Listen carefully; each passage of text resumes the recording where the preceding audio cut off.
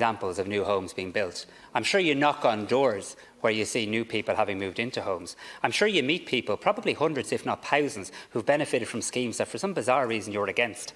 Any first-time buyer watching this today, or the parent of a first-time buyer who's gotten the first-time the Help to Buy scheme that you'd abolish, thousands of their own money back, they wouldn't have been able to actually save for their deposit without that. So as I travel around the country, I see lots of progress when it comes to housing, and I now know that there's 350 new homes being built in this country every single working day. 500 people a week buying their first home, over 32,000 homes already.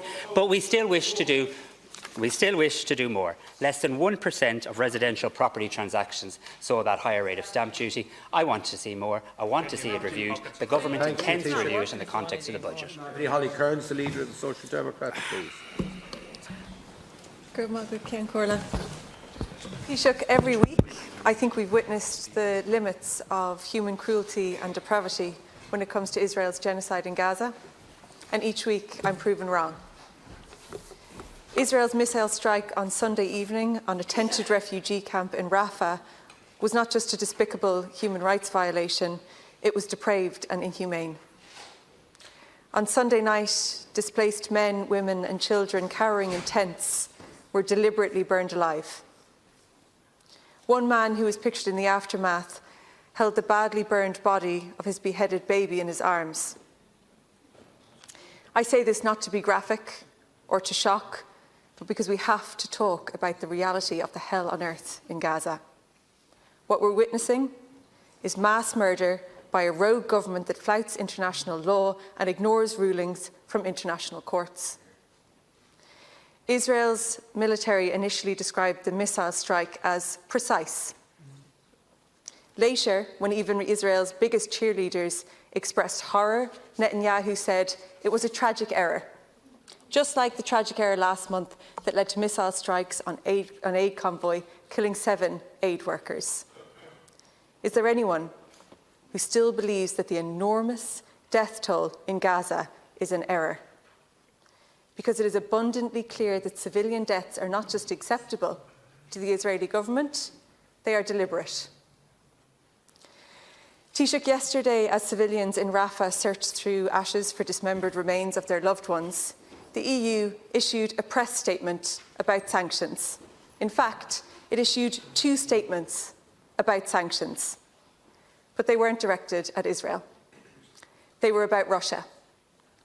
The EU has set up another sanctions regime to target Russia. Russian war crimes are rightly condemned and sanctioned by the EU. But Israeli war crimes are not just ignored, they are facilitated by the EU through the sale of arms and preferential trading. Some have referred to the meeting of EU foreign ministers yesterday as being a hopeful sign that the EU apathy is ending. Frankly, I think it's outrageous it took until yesterday and more than 36,000 deaths in Gaza for sanctions on Israel to even be discussed in a serious way. The EU has disgraced itself through its callous inaction and ambivalence on Gaza. EU leaders complicit in this carnage, like Ursula von der Leyen, should be ashamed. Taoiseach, I really welcome that today we will formally recognise the state of Palestine and that finally the Palestinian flag will fly on the grounds of Leinster House.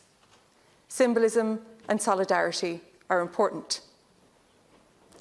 But what we really need are punitive sanctions on Israel, here and at EU level.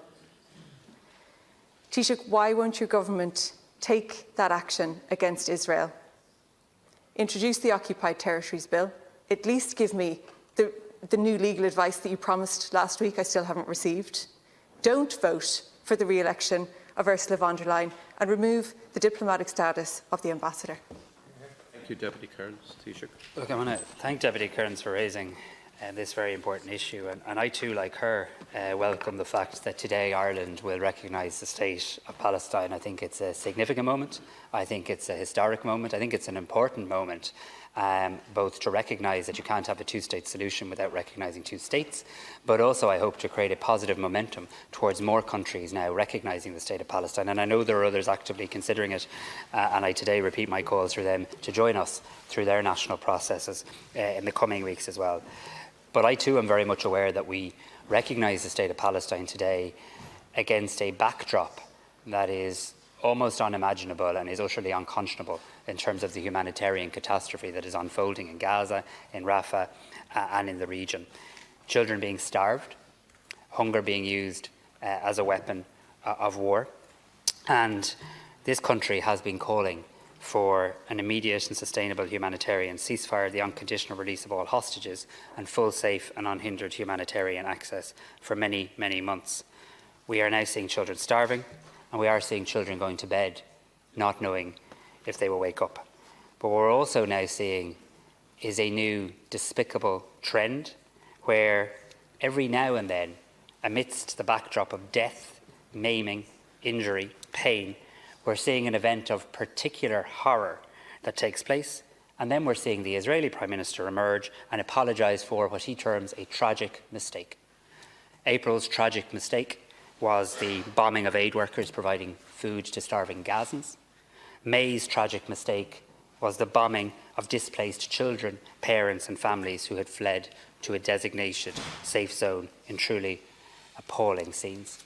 Imagine taking your child to somewhere that you believe they will be somewhat safe, to have that very place of refuge then bombed, and then the apology for a tragic mistake. The question the world must now ask itself, Ireland, Europe, the United States, what will June's tragic mistake be? And much more importantly, what are we going to do to stop it? As I've consistently said, and I said at the April meeting of the European Council, there's an onus on every country and on the European Union to use every lever at its disposal to help bring about a ceasefire. It's not enough to just condemn. It's not enough to just find it repugnant. It's not enough to just be repulsed. There is a need for action.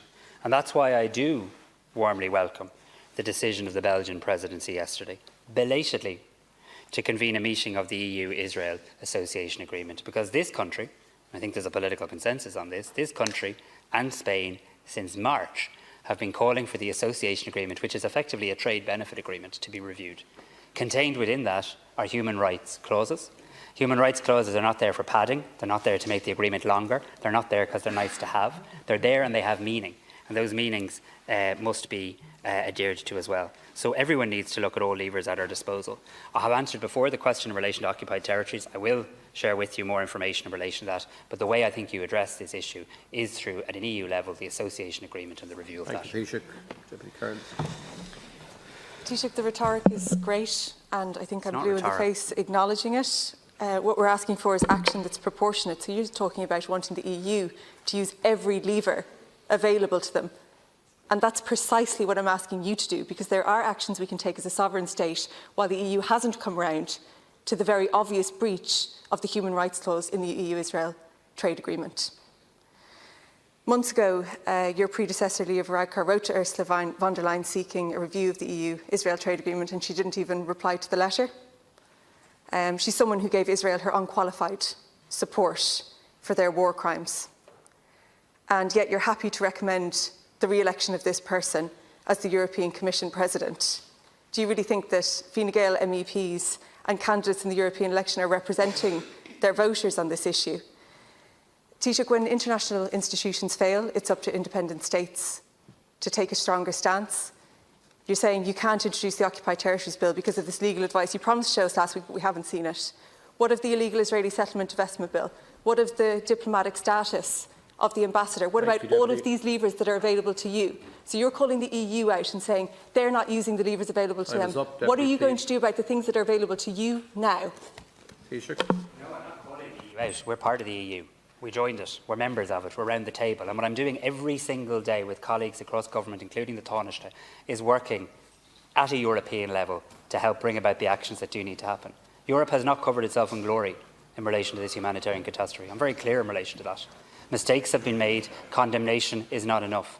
There needs to be clear action. It has been the position of this country and one other member state, Spain, since the month of March, that the association agreement should be reviewed. We saw yesterday the fact that there is now growing support for that position. These things don't happen by accident. They happen through the diplomatic and political efforts of this country.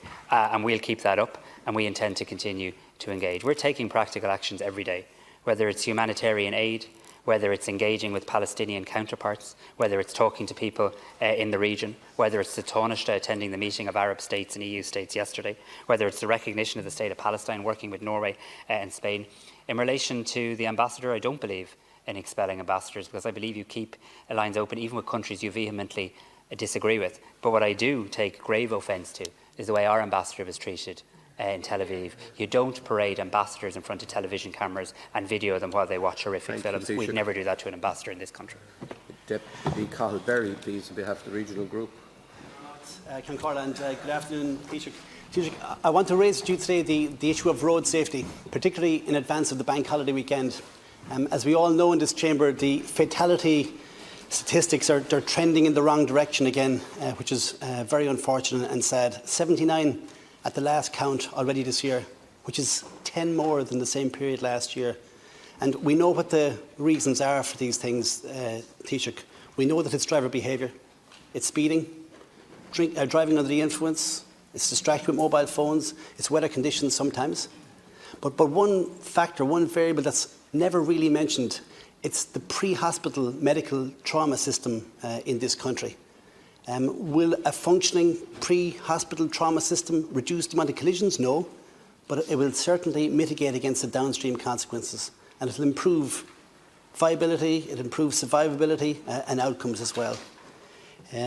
So Ireland is very fortunate. We have 2 helicopters on station at the moment, one in Cork and one in Athlone, and they're providing a very good service at paramedic and advanced paramedic level within their scope of practice. So they have saved hundreds of lives since those 2 services were conceived a number of years ago. But Ireland is unusual. Ireland is an outlier. We don't have a multidisciplinary medical team on board these helicopters, and specifically I mean consultant anaesthetists, consultant emergency medical physicians. We have paramedics and advanced paramedics, yes, but not the full multidisciplinary team. And all the international evidence would suggest that if you put a multidisciplinary team together, you're going to have a far better outcome. And the reason is simple. You'll be much more capable of doing advanced interventions at the roadside or at the point of injury. And what I'm talking about is intubations, advanced resuscitation and blood transfusion. So look, Taoiseach, Wales has 6 of these HEMS teams, they're called, Helicopter Emergency Medical System teams. Northern Ireland actually has 2 of these HEMS teams, but this jurisdiction has none.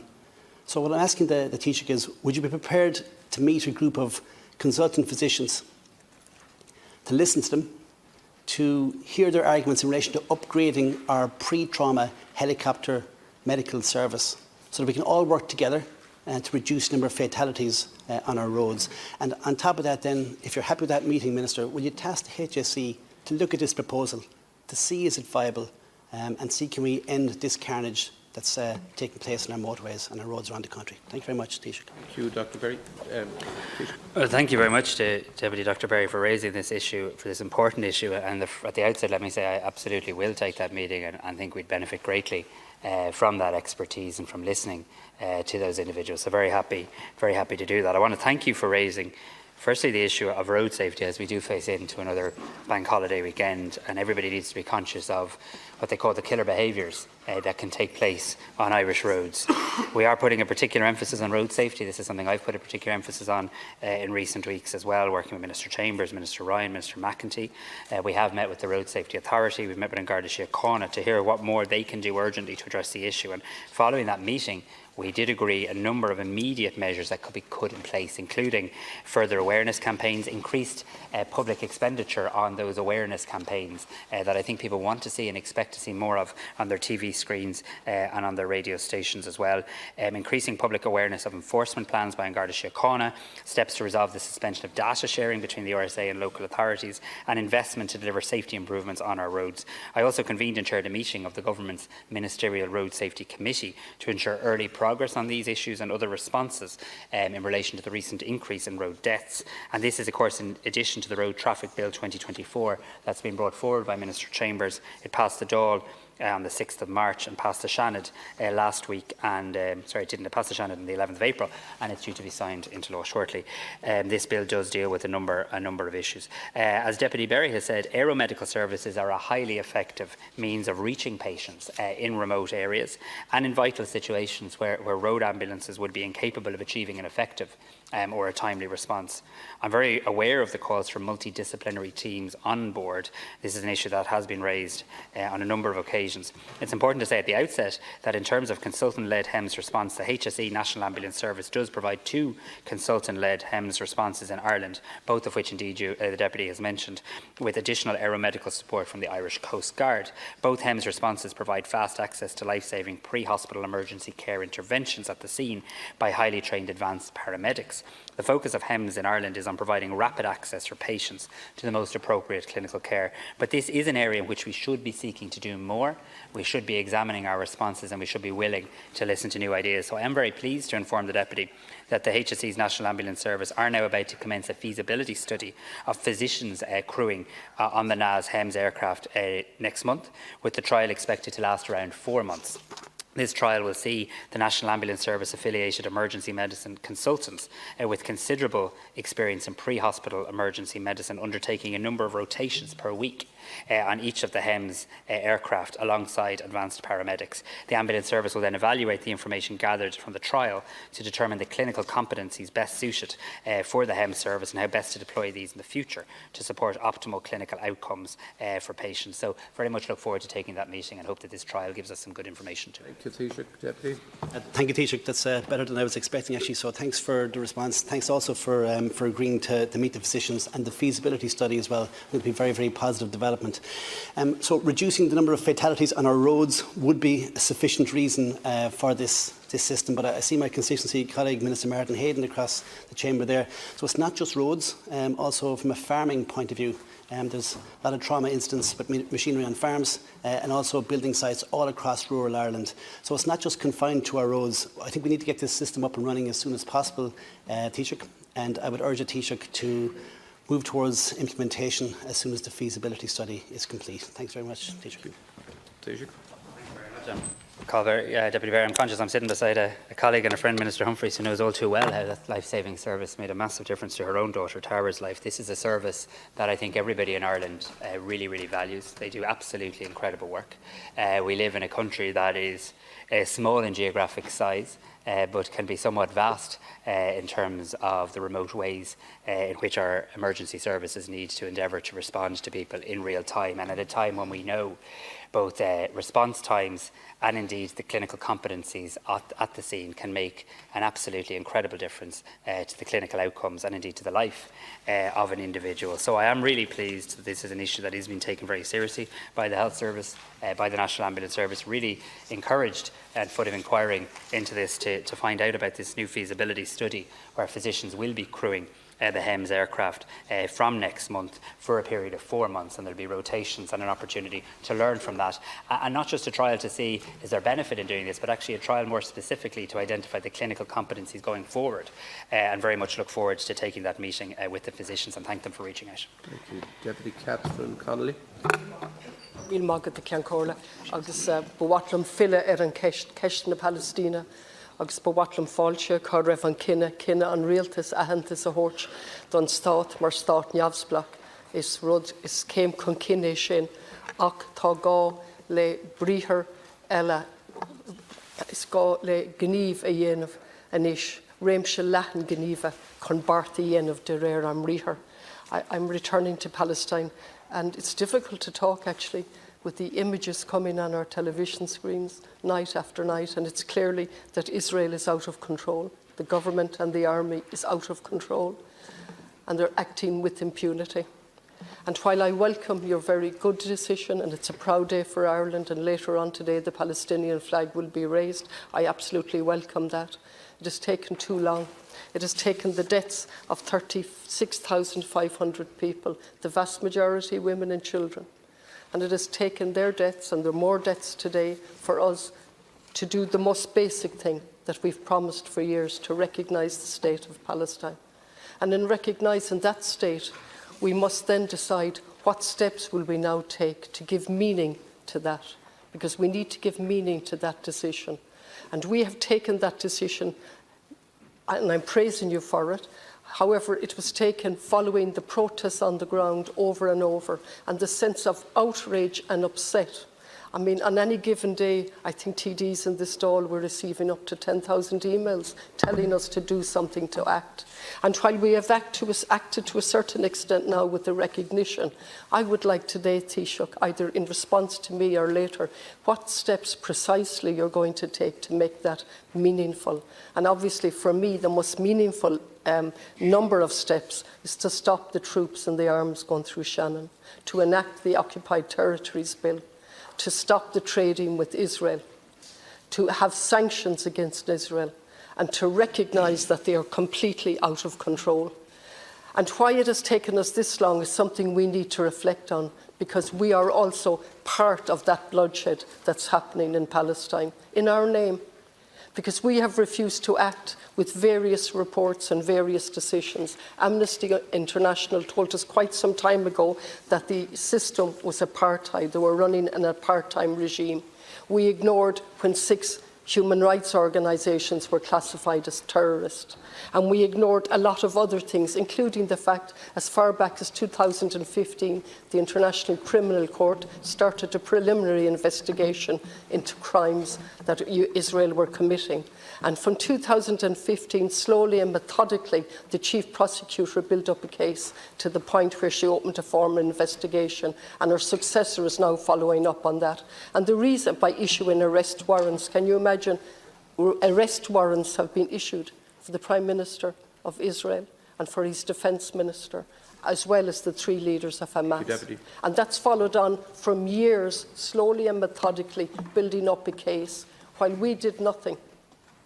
We did absolutely nothing other than words. In fact, the human Francesca Albanese, the UN Special Rapporteur, told us we were very good on rhetoric and not on action. I'll finish on the month after the 7th of October, the General Secretary of the United Nations told us that Gaza was becoming a graveyard for children, that the nightmare in Gaza was more than a humanitarian crisis, it was a crisis of humanity. And yesterday he affirmed there was no safe place in Gaza, demanding that the horror must stop. My apologies for going over time. I want to thank Deputy Connolly for raising the issue in relation to Palestine and the horrific humanitarian catastrophe that continues to unfold. I acknowledge her welcome for the fact that it is a proud day for Ireland in recognising the state of Palestine. And I also recognise that this is very much something that the people have led on. I very much heard that as I go around the country and as I've met people very respectfully and very forcefully and very passionately putting forward their view that Ireland must act. And the only point I'd slightly, not to be disagreeable, but slightly disagree with you on when you say it's taken too long. It's always been the position of this government and previous governments, and indeed many governments around the EU and other parts of the world, that recognition of a two-state solution would come as part of a peace process. What we've actually done is change the order, because in many ways we're recognising the state of Palestine now at a time when a comprehensive, sustainable, just peace settlement looks further away than ever before. And we're doing so because we have to keep that destination alive, because others are literally seeking to bomb it to oblivion. So I do think, and I do sense from my engagement with people in the region, from my engagement with counterparts in the region, from my engagement at an EU level, the actions that Ireland, that Spain, that Norway have taken today will have a positive effect beyond just our own recognition.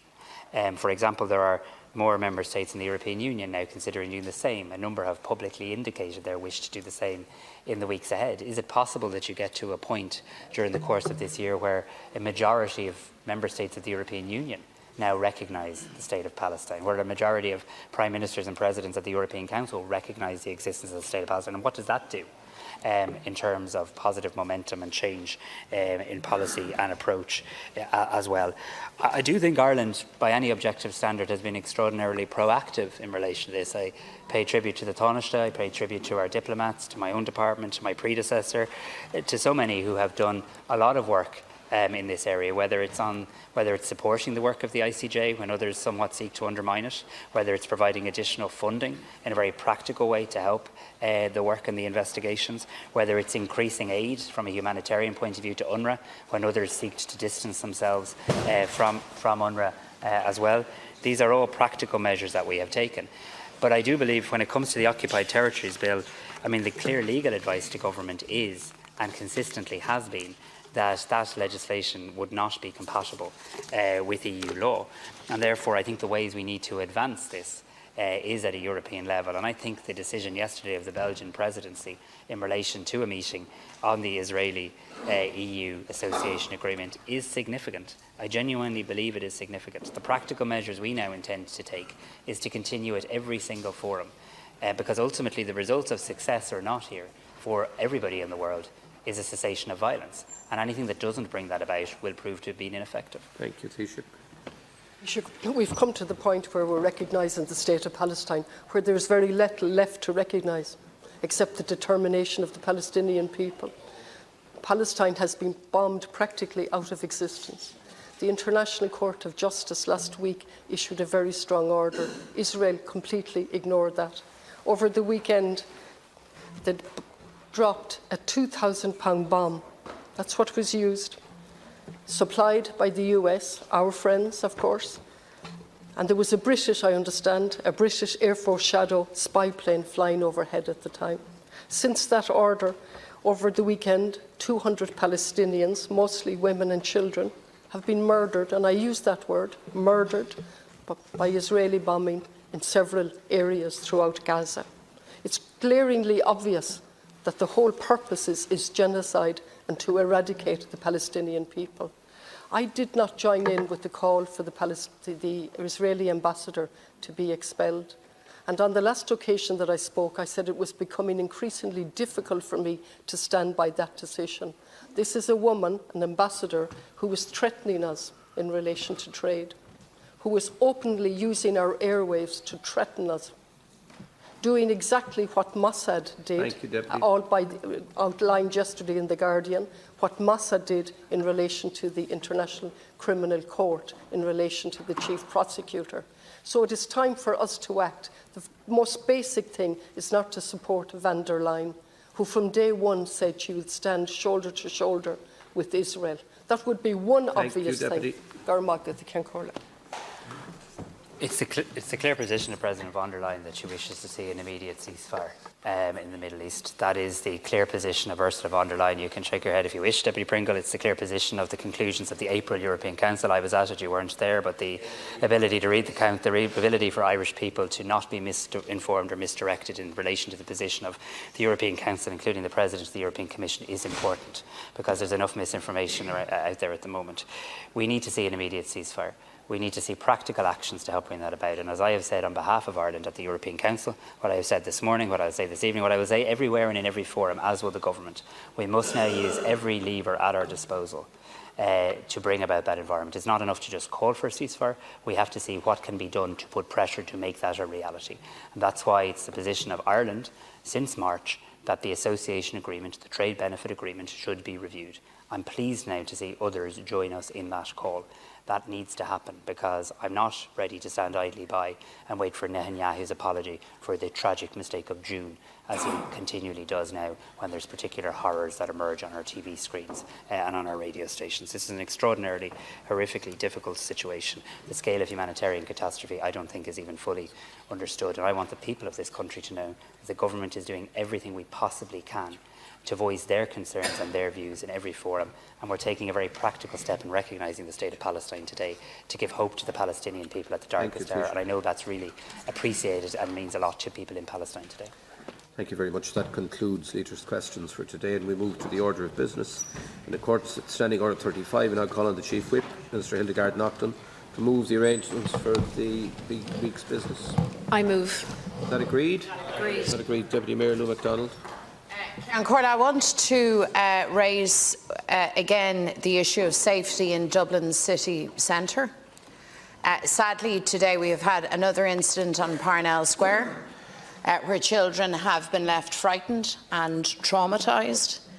I want to say to you, Taoiseach, that people who live in the inner city of Dublin, communities, are sick and tired of the ongoing antisocial behaviour, the sense of threat and dread, sick and tired of the lack of support and services, sick and tired of government hollowing out these communities, sick and tired of the fact that the Garda resource is stretched beyond imagination.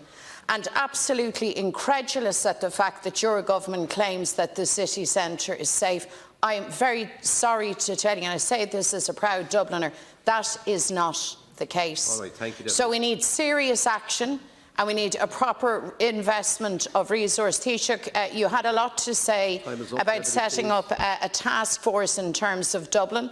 We've heard nothing back on that, and today again we have circumstances where very small children are now very, very afraid again, and their parents too, and that is not acceptable. We need statements on this, and we need a concrete plan from government once and for all. Deputy Duncan Smith.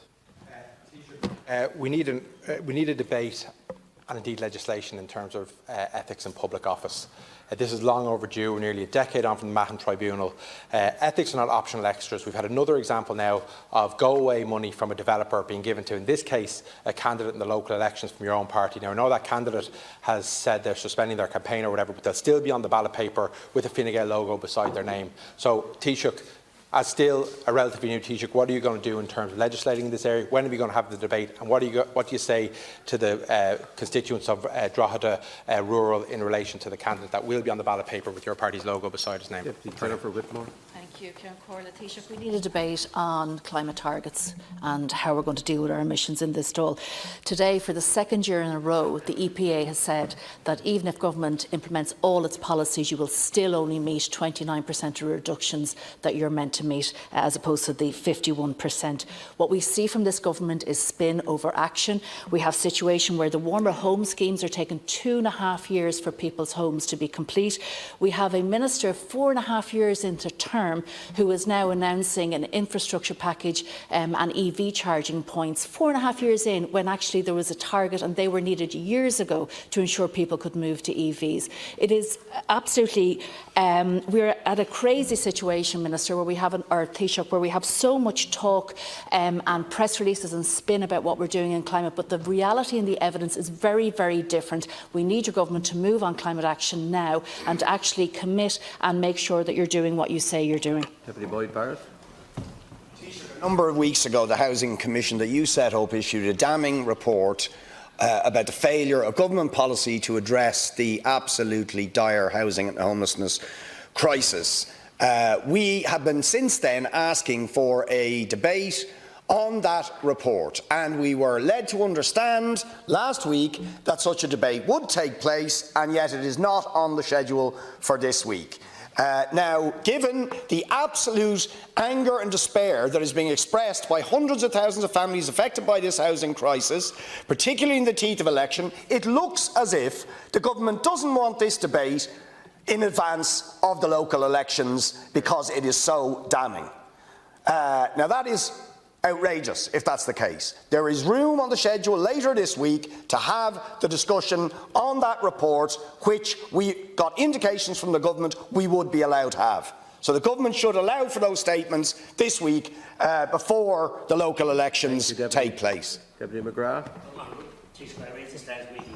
About the migration treaty not being on the debate here today. We tried at Business Committee to have it included. There is time on the schedule, so you're deliberately hiding and burying the migration pact treaty until after the local and European elections, because you're getting it on the chamber.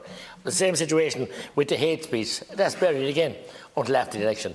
And of course you won't even mention the WHO pandemic treaty, which has been derailed, no thanks to ye, because you gladly went along with it. So why are you trying to evade debate in this House about a burning issue that's out there for everybody that's knocking on any door or going near any area canvassing, because it's number one issue, which polls have shown it to be.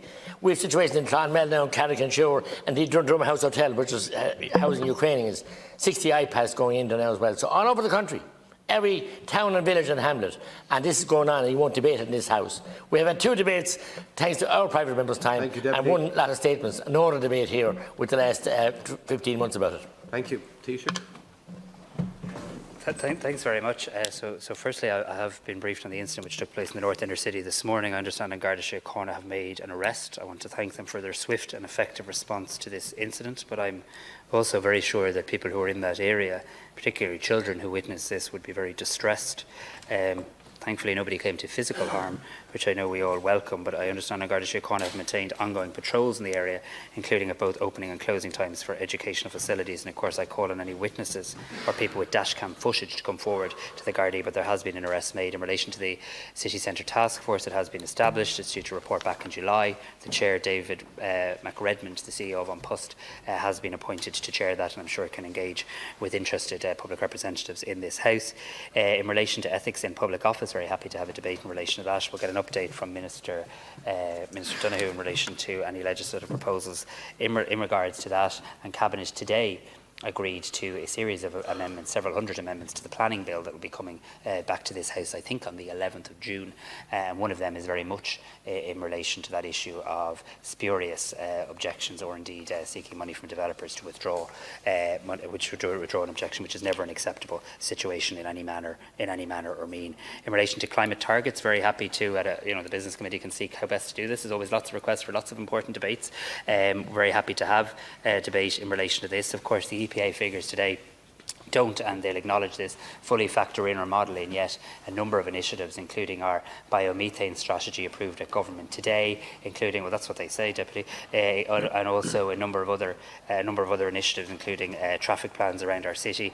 There is a demanding agenda in relation to climate, but very happy to have discussion because there are reasons to be very positive. We are seeing retrofitting numbers really soar, 80% up in 1 year alone. Our fuel use for heating fell very considerably in 2023 as a result, and we need to build on that positive momentum. In relation to Housing Commission, we'd love to debate it with you, Deputy Boyd Barrett, because you were almost giddy with excitement in here last week about it. I'd love to know, do you support all of the 83 recommendations? Because I don't think you do. I don't think you support reference rents. I don't think you, and I get a little chance to speak too, if that's okay. I don't think you support reference rents. I don't think you support incentives for landlords, and I don't think you support any private investment fund. So there's 83 recommendations. The Minister has published our view on each and every one of them. Maybe you'd do the same in relation to yours, and we can certainly have that debate. But there was a very lengthy debate on Housing for All in this House only as recently as last week. Unfortunately, some deputies decided to adopt their position on the report before they read the report. Deputy McGrath, I've never known someone who's against something. I've never. Please, please, without interrupt. I've never. Yes, can everyone just? Please. I've never known. Please. Sorry, Deputy Boyd Barrett, the Taoiseach is responding. Yeah, I've just answered. We're not having a further one this week. We had one last week. We've lots on the agenda this week. If you want to schedule it for the Business Committee, go for it. Deputy McGrath, I've never known anybody to be as enthusiastic about wanting someone to come back into this House to vote on, which you're so vehemently opposed to. I've never known somebody to be so eager to have the government table something for it to adopt which you wish to reject. That will come back in due course at a time of our choosing. Thank you, Taoiseach. The question now is, are the proposed arrangements agreed to? Agreed. Agreed. Thank you. We move then to questions on promise legislation. Deputy Mary Lou MacDonald. And 113 patients were on trolleys at University Hospital Limerick yesterday. It's 110 today.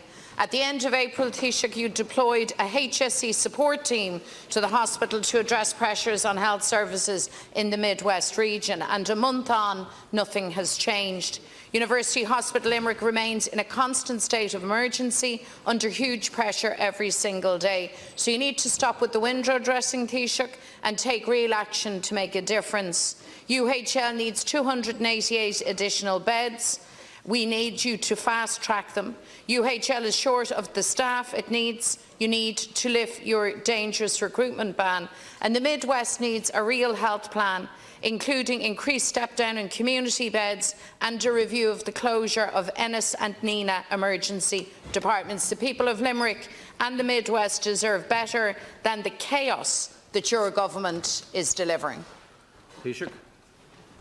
Former Chief Justice Frank Clark been described as window dressing before because he's carrying out a very major report into UHL. I think the fact that the government has appointed a former Chief Justice, the top former judge in this country, to look into the situation outlines to you the seriousness with which we attach to a number of very concerning incidents that have happened in that hospital. We have seen record levels of investment, record levels of staff, and we've also now asked HICWA to carry out a review, including, to your point about the region, including whether there is a need for a second emergency department in the Midwest. Deputy Duncan Smith.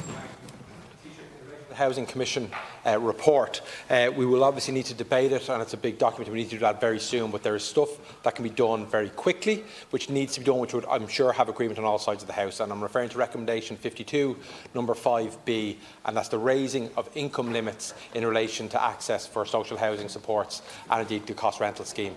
The limits were reviewed a couple of years ago, but they are out of date. And we have people coming to me, most recently indeed Councillor Brendan Ryan in the last week, who may not be able to take a job for fear that they will lose their place on the council list. And if they did, they wouldn't qualify for any of the housing supports. This can be done quickly. Taoiseach, please do it quickly. Taoiseach. I want to thank Deputy Smith. Do look forward to debating the Housing Commission's report in full, but appreciate the practical point he's making about quick things that could be done. Social housing support income levels for other schemes, as you say, have been increased. We do need to be alert to any kind of poverty traps where someone trying to work finds themselves then falling outside the scheme. I'll ask the Minister for Housing to provide an update to the Deputy on his plans in this area. Ciarán O'Callaghan. I want to ask you about investment funds buying up housing. Earlier this year, 85% of new build homes in Belcamp Manor were bought up by a fund. The government's 10% stamp duty on bulk purchases is clearly not working and is not stopping this practice. Earlier this year, the government voted down a proposal from the Social Democrats for a 100% stamp duty, which would effectively eliminate the bulk purchase of homes. The Minister for Finance has said that he's not going to increase the 10% stamp duty anytime soon, but yet yesterday you said there's plenty of scope to do more in this area. So Taoiseach, how much longer is it going to take you to make up your mind on this? When are you going to act, and will you increase the 10% stamp duty to a more effective rate? Taoiseach. So as you know, we've taken two measures already, the stamp duty, higher stamp duty rate and the planning changes brought in by Minister McGrath and Minister O'Brien respectively. We are continuing to keep this under review. That's what we voted on in January, said we'd continue to examine it. My party also put it in our manifesto for the local elections yesterday. Generally, these matters are addressed at budget time. Deputy Paul Murphy. All eyes are on Rafah. You spoke earlier about the horrific scenes that the world watched. Children being burned alive, children who had fled elsewhere in Gaza, like a million other people, to Rafah before being targeted by Israel. Can you tell me, Taoiseach, whether any Irish exported technology was used in the preparation of that massacre, or in the other, close to 40,000 deaths, the AI targeting that is happening? Is any technology exported from Ireland being used in that? Because we know that more than 70 million euros worth of goods were exported from Ireland, technology, which can have a dual use, which can be used by the military to export it to the state, to the defence industry, or to companies with connection to the defence industry. And that has been given licence by the Irish state. We know that since the 7th of October, 32 million euros worth have been exported. So you said earlier, it's not enough to condemn, there needs to be action. Can you, at the very, very, very least, stop the issuing of export licence for dual-use goods to Israel? Taoiseach. I have no knowledge in relation to that, but we are acting as a government. We're taking practical actions on a constant basis to support humanitarian aid, to try and bring about peace and a ceasefire, to recognise the state of Palestine, to work at a European level in relation to the association agreement, and to recognise that the best way for peace for both Israel and Palestine is a two-state solution. Regional Group. Deputy Berry, yeah. The issue of the Acres Farmer Support Scheme. There's two main shortcomings. As we're all aware, the weather was horrendous up to a few weeks ago, so a lot of the work initiatives are behind time. Secondly, there are some outstanding payments even from last year for some farmers. So I'd be grateful if the Taoiseach could raise this matter with the Department of Agriculture and with the Minister. If the two things can be sorted, first of all, some more flexibility introduced into the scheme, that any outstanding payments would be honoured in full and promptly. Thanks very much, Taoiseach. Thanks to Deputy Berry for raising the issue in relation to the Acres scheme and the need for flexibility and also outstanding payments to be addressed. I'll raise both with Minister McConalogue and ask him to revert to the Deputy Director. Thank you. Deputy McGrath. We all want to respect the hedgerows and biodiversity. But we have ladies and gentlemen now going around in cars and vans, taking on the role of officers of some state body or something. They're part of an NGO who are intimidating ordinary workers, driving machines, cutting hedges, for health and safety reasons, by order by the county council, and sometimes for farmers to stop cattle from going over the ditches when the fences are being contacted by briars and by weeds. And these people are pulling in, causing a danger to traffic and to the tractor operator, and telling them that they're out breaking the law. I understand it's the National Parks and Wildlife that deal with this, and I want to commend the officers from them for engaging with contractors and farmers and being reasonable. And we have no time for NGOs in this country who want to act as legal people to try and bully people out of their jobs, bully contractors, and then bully farmers. This is a shocking situation from a funded NGO that people can do this, take the law into their own hands. Respond. Thank you. Yeah, I'm not sure exactly what the Deputy is referring to. Certainly, you're correct in relation to the MPWS role in relation to the enforcement of the Wildlife Act, which is currently under review in my department as well, in relation to hedge cutting and other issues. But certainly, if the Deputy would provide the information to me, we can certainly investigate. Thank you, Mr. Noonan. Deputy Pringle. Taoiseach, several deadly US Air Force Osprey aircraft crashes have taken place in recent years, one of which occurred in June 2022, when 5 US Marines were killed in an Osprey crash in Southern California. Following this, the Marine Corps published their investigation on the 21st of June 2023, which stated that the mishap was due to an unpreventable mechanical failure and not any error on the part of the pilot's crew or maintenance personnel. Despite the publication of this report, a US military flyover, including Osprey aircraft, flew over Dublin as part of the American football event in the Aviva Stadium on the 25th of August 2023. This was just 2 months after the publication of the crash report, and just 2 days before further 3 Marines were killed when their Osprey aircraft crashed during a training exercise off the northern coast of Australia. 3 months later, 8 airmen were killed in another crash in Japan. Following this, the military grounded all its Osprey aircraft until the beginning of this year. My question is, Taoiseach, did the Minister know about this report published by the US Marine Corps in June 2023 before Osprey aircraft were given permission to fly over Dublin in August of that year? If not, why not? And if so, why was this allowed before new safety recommendations were implemented? I want to thank Deputy Pringle for raising the issue. I'm sorry I don't have information to hand on it, but I will ask the Minister to directly answer your question. Deputy Jackie Cahill. Taoiseach, on the 1st of January this year, the limit for derogation was reduced from 250 kilograms per hectare to 220. Individual farmers are finding it very hard to calculate their exact position with banding and the allowance for feeding low protein feeds, etc. Individual farmers are finding it very hard to know what their exact stocking rate is. I would ask that the Department of Agriculture would send a statement to each farmer in derogation for each individual month from June on, so as farmers can know the exact position and that they won't exceed the new imposed limit.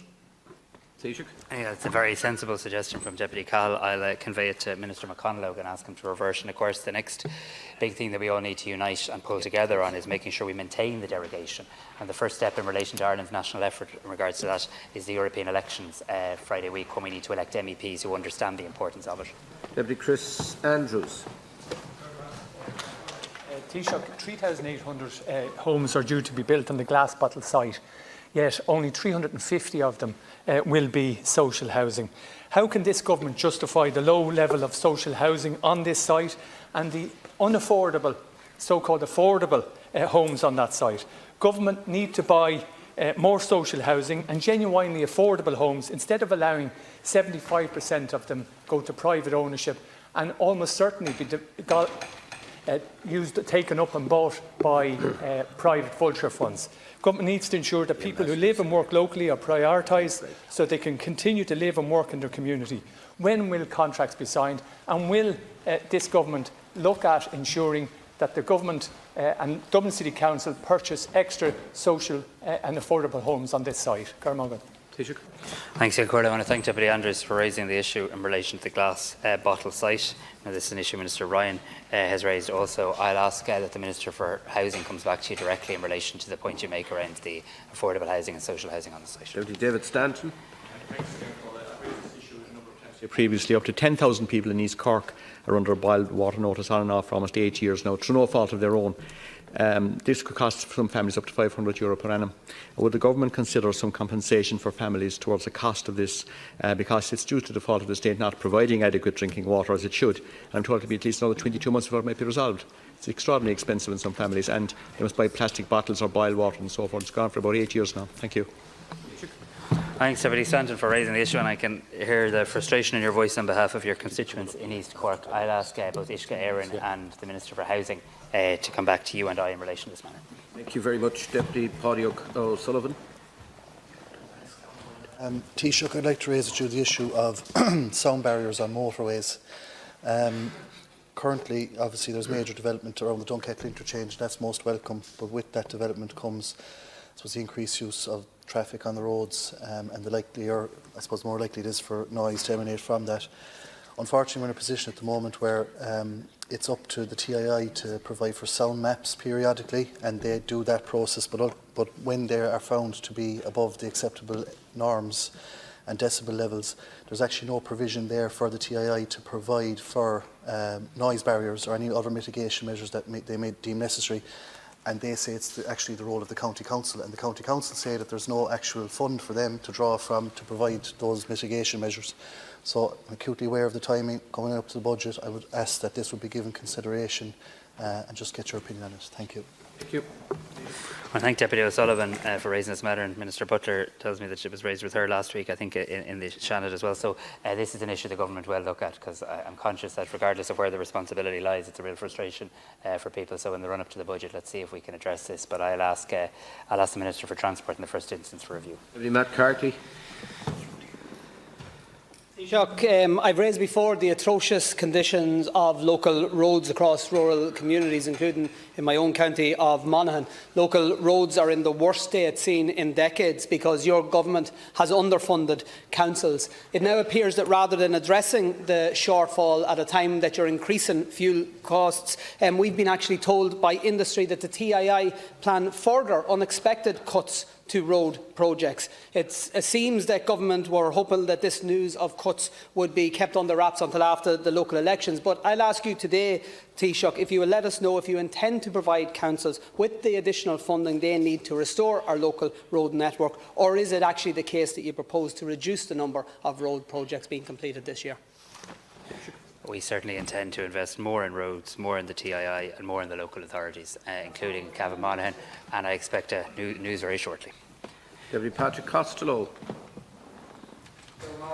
Count Corla. Taoiseach, I also wish to raise the issue of dual-use exports to Palestine.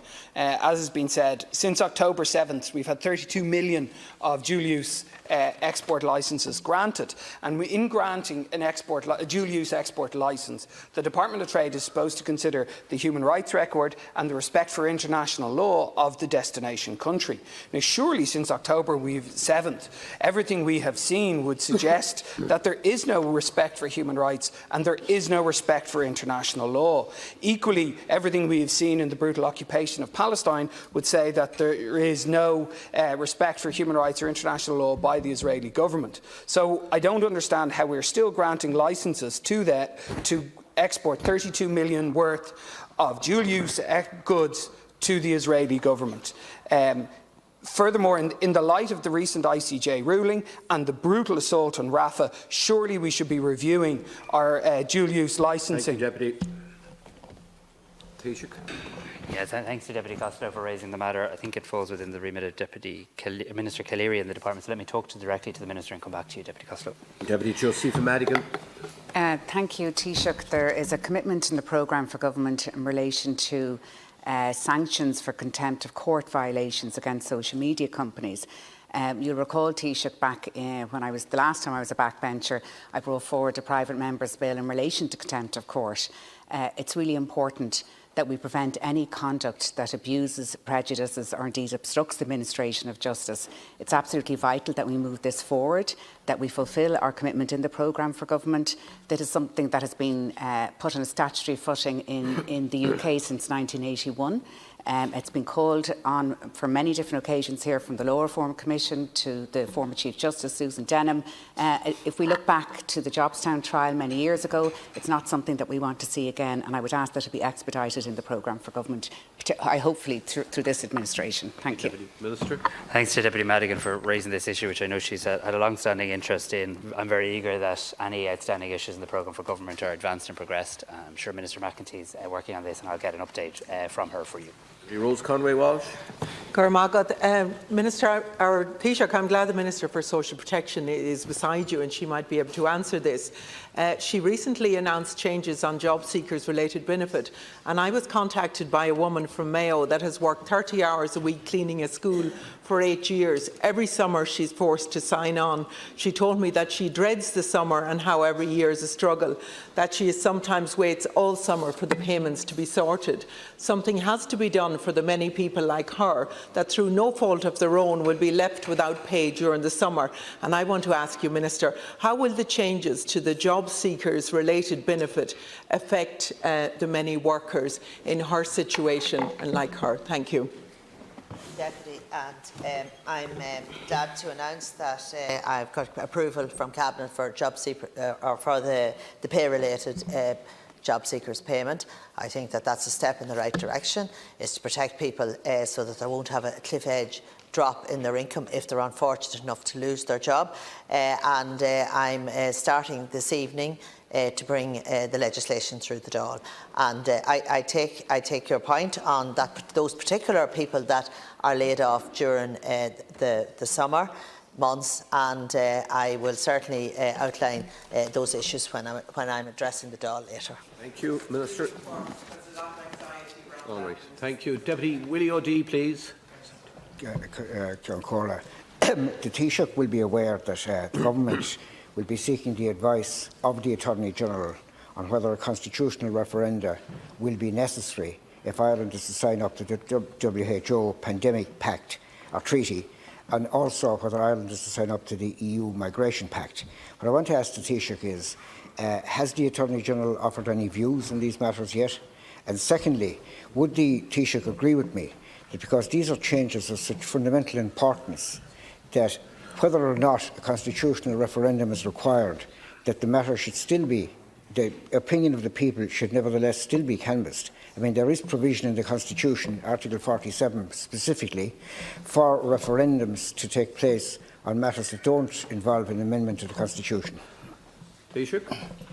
Thanks to Deputy O'Dea. In relation to the WHO Pandemic Treaty, I'll just have to seek an update from the Minister for Health in relation to that. I'm not aware personally of any advices in regards to that. In relation to the EU Migration Pact, I am very confident of the ability of the Government and the House of the Oireachtas to opt in, and there being no legal requirement for a referendum. Certainly in relation to that, we're not proposing one, but we are proposing plenty of time in this House for people to debate through the provisions, tease through it. We obviously also provided extra time to the Justice Committee at their request to consider it also.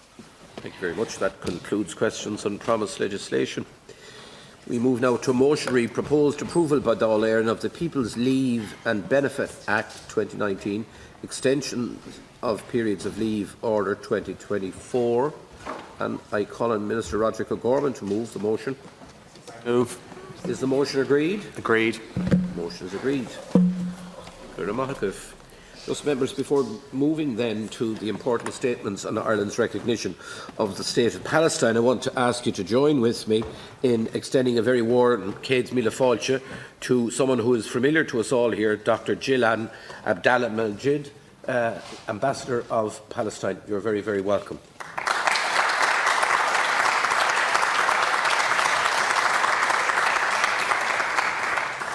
And as we proceed to take the debate, can I just say a word or two of caution, please?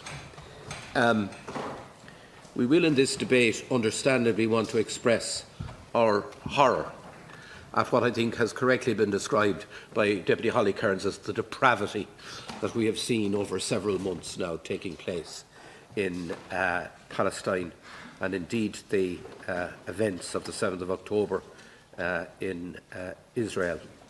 But I do need to make it very clear that when we speak here, we do clearly differentiate between Hamas and the Palestinian people, and we do clearly discriminate between the government of Israel and the Jewish and Israeli people. And we think, I think, particularly as we speak, about the very small but treasured Jewish community that we have in this country, that we value, that we treasure, and that we do not want to feel in any way undermined by our justifiable criticism of unthinkable acts of depravity that we have seen happening. I think we do need to bear all that in mind. So, that said, can I call on the Taoiseach? You're leading off, Taoiseach, are you, for us on this matter? Ceann Comhairle, firstly, thank you for your own words of leadership in relation to this, which I wholeheartedly endorse. Last Wednesday, with the Taoiseach Minister Ryan, we announced that Ireland was recognising the state of Palestine alongside our partners in Spain and Norway.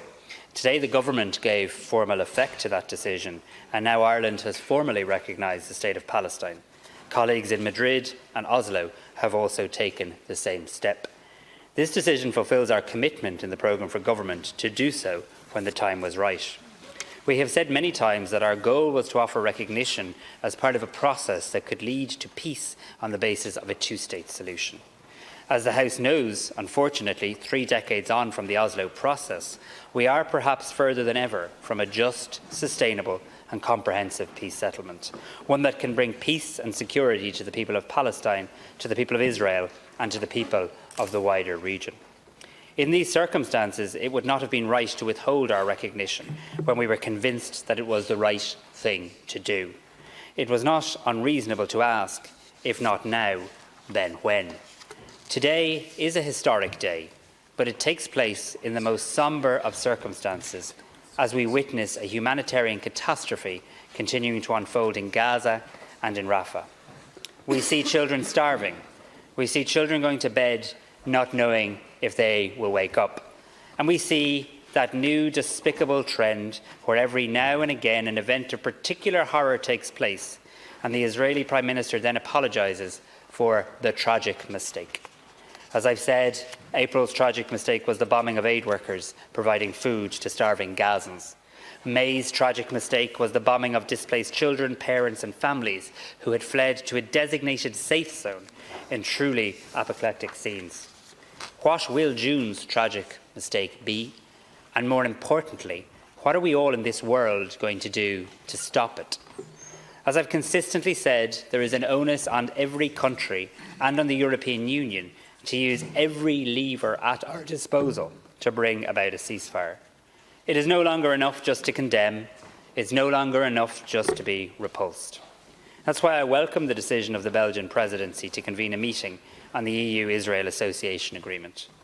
The human rights clauses in that agreement are and must be meaningful, and when they're not being adhered to, that too must have consequences. We need to look at all the levers at our disposal to bring about a cessation of violence before Netanyahu's next tragic mistake. Formal recognition of the state of Palestine here today is an act of powerful political and symbolic value, and I hope it sends the Palestinian people a message of hope that in this, their darkest hour, Ireland stands with them. It is an expression of our view that Palestine holds and should be able to vindicate the full rights of a state, including self-determination, self-governance, territorial integrity and security, as well as recognising Palestine's own obligations under international law. Generations of Palestinians have endured occupation, dehumanisation and humiliation. In today's West Bank, we see an extreme form of Zionism fuel settler violence and appropriation of land, illegal actions that largely go unchecked. In Gaza, since last October, we have seen tens of thousands die, many of them children, many more suffering life-changing injuries. We've seen schools, hospitals, cultural institutions, religious buildings reduced to rubble, vital civilian infrastructure destroyed, millions turned onto the road, dislocated from place to place in search of safety. The very least we can do is let them know their suffering is not going unnoticed and that it will be acted upon. Last week I said that recognition is a message to those in Palestine who advocate and work for a future of peace and democracy, that we fully respect your aspirations to be living freely in your own country, in control of your own affairs, under your own leadership. I said that moving in lockstep with our European colleagues, we sought to be bearers of hope. We wanted to reaffirm our belief that peace is possible, that justice is achievable, and that recognition of both states, Palestine and Israel, is the only cornerstone upon which that peace must be built. You cannot have a two-state solution without two states. We have long recognised the State of Israel and its right to exist in peace and security within internationally agreed borders. Today we say we equally recognise the State of Palestine and its right to exist within internationally agreed borders. When I spoke to President Abbas last Wednesday, he thanked Ireland, Spain and Norway for our leadership in recognising the State of Palestine, and he praised our decision as one of a beacon of hope to the Palestinian people. But our historic decision is not just about hope and symbolism, notwithstanding their importance. For me, recognition also serves three fundamental purposes. Firstly, it is our view that it is time Palestine takes its place among the free nations of the world, that it can pursue self-determination, self-governance, fulfil its obligation and avail of its rights under the UN Charter, and that it might have territorial integrity and sovereignty. Secondly, it expresses our belief that Israelis and Palestinians alike have an equal right to self-determination, safety, security and dignity, that no child, no matter their nation, is worth any less than another. Thirdly, it cements our fundamental conviction that the only just solution to the Israeli-Palestinian generation-long conflict is a two-state solution. Ireland, Spain and Norway are not alone in our recognition of Palestine. 3/4 of UN member states already do. The two-state solution is not a new idea. It has long been endorsed by the vast majority of nations, including through several UN Security Council resolutions. Palestine has long been seeking to take its rightful place among the free nations of the world and has already joined international organisations such as UNESCO and the International Criminal Court. The free countries of the world agree. 143 of them voted earlier this month in the General Assembly for full UN membership for Palestine. Ceann Comhairle, the ever-increasing number of illegal settlements and displacements of Palestinians have left the viability of the Palestinian state hanging by a thread. If countries do not now take this formal step to recognise Palestine, I fear there may not be the opportunity in the future. Now is the time to act. The 1967 borders have slowly been eaten away, and this cannot continue. Recognition says to young Palestinian people growing up in Gaza and the West Bank or in refugee camps around the region that there is a viable political path to achieve your dream of a Palestinian state, that there are people of goodwill in Ireland and elsewhere who will stand with you and work with you shoulder to shoulder to get there. We want to encourage and reward those who want to walk the political path, however difficult the journey. We on this island know how vital that support can be. The current government of Israel, the most right-wing in its history, has said that it will never accept a Palestinian state. The Israeli government have been strongly critical of our decision. It has wrongly sought to portray it as a reward for terrorism and a boost for Hamas. This could not be further from the truth. We have been clear, time and time again, that we utterly reject Hamas and all that it stands for. As I said last week, Hamas can bring nothing but pain and suffering to the people of Israel and the people of Palestine. I'm disappointed by how Israel has decided to conduct its interactions with ambassadors of Ireland, Norway and Spain following our decision. Mutual diplomatic respect is something that we should always aim to uphold. I want to, on the record of the Dáil, praise Ambassador Sonia McGuinness and her colleagues for their dignity and their professionalism with which they conducted themselves, and I want to thank her for the way in which she conducted herself in representing the views of Ireland and the Irish people. Lines of communication must be kept open if we're able to explain and understand decisions. That's why I welcomed the recent opportunity to speak directly to President Herzog. Pursuing a peace based on shared fundamental values as enshrined in the UN Charter, it is the ultimate way in which we defeat Hamas. It's how we defeat evil terrorist ideology and those who share that way of thinking. And let me be crystal clear once again. Ireland unreservedly condemns the despicable actions of Hamas on October 7th. We cannot begin to understand the immense pain and suffering of those held hostage and the families who desperately wish to see them returned to the arms of their loved ones. But recognising Palestine does no harm to Israel. We wish nothing for the people of Israel but security, peace and friendship. But that's what we wish for the people of Palestine too. We're obliged to speak up when we think others take the wrong path. We've long called for an immediate ceasefire, the release of hostages, urgent and unhindered access to Gaza for humanitarian aid. On Friday, the International Court of Justice said that Israel must immediately halt its military offensive in the Rafah governorate, which may inflict on the Palestinian group in Gaza's conditions of life that could bring about the physical destruction in whole or in part. The situation could not be more grave. The stakes could not be any higher. The ICJ's orders are legally binding. Israel must immediately comply. Ceann Comhairle, we're not naive. We know that recognition of Palestine alone will not resolve the conflict between Israel and Palestine, but it can make a real and meaningful contribution. We must be on the right side of history. It is a single step in a long and difficult path, a path Ireland is ready to walk with the people of Palestine, towards a future where there are two states, Israel and Palestine, living side by side in peace and security together. We want to see Israel and Palestine both take their rightful place on the world stage as equals. We want Israelis and Palestinians to know that there can be an end to this conflict, that peace is possible. We know that most Israeli people and Palestinian people want their children to be able to live in peace and security. And for all of this to happen, the fighting, the killing, the barbaric actions need to stop. So I want to conclude today by reiterating my statement from last week to the people of Palestine. In the West Bank, in Gaza, in refugee camps, in Ireland, those who join us in the Dáil today, around the world, we here in Ireland, we see you, we recognise you, we respect you, and today Ireland formally recognises the State of Palestine. Gur Magat. Thank you, Taoiseach. Taoiseach.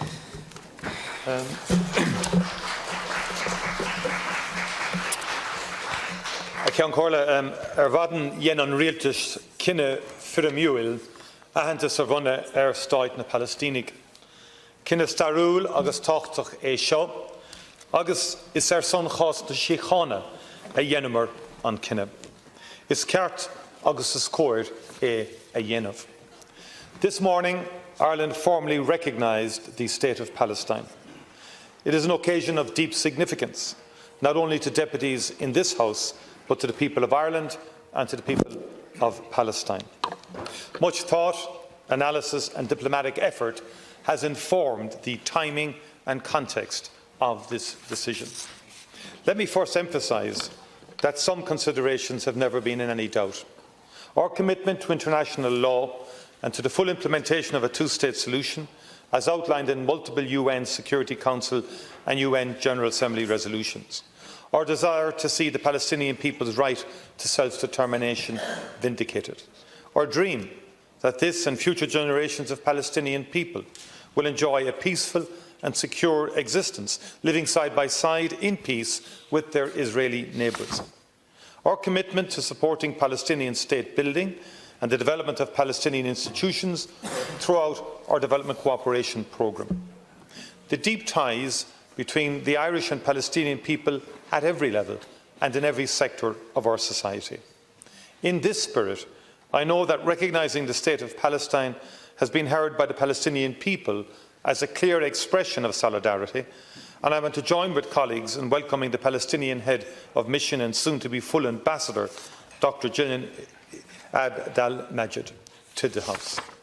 I know that this is a special day for you, and I want to pay tribute to your work on behalf of the Palestinian people. Many Palestinians have told me that Ireland's decision has provided hope at what is a very dark time in Palestine, most obviously in Gaza, but also in the West Bank. It's my firm belief that in recognising the State of Palestine at this time, the Government has also maximised the impact that this step can make to translate our hopes and aspirations into reality. Ceann Comhairle, I will return to the issue of recognition in more detail shortly. Before doing so, it's important to reflect upon the shocking reality in Palestine. Earlier this month, following weeks of warnings, the World Food Programme indicated that northern Gaza is now experiencing famine. Just over a week ago, the prosecutor of the International Criminal Court applied for arrest warrants for leaders of Hamas, as well as for the Israeli Prime Minister and Israeli Defence Minister.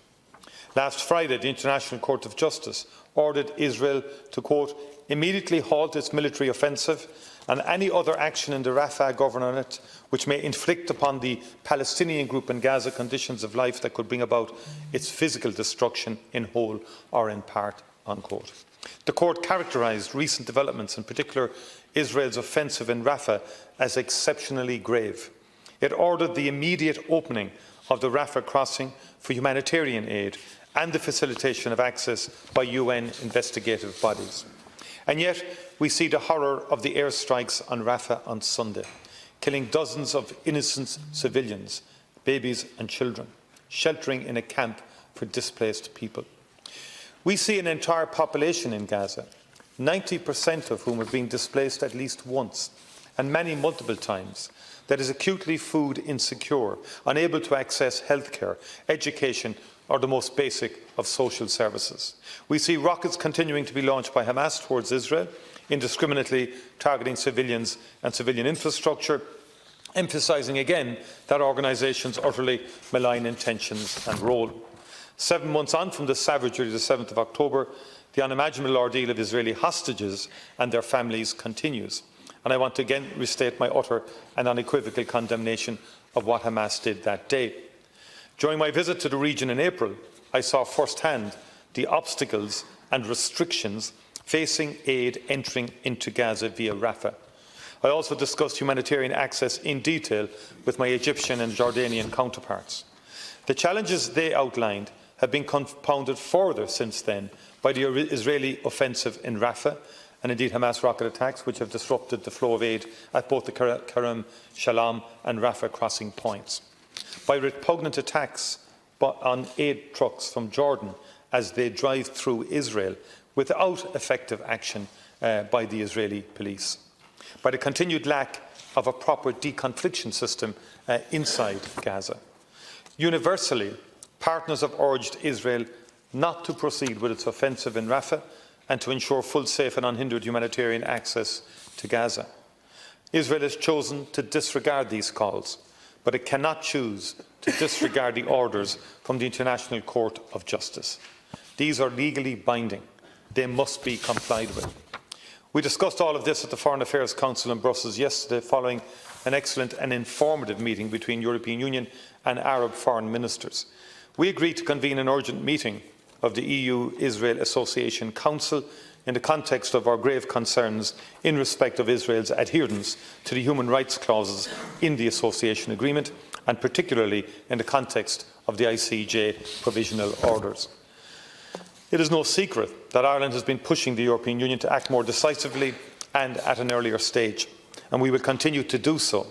But I am encouraged that we are now beginning to see a clear view emerging amongst Member States that it is simply not credible that the EU-Israel Association Agreement can remain entirely unaffected by the behaviour of this Israeli government.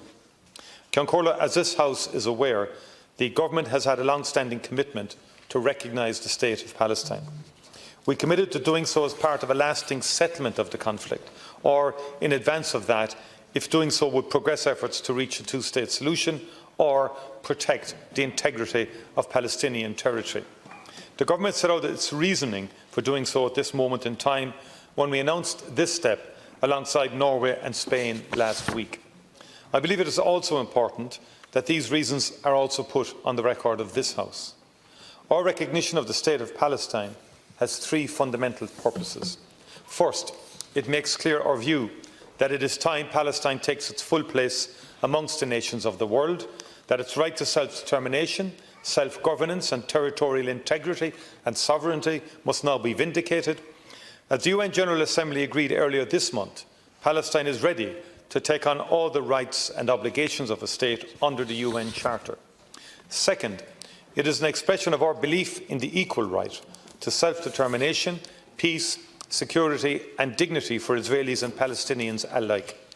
The aspirations of both peoples must be afforded equal legitimacy based on a two-state solution that delivers a just and sustainable peace.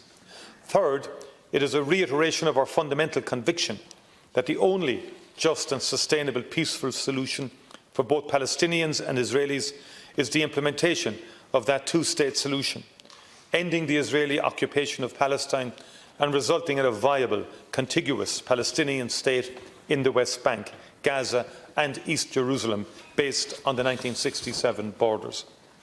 The policies and actions of successive Israeli governments, in particular the current government, have seriously undermined the prospects of a two-state solution and the viability of a Palestinian state. Prime Minister Netanyahu has publicly rejected even the concept of a Palestinian state. The urgency of protecting the integrity of Palestinian territory has reached a point that our efforts to do so through the legal and policy avenues we have used to date were no longer sufficient. In particular, this is the result of the sustained Israeli assault on Gaza, specifically on the civilian population and civilian infrastructure, as well as the denial of sufficient humanitarian aid over a sustained period of time. There has also been a significant increase of violence, displacement and annexation in the West Bank. In parallel, there have been renewed international efforts, in particular by Arab partners, to develop a clear pathway to implement a two-state solution. Not to talk about it, not to repeat our commitment to it, to implement it. I and my officials have spent the last few months in constant contact with partners in the region, particularly Egypt and Jordan, as they have developed an Arab peace vision. This document prioritises concrete steps to end the brutal war in Gaza and to take concrete, irreversible steps to build a Palestinian state. The Arab peace vision recognises that any final settlement will, of course, need direct negotiations between the parties. We all agree on that. But importantly, it starts from the premise that no one, not this Israeli government, not any government, can have a veto on the building of a Palestinian state. Israel does not get a veto on whether Palestine exists or not. I've spent the last few days in Brussels undertaking intensive discussions with partners. On Sunday, I attended a meeting convened by Norway and Saudi Arabia, bringing together over 40 partners from across Europe, the Middle East and elsewhere, with a focus on tangible steps towards implementing the two-state solution. Arab partners set out the core principles underlying the Arab peace vision. The new Palestinian Prime Minister spoke about the dire resourcing situation that the Palestinian Authority is facing and the need for early and comprehensive support for their service delivery and reform efforts. 6 of the Arab foreign ministers then attended the Foreign Affairs Council yesterday and presented their thinking in more detail. The European Union unanimously agreed to work with the Arab Contact Group on their peace vision, to add our ideas about how it can be implemented, and suggest practical steps that European countries can take to be part of that process. It is notable that the very first ask that the Arab peace vision has of European states, the top priority for Arab partners, is that all European countries recognise Palestine. As many of you know, this is the political framework within which Ireland, along with Spain, Norway and others, have been discussing the issue of recognition over the last few months. It has long been my view that recognising Palestine would be most impactful if done in a coordinated manner with other partners. That we've taken the decision to recognise the state of Palestine together with Norway and Spain, and in the wider context of a regional peace initiative, is important. I am confident that there is a growing consensus among like-minded partners that Palestinian statehood can no longer wait until the end of a process of final settlement negotiations between the parties. I anticipate that other European partners may decide to recognise Palestine in the coming weeks and months. As Concordia, the challenge now is to maintain this momentum. We need a fundamental paradigm shift in the way all of us in the international community view the solution to this conflict.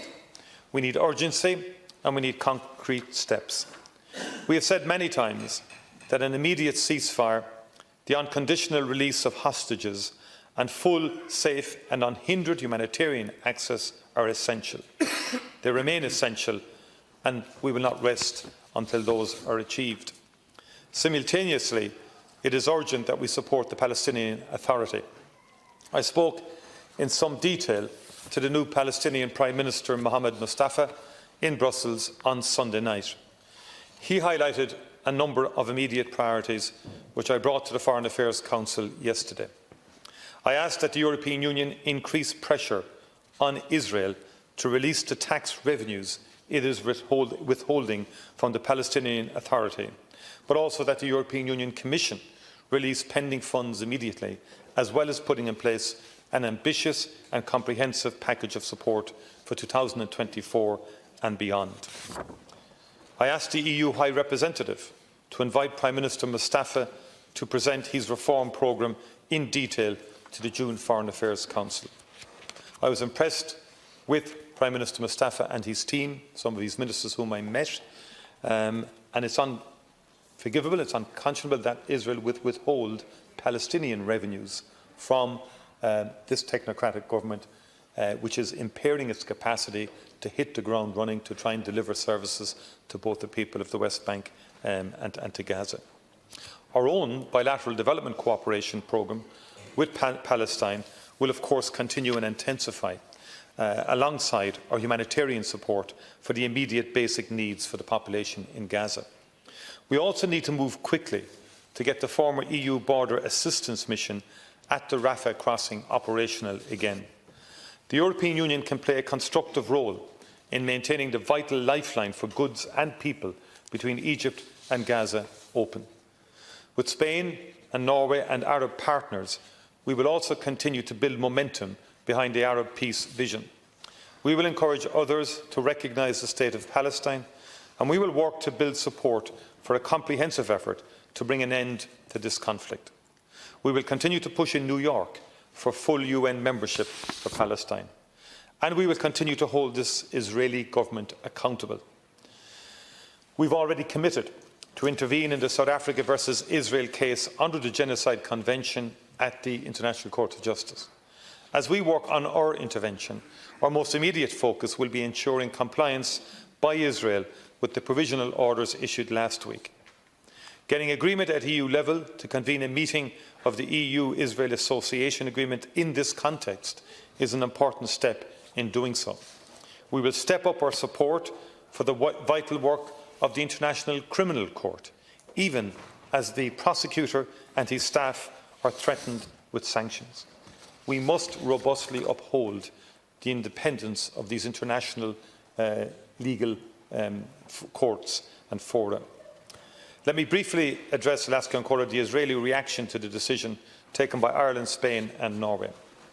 In our private engagement with Israel, as well as in our public communication, we have been clear in setting out the thinking and motivation behind our decision to recognise Palestine. We support the right of the State of Palestine to exist and the right of the Palestinian people to peaceful self-determination, just as we, without question, support the right of the State of Israel to exist and the right of the Israeli people to peaceful self-determination. We understand that this Israeli government disagrees with our decision. That is their right, as it is their right to inform us of their view, forthrightly and robustly, through diplomatic channels. We have no problem with that. However, the time and manner in which this was done was unacceptable. I have made clear that the treatment of our ambassador in Tel Aviv and her Spanish and Norwegian counterparts fell far short of what we would expect from any country, irrespective of our political differences. And I want to pay tribute to Ambassador Sonia McGuinness for her resilience and her outstanding performance as our ambassador in Israel during a very, very challenging time. I have, for my part, and will continue to treat Israel's ambassador to Ireland with courtesy and with respect. I expect the same in return. We wish to maintain functional diplomatic engagement and dialogue with Israel. Diplomacy comes into its own at times of intense disagreement between states. Imposing limitations on the Ireland-Israel diplomatic relationship would make no sense, and we do not intend to do so. In my view, it would be a self-defeating mistake for the Israeli government to decide to do so. I also want to emphasise in the House today what I stated clearly last week. Israeli and Palestinian citizens alike are a valued and cherished part of our society here in Ireland. And I challenge and reject anyone who would seek to delegitimise either's history, culture or beliefs. I also unambiguously reject those in Palestine, in Israel and around the world who call for the entirety of the land between the Mediterranean Sea and the River Jordan to be a mono-ethnic state based either on forcible exile or subjugation. These are messages that I wish to convey clearly to the Israeli and Jewish communities here in Ireland, and I will be doing so personally in the very near future. Last Ceann, there is much work ahead through both multilateral and bilateral engagement, through continued advocacy and diplomacy, through building and reinforcing our friendship with the Israeli and Palestinian people alike. This Irish Government's commitment will remain unwavering, grounded in the resolute belief that we can together realise the aim that is overwhelmingly endorsed by the international community, a two-state solution based on 1967 borders with the State of Israel and an independent, democratic, contiguous, sovereign and viable state of Palestine living side by side in peace and security and mutual recognition, with Jerusalem serving as the future capital of both states. This may sound like an impossible aspiration, but there is no other just and sustainable option. We refuse to accept that the only future for Palestinians is one of dispossession and occupation and displacement and brutality. We refuse to believe that the only future for the Israeli and Palestinian people is a future of hatred, conflict and death. We cannot accept that, and we will not accept that. Thank you very much, Las Concorla. I was very proud that the Green Party argued passionately for the recognition of Palestine in the programme for government we agreed with Fianna Fáil and Fine Gael back in 2020. Events have moved on since then, tragically so, but the case for recognising Palestine was as strong back then as it is now. It wasn't a question of if, it was a question of when and to what effect. And today we deliver on that commitment as a government and as a parliament, and the timing, in my belief, is important and right. Firstly, because we do not do so alone, not just Spanish and Norwegian colleagues, but it also comes after that vote in the United Nations on the 10th of May last, when 143 countries voted in favour of Palestine being recognised within the United Nations system.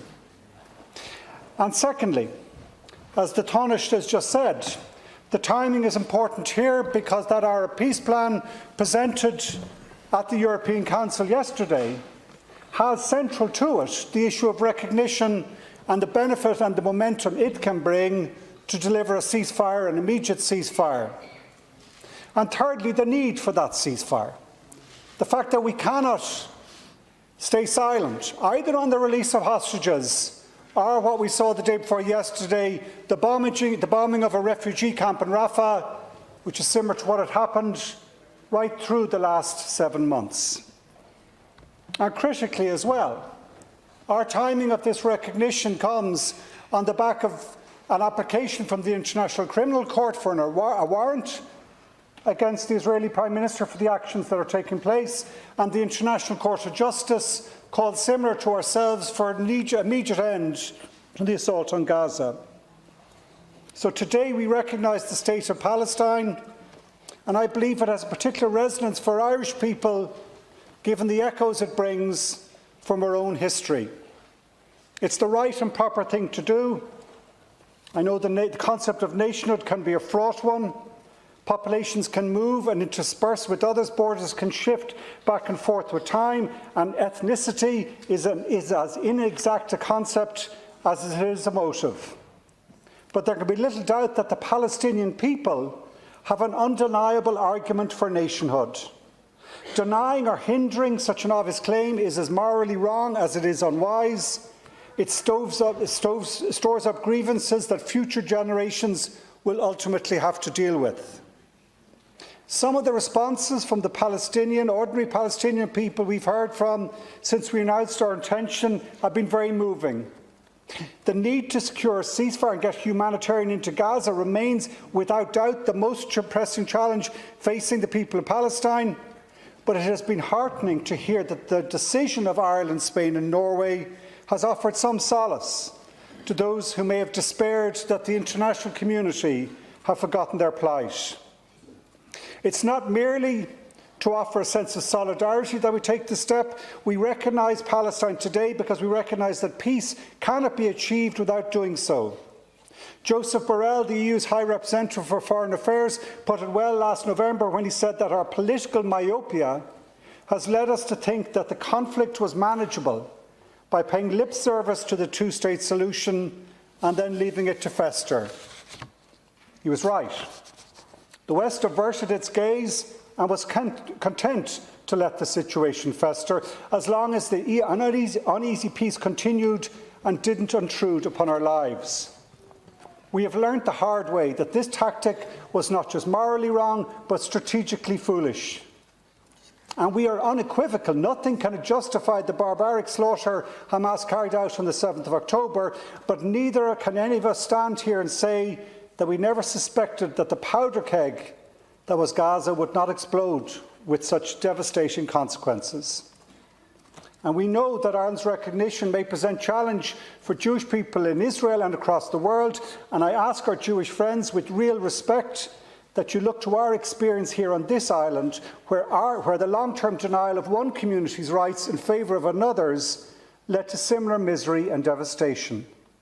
Such an injustice can be maintained for decades, maybe even longer, but a people's right to exist cannot be suppressed forever. Let me also reiterate to Israel, the Irish people recognise your rights to exist as a nation. Recognising Palestine does not in any way diminish your rights as a state. In fact, it is the opposite. Our dearest wish is that the establishment of a Palestinian state solidifies your existence and allows you to prosper and flourish in peace and harmony with your neighbours. I particularly want to offer reassurance to Jewish friends living here in Ireland. The last 7 months have not been easy, and many maybe feel that there's a change in attitude towards them or people of their religion. We need to assure them they are welcome here, they belong here, they are as Irish as all of us. They're respected and a part of our state, our citizenship. And long may Ireland be a home to Jewish people so they can continue their outstanding contribution to our nation in art, in science, in business and in politics. This House has benefited so much from people from our Jewish community. I share their frustration at the one-sided approach that some people take to the conflict. There are some who appear to think that Israel's government's appalling actions mean they can be silent on Hamas's atrocities. I do not. This is not a matter of taking sides. The atrocities were committed towards innocent Israelis on the 7th of October were vile, as is the slaughter that the Israeli Defence Forces have unleashed upon innocent Palestinians after it. Both are wrong, and we are vociferous in condemning both. I said this outside government buildings when we made our announcement last Wednesday, that we had learned the hard way in Ireland that using violence against innocent civilians to try and achieve political goals can and must never win. Whether that's a car bomb on the streets of Omagh or Jerusalem, be it a rocket landing in Tel Aviv or a no-warning bomb blast in Birmingham, be that the assault on a kibbutz or a bomb dropped from a jet fighter onto a refugee camp in Gaza, it is all wrong. There is no hierarchy in death. I would like to conclude by responding to criticism that has been levelled at us by the Israeli government that by recognising Palestine that we are somehow emboldening the terrorists of Hamas and that this decision will only lead us further down the path of violence. Again, I think valuable lessons can be taken from the Irish experience. There was a time, after all, when similar warnings were made by the British establishment, a long time ago now, that the Irish were not fit to govern themselves and that anarchy would surely follow if we were given the chance. The path to Irish statehood wasn't smooth, but over a century on from those dire warnings, the nation that we represent in this chamber, I think, stands up for the rights of the United Nations, the rights of individual nations, stands up to try and help build peace in our very troubled conflict-ridden world. If allowed to, and with the support from around the world, I pray that Palestine could in time follow a similar path to our own. There will no doubt be missteps, just as we have made, and setbacks, undoubtedly, but the only path forward involves recognising that Palestine, too, has an unalienable right to take its place in the international community. When the people of Palestine ask for us is not outrageous or extravagant, if anything, it is modest. As the Palestinian-American academic Edward Said said, it is no more than any of us would ask for ourselves. The long-run goal, he wrote, is the same for every human being, that politically he or she may be allowed to live free from fear, insecurity, terror and oppression, free also from the possibility of exercising unequal or unjust domination over others. Today we recognise Palestine as a state.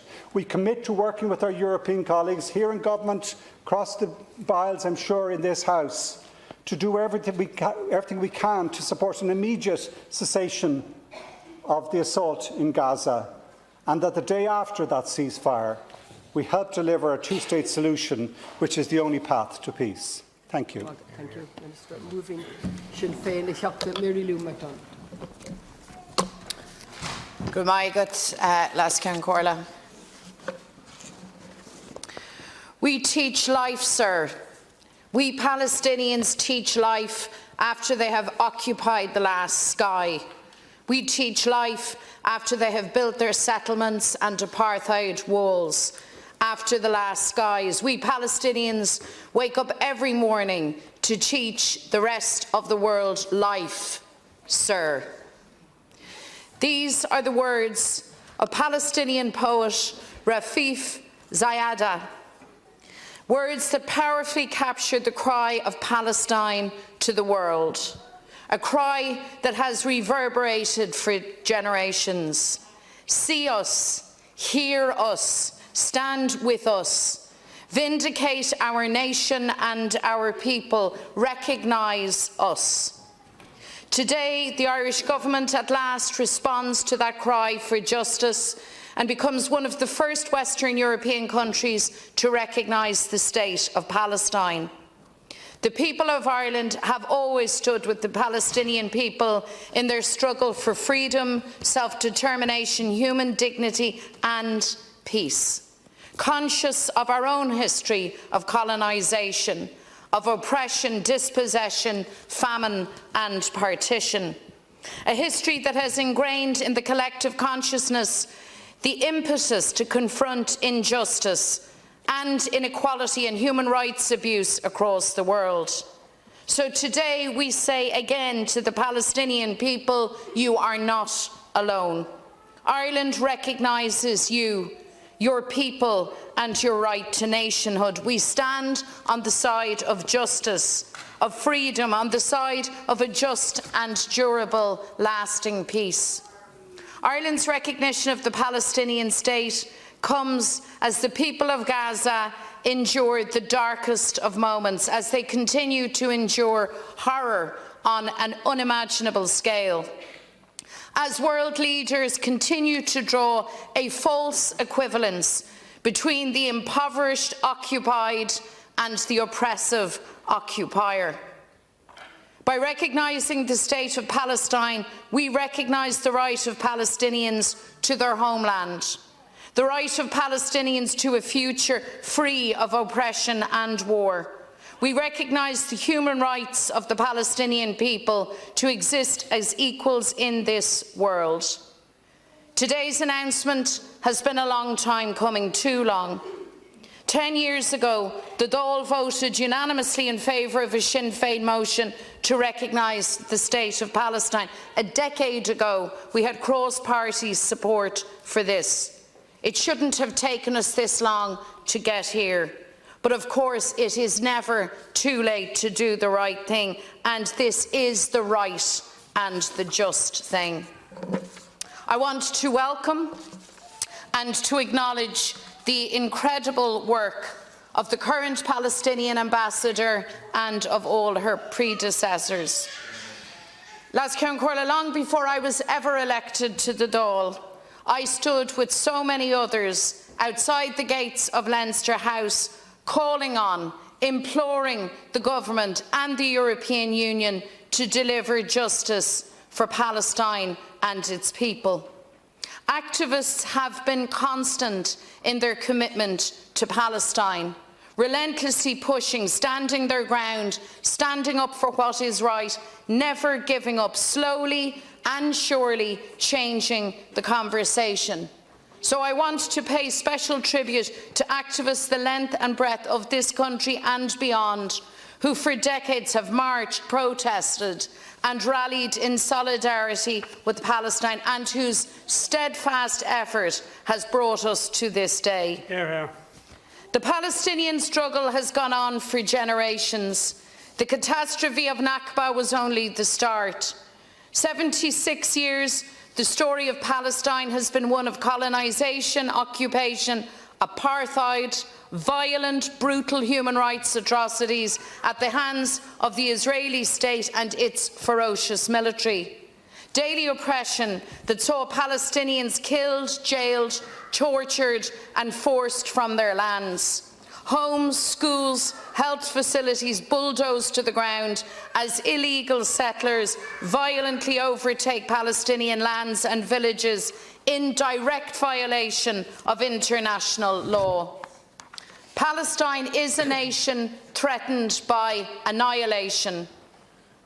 The world was always going to face a moment of reckoning on Palestine, and Las Corla, as Israel continues its brutal onslaught on the refugee population of Gaza and launches horrific missile attacks on Rafah, I believe the moment of reckoning is now.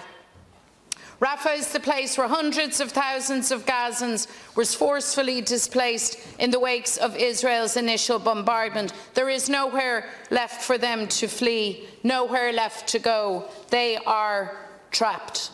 And on Sunday, as Israel bombed a refugee tent camp and took countless lives, they described it as a tragic mistake. Today, we have reported that 7 more lives have been taken in Israeli airstrikes in Rafah, and there will be more slaughter unless Israel is confronted by the world. The life of a Palestinian child is worth the same as a child anywhere else in the world. But we ask, where is the protection of international law for every child killed in Gaza, for every child who will be killed in Rafah? We've all seen the images of heartbroken Palestinian mothers inconsolably weeping over their dead children. Their entire world collapsed forever into tiny white sheets. Fathers desperately digging their children out of rubble, knowing that they have breathed their last. Little boys and little girls horrifically injured, covered in debris, being rushed to hospitals that are overwhelmed with the maimed and the dying. This is a criminal war on the young. Half of Gaza's population is under the age of 18. If you're a child of the age of 11 in Gaza, you've already endured 4 Israeli military bombardments. For 8 months, Netanyahu has conducted a war on children, and the world has looked the other way. This annihilation is the cruel crescendo of 76 years of occupation and apartheid. Since October, almost 36,000 Palestinians have been killed, 15,000 children. So this is not a moment of an intense disagreement between states. Rather, this is a moment of catastrophe, of savagery, of an Israel that has brazenly, repeatedly broken every international law, has acted with impunity, and as of yet has not been held to account. And for this to stop, the international community has to act. The European Union, Britain, the United States of America must remove political support, end preferential treatment for Israel as it perpetrates crimes against the Palestinians with impunity. They must stop funding and arming the Israeli military machine as it commits genocide in Palestine. The ordinary people of Europe, I believe, don't want a European Commission that shamefully endorses Israel's action. And I'm conscious we'll have a new European Parliament and a new Commission. And I do not believe that a European Commission or a President of the Commission can condone the actions of Israel. Rather, they must confront them. And Ireland must insist, all of us insist on that point. Today, along with Spain and Norway, we take a lead. But recognition of the Palestinian state can't be the end. It has to be just a beginning, a new departure in pursuing freedom and justice for the Palestinians. The Irish Government must now follow recognition by enacting the Occupied Territories Bill, and we have Senator Francis Black joining us here, and the Israeli Illegal Settlement Divestment Bill brought forward by my colleague Deputy Brady.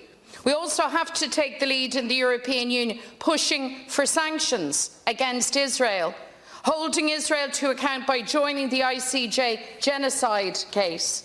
Israel, for now, turns its face not alone against peace, but against the rule of international law. And therefore, a movement against apartheid in Palestine with the same momentum and the same drive as the movement against South African apartheid is, I believe, essential. I believe it's vital to secure the enforcement of international law. We need, of course, an immediate ceasefire. We need the return of all hostages, the renewal of a peace process grounded in international law. This is the only way the children of Palestine and Israel can have the future of peace they deserve. Young people in particular have stepped forward, standing for the cause of Palestinian freedom. They've marched in cities and towns throughout Ireland and the world, calling for an end to the slaughter and an immediate ceasefire. On college campuses throughout the world, they've stood together against Israeli war crimes. And world leaders must now listen to the voices of the young, because this generation is right. Our recognition of the Palestinian state is an important moment, but the real power of today will only be defined by what happens next.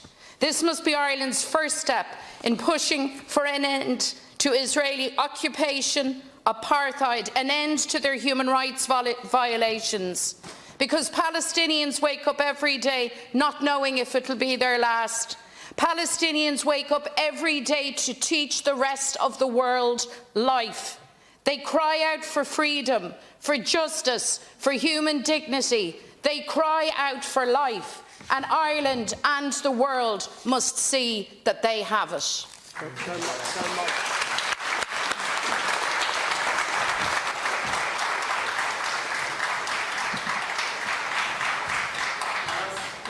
Alaskan Corla, I welcome the Palestinian ambassador, members of the Palestinian community and long-standing campaigners for justice in Palestine here to the Dáil today for these statements that mark an historic moment for both Ireland and Palestine.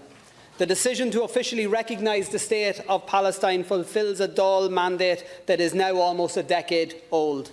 It was in December 2014 that the members of this House adopted the Sinn Féin motion that called on the then government to take this step. Better later than never, of course. When the then Sinn Féin leader Gerry Adams proposed that motion, it was in the aftermath of the 2014 bombardment of Gaza that had resulted in the killing of 2,251 Palestinians, including more than 500 children. Better later than never. What we have had since is yet another lost decade when the world turned a blind eye to the ongoing relentless violation of international laws perpetrated against the people of Palestine by Israel. During the 2014 bombardment, the world had watched as 4 little boys playing football on a beach in Gaza were deliberately targeted and bombed by the IDF. The world did nothing. Irish governments, often saying the right thing, did nothing. It was the same in 2015 when Amnesty International documented 20 cases of unlawful killings of Palestinians. And in October that year, when 17-year-old Dania Jihad Hussein Ersed, with her arms raised, pleading for mercy, was shot at least 6 times by Israeli forces in Hebron. Strong words, sometimes no action ever. In 2016, when the world watched settlement expansion in the West Bank and when the impact of the brutal blockade in Gaza was reported by human rights organisations, the world stayed mute. A new Irish government failed to enact the Dáil decision to recognise the state of Palestine. It's not the right time, we were told. Better later than never. In 2017, when 4 Palestinian human rights groups submitted a report to the International Criminal Court outlining that high-level Israeli officials were complicit in committing war crimes against the people of Palestine, again, world leaders stayed silent. They described Israel as the only democracy in the Middle East. Some, including Irish ministers, called for restraint in settlement expansion. But as the occupation continued and the blockade intensified, Israel faced not a single consequence.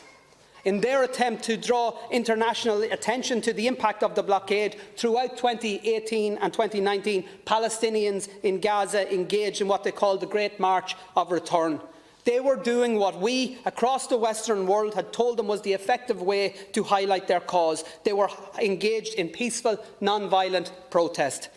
Israel responded by murdering 223 of them, including little 11-year-old Yasser Abu Najah from Khan Yunis, who was shot dead as he hid with 2 friends behind a bin. His crime was chanting a Palestinian slogan at the cowards who described themselves as the most moral army in the world. And it still wasn't the right time to recognise that Yasser's state existed. In 2020, when Israel was continuing to benefit from the most preferential trading, economic and diplomatic relationships with the Western world, international leaders ignored the appeals of UN human rights experts when they called for an independent investigation into the killing of 15-year-old Ali Abman Abu Alia, who had become the 6th Palestinian child to be killed by Israel that year. And on and on and on it went. The Gaza bombardment of 2021 that left 254 dead, including 67 children. The regular brutal attacks on refugee camps, including the 2022 attack on Jenin camp and the accompanying targeted sniper assassination of journalist Shireen Abu Akleh by an IDF sniper. Throughout the decade since this House has called for the recognition of Palestine, there have been 2 constants. Israel's disregard for international law and the lives of Palestinians, and the refusal of world leaders to hold them accountable for their war crimes. Alaskan Corla, I am immensely proud that this day has come. I'm proud not of any politician, I'm proud of the people in the gallery who forced it to happen. I'm proud of the hundreds of thousands of Irish people who marched, who campaigned, who have refused to allow us to turn the other way. I'm proud of those Palestinians who have shared their story with the people of Ireland. We, in turn, have taken them to our hearts. I regret the last lost decade, when Ireland said the right things but failed to do the things that needed to be done. Better later than never. Because it was as a result of world inaction that brought us to where we are. The horrendous attacks of Hamas against innocent Israelis on October the 7th have rightfully been condemned over and over and over again. But history did not start on October the 7th, 2023, and the war crimes of that day provide no justification for the war crimes committed by Israel every day since.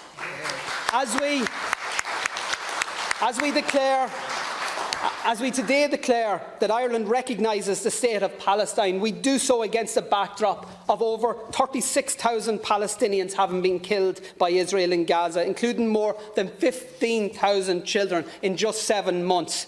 So let us declare as well today that there will be no more lost decades, lost years, lost opportunities. Israel has been conducting a genocide because history tells it it can do so with impunity. Some states like Ireland saying the right thing but not doing the necessary things. Other powerful states being complicit in every illegal action conducted under the Israeli flag.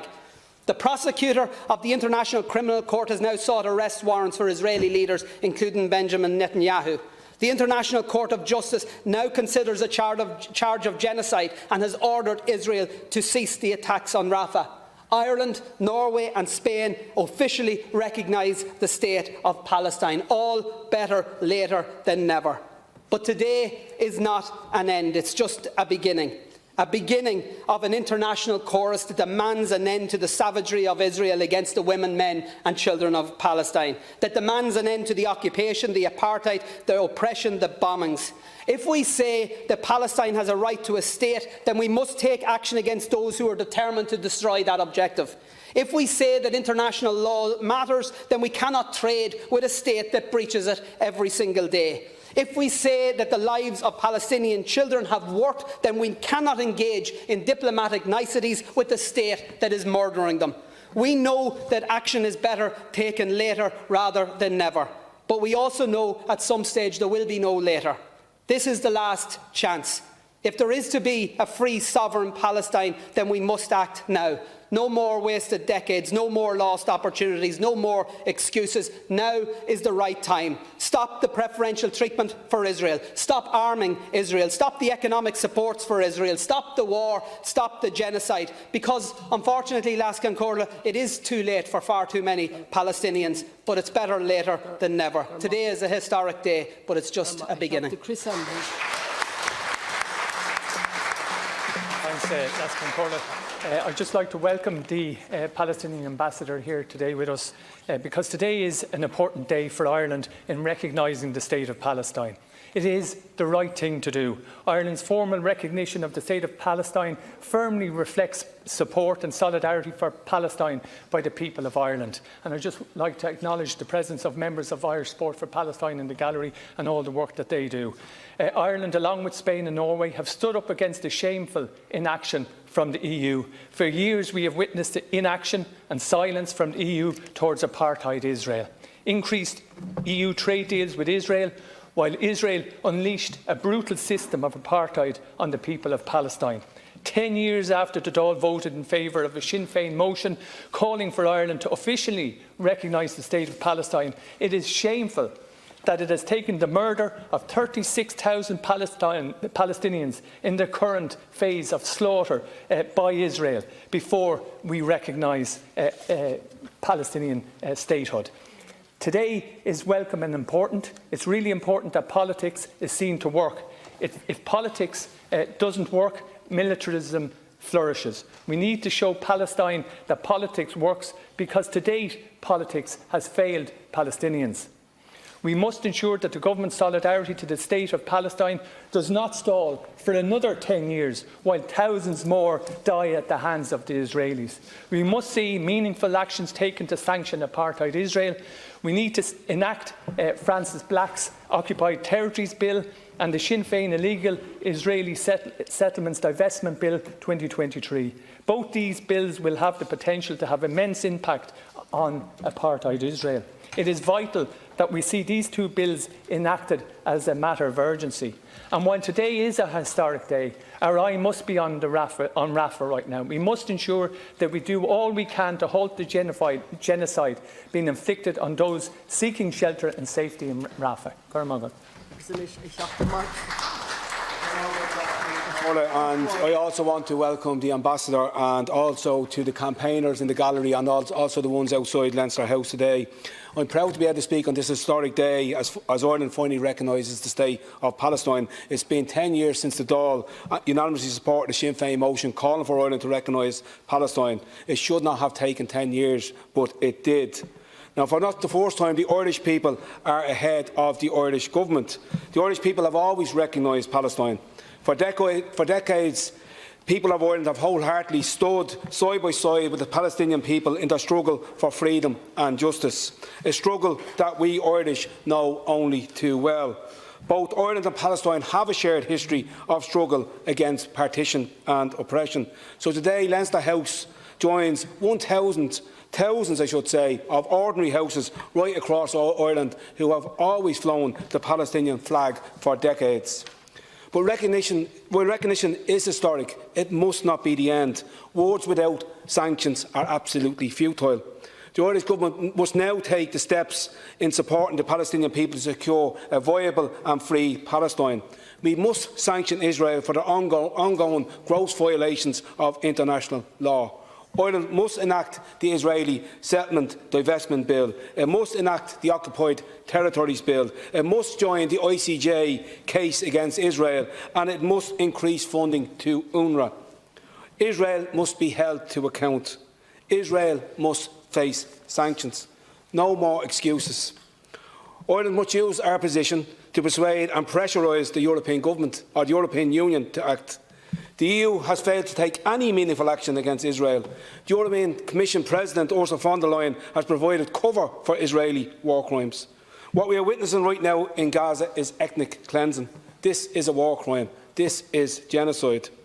This week, the Palestinian people who moved to a so-called safe zone in Rafah were bombed out of existence. Children were burnt alive as they slept. It is beyond words. The people of Gaza have nowhere to run and nowhere to hide. Imagine the torture of knowing that each moment could be our last as the bombs rain down. And if they survive the bombs, they wait to face starvation and famine. This famine is man-made. The Israel blockade must be lifted right now. A ceasefire must happen right now. And America must stop supplying Israel with the arms. At the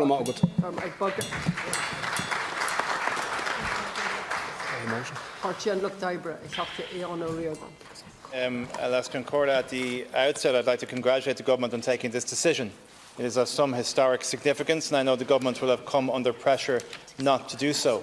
Ireland once sought international recognition, and so we are proud today to stand with Palestine and to help them take their place amongst the nations of the world. I would like to commend the Taoiseach in particular for the manner in which he has represented the views of the Irish people in recent months. We don't have to agree on every point to appreciate the sincerity with which he has approached this issue.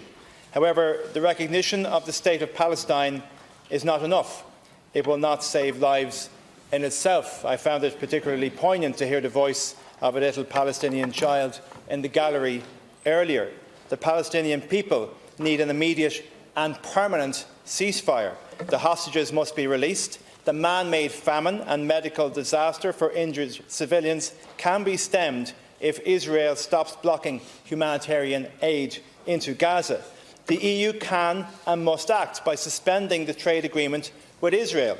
The EU is Israel's largest trading partner, with 32% of Israel's imports coming from the EU. And the Irish Government can send a further message of solidarity by passing the Occupied Territories Bill to ban any goods and services produced in Israeli-occupied settlements in the West Bank.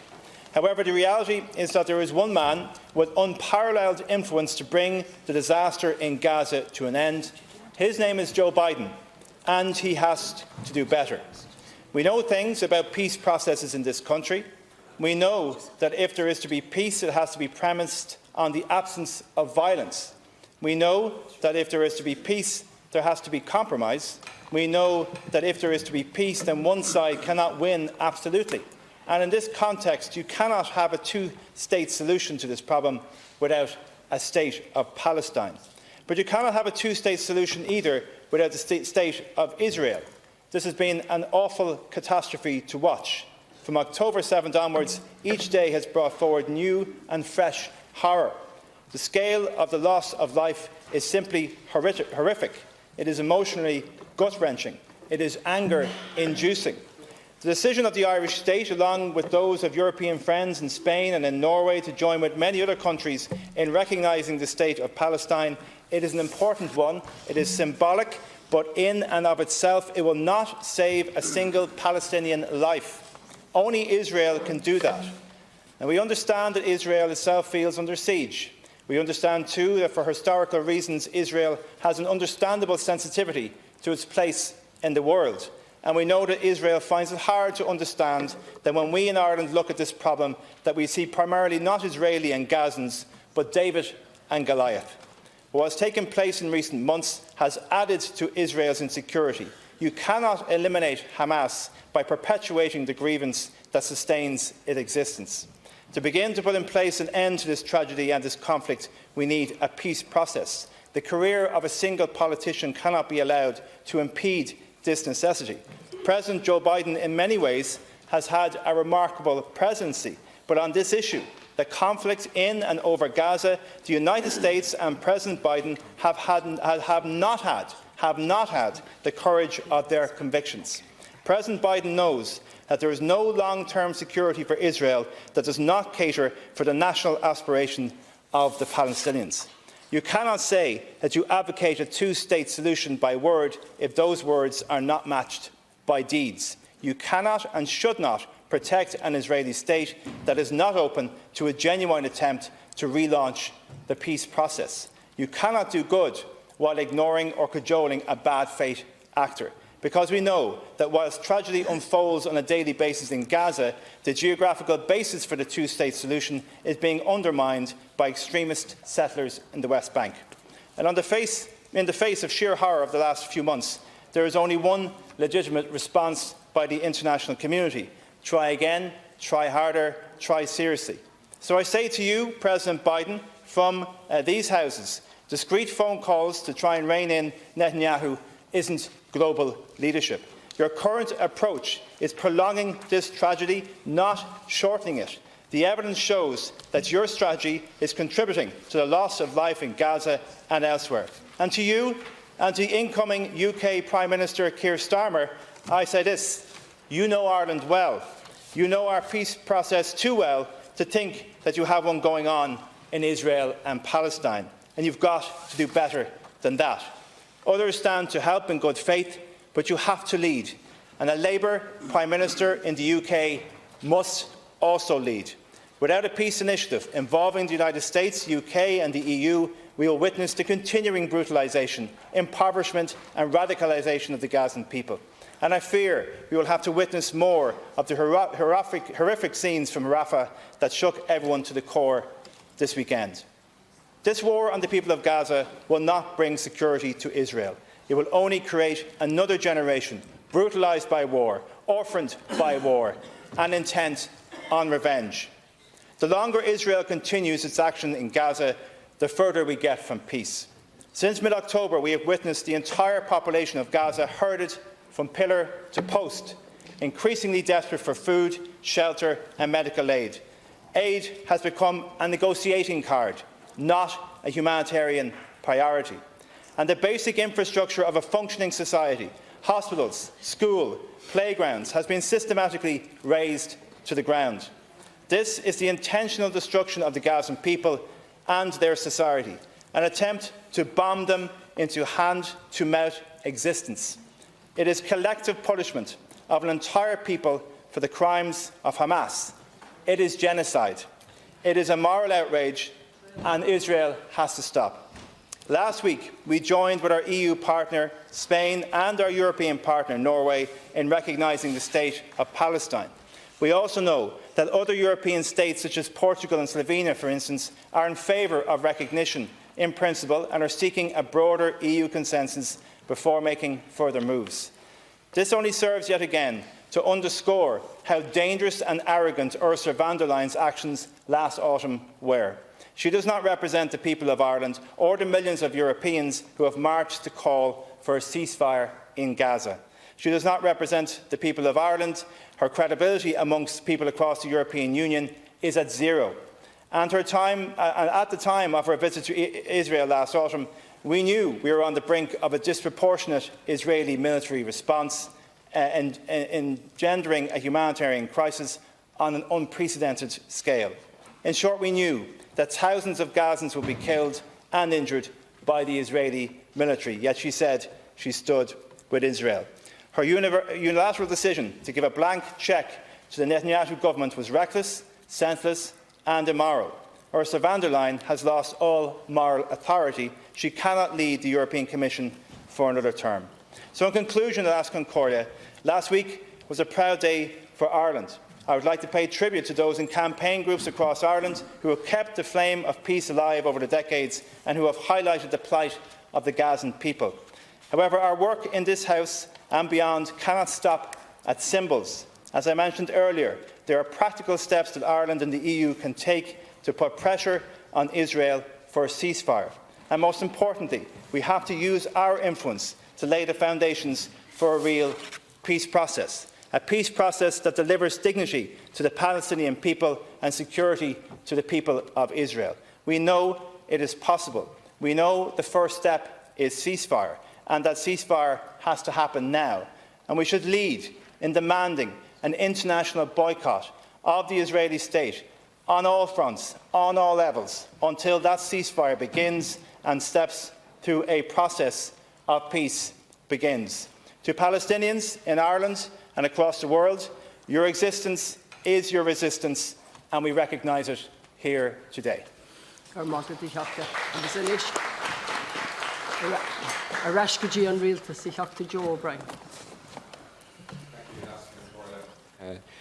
It's a very significant and important day when a state formally recognises another. And it didn't really hit home for me today how significant this was until I saw the Palestinian national flag flying on my way into Leinster House. When my party was negotiating more than 4 years ago for a commitment to recognise the state of Palestine in the programme for government, we never thought it would be under such circumstances. Nevertheless, this formal expression of solidarity is hugely significant. I know from my own time working in Palestine that the Palestinian people look internationally for support in a variety of ways. And this act of recognising the state of Palestine will have a real impact on the hopes that Palestinians have for peace and for justice. Since I've been in office, I've endeavoured to use my role whenever possible to support the protection of human rights in Palestine. When Palestinian human rights organisations were blacklisted by the IDF, I visited the West Bank and met with them and publicly declared support for their mission. I've met with the ICJ, I've met with the ICC, and I've met with UNRWA in Brussels and Geneva, and again publicly supported their mission, and I'm proud that Ireland was first out in their defence. At the time, I wrote to ambassadors of all the countries that paused UNRWA funding, and many have reversed that decision, and I urge the remaining countries to follow suit. This movement against UNRWA was and is symptomatic of a bigger issue. There is a war in Gaza, but there is another war operating in parallel and now escalating. And that is the war being waged on human rights, international humanitarian law, but also, and in particular, against the institutions that endeavour to protect and uphold them. The International Court of Justice is one of those institutions. It's one of the 6 organs of the United Nations. Its decisions are binding. And let's just recap on some of the orders over the last 5 months that the ICJ has made. Initially, in January, the ICJ announced that Israel must take all measures within its power to prevent and punish the direct and public incitement to commit genocide. In March, one of the orders to take all necessary measures to ensure humanitarian aid is accessible, including increasing capacity and number of land crossing points. And just recently, last week, Israel must immediately halt its military offensive and any other action in the Rafah Governorate. We all know how Israel has viewed these orders. People not familiar with the history of the illegal occupation of Palestine might not be aware of the decades of impunity that Israel has built this war on. And it is this impunity that must change if we are to expect a different outcome to the long-standing conflict. There must be consequences. It's important to recap that in February, former Taoiseach Varadkar and the Spanish Prime Minister wrote to President von der Leyen to request a review of the human rights clause in the EU-Israel Association Agreement. And frankly, what has followed has been a level of disregard for international agreements and human rights that has not just been hugely damaging to the Palestinian people, but also damages the credibility of the Commission and other international institutions. If the EU does not at least temporarily suspend the EU-Israel Association Agreement, it is de facto supporting the growing disregard for international agreements, international law, the ICJ, the UN and the ICC, which have all been under attack of late. It is vital that we defend and protect the international institutions that endeavour to maintain a basic moral and legal order internationally. Their legitimacy is under attack, and we should be very worried about this, not just in the context of Israel's actions in Gaza, but going forward. Other international actors are watching closely to see how far Israel can go without major consequence and to see how much these vital international institutions are undermined. I want to acknowledge the role that civil society has played in Palestine in keeping hope alive among everyday Palestinians. I also want to acknowledge the role civil society in Ireland has played in pushing for justice, in pushing for true respect for human rights and in organising extraordinary experiences and expressions of solidarity. In particular, I want to acknowledge the extraordinary event that Bohemians Football Club organised recently with the Palestinian national women's team, and anyone there on the night will absolutely understand and respect and acknowledge that expressions of solidarity do have a very real impact on people and their hopes as well. A vibrant and a varied civil society plays an important role in expressing public opinion in an open democracy. And I want to acknowledge the efforts of the Students' Union in Trinity College in what they have achieved. Civil society plays an important role in sparking change, and I feel there is more potential for civil society to spark change with cross-societal agreement with unions and with businesses. I think we can go further in nationally expressing our respect for human rights and our abhorrence for what has been inflicted on the people of Gaza. Minister Emer Higgins.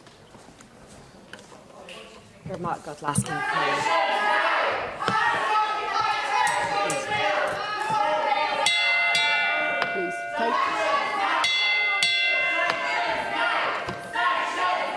Thank you. Please. Thank you. Thank you.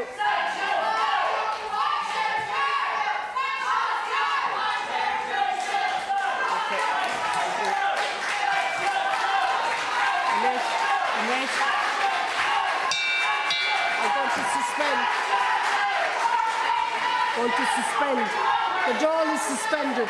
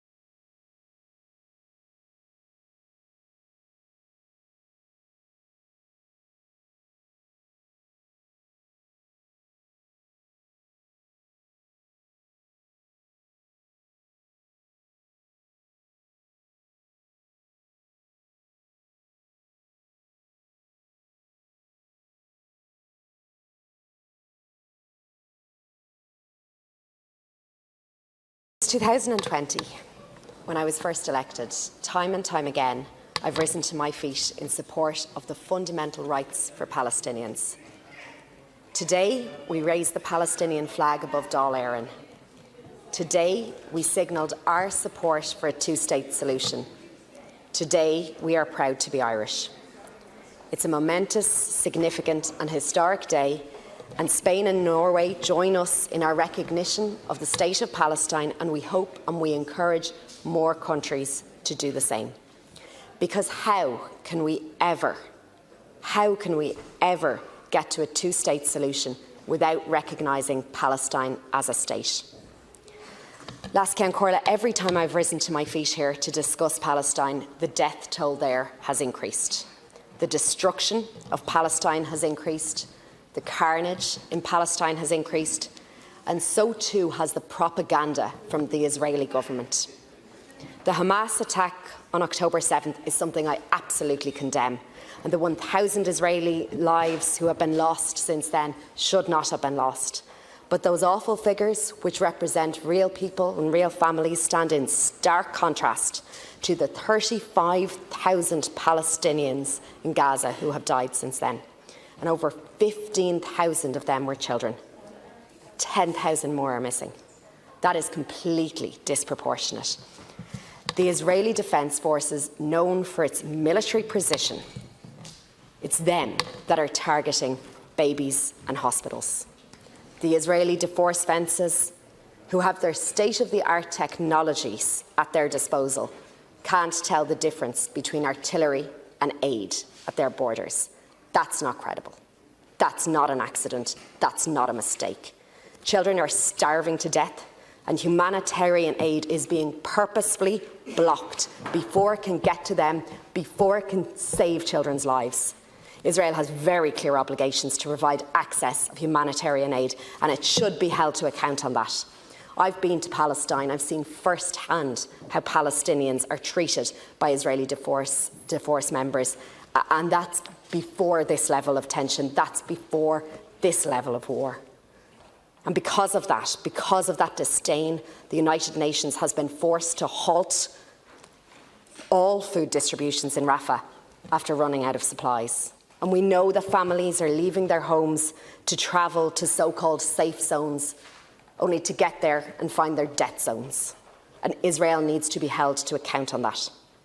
And that is why I believe that at a European level, we need to talk sanctions, because Israel is blatantly ignoring the International Court of Justice ruling last Friday. Ireland and Spain have been seeking to convene a meeting of the EU-Israeli Association Council for this reason, and I'm glad that the Taoiseach secured this agreement yesterday. And I really welcome the Taoiseach and the Taoiseach's continued engagement with the European and Arab ministers to coordinate support for the Arab peace vision, because diplomacy and negotiations are the only way to end the war in Gaza and to de-escalate tensions in the Middle East. I've collaborated with the Taoiseach and his team, with Tzedakah Ireland, the Palestine Alliance, and with the Palestinian ambassadors here with us today.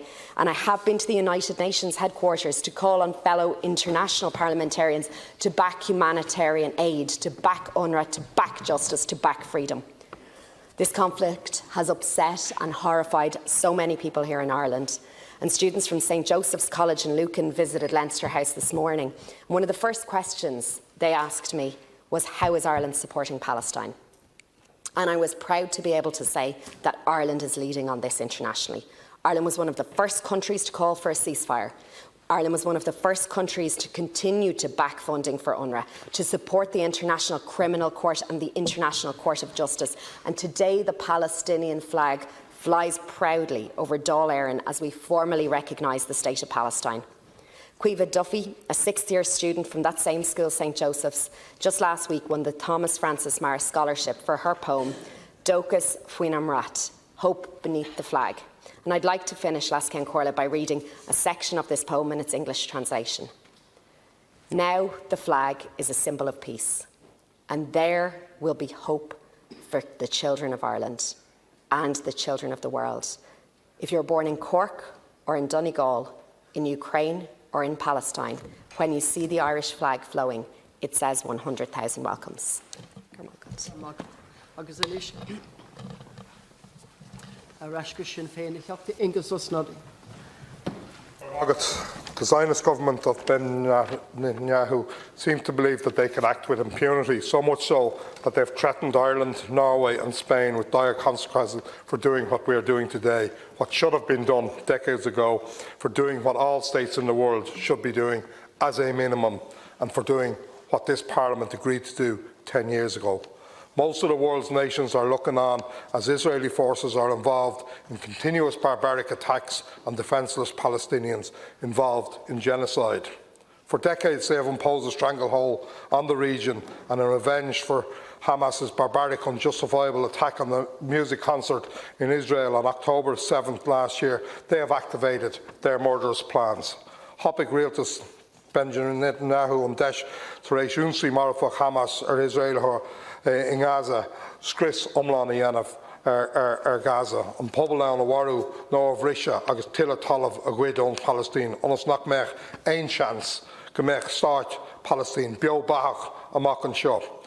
The Israeli government are blatantly targeting, murdering men, women and children, having starved them, destroyed their homes, shift them here, there and everywhere in a small enclave of Gaza as if they were cattle, before corralling them into kill zones where they drop their precision bombs on them while sleeping in their tents or in shelters pulled together from the rubble of their homes or surrounding buildings, bombed out of existence for over 7 months now in a modern-day carpet bombing of a city.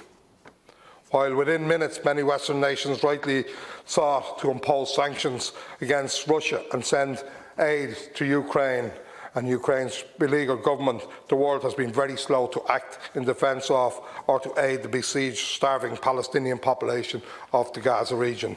The message should go out loud and clear. Sanctions now, boycott now. It's high time that the human rights clauses of the European Med Agreement should be triggered and triggered in full. Dr. John Brady. Long overdue recognition of the state of Palestine. But as we look on that state today, or what remains of it, only a fraction of that remains under Palestinian authority. Israel has steadily and illegally annexed huge areas of Palestinian territory, employing a strategy of apartheid, displacement and dispersion. Palestinians remaining in these territories are left in a fragmented people living in South Africa like Bantustans, subject to indiscriminate violence from both the state and illegal colonial Israeli settlers. There are over 700,000 Jewish Israeli settlers living in over 144 illegal settlements in the occupied Palestinian West Bank, including East Jerusalem. Recently, the Israeli Minister of Settlement and National Missions said that there will never be a Palestinian state in the land of Israel, and every cultured person in the world knows that this land is ours for the Israeli people and only us. They claim that there is no such thing as a Palestinian people. Today's announcement, while long overdue, is a beacon of hope to Palestinians that there still is a Palestinian state and that there still are Palestinian people and always will be. This action today should not be symbolic. The next steps need to take place now. As the bombs continue to fall on Rafah and elsewhere in Gaza, we need to see the full implementation of international law. We need to see the application of sanctions, not just against the State of Israel, but of the individual architects of its campaign of genocide. We need to see the establishment of a full Irish embassy now in East Jerusalem. We need to see the implementation and enactment of the Occupied Territories Bill. We need to see the introduction of the Illegal Israeli Settlements Bill. And we need a commitment that if the war criminal Netanyahu sets foot in this state, that he will be arrested immediately. Let the message go from the Dáil here today to the people of the world, on behalf of the Irish people, that in our thousands and in our millions, we are all Palestinians. Social Democrats, Holly Cairns. And I just want to begin by warmly welcoming the Palestinian ambassador and everyone in the gallery.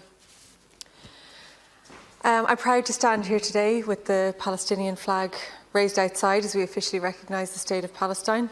It's more important than ever that we take a stand as a country to make our support for the people of Palestine clear. I was struck by the words of Charlotte Phillips, a Palestinian footballer who played in the recent game with Bohemians and Dalymount. As she stood on the pitch with thousands of Palestinian flags waving and chants filling the stadium, she stated, "They thought they could get rid of us, and they can't. This is proof of our existence."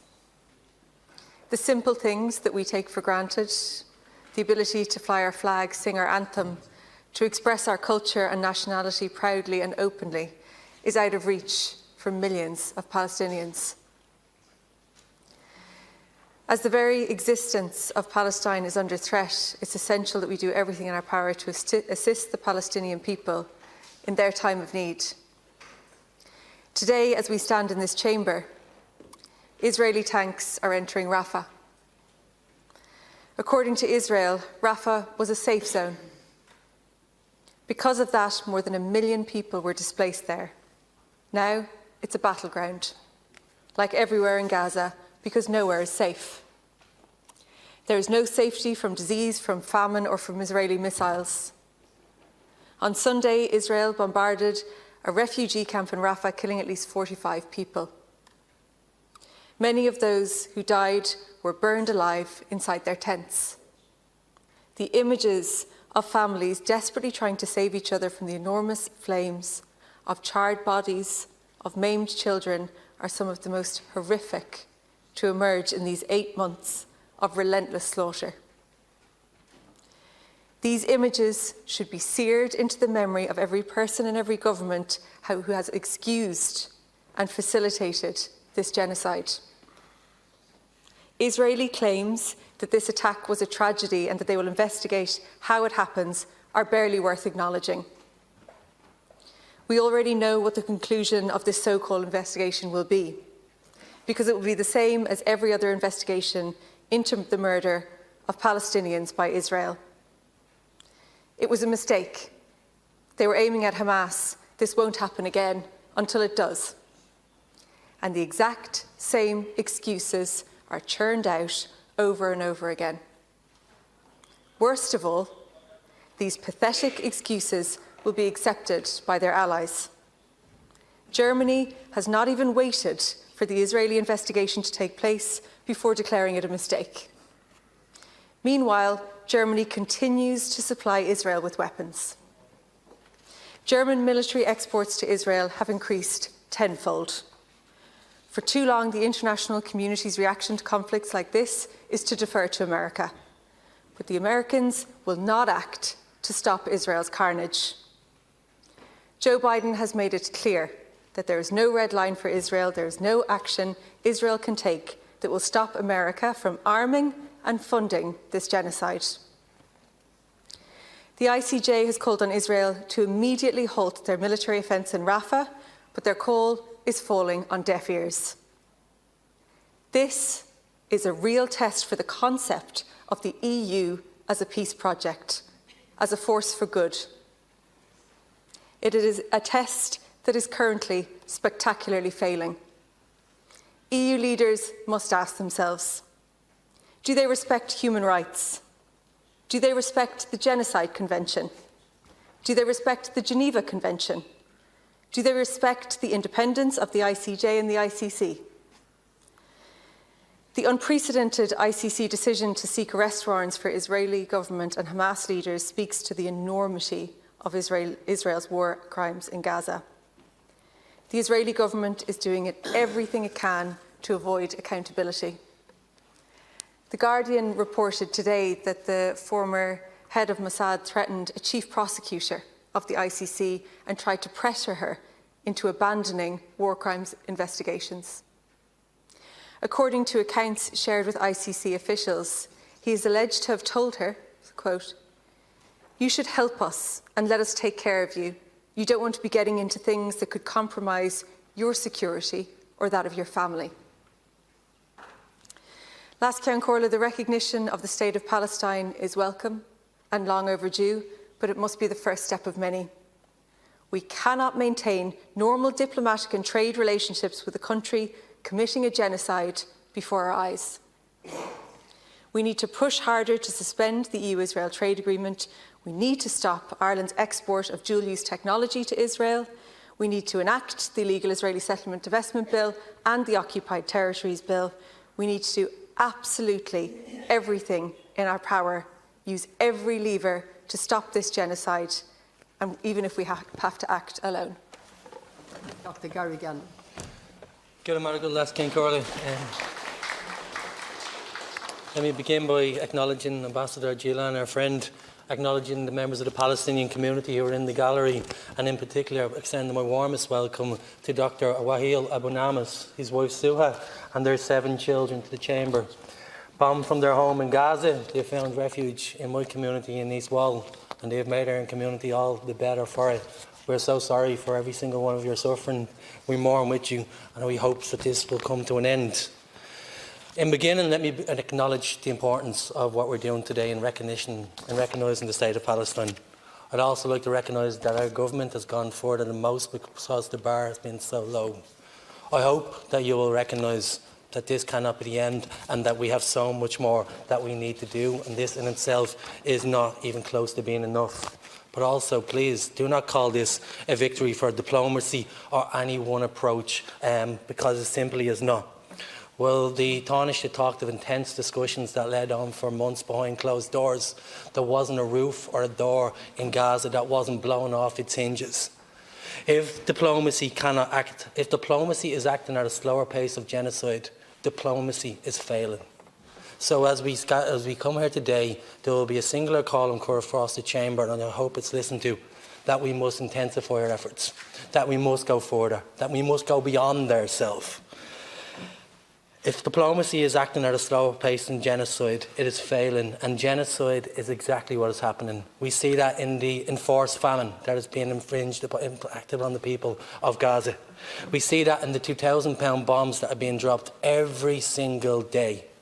There was a time in this chamber in around about late October, November, when we debated whether Israel had bombed the hospital, and we are told to be careful because we don't know the full facts yet. Well, at this point, Israel has bombed every single hospital in Gaza, and we know the facts. They've obliterated universities as a way of ending the cultural and intellectual integrity of Gaza. They have killed 36,000 people at this point, not counting those who remain under rubble, including 15,000 children. They make no distinction between man, woman and child. We know the facts. They have targeted journalists precisely to prevent them from telling the truth. UN workers annihilated. We know the facts. What we have known is that until very recently, until the last 48 hours, until potentially this act, Israel has faced no consequence, absolutely none. So as we recognise the State of Palestine, recognise what led us to this part, the suffering, the horror, the death, the inhumanity, the apartheid that had to bring us to this particular space, just by which we recognise Palestine, 31 years after the Oslo Accords. So we're in acknowledging the pace of that, which was too slow, which led to all this devastation.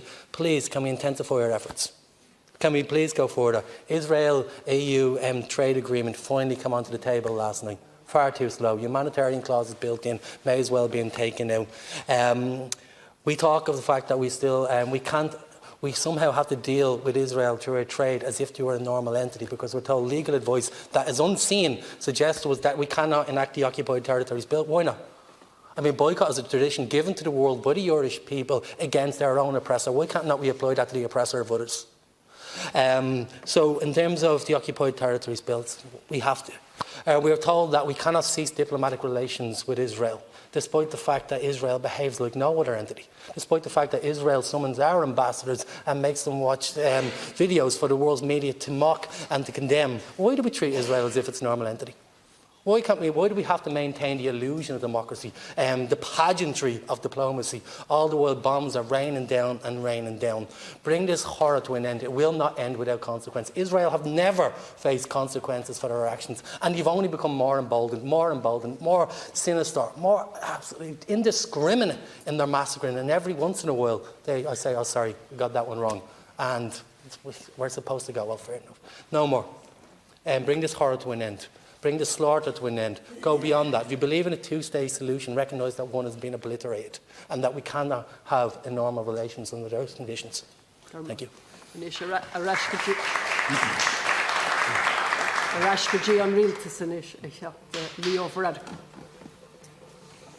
Alaskan Corlin, thank you for the opportunity to contribute to this debate. And I want to start by paying my compliments to the Taoiseach Micheál Martin for taking the lead on this, for doing the groundwork over a number of months to get us to this position. And of course, I want to recognise the role of the Taoiseach, Mr Ryan, and indeed many members in this House who have called for recognition for a long time.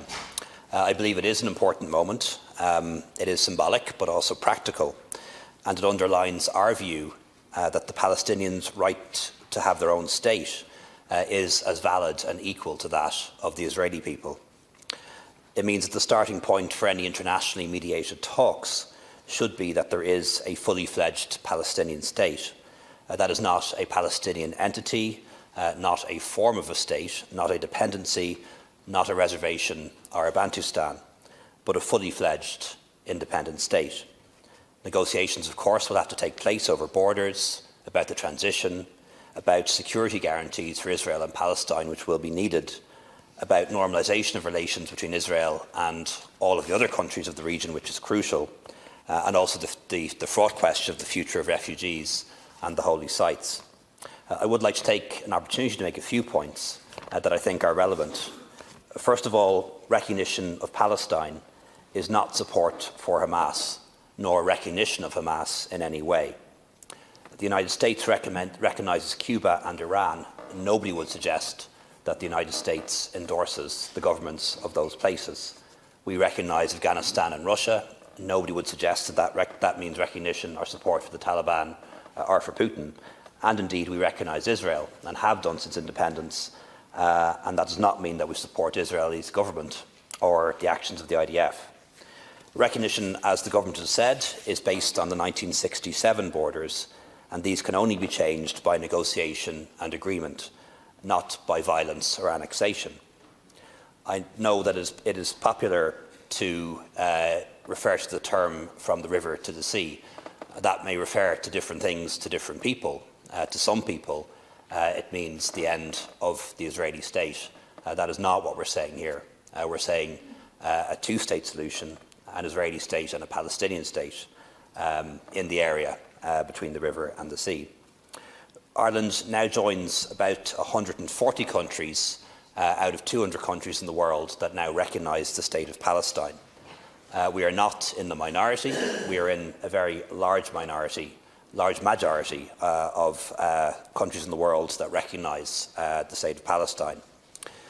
Those that do not are almost all in the global north, in the west, if you prefer that term, and they are countries that often have their own history of colonialism and imperialism, and that is not a coincidence. I do think more countries will follow suit. I'm encouraged that President Macron in France has said that it's no longer taboo to recognise the Palestinian state before peace talks are concluded. I note that Penny Wong in Australia has not ruled it out, that Belgium, Malta and Slovenia have said they'll do so when the time is right. And I do hope that what's being done here by Spain, by Norway and by Ireland will help members of the public in other countries and politicians in other countries to put pressure on their governments for recognition and then for further action. In terms of next steps that we can take, and I do believe that we are correct to pursue things in a way that is multilateral, not unilateral, and seeks to bring people with us, not prove how righteous we are. And I think when it comes to talking to the United States, we should take up the call for the Leahy Act or the Leahy Act to be extended to Israel. This is legislation that exists in America that says that when America sells weapons to other countries, it can do so with conditions, conditions applied to the general forces or to specific forces, and that is legislation that I think long since overdue that it be applied to the IDF. And I think at EU level we can continue to press for a review, if not a suspension, of the EU-Israel Association Agreement.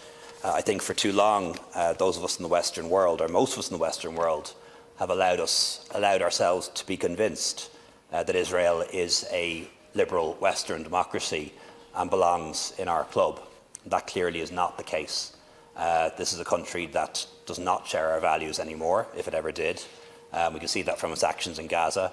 It is profoundly illiberal and far from being a democracy in the European or American sense, is a country in which there are different sets of rights for different sorts of people. Jewish people with one set of rights, even if they only arrived yesterday. Israeli Arabs with a different set of rights, even though they may have been there for generations. And then, of course, those who live under occupation under military law for 70 years now in the West Bank and Gaza with a different set of rights. Again, a fourth set of rights if you include the Druze community. And there's no democracy in the world that operates on that basis. In terms of the change of policy by the government, previously we'd taken the view that recognition should only happen when a two-state solution is agreed. And that has changed, not because of the events of October 6th or 7th or 8th or 9th for that matter, but rather the rejection of a two-state solution by the Israeli government and the Israeli Prime Minister. The fact that no serious talks have taken place since 2014, and of course Israel's actions in Gaza. And while Israel, like all states, has the right to defend itself, it doesn't have the right to do wrong. And I believe we are witnessing a war of revenge, the collective punishment of the Palestinian people, and gross violations of international humanitarian law and basic principles of humanity. And Ceann Comhairle, I believe the war in Gaza is a disaster. Most of all, of course, for the Palestinian people who've been killed, injured, maimed, are bereaved or suffering. But it's also a disaster for Israel. It has gone on now for 6 months, and it is a total failure. Hamas has not been defeated. The hostages have not been released, and some are now dying in captivity. Israel is losing support around the world, in Europe, and indeed in the United States, where people of colour and those of the younger generation are increasingly turning against Israel. And it is radicalising people in the Middle East and other parts of the world, some of whom may become a security threat to Israel in the future. It is a total military and political failure, not just a humanitarian catastrophe. Finally, Ceann Comhairle, I just want to say a few words about anti-Semitism. Ireland is a safe country for Jewish people. We have a small Jewish community here for centuries, which has made a valuable contribution to the state in politics and law, in business, in medicine and other fields, and we're grateful for that. To my knowledge, no Jewish person in Ireland has ever been killed or even seriously injured as a consequence of their faith or identity. However, anti-Semitism does exist in Ireland, and we should be upfront about that. It exists in every country. And for the first time, I know that some Irish Jewish people feel a conflict between their Irish and Jewish identities, and that is very sad. And I have Jewish friends in New York, in London and other places who for the first time in their lives are uncomfortable about wearing the Star of David around their neck, are expressing their Jewish identity and feel threatened by some of the things that happen at pro-Palestine rallies. And I think we must say today that we also unequivocally reject anti-Semitism. Irish Jews and Jewish people in general are not responsible for the actions of the Israeli government or the IDF. Many are not even citizens of Israel. And we know during the Troubles, when the IRA committed terrible atrocities and targeted civilians, sometimes Irish people in the UK and other places were made to feel bad about that or made to feel responsible for that. And that was wrong. And we must make sure that we protect Jewish communities around the world and the Irish Jewish communities from that kind of politics or those kind of attitudes. And we shouldn't forget that Israel itself is a society in which many people are protesting for a ceasefire, and many support a two-state solution if they can be confident that a Palestinian state will not be used as a base to attack them. Hamas is a deeply anti-Semitic organisation, and we need to be clear in speaking to Palestinians that there can be no role for Hamas in the future government of Gaza or a Palestinian state, at least not with our support and assistance. Finally, just in relation to BDS, I think we need to be smart in the way that we approach this and proportionate. Yes, it's right to boycott and divest from settlement activity, but I don't think it would be right to do so from the Israeli state that we recognise. Similarly, I think when we engage in boycotts, we need to be careful not to boycott the wrong people. There is a strong strain of academics in Israel, human rights activists and civil society who oppose the human rights abuses that are occurring and have a different vision for their state. I think it's important that they're the ones who shouldn't be boycotted or ostracised, and we should do so on an appropriate basis. Thank you. You were to have 6.5 minutes. If you like, in 15 minutes there's another government slot and there's 6.5 minutes available. Yeah, So no, I'll proceed now. You proceed now? Yeah. Well, we'll take the 3 minutes from the next government slot. Yes, give it perfect, to you now. Perfect. Okay. With the agreement of the House. Agreed. Ceann Comhairle, May 28th, 2024 is an historic day. Today, Ireland formally recognises the state of Palestine, along with Spain and Norway, based on the 1967 borders. This brings to 8 the number of European states who have done this. It has taken many years and much diplomacy and negotiation to bring us to this point. In 1980, Ireland was the first EU state to back the principle of Palestinian statehood. In 2014, as we've heard, the Dáil and Seanad passed motions calling on the government to officially recognise the state of Palestine. And then in 2020, a commitment was given to do this in the programme for government, agreed between the 3 coalition parties at the appropriate time. In recent days, the question has been asked, why do this? What is the practical effect of this policy decision? Some have said it's nothing more than a symbolic gesture. Recognition at this time, Ceann Comhairle, given all that has happened, particularly since the brutal attacks by Hamas on October 7th, helps advance the cause of a two-state solution whereby both Israel and Palestine can exist side by side in peace and security. It is clear that a two-state solution is the only viable option to secure the just and lasting peace in the Middle East for which we all hope for. Unfortunately, this move has been criticised by the Israeli government, so let's just put a few things on the record. Recognition of the state of Palestine does not constitute anti-Semitism, and neither does it indicate support for Hamas or reward terrorism. Nor does it mean that Israel does not have the right to exist. The complete opposite is in fact the case.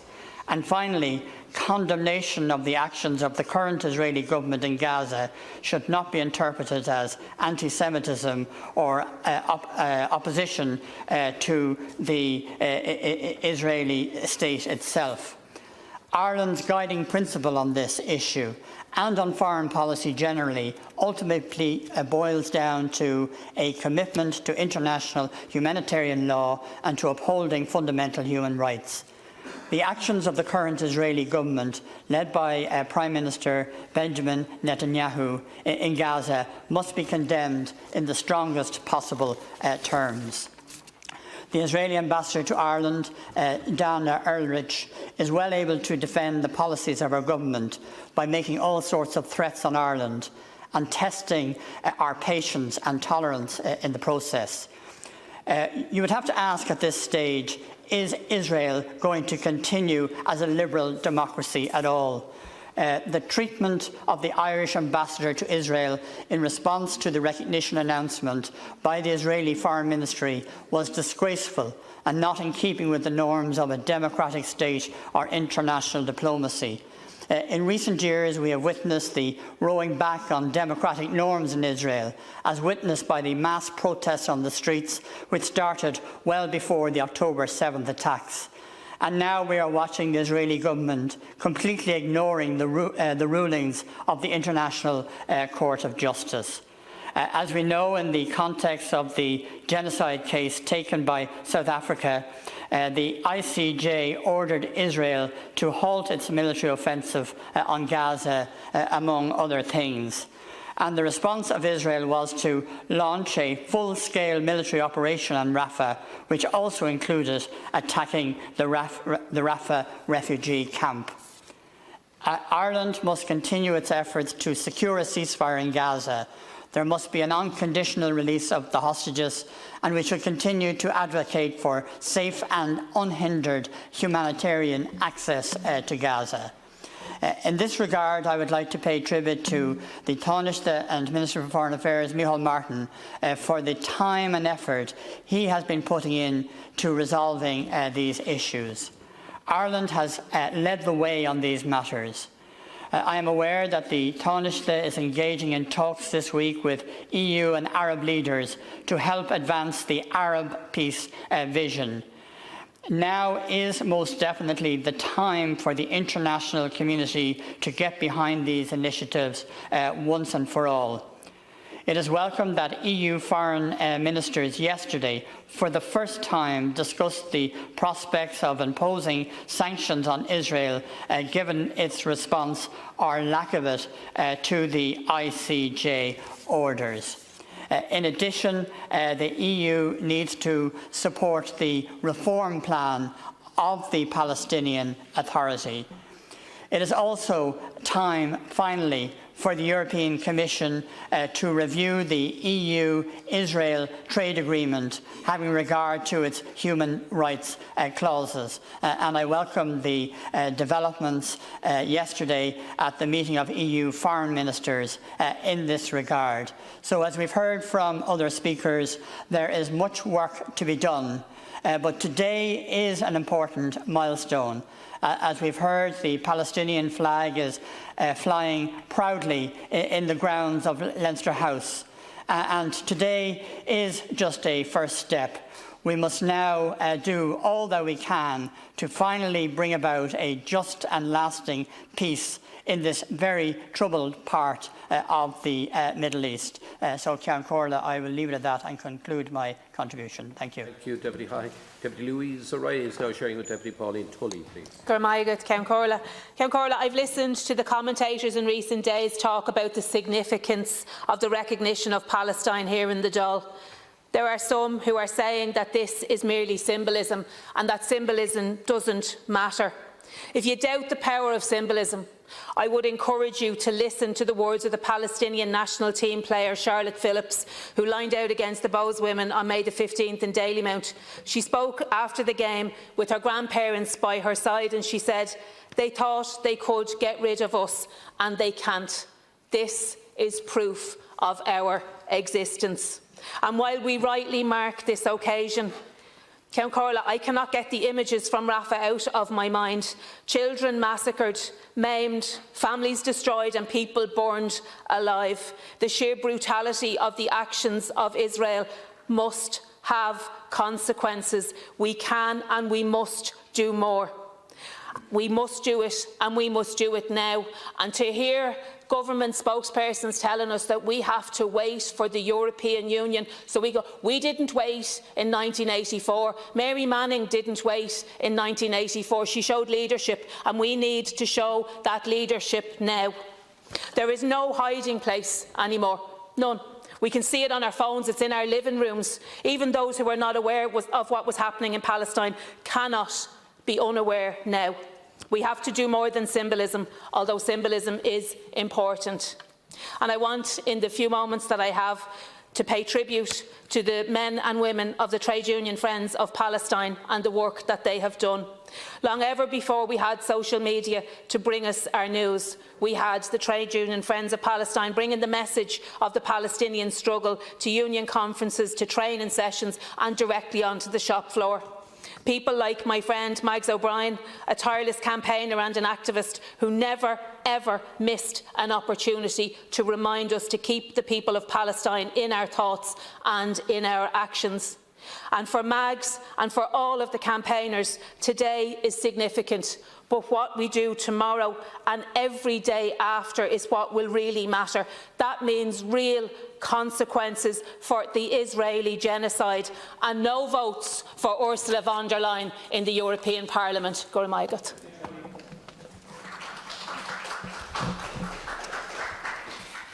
Ceann Comhairle, it will be 10 years in December when a Sinn Féin motion was passed mandating the government to officially recognise the state of Palestine.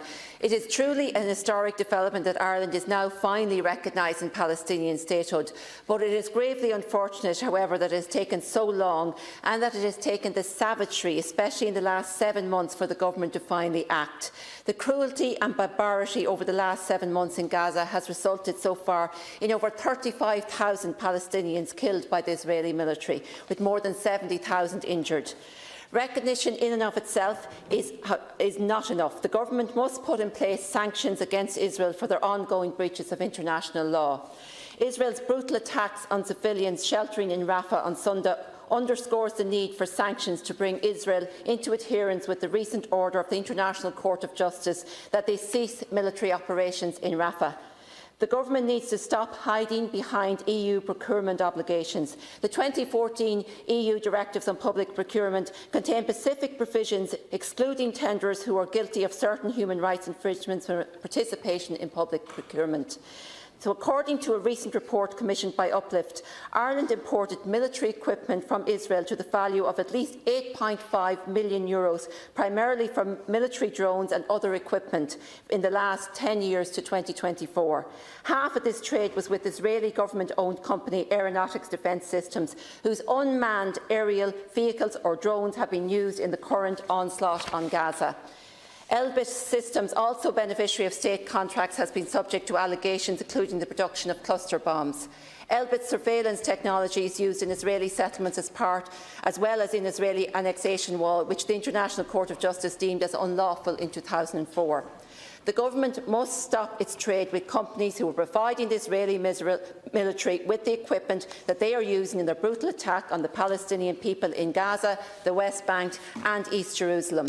And this must include enacting the illegal Israeli settlements divestment bill, enacting the Occupied Territories bill, joining the ICJ case against Israel and increasing funding to UNRWA. Cancorla, a just and lasting peace between Palestine and Israel requires an end to the occupation and apartheid systems currently imposed on the Palestinian people and the establishment of an independent sovereign Palestinian state. Sinn Féin is committed to playing a constructive role with the Irish Government and international community to encourage and actively support dialogue between all sides and to develop a durable, inclusive and sustainable conflict resolution process. Thank you. Thank you, Deputy Tully. Now, Deputy Boyd Barrett sharing with Deputy Smith and Deputy Kenny.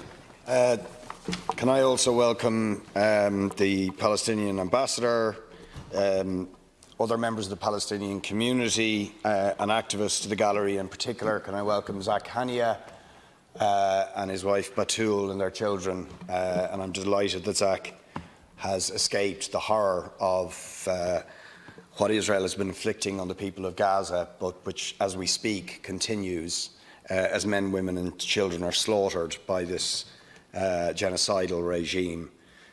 This day of Palestinian state recognition is the result of the endless and heroic resistance of the Palestinian people and the enormous protests and mobilisations of people across this country and across the world. It is that resistance, that protest, that has brought us to this day. But it should not have taken 7 months of a genocidal massacre being inflicted on the people of Gaza, with 35,000 people slaughtered, 15,000 children, Gaza destroyed and famine conditions imposed on the entire population of Gaza for us to get to this moment. The horror of the last 7 months is a direct result of the impunity that has been granted to Israel by the United States, by the European Union, including this state, for failing to impose sanctions on a regime that has been guilty of ethnic cleansing, of occupation, of apartheid, of the siege of Gaza, of the systematic, ongoing, brutal, murderous oppression of the Palestinian people for decades. All of the European Union and the United States have the blood of Palestinians on their hands for failing to rein in this rogue regime. And symbolic recognition of the Palestinian state, while it is a welcome step forward, will not end the horror of what Israel is willing to inflict on the Palestinian people unless the succour, the support, the arms, the weapons, the political support, the trade relations that the European Union and the United States continue to extend to a regime that is capable of this horror ends. Is it now not obvious there is no atrocity that Israel is not willing to commit? None. They will do any horror to the Palestinian people. And you see, I have to, in the short time that is available to me, challenge the constant mantra of a two-state solution. We all want a ceasefire. We all want peace. We all want an end to this horror, whether it is Palestinians, whether it is Jewish people, Christians, or people of no religion. But is it not obvious to people now that the Israeli regime is not interested in any of those things? It was built on the expulsion of 750,000 Palestinians in 1948. It has been sustained every year for decades and decades by ethnic cleansing, by murderous occupation and by apartheid. That is not the product of this or that government. It is written into the laws and constitution of the Israeli state. Indeed, former Taoiseach Leo Varadkar was absolutely right. I wish he'd said this when he was Taoiseach. There is a systematic apartheid operates in this regime. So will we say it is okay to continue with an apartheid system?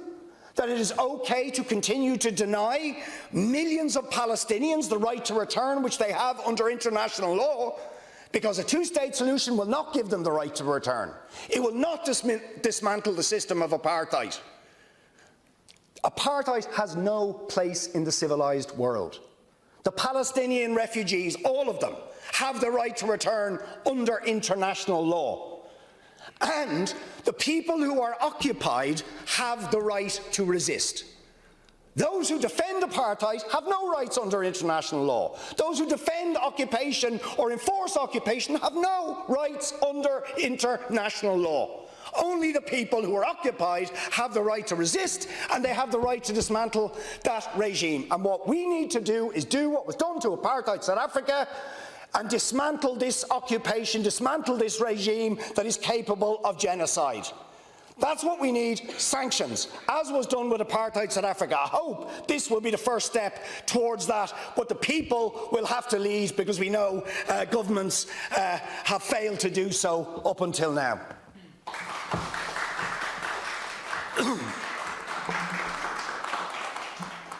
Ceann Comhairle, I haven't got much time, but there's brutal times and there's happy times in all our lives. And the happy time is today, where we can celebrate and welcome the recognition of Palestine. Some people will call it symbolic, but symbolism brings huge hope across the world.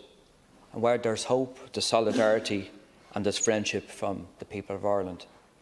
But there's also brutal times. And then brutal times continue in Gaza at this moment of time. If anybody watched the Channel 4 Dispatches programme last night, Kill Zone, they would be left cold in the face of inhumanity to humanity. It was an affront to humanity, where people, children, are slaughtered on a daily basis. And there has to be accountability for this, Ceann Comhairle.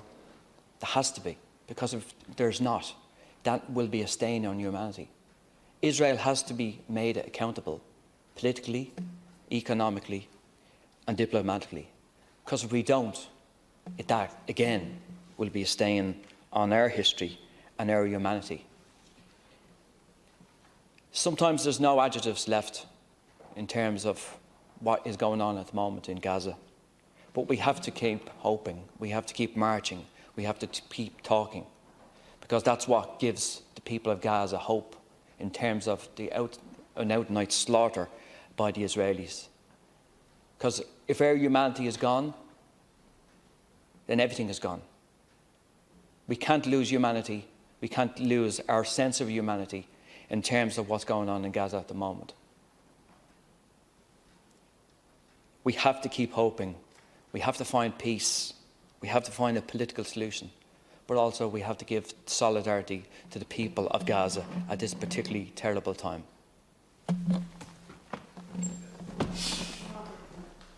Ceann Comhairle, I want to, like everybody else, welcome everybody into the gallery and the ambassador here, and it's great to see you home, Zach. You're very welcome home. Delighted you got back and you and your family are here today. Just like what has been said already by many people, I think it's a very positive and historic move and an advance that we have recognised the Palestinian state today and are flying the flag. I just would like to ask the Ceann, and maybe he could answer it later, if the intention is to keep the flag flying like the Ukraine flag has flown for the last 2 years, because I think it would be important for as long as this genocide continues and as long as Palestine is occupied that we show that solidarity. And what we've done is brilliant, but it's been done on the back of a movement that has really overtaken society across all countries, across the world, an absolutely outstanding display of solidarity and support and anger and determination to free the Palestine people. But let's not forget, on Sunday, Israel did murder dozens of children and women in the most brutal way. And as their genocide intensifies, we need to do more than raise a flag. And here I do want to talk about the boycott, divestment and sanctions campaign that really needs to be taken a hold of by the Irish state and imposed. So, for example, it's been mentioned already, but it's worth saying that every year this state pays nearly €300,000 to a company called Aeronautics Defence Industries, which is an Israeli company that maintains our drones, but it is also the company that makes drones that drop bombs all over the children of Palestine.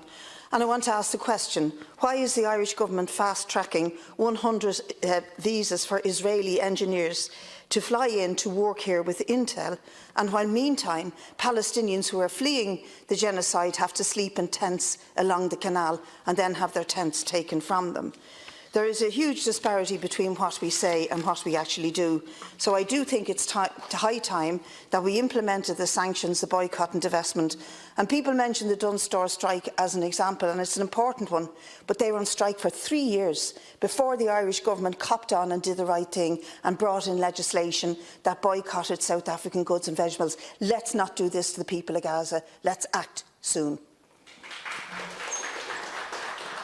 Deputy Patrick Costello, please.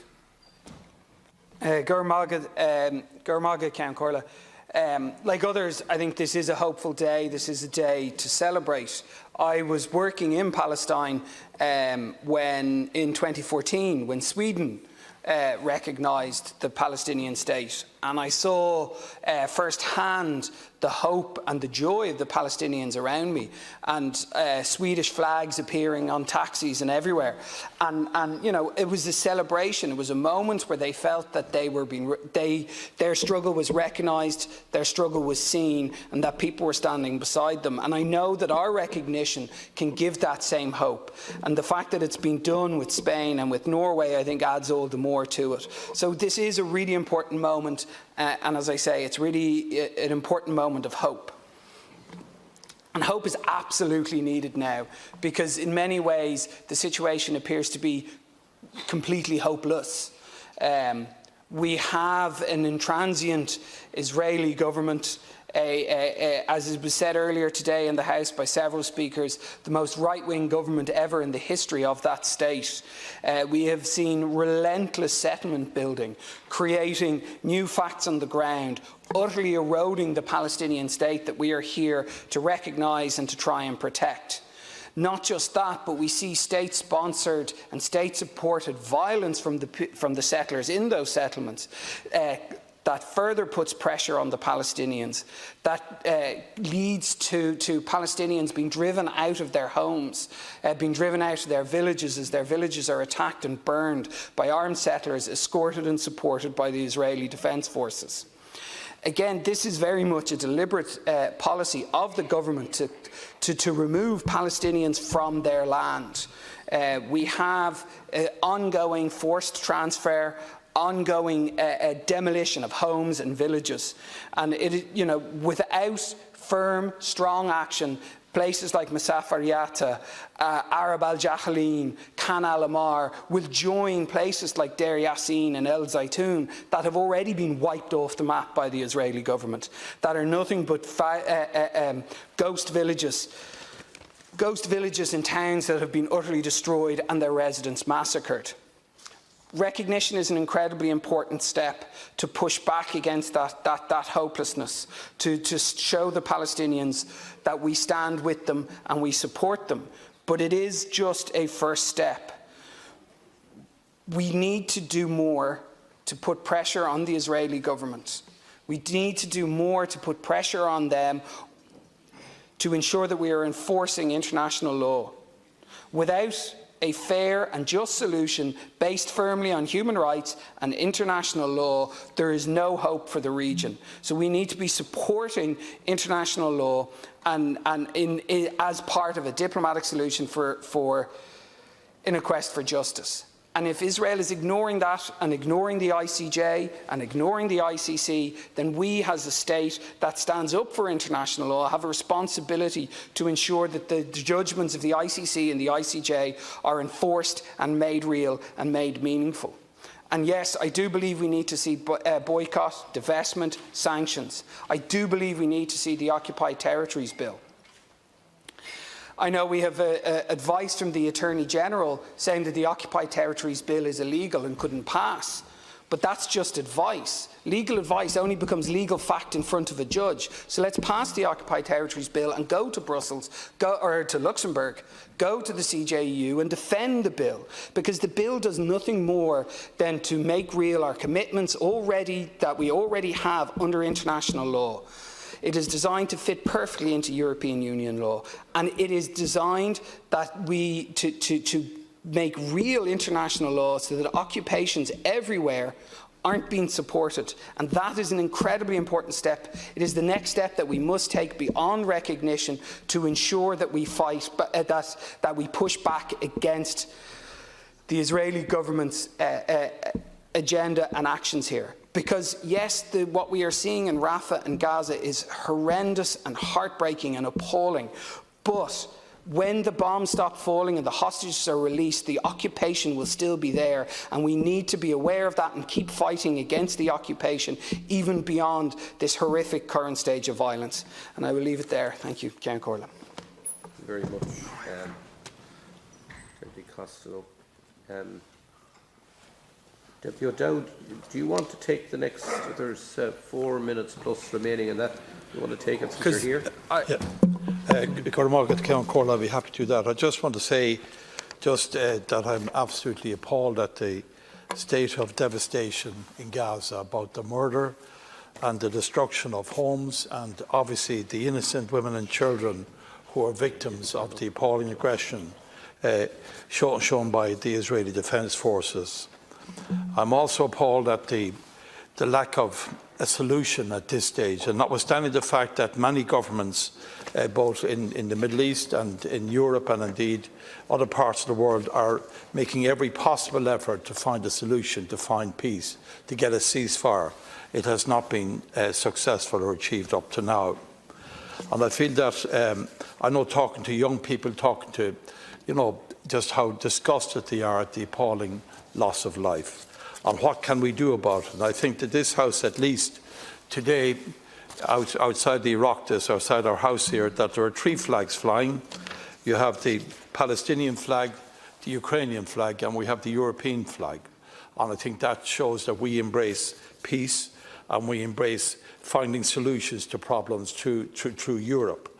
And I think, Minister, in particular, that is our job, to press inside the European Union with our colleagues and our friendly nations on the same side as us on this issue, that there must be significant intervention now, and its absence will only continue, and this appalling death and evil that is visited upon the people of Palestine is just absolutely and totally abhorrent. I would also want to condemn also and absolutely what Hamas has done to citizens, innocent civilians, men, women and children as well in Israel, and the appalling acts that they carried out. I think that Israel is using unacceptable amount of force in response, and I believe that there are other ways of getting outcomes which will destroy Hamas and at the same time not kill all of the innocent civilians that we are seeing being murdered every day and every night. I also welcome the orders of the International Court of Justice. This is the prime body that makes comments and judgments on international human rights and this humanitarian crisis. And it is absolutely essential that Israel must accept the orders of the International Courts of Justice and to halt its offensive, and in particular to allow aid into Gaza. And these court orders are binding, and Israel must be seen to comply with international law. As the Taoiseach have noted, if Israel fails to comply with Friday's International Court ruling, then we have to consider all options with our EU partners to ensure the upholding of international law. And one of the things that the two flags and the European flag showed to me is the lack of power that the United Nations actually has as a body. They can pass resolutions left, right and centre. They can send peace soldiers from different countries into countries in Africa and in the Middle East to enforce a peace or to ensure that peace results. But both in the Ukraine and in Palestine, that is not happening. And I think that shows a real weakness at the very heart of the United Nations, and that they're failing in their duty of care to protect the most vulnerable people, both in the Ukraine and also in Palestine. So I would hope, Minister, that, and I would agree and support fully all the actions of the government, and I must say that Minister Martin, Minister for Foreign Affairs, has been exceptionally diligent, and he's been exceptionally outspoken in condemning the actions of Israel, and that is appropriate and proper as it should be. And I know that we in Ireland, we have a long history of occupation by a foreign power. It doesn't just go back 100 years, it goes back hundreds of years. It has been in the past a source of war and terror for many, many citizens through many, many generations. Thankfully, that all ended with the Good Friday Agreement, and that North and South and East-West, our relationship with Britain has significantly improved following the Good Friday Agreement. And it is a peace agreement that could be signed by all of the parties involved. I think that is the only way forward, and I support and fully would urge the government to continue their efforts, and I back all of the actions taken by this government, including the recognition of the Palestinian state. Thank you, Deputy O'Donnell. Deputy Gould now sharing with Deputy Mairead Farrell. Minister, what should have been a proud day and a nice day that this state recognises the Palestinian state really has lost a lot of that with what happened on Sunday and the horrific atrocity and the war crimes carried out by the Israeli state. When you look at the photographs and the pictures and the videos that come from there, and you hear the screams of people screaming as the Israeli government burned men, women and children alive. They burned them alive. And the world stands by while 15,000 children are being slaughtered. 35,000 men and women and children. And it's unbelievable, the genocide that's happening. A child with no head. A child with no head, and the Israeli government say it's a mistake. A mistake. I hope that Benjamin Netanyahu burns in hell the same way them children and their families burned. I hope him and his generals and the far-right government in Israel, that when their God finally brings him to the resting place, that he deserves to burn in hell. Because what is happening now, not alone is it apartheid, not alone is it atrocity and a war crime, it's just horrific. It's just horrific what they're doing. Where is their soul? Where is the soul of the Israeli people that allows their government to do this to children? Where is their humanity? The Israeli people, the Jewish people, after everything the Jewish people have suffered down over the decades, that they would allow their government to do this to other human beings. Human beings. But in the eyes of Netanyahu and this far-right Israeli government, Palestinians are human beings. But today here, the Irish people say, We recognise Palestine. We recognise that they are human beings, just like every one of us. Shame on Israel. Shame on what they've done, and will never be forgotten.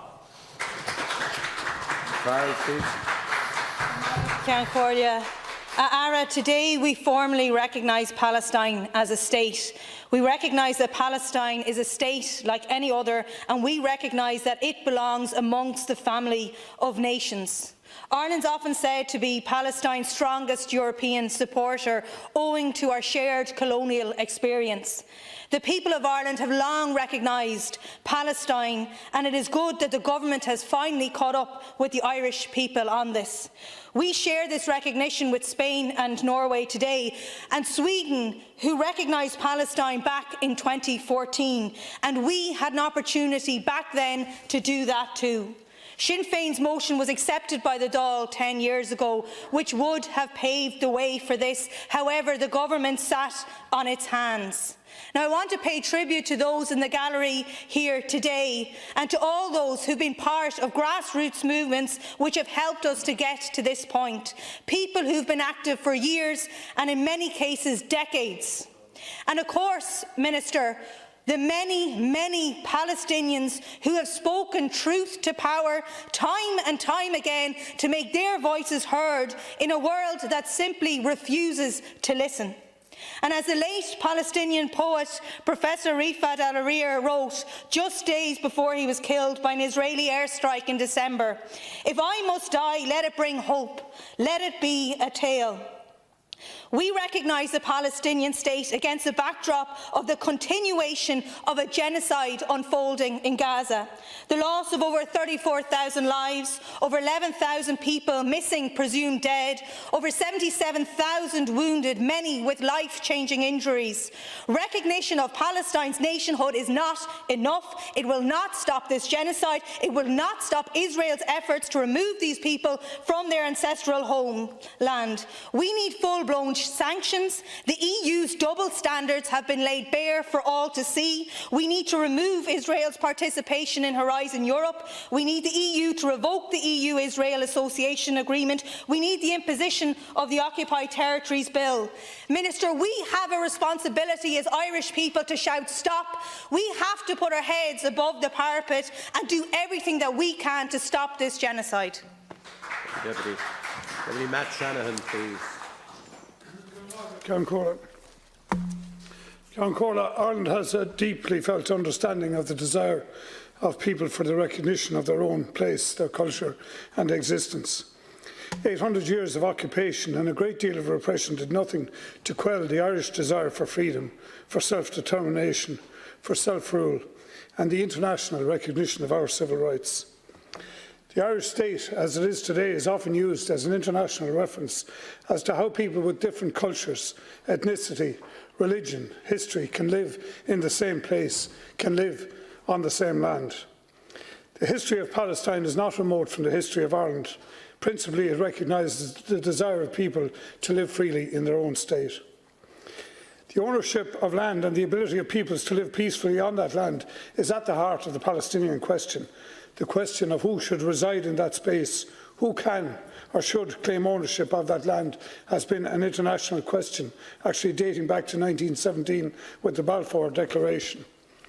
That favoured the establishment of a Jewish national home in Palestine, an area that had been under Ottoman rule for centuries and was placed under British stewardship and governorship in 1920 after a League of Nations mandate.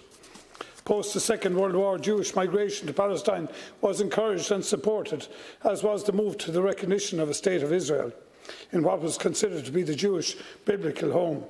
This was in spite of the significant Arab population existing in the region. This culminated in 1947 with the United Nations Partition Resolution to divide Britain's former Palestinian mandate into Jewish and Arab states. The State of Israel declared its establishment on the 14th of May 1948, the eve of the British termination of the mandate. And that termination of the mandate subsequently led to the First Arab-Israeli War. Subsequent 1949 armistice agreements established Israel's borders over most of the former mandate territory. A further 1967 conflict, the Six-Day War, saw Israel occupying the West Bank and Gaza Strip, and since establishing further settlement there. Israel has normalised relationships in recent times with some of its Arab neighbours, but the Arab and the Israeli-Palestinian conflict has been an ongoing and seemingly intractable problem.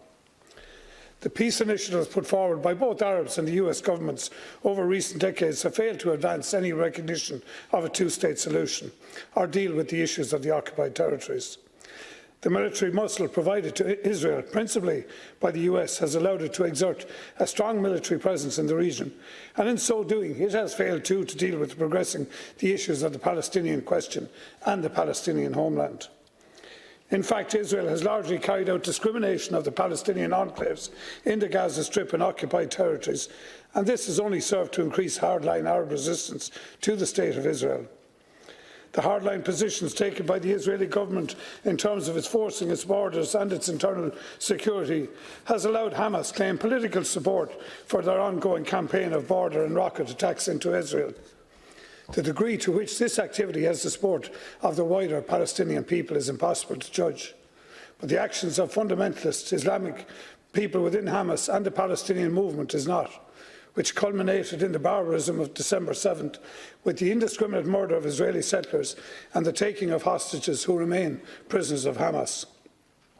The main thrust of this activity was to develop a regional war, drawing in other Arab states in an Arab coalition. The response of Prime Minister Netanyahu and his right-wing government to invade Gaza with the stated purpose of annihilating Hamas and dismantling their war machine is also a mission that only serves to strengthen Arab resistance. The prosecuting of this war has been the indiscriminate bombing of population centres and refugees in pursuit of Hamas militants. The carnage and destruction is vast, and it will take years and perhaps decades to rebuild the infrastructure. The idea that the Palestinian people will forget or forgive in a similar timeline is uncertain, to say the least. The human toll can never be justified in terms of stated war efforts. We in Ireland know the destruction of civil conflict. We know the enduring hurt and the harm that violence causes. We know that ultimately peace cannot be achieved until warring sides agree to sit down, agree to seek a compromise solution. Israel has fought long and hard for recognition as an independent state. The idea that the Palestinian people should not be allowed the same rights is preposterous.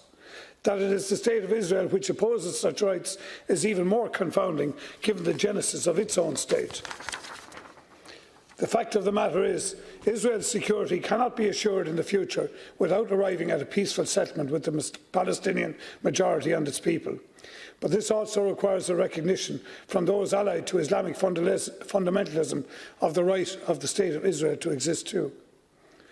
What must be agreed is the recognition of a Palestinian state and its borders, also the rights of its people to have free movement throughout that country and to be given access to other countries where diplomatic relations recognise the rights of such people to travel in and out. The recent actions of Ireland, Spain and Norway to recognise the state of Palestine sends a strong message to the international community to back up previous resolutions of the UN General Assembly. Just as it is unacceptable that some in the Arab world would wish to see solely the destruction of Israel, so too it is unacceptable for the present Israeli government to adopt a position of no recognition for a future Palestinian state. War begets war, violence begets violence. The people who suffer most are the general population. They are the ones with the least power, the least influence, the least protection from smart bombs and military might. It is said you cannot kill an idea unless you kill a people. The willful destruction that those in hardline Arab positions and in hardline Israeli government wish to pursue, they cannot be condoned, they cannot be understood, and they must not be supported. The slaughter of innocent men, women and children on October the 7th can never be justified. Neither can the military response of the Israeli government, which at this point has gone far beyond anything to do with the actions of that infamous day. The Irish people, Ceann Comhairle, have travelled the road of being subject to imperialism, to colonialism and state-enforced discrimination. Despite all of that, our country has arrived at a place of recognition that for peace to be created, fostered and endure, the recognition of individual rights and individual histories must be at the forefront of any possible settlement. Despite culture, language, religion, skin tone, the truth of the Palestinian question is that it is a human conflict.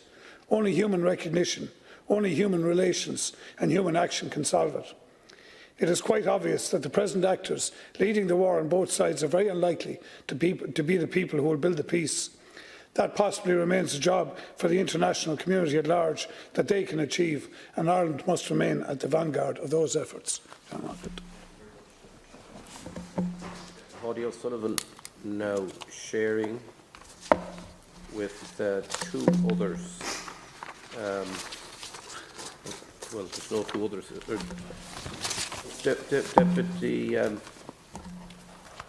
sure, go on. We'll see what happens. There's deputies here. Yeah, okay, go ahead.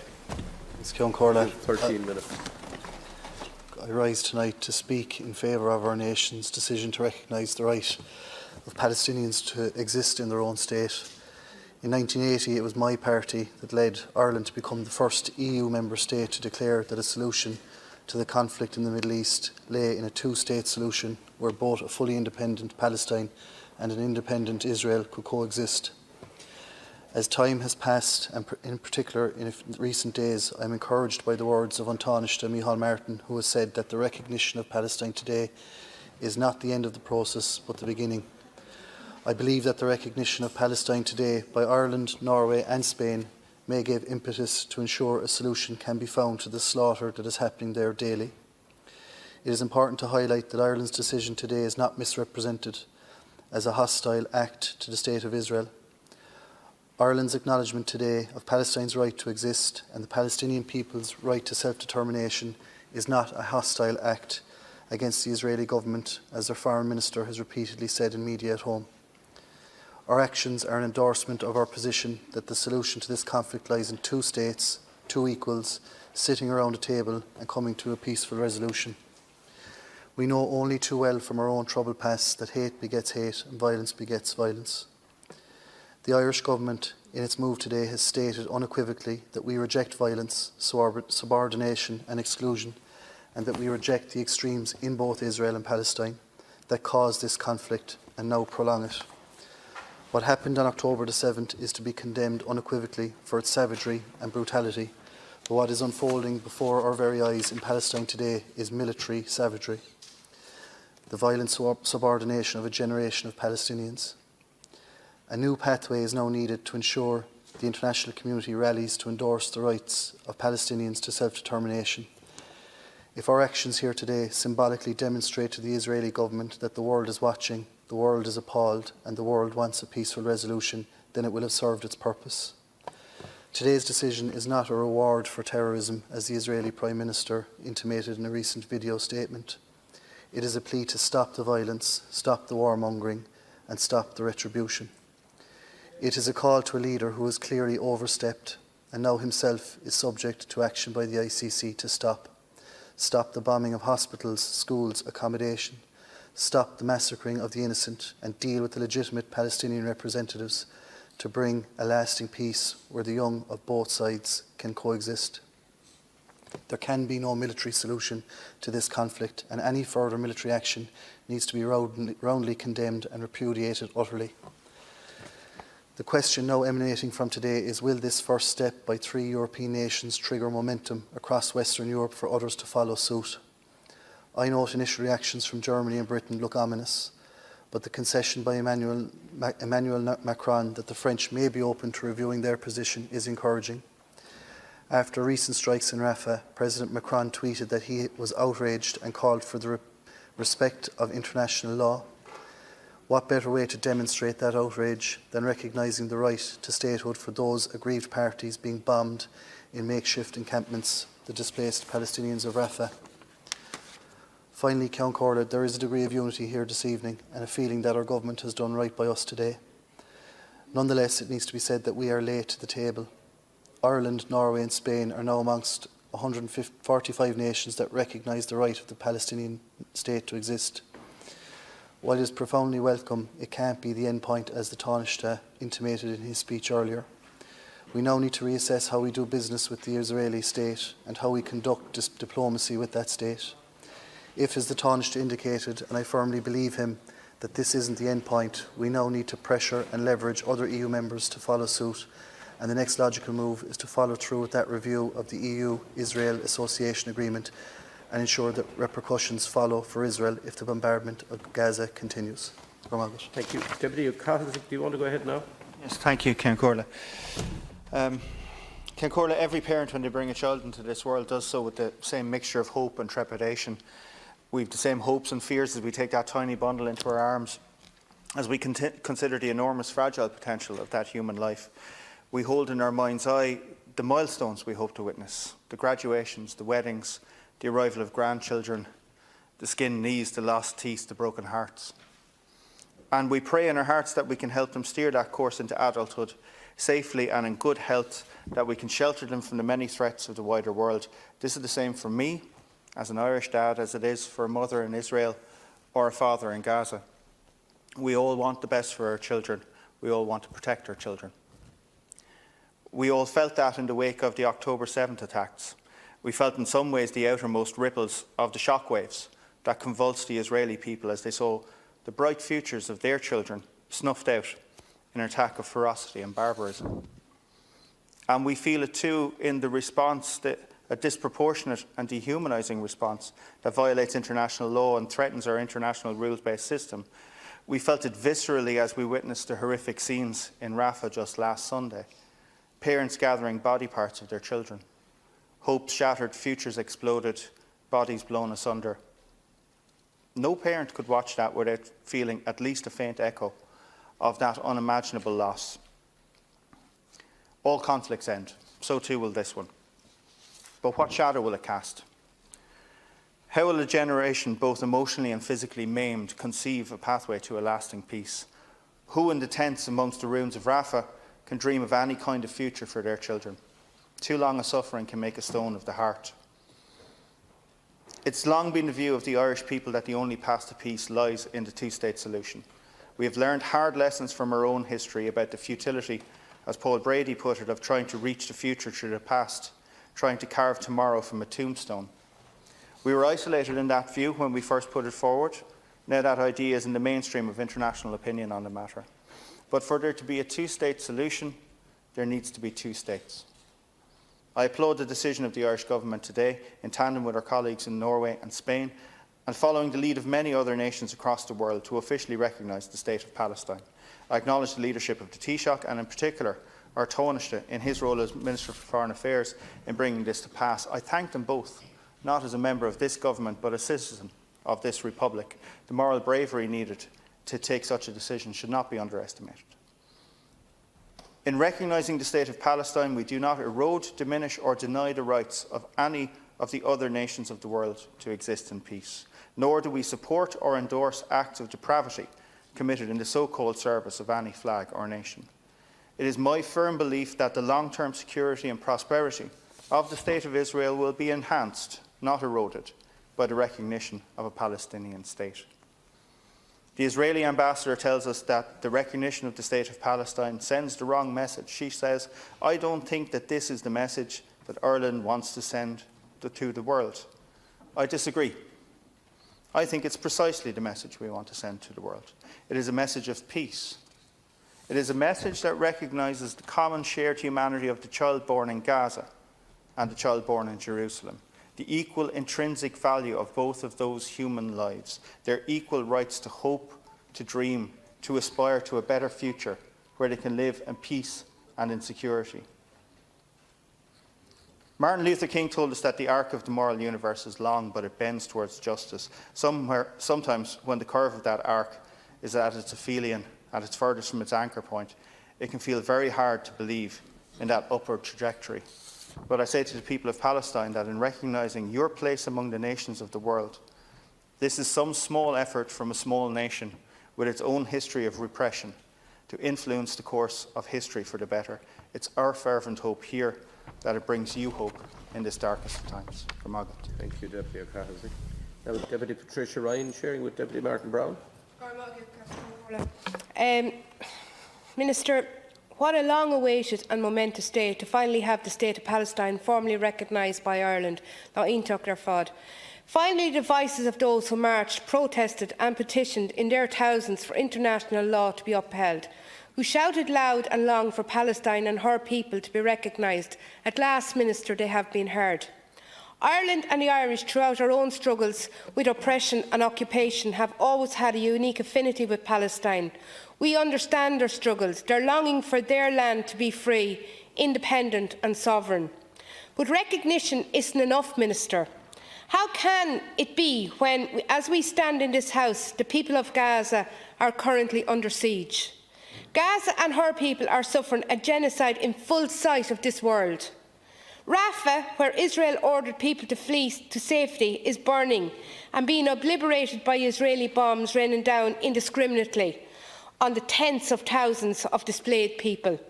Families and children being blown apart. I will repeat that piece again, Minister. Families and children being blown apart.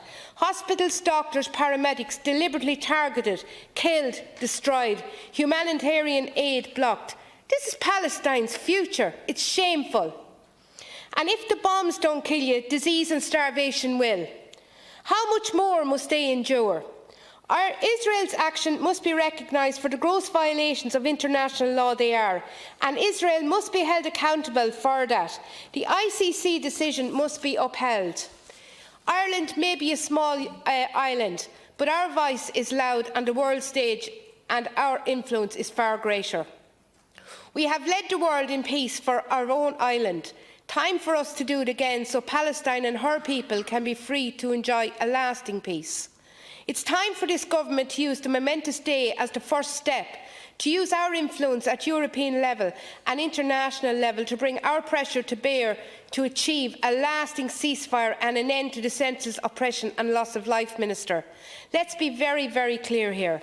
No matter what Benjamin Netanyahu says and claims, bombing Rafah is not a mistake. It is a deliberate slaughter of innocent, and Israel must be held accountable for it. And remember this, all eyes are now on Rafah. I want to welcome the Palestinian ambassador here, those that were in the gallery earlier, and I also want to thank those who have supported the Palestinian people down through the decades and our continued support. Sadly, the recognition of the state of Palestine has been a long time coming. It has been 10 years since the Dáil unanimously passed a Sinn Féin motion for this to happen. That delay and the reluctance to take action in good time has seen the people of Palestine continue to be oppressed, occupied and the subject of a system of apartheid. This has been facilitated by an international hesitance to call Israeli government out on their atrocities, which recently have resulted in the deaths of 36,000 children and adults, 189 UNRWA staff and 262 aid workers. Then there's the Sunday's indiscriminate slaughter in Rafah, which the Israeli government in its moral vacuum dismissed as a mere mistake or error. How dare they? This was mass murder and nothing else, and they're seen the world over. The reason the Israeli government acts with such impunity and treats its atrocities so dismissively is because many of the international community's leading countries failed to hold Israel to account for its breaches of international law.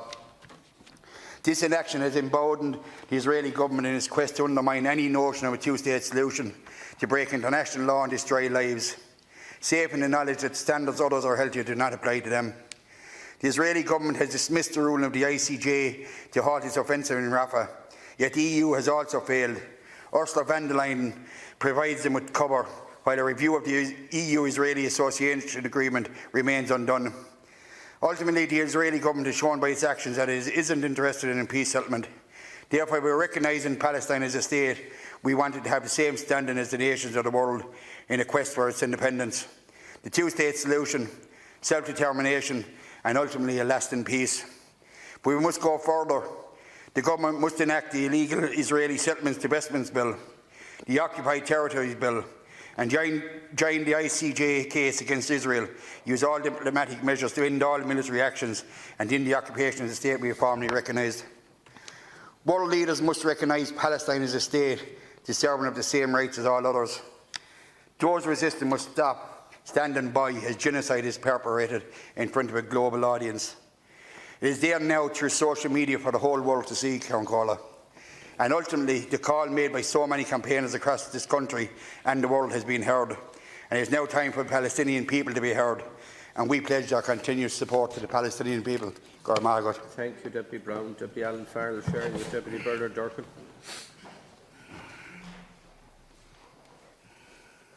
Thank you very much, Count Corla. Thank you very much. Count Corla, I've been somewhat reluctant to contribute to this debate, not because of my concern with the reaction of my constituents, but because the mere mention or appearance of taking sides is often met with scorn, or worse, the utterly corrupted idea of anti-Semitism. That shouldn't be the case. We must be confident in calling out that which is wrong. The taking of life is wrong. The taking of life in the name of a religion is wrong. The taking of life to expand one's territory is wrong. The taking of life to take back one's territory is wrong. Everything about this conflict, which did not start on October 7th, is wrong. This is a house of democracy. Proportional representation, single transferable vote is perhaps the truest form of democracy, and we have enjoyed that for over 100 years of democratic peace in this state, and how lucky we are to have done so. The Palestinian territories and the region has not been so fortunate.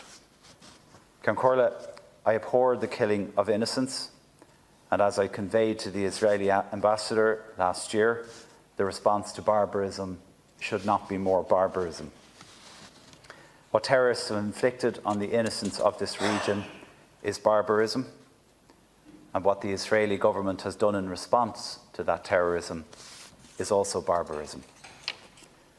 Illegal settlements recognised as such by the United Nations, but only in name, funding and special arrangements by certain countries near and across the Atlantic perpetuate the cycle of expansion and of violence. In the last few months, we have watched in horror the indiscriminate slaughter of tens of thousands of innocent lives, women, men, and so many children, communities, schools, and places of worship. I've watched Israeli settlers destroy convoys of aid with my own eyes on television. I've seen images of kilometres and kilometres of aid trucks waiting.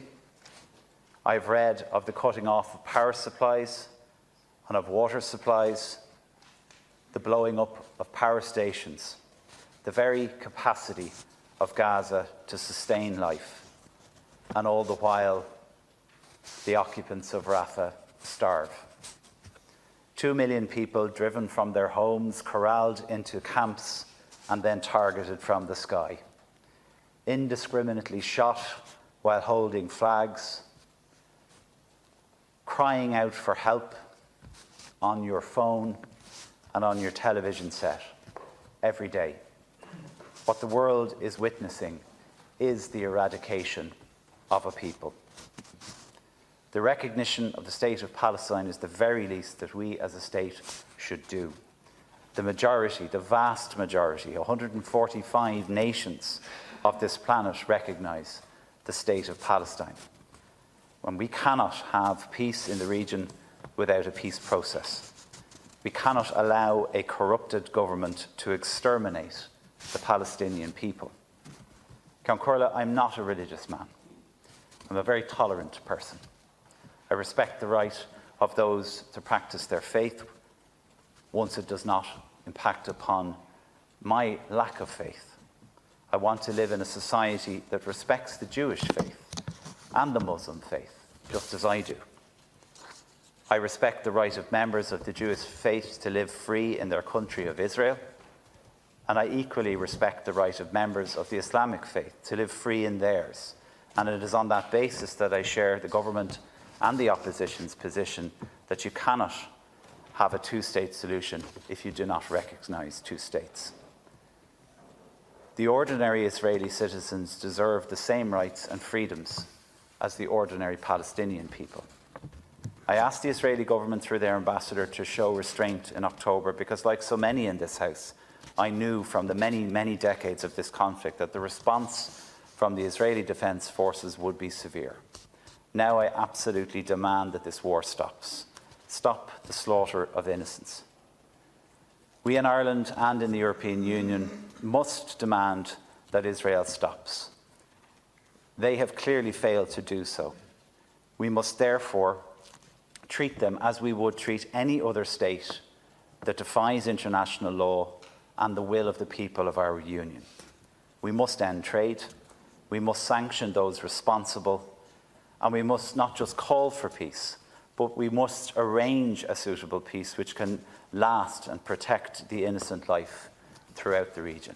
Thank you, Ceann Comhairle. Thank you very much, Deputy Farrell. Deputy Dorfman. Thank you, Ceann Comhairle. I am glad to have an opportunity to speak in this very important debate. And while many people in the House have said this has come too late, it should have come earlier, and so on and so forth, the fact is it has come. And it is the right decision, and it had to be taken, and it had to be taken now, in view of the happenings over the past 6 or 7 months. And the situation, which wasn't started by the Israelis, but it was continued by the Israelis. And as one who tried to use some small influence with both sides in the past when I was chairman of the European Affairs Committee, the Israeli ambassador and the Palestinian charge d'affaires agreed to meet to discuss their various differences. And they did. And they were very amicable, and they were very respectful towards each other, and the meeting went very well. Then came Operation Cast Lead, and everything was reversed.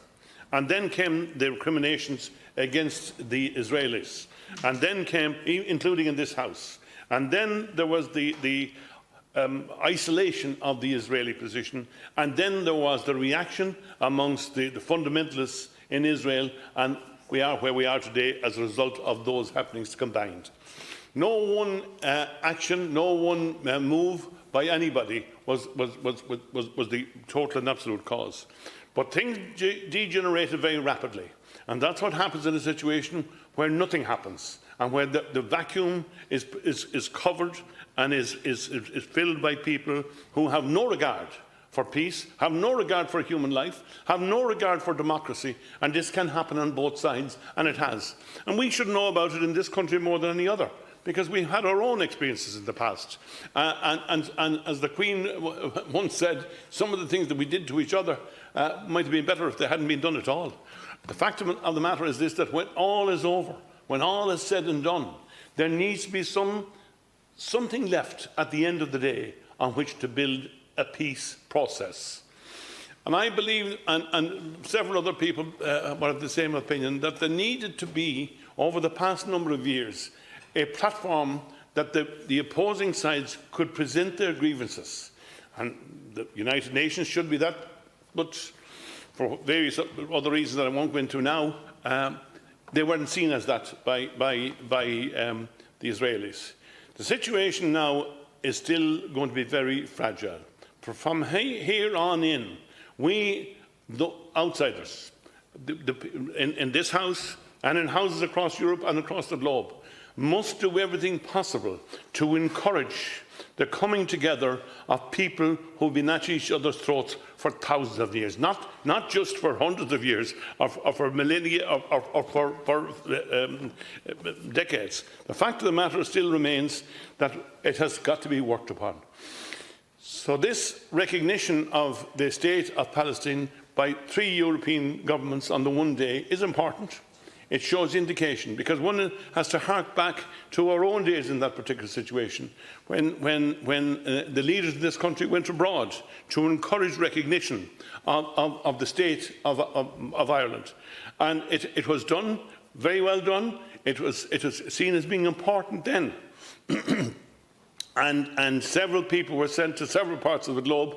The result was that we did get that kind of recognition at the end of the day. There were terrible atrocities committed by both sides, unforgivable atrocities committed by both sides. And as there were in the period up to very recently. But at the end of the day, there has to be some method of talking to each other, of establishing bridges, of trying to create the footpath that will lead to something better. I think the fact that that has been ignored for so long doesn't mean that it's impossible. The fact is that I remember being in meeting with the Palestinians in Palestine, in various locations, and the Israelis, over the past number of years, as did several other members of this House, led us to understand the distance between both sides and the inability to trust each other, the suspicion of each other. And that has to go. If we're to move forward from where we are now, it still has to go. And it's reminiscent of the peace process in this country, when the leading protagonists were arrayed against each other, as it were. And from the beginning, there was more emphasis on the difference between them. But it eventually led to the situation and the recognition that there was more in common, in the common interest and the common good, than could be ignored. And I know that it was said at the end of the day that some of the protagonists, two of the main protagonists, had said it was frivolously suggested that they had seen God. Well, they had. Impossible as it may have been to visualize, but they had. And what they had seen was, they had seen the fact that 30 years of appalling atrocities in this country, on behalf of peace, on behalf of the people of this country, in pursuit of an ideal, a correct ideal, but that the 30 years of atrocities had achieved nothing. And the only thing that it had achieved was the deaths of everybody associated, and some who weren't associated at all, and the countless victims who were innocent, including children. So I think we learned a lesson, and they learned a lesson, and they saw God. It's now time for the people across the globe, in relation to the Palestinian-Israeli situation, to see God as well, and to recognise that what has gone on before is not acceptable. And there's no sense in saying that it is. There's no sense in suggesting that, well, a certain amount is allowed in certain cases and retaliation is understandable. Retaliation, an eye for an eye and a tooth for a tooth, will only bring one thing: a lot of people with very poor sight and no teeth, because there is nothing that ever should be, we should never allow ourselves to go down that road. So recrimination and retaliation, to my mind, are unacceptable. And the time has come to put the building blocks together, to be reasonable towards each other. Recognise that we come from different situations, and try to put in place the necessary measures that will lead to something better than we have looked at for the last 50, 60 years and more. Thank you very much, Deputy Bernard Durkin. Now, Deputy Marion Harkin is not with us, but Deputies Pringle, Connolly and Collins are sharing time, I believe. Michael Cancola, and all eyes are on Rafah as we are forced to watch in horror the utter brutality of Israel's attacks on Palestinian people. The level of bloodshed and devastation that the Palestinian people have had to endure, particularly in the last few months, is unimaginable. Israel's bombing of a displaced camp of tents is indefensible. The images and stories coming out of Rafah are truly gut-wrenching. What's worse is that the international community has allowed this to happen. What's happening in Rafah is happening because Israel has not been punished for the previous atrocities it has committed against Palestinians. Israel has been protected by the US and the EU while it continues its murderous invasions. Israel has been facilitated and even armed by the US and the EU to carry out this genocide. The recognition of the State of Palestine is a symbolic gesture, but it is an empty one if we continue to be complicit in Israel's genocide of Palestine as well.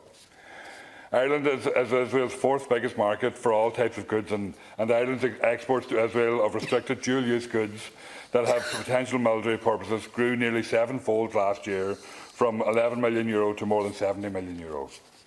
How can we allow this? How can we claim to care about the Palestinian people while at the same time arming those who are causing them this devastation and destruction? It is truly sickening to think of it. This government has continued to allow the shipment of dual-use goods to Israel, and yet wants a pat on the back for simply recognising the state of Palestine and its people.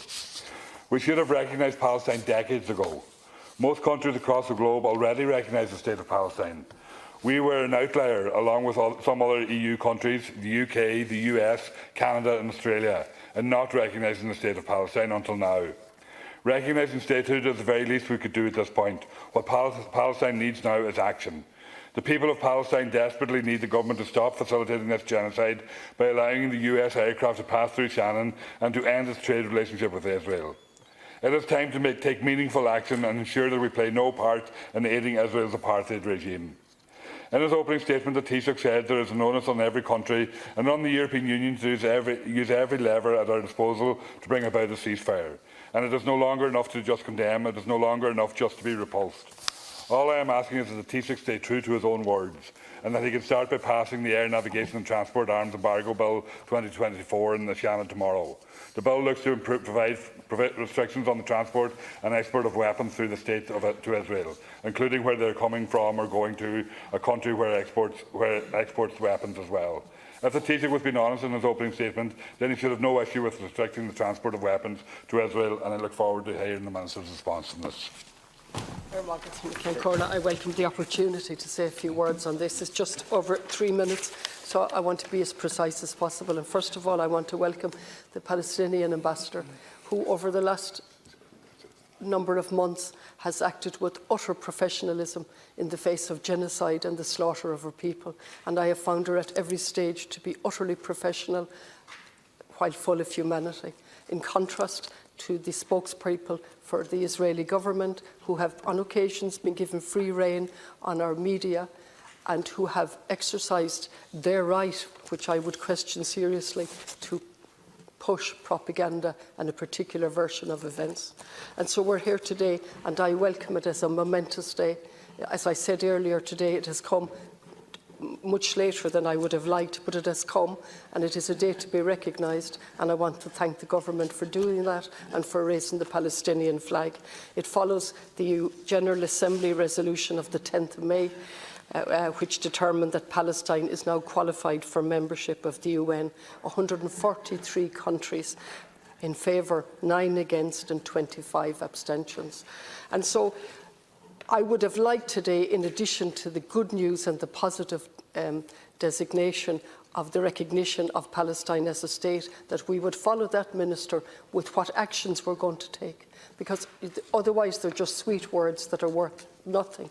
And as we talk here now, I understand from news reports there's a further bombing on tented community, on people who have already been displaced and sought refuge in tents are being bombed as we speak. And you know, I've come near the stage where I have no words left, and I'm tired of the sweet words and no action. And we're constantly waiting for Europe, and Europe has distinguished itself by standing in solidarity with the government through its military. It's carrying out a genocide. Van der Leyen, in the name of Europeans, said we stand shoulder to shoulder with Israel.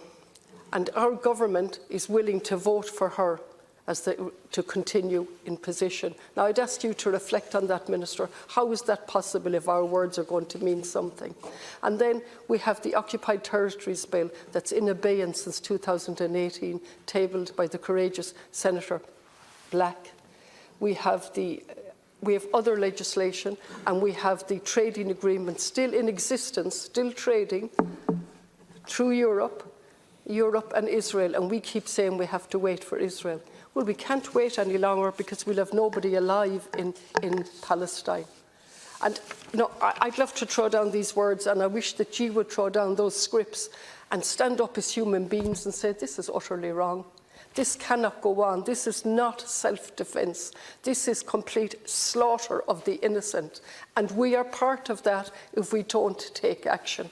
And in response to questions I've tabled in relation to what we're exporting, we have breakdown of dual-use export authorisations. We have now gone, in 1 year, we've gone from 7.7 million exports to Israel to 70.4 million. In 1 year. Could you explain that to me, Minister, how we've jumped? What's behind that jump if we're seriously interested in calling Israel to account for its slaughter and for its genocide? How could we be continuing to do trade with that country? And I'll finish by saying I will have nothing to do with anti-Semitic comments. They're not the same thing at all to call out the Israeli government for what they're doing. I'm out of time. Thank you very much. John Collins. Thank you. First of all, I'd also like to welcome the Palestinian ambassador here today and everyone who was in the gallery earlier on. I'd like to start by sending solidarity to the 1 million Palestinians besieged by the Israeli onslaught on Rafah. Ireland and the world is standing in shock and horror of what we're seeing unfold. Now we must come together to force Israel to stop this genocide. I think it was a proud day last week when Ireland stood in front of the world, along with Spain and Norway, and announced we would recognise Palestinian statehood. We will not just be recognising the Palestinian state, we'll be recognising the 70 years of struggle by the Palestinian people to hold on to their right for justice, self-determination and peace. I've seen it suggest that somehow by recognising Palestine we are rewarding Hamas. By recognising Palestine we're showing that we will not reward genocide. Over 36,000 people have died since Israel began its military campaign last October. They have attempted to drive Palestinians from Gaza by inflicting terror, starvation and destruction on them. They are attempting the wipeout of Gaza from the face of the earth. Recognising Palestine is a small show of defiance in the face of this genocide. What Hamas did on the 7th of October was horrific. And what Israel are doing now to the Palestinian people is genocide. I welcome that the International Court have named Netanyahu, the Israeli Defence Minister Yoav Gallant, and 3 Hamas leaders, Sinwar Mohammed Diaf and Ismail Haniyeh, for war crimes. We will never know the true death toll from this attack in Gaza. 31 out of 36 hospitals have been damaged or destroyed, and the World Health Organization has recorded over 890 attacks on health facilities since Israel began its current campaign. There are reports of bodies being found in the mass grave at Nasser Hospital with their hands tied behind their backs. Israel has systematically destroyed Gaza's ability to count its own dead. Last year saw nearly 600% increase in Irish exports to Israel that have dual civilian and military use. Many members have mentioned this today. Dual-use products made up 13% of Irish exports to Israel in 2023. That is compared to 0 to 1% on average to other countries. Minister, every year Ireland pays Israeli government-owned weapons company Aeronautics Defence Industry $250,000 to maintain drones we have bought from them. This is the same company supplying aerial vehicle and drones being used to kill Palestinian people in Gaza. We have spent $14.7 million on military imports from Israel over the last decade. Ireland is now Ireland's 4th biggest market for all types of goods, with sales mostly of computer circuits growing to $4.8 billion. There is no doubt our continued trade with Israel, especially military imports, is fuelling this genocide. This will be remembered for what it is: a genocide facilitated, supported and supplied by the West. We'll be remembered for how we react, and we are still fuelling this genocide. These exports must stop. We must divest from Israel. We must implement sanctions now. The world must force Israel to the table to negotiate meaning and lasting peace. We need a state-led campaign of boycott, sanctions and divestments until there is a deal for peace, independence and self-determination for all Palestinians. And I believe the Israeli people can play a role in this and remove Netanyahu, remove this government, get your family members home and negotiate peace. Thank you, Deputy Collins. Now we'll go back for a minute to Deputy Richard O'Donoghue. Concorla, what value is given on life? And to recognise Palestine, if it saves one life, isn't it worth it? If history is a funny thing when you look at it one way, and when you look at it back, it's something that's taken for granted. When Hitler was on his reign, over the media waves, they said that humanity would never see something like this again. And then we went Rwanda, when the Hutsis and the Tutus slaughtered each other and turned on each other's families. We said that we'd never see that again. Then we have the war in Ukraine, and people said we'd never see that again. And now we have Israel and this war. God rest my father, and he will be 113 years old today. Born in 1911. How many wars did he see if he had lived? He's dead since 2009. It's becoming more and more frequent every every decade now it's becoming more frequent. And it's coming closer and closer to home, which is a very scary thought when you look at it. And I see people fighting every day of their life, and one person comes to mind because we're going to do a fundraiser for her this weekend, and it's Carol Liston O'Connor, who is fighting for her life and 5 children with motor neuron disease, and she's fighting for her life to spend one more day with her children.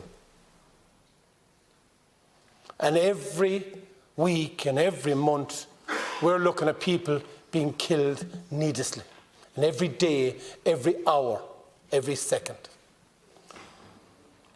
And when you see people at war that have no respect even for the humanitarian people that go out to try and help people to feed them, and then they just dismiss it as in saying, oh, I'm sorry about that, we killed 34 people. What type of people are we dealing with that have no respect for life? And what is it all about? Greed, money, minerals under the ground, whether it is oil or whatever it is? What is it that they're actually fighting for? More land? More power? But yet the same people that they say they represent, they have no respect for them. Well, I have one thing to say to the people. We will all go in to the ground in the same box, into the ground. And as an old saying in this country, there is no hitch on a hearse. And no matter what you do in this life, you should respect people for regardless what religion they are, respect them for whatever race they come from, have respect, and hopefully they will give you the respect that whatever you follow in life. And when we do come to the end of our days and we are going into the ground to our next reward, the people will say, that person tried to help me in life and respected me. There is very little respect left in the world when you see the amount of wars that are going on at the moment. And if I hope for one thing, is that people finally learn that life is such a precious thing. And our ancestors lived for long life and worked hard. And now people just think, like that, we can just end your life. And they don't have any respect for anyone's life. Any person that has no respect, in my mind, they don't even come into my thoughts. I think the world is becoming a horrible place when we can see a handful of people dictate to the world and dictate wars and bring hardship on people. So last Concordia, my message to the people that are reigning war just to get more power, or whatever they are, land or whatever, there is no hitch in their hearse. And when they go to their eternal war, they can take none of this with them. They should use their time on this earth to help the people and not cause harm. Thank you.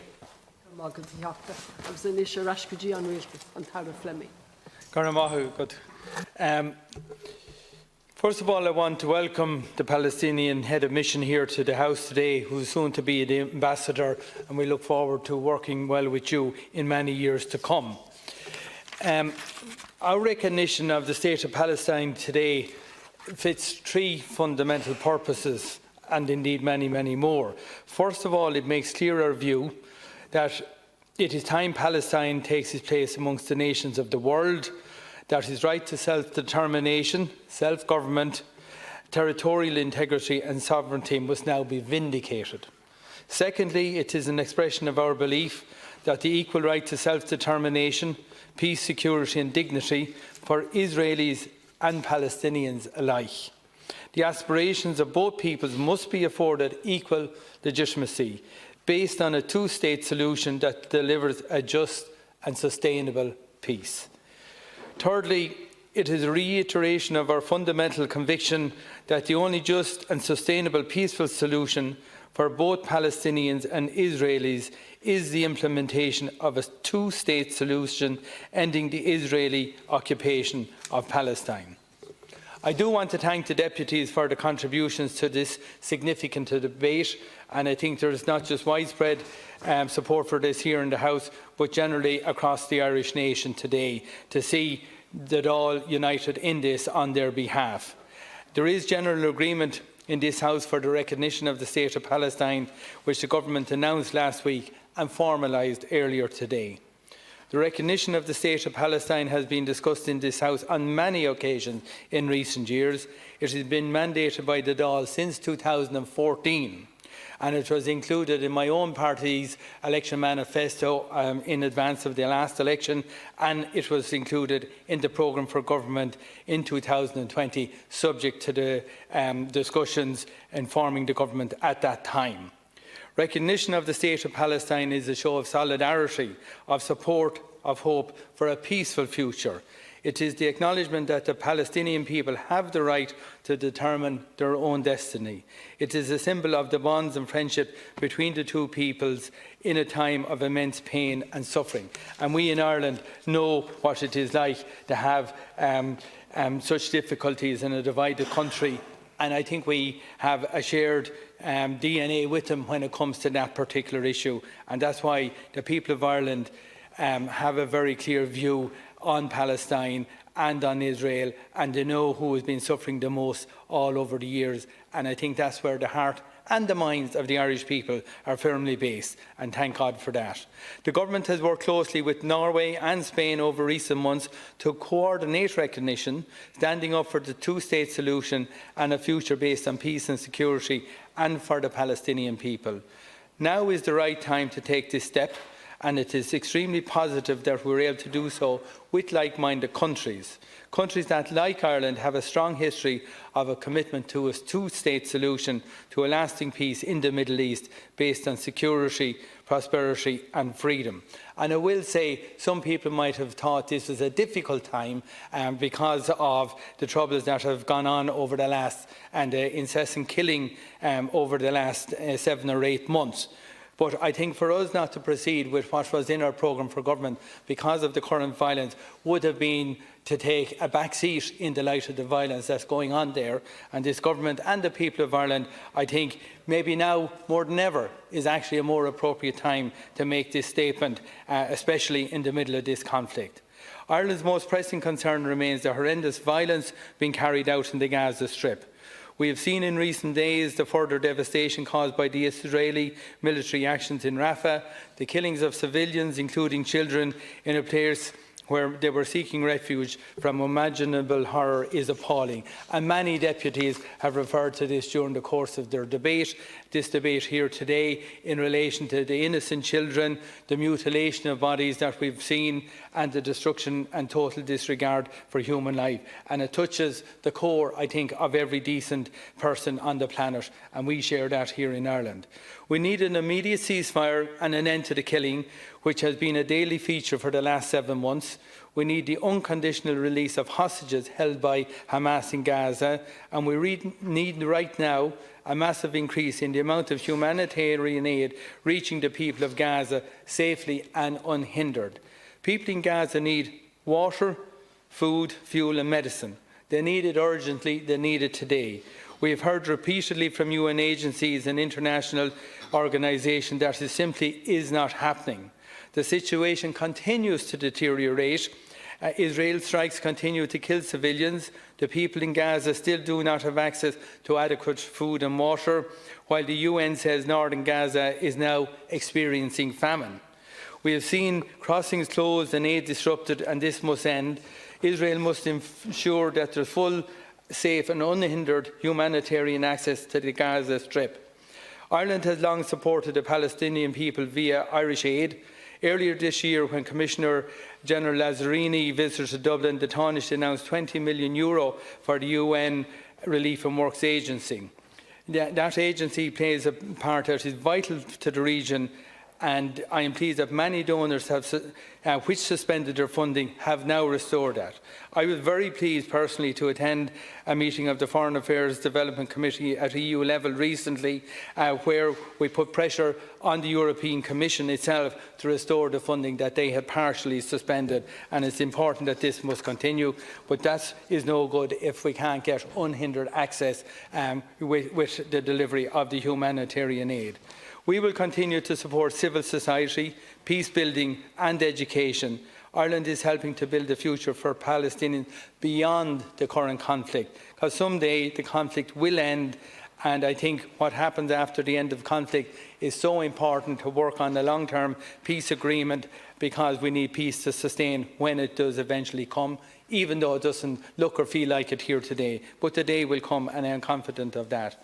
The government's recognition of the State of Palestine forms only part of our policy to support the Palestinian people in their hour of most need and help. Nevertheless, it is a significant step, and you can see that by some other countries and their reaction to us and to Norway and Spain in the last day or so on this matter. But be that as it may, we take that on the chin, and I think it's important what we are doing. This has been Ireland's long-standing policy, and the future of the region includes a Palestinian state based on discussions that happened in 1967, and those serve as a basis for going forward. The current crisis, however, has brought the future of Palestine into the spotlight of international attention, and it is possible and positive that the Arab states have come together to present a peace vision. We need these proposals and solutions which have the buy-in from the region, which is an area where previous initiatives have failed. So this can't be done in isolation without the support of surrounding countries, without the support of Ireland and various other countries, and without the support of the United Nations. And it's important to put on the record that we will very pleased with the vote at the United Nations in favour of this issue recently.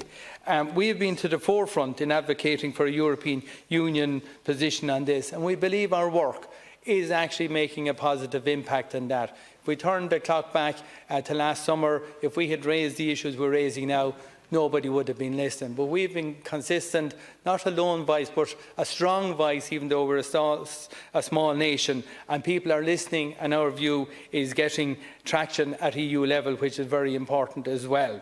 The government's position remains unchanged, and I keep reiterating this: a two-state solution, Israel and Palestine, that delivers essentially security and dignity for Israelis and Palestinians alike. And I have no doubt that the people in Israel themselves want this to end as well, notwithstanding the views and actions of the particular government. And it's important someday soon that they have a general election sooner rather than later, where the people of Israel can express their views in relation to what's going on as well. And I think that's particularly important. And recognition of Palestine is not an end in itself. It marks a new chapter in Ireland's relationship with the Palestinian people, and I welcome the representatives from Palestine here today and in the visitors' gallery during the debate earlier. And we are playing our part to strive towards peace in the region.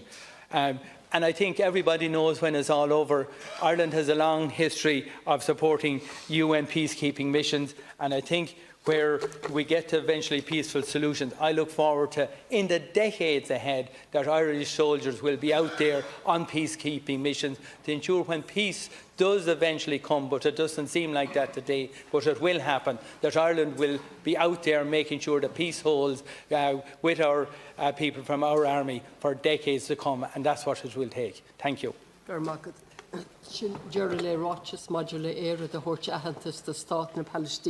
That concludes statements on Ireland's recognition of the State of Palestine. And I just want to acknowledge the presence of the soon-to-be formally appointed ambassador from Palestine, the first ever, and who has sat through this discussion for almost 4 hours. So I think that's not easy to do, given what's ongoing in our country.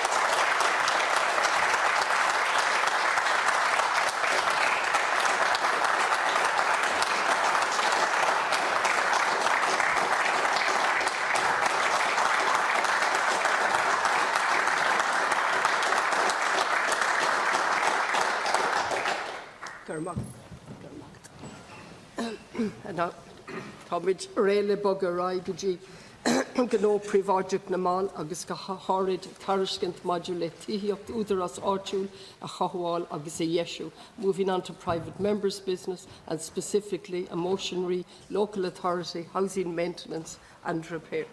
Agus a cheach the gold in it. You move the motion. So the motion has been formally moved. A cheach the gold.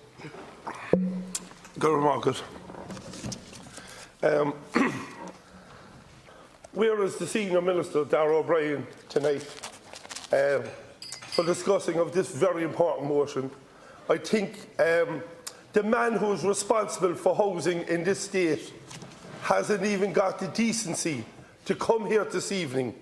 The absolute contempt he is showing to the hundreds of thousands of people who live in the 176,000 social housing that this minister didn't have the decency to turn up. It is absolutely a scandal.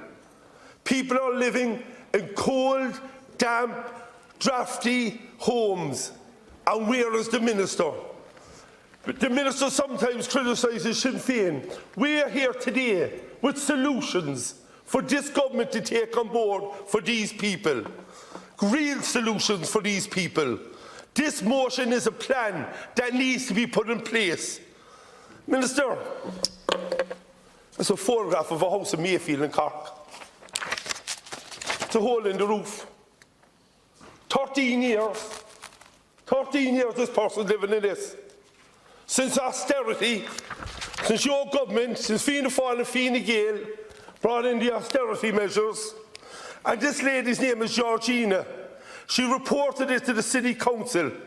She has poured money into the house, trying to paint it, clean it, the amount of money she's spending on electricity and gas, trying to keep her children and in her children warm.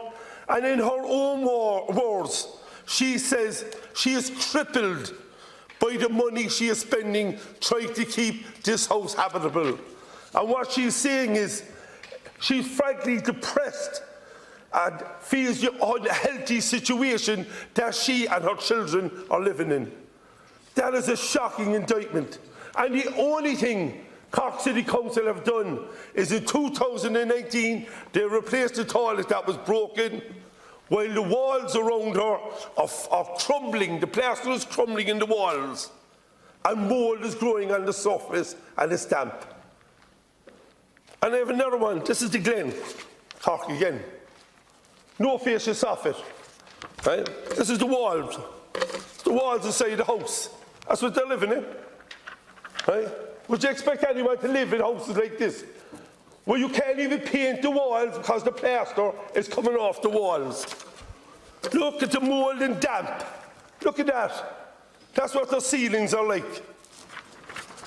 And Kieran and Mary said to me, they can see the water dripping down the walls of the house.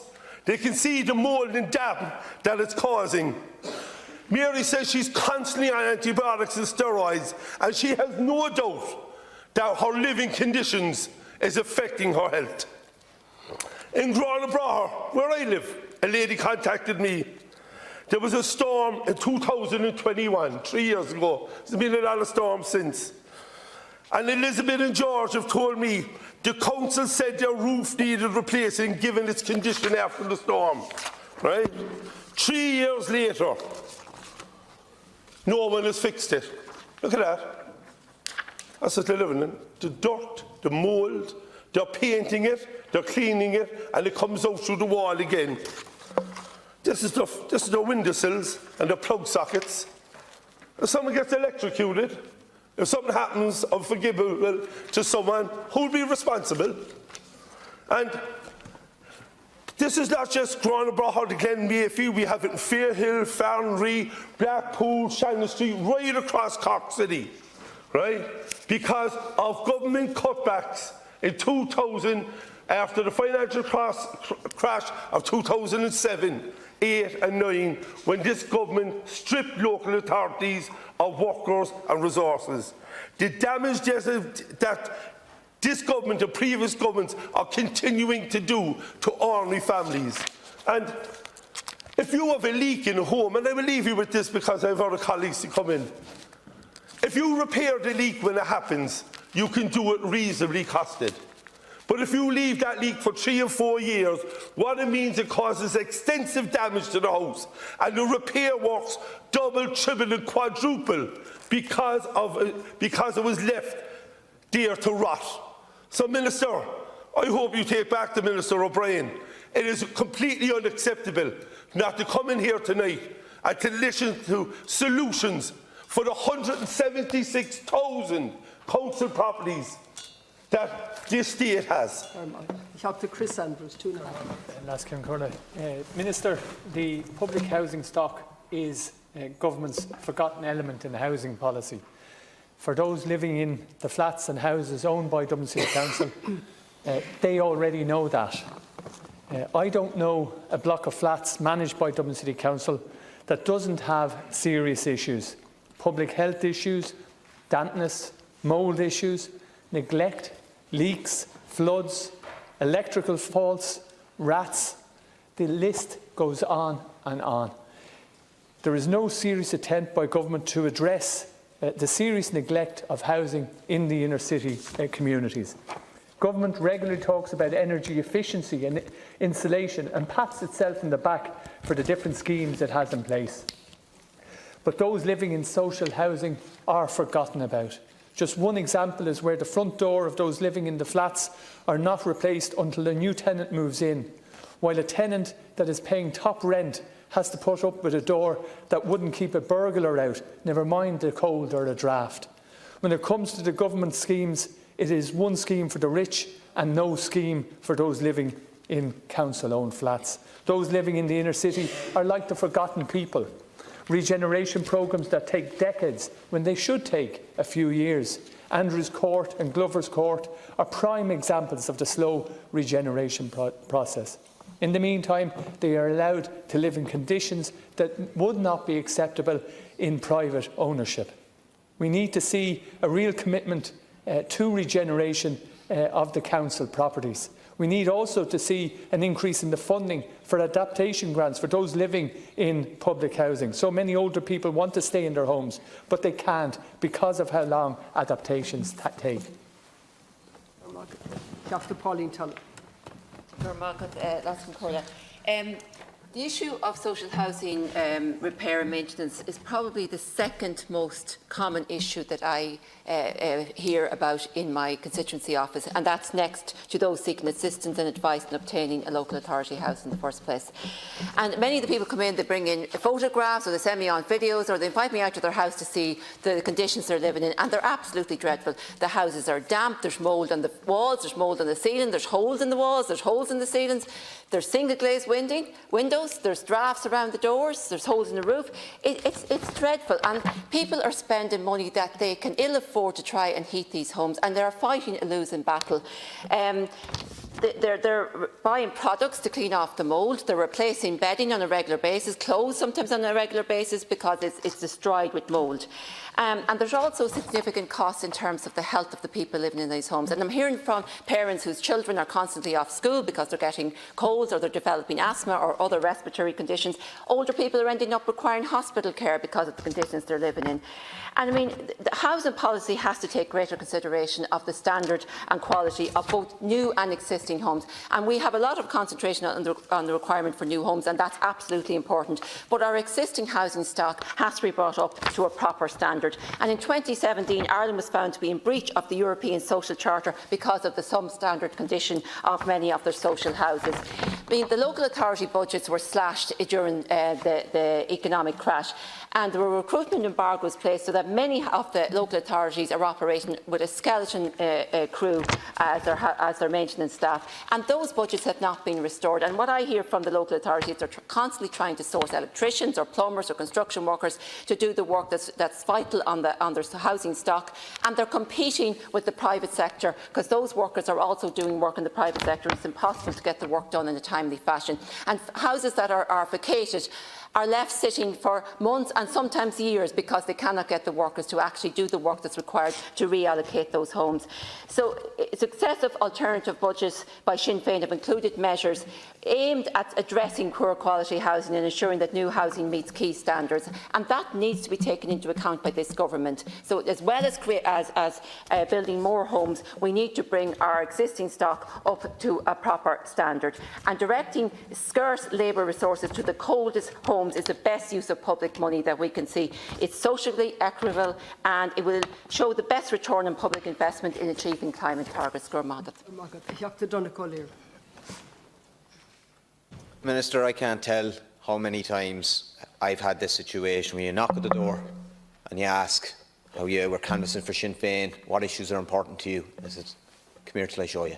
And they come in, they bring you into the house, they bring you upstairs, they bring you into their kitchens, and they show you black all along the walls.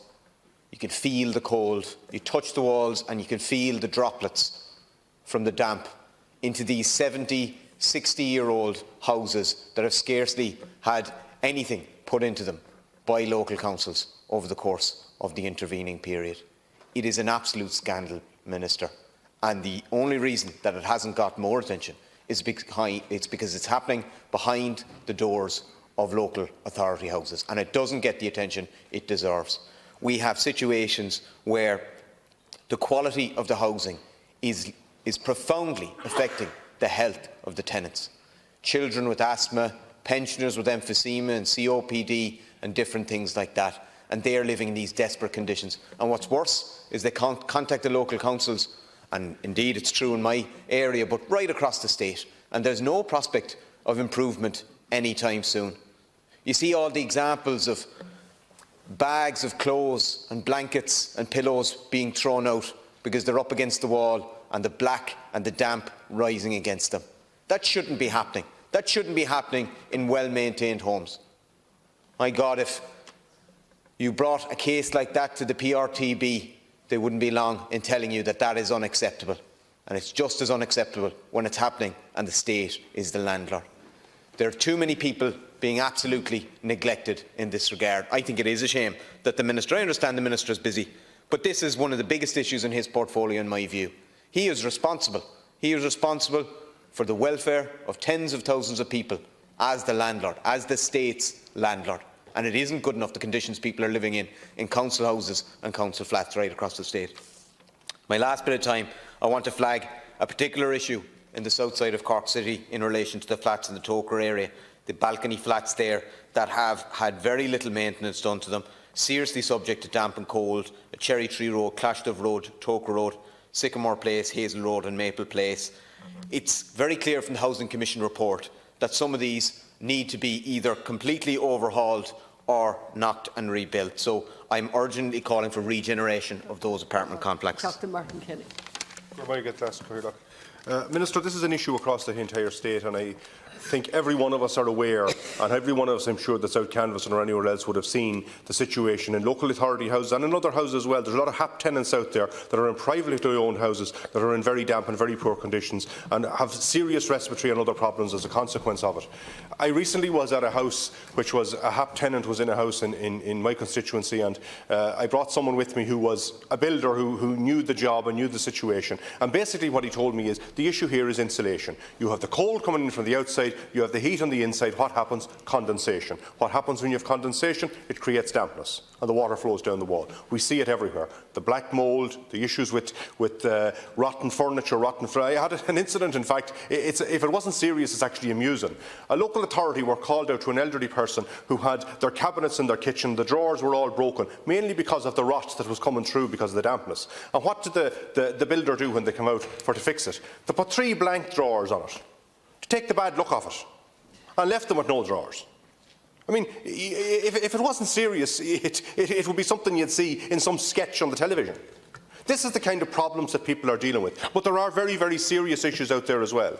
I recently had a situation where there was a couple in a house and the dampness was so bad and the problems were so bad that they were moving. They didn't sleep there. They only slept there in the summertime. And in the wintertime they went away and lived with this man's mother. Because in the winter time it was so damp and so bad that they couldn't live in the house. It has been reported continuously to the local authority, and the local authority come out and look at it and say, yeah, we'll try and do something about it, we'll try and do something, but nothing ever happens. Another issue in the context of all of that is, many of these houses, what they say to them is, if another local authority house comes up soon, we'll move you to that, and then we can get in on a scheme to be done. And that's one of the problems we've got. They have to wait until they have houses empty before they'll do work on them. And that needs to change. And I think that's a note that you need to take, that there needs people out there need to get the work done in their house while they're living in them, not waiting until they move somewhere else or until they pass away. One final point I want to make, and it's in regard to insulation as well, and the insulation grant. I was come off the phone earlier this evening to a person who was looking to get the grant for Sustainable Energy Ireland to wrap their house. And they were approved for the grant, everything thought was fine, but then when they went to draw it down, sorry, you can't get the grant because in 2010 a previous owner of the house got wall insulation where the walls were pumped, and the grant that they got at that time was €400. It would cost more to inspect the house than what they actually got in the grant, but now they're being turned down to get this grant, having spent the money wrapping their house with insulation. So I think there needs to be a serious look at how this is all happening for people around the country, because this government is simply letting people to live in poverty. In today's Ireland, hundreds of thousands of ordinary workers and families are faced into an impossible situation. They are confronted with a housing crisis of unprecedented proportion. Successive Fianna Fáil, Fine Gael and Green-led governments have utterly failed on housing. Bad planning, mismanagement and downright dereliction has resulted in one of the worst housing shortages of social and affordable housing in Europe. And where the stock does exist, there are very many residing there are living in substandard conditions. These are drafty, cold and overcrowded homes with damp, mould and in some cases pests. From a health perspective, from a social justice perspective, from a plain decency perspective, this is not good enough. Living in social housing should not mean living in homes that are harder and more expensive to heat. Living in social housing should not mean living in an unsafe environment. Living in social housing shouldn't mean doing damage to yours or your children's health. I have an example in my own constituency, a family of 4, and there is a serious issue with their home. Due to a bonding issue, cracks are forming in the walls, paint, plaster and tiles peel away in several rooms of the house. Leaks are forming due to water escaping between bad or damaged tiling. You can't so much as put a strip of sellotape on the wall before cracks start to form. This is a serious problem in itself, but when you take into context that they have a child with a disability who then can't have a support bar placed in the bath, it outlines an even more dangerous situation. Despite being contacted several times, the local authority has yet to perform the necessary renovations. What this story makes clear is that solving Ireland's housing crisis is not just about significantly increasing the housing stock, it's also about ensuring that all homes, new and existing, are of a decent standard. Alongside increased funding for estate regeneration and response maintenance, Sinn Féin would prioritise the retrofitting of social and social authority homes in a way that works for people. That needs to happen, Minister. I urge you to support the motion. John Brady. Thanks, Ms. Corla. The single largest landlord in this state is the government, and the least accountable landlord in this state is the government. The worst offender in terms of ignoring its responsibilities to its tenants is the government. Tens and thousands of tenants live in substandard and badly maintained accommodation right across this state. In Wicklow, I deal with families and children on a weekly basis who are in damp, black, mould-infested houses, and these children are regularly on antibiotics, on steroids, often developing severe respiratory problems. And this is not the fault of the local authorities. The responsibility lies squarely with the government, because the government is simply not releasing sufficient funds to allow councils to carry out the badly needed maintenance and repairs. If that's not bad enough, there are several thousand vacant and boarded up council houses right across the state. In my own constituency of Wicklow, there are over 140 vacant and boarded up homes, some of which are being boarded up for over 2 to 3 years in some cases. And to have one house boarded up in the midst of a housing crisis is nothing short of a disgrace, Minister. But to have 140 houses in Wicklow boarded up, vacant, is a national scandal.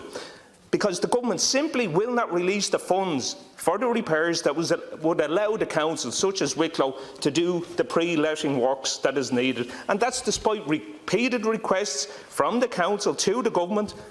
You will not release the sufficient funds to allow the councils to carry out the pre-letting works. The councils don't have sufficient funds to do this themselves, nor, Minister, do they possess the skilled workforce that could carry out this work for them, as they had in the past, down to recruitment embargoes and austerity measures. They're now reliant on private contractors, which only serves to push up the costs of those works. The funding needs to be released, the houses need to be fit for purpose, and the scheduled maintenance must be allowed to happen. And, Minister, there can be no boarded-up houses anywhere in the state, whether they're private or owned by the state, in the trust of the local authorities. That is a scandal. We have people on lengthy waiting lists, with people sleeping in cars, with people sleeping in overcrowded box rooms and houses the length and breadth of the state, Minister. You need to release the funding to ensure work is carried out on these substandard properties and to ensure there is no boarded up houses anywhere in the state. Anish Antara Dillon. Firstly, I just want to thank each of the deputies for their contributions. Government is not opposing the motion, but will make clear that the concerns being raised are in fact being addressed through the various stock improvement programmes run by the Department, and the steps being taken to move from a response based on repair and maintenance as problems arise to a strategic and informed planned maintenance approach to the management and maintenance of the local authority social housing stock.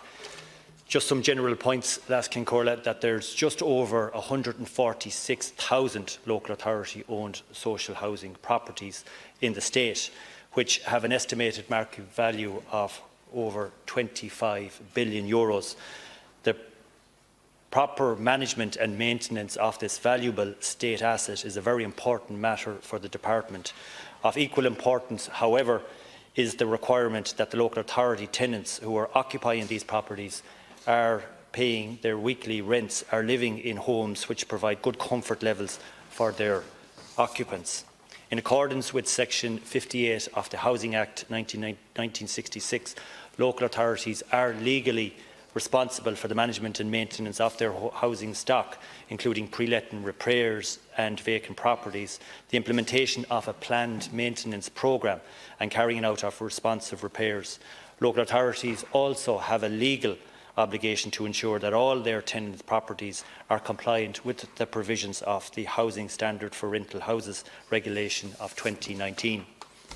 Local authority officials and elected members have a very important role in regards to making adequate budgetary provisions for housing repairs and cycle management, utilising the housing rental income available to them as part of the annual budgetary process.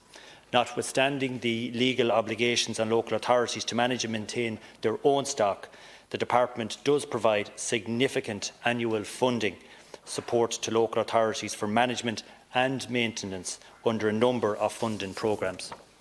To that end, it should be noted that nearly €200 million per annum of exchequer funding is being provided to local authorities under the various stock improvement programme.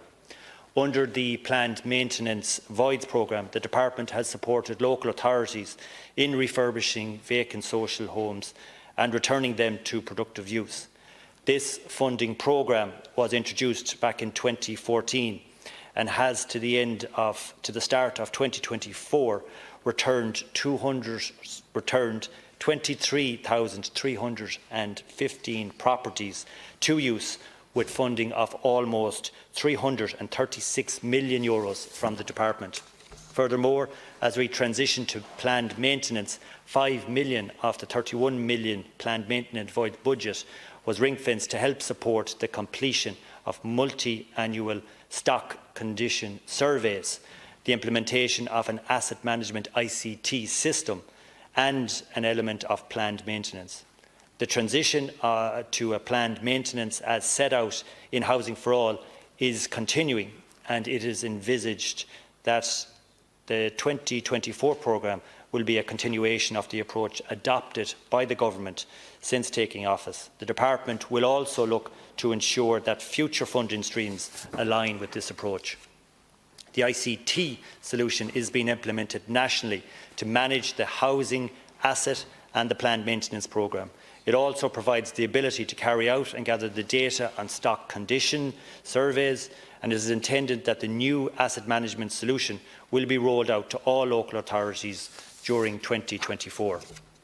Under the Energy Efficiency Retrofit Programme and the Shallow Retrofit Phase 1 and Phase 2 programme run between 2013 and 2021, over 74,000 local authority dwellings have been retrofitted with a total exchequer spend of over €166 million. 2021 saw the introduction of a new and significantly enhanced 10-year deeper retrofit programme in response to a commitment made under the programme for government. This called for the retrofit of 500,000 homes to a B2 by 2030, led by the Department of Environment, Climate and Communication, of which approximately 36,500 are expected to be local authority-owned homes.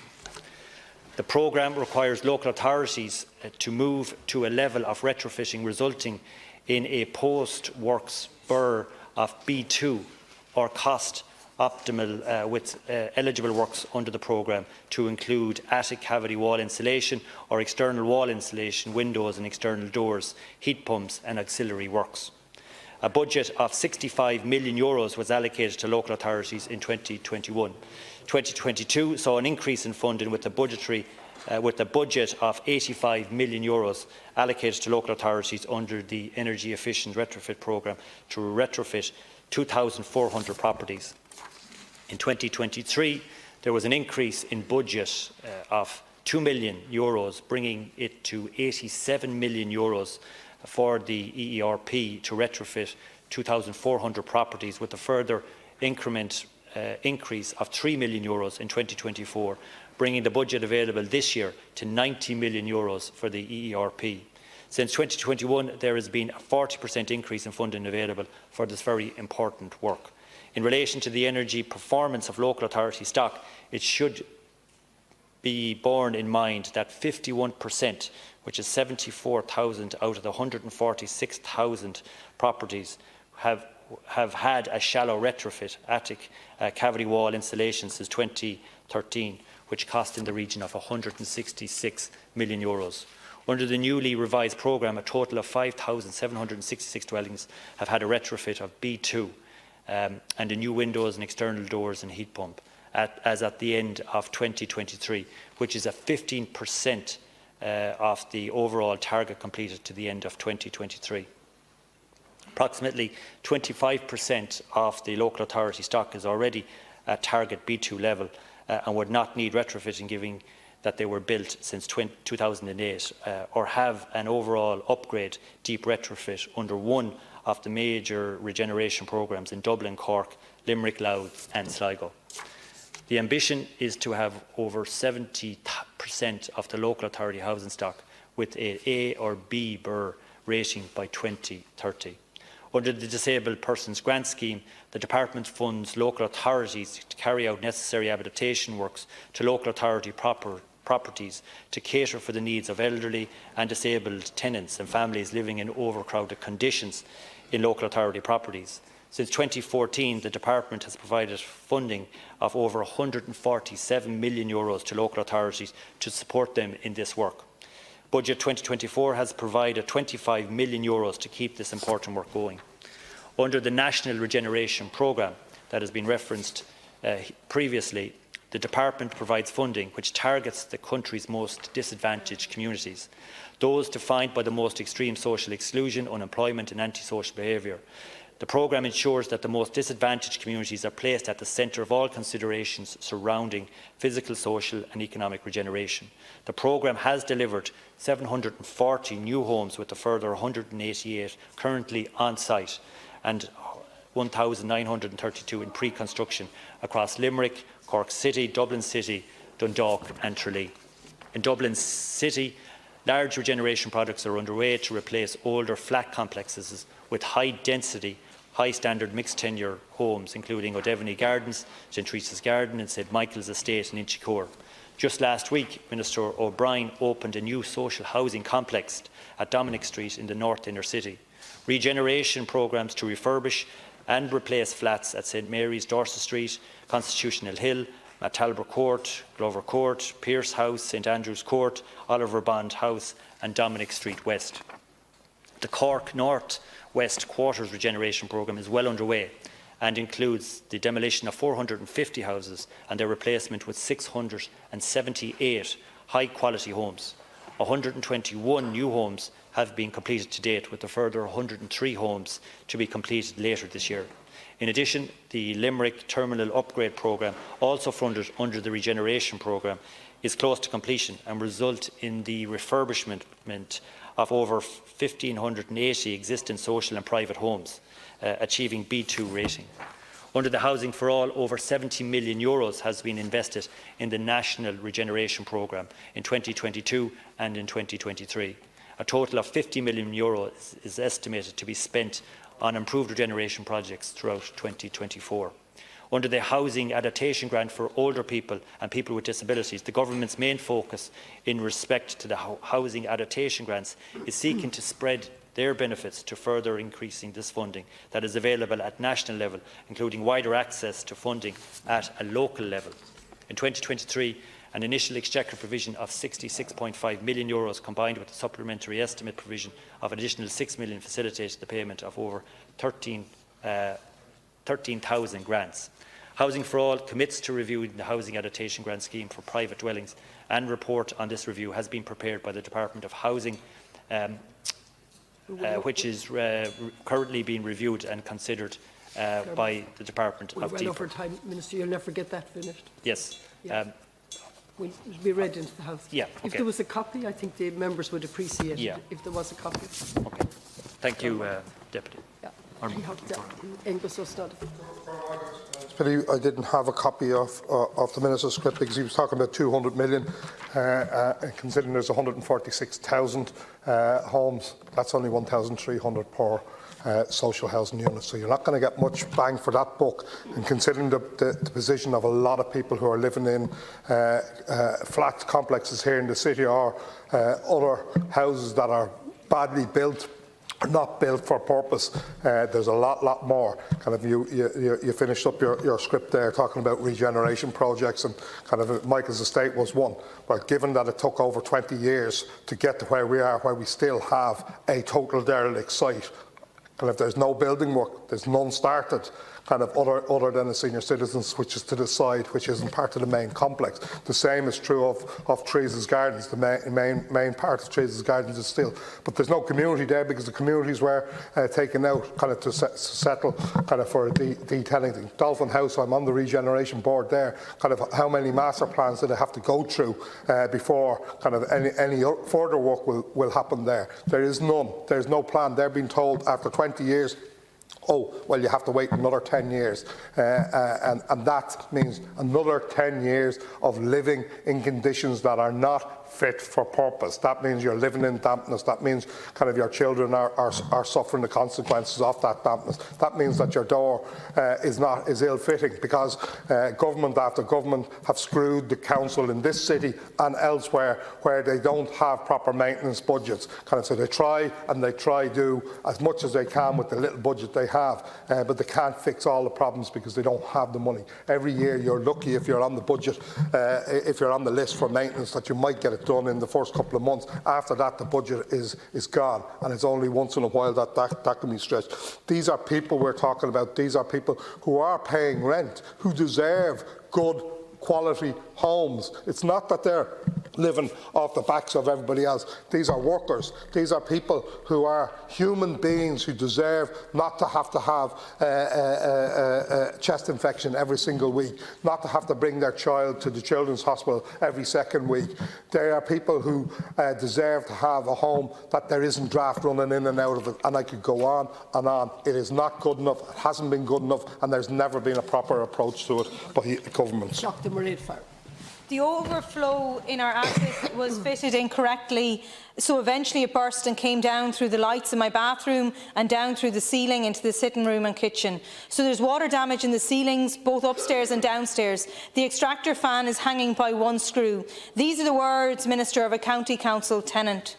In the words of a city council tenant, the leaks have damaged a lot of my belongings, afraid the ceilings are going to cave in as they're all cracked, radiators all blue, sink is hanging on by thread, window in front room won't close properly, bad draft in my neck, no shower to wash ourselves. These are responses that I received from people in Galway who completed a housing maintenance survey, which I conducted because it is so clear, if you're speaking to people across Galway, that people are living in substandard accommodation.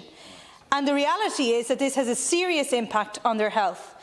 And the results of this survey are alarming because they just show once again how dysfunctional our housing system is, Minister. Nearly 90% of them said that they are currently dealing with problems in their home, and the most common problems, as we know, are mould, dampness and window issues. External doors, leaks and heating problems are also extremely common.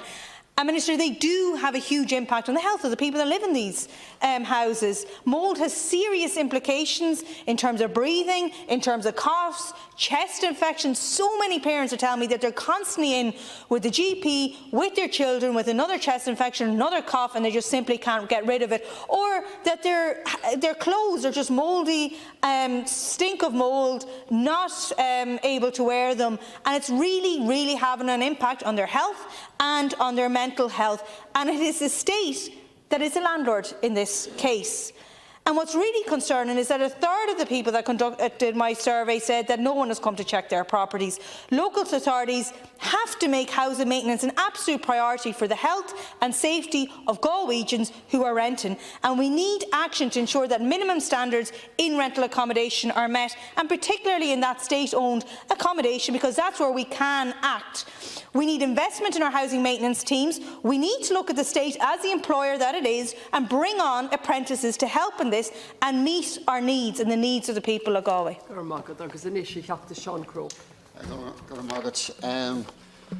As others have said, I suppose the end of the housing crisis is not just about building new homes, it's also about maintaining the housing stock that we have.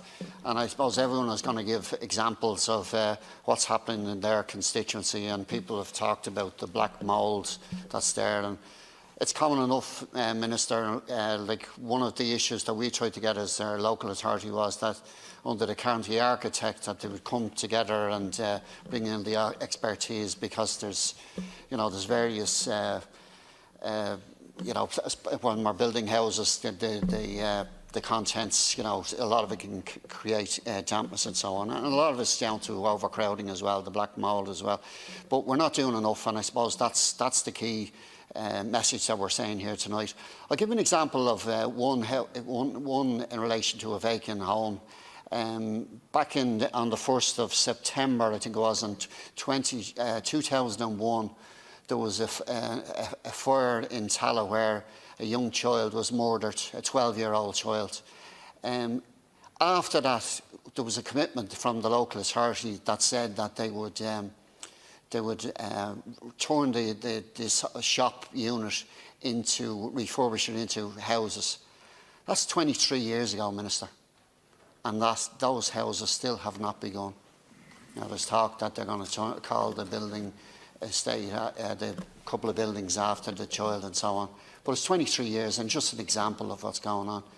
I'll also give an example of the challenge of trying to get people who have medical issues. Sean Bourne, a friend of mine who would have been involved in state management, he was looking for a simple thing like a ramp to be put into his house. He had worked with the council for about 30 years in the state management, helping on a voluntary basis, and yet that man couldn't get a ramp put outside his house. So what it meant was that, anyway, to make a long story short, the man ended up dying before he could get it done. So there's a lot of cases like Sean Bourne. There's another one that I know of, that's another man that's in a similar situation that can't get a bath in, a shower, get the bathroom moved, get a shower unit. So we need to do more, Minister, and I suppose that's what this motion here tonight is about. Thank you. Minister, we all know and agree that there is not enough affordable houses and social housing available for councils to allocate. However, we also know there are councils across the entire country that are years behind on the maintenance and upkeep of their council stock. The day-to-day maintenance of social housing is primarily funded by the rents paid by tenants. However, when it comes to county council budgets for planning maintenance, there is huge shortfalls. Time and time again, renters are getting similar responses from county councils, and I quote from some recent cases. Having examined the matter, housing maintenance are not in a position to consider windows and doors, as currently there is no planned maintenance budget. Or, when planned maintenance funding is available, the certain mentioned housing estate will be considered. Estates like Father Murphy Park, G Mountain and Scarty, or residents in the Windmill Hills estate in Wexford Town, who are also in desperate need of replacement windows and doors. We are being messaged every day and being told every day that we must reduce our carbon footprint and be more energy efficient. Yet councils are short of inspectors, way behind on retrofitting homes, where real meaningful energy poverty can be tackled. There is a responsibility on the state to ensure the maintenance budgets are supplemented to enable them to carry out these essential and necessary works. Government must take heed. If there isn't a sea change in the funding model for councils across the country, including Wexford, communities will continue to be neglected and fall into areas of deprivation and see an increased spread in energy and fuel poverty. What is needed is the restoration of social and affordable housing at a rate of around 50,000 a year. Local authorities' grant for people with disabilities must be increased and reflect current inflationary prices. The maximum grant stands at just 30,000. Retrofitting and refurbishment grants must be simplified and made more attractive to regenerate and reinvigorate our small towns and villages, especially over shops and commercial premises. Lastly, more inspectors are needed to carry out inspectors and bring local authority housing stocks back into decent conditions and under building construction standards, and introduce periodic stock surveys as recommended in the Housing Commission report. Brendan Howland. Can I begin by thanking Sinn Féin for tabling this motion? The Labour Party welcomes it. There's not a word in the motion that I think we'd have any reservations at all about supporting. All the asks set out are reasonable and sensible, and I see no reason why the government wouldn't accept it and in fact implement it. Housing, as Deputy Ivana Bacek has said repeatedly, is the civil rights issue of our time.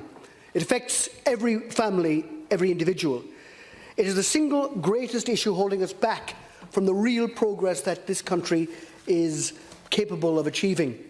It's why our schools can't fill teaching posts. It's why our hospitals are understaffed.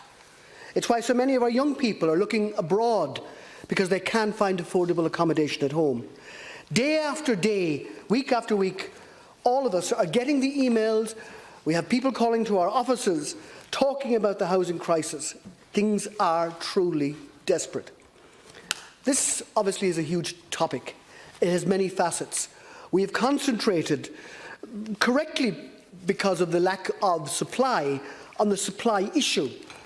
But I welcome the opportunity that this motion presents to look at housing in the broader context, and that is, particularly tonight, the issue of social housing maintenance.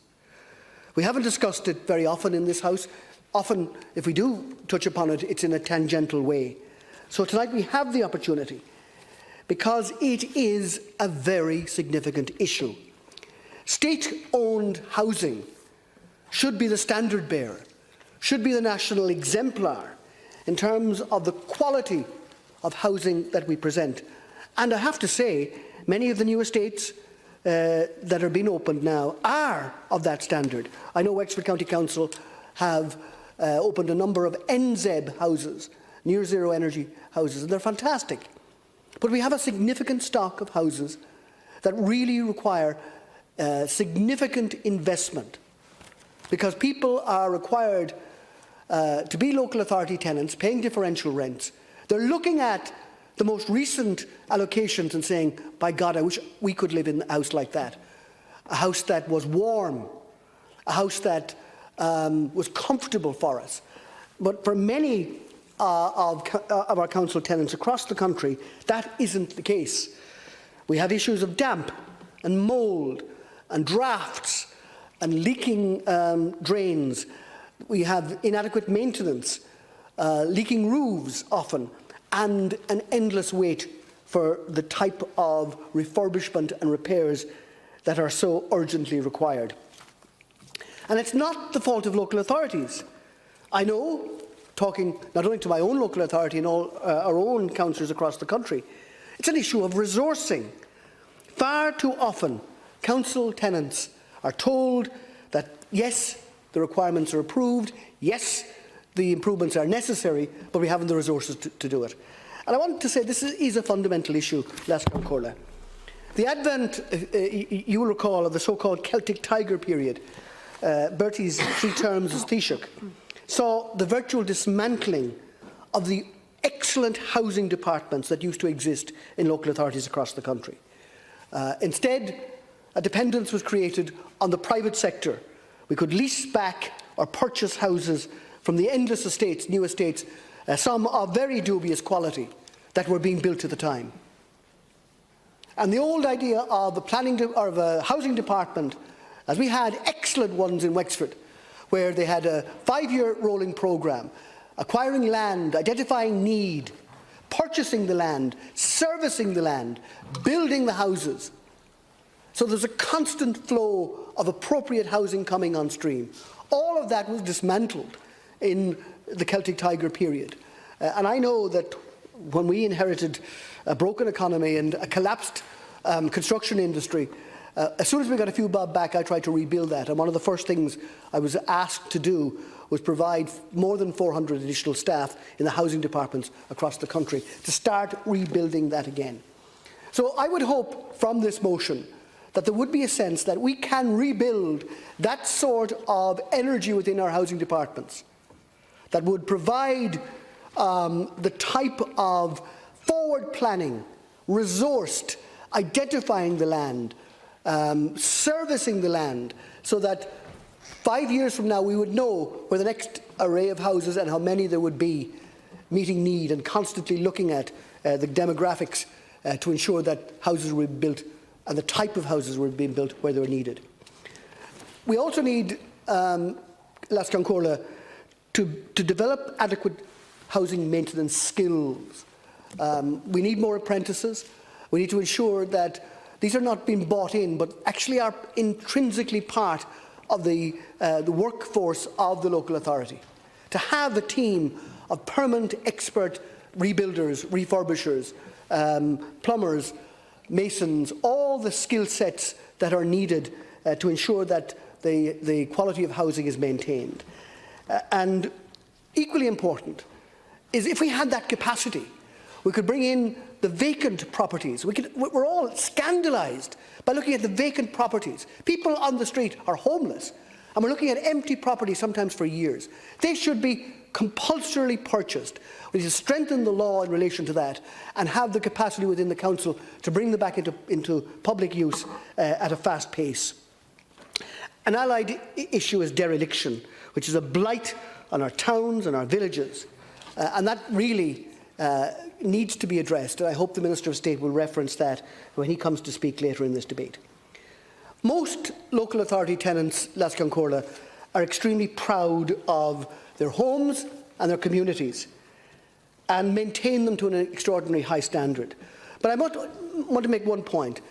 There are the occasional one, the tenant that is not maintaining the house, causing dereliction, bringing down the quality of life for all their neighbours. And we need to strengthen the capacity of local authority housing departments again to have trained professionals to deal with those people. Some have very serious problems, sometimes addiction, sometimes mental health issues, but we need to have a capacity to deal with those individuals who really do not maintain their homes, who just have, we see it in a beautiful estate, a wreckage of a garden in the middle of it, to the shame and annoyance and the abuse in terms of quality of life of their neighbours. And that's something that I hope the Minister will also take note of. I want to make a couple of other points.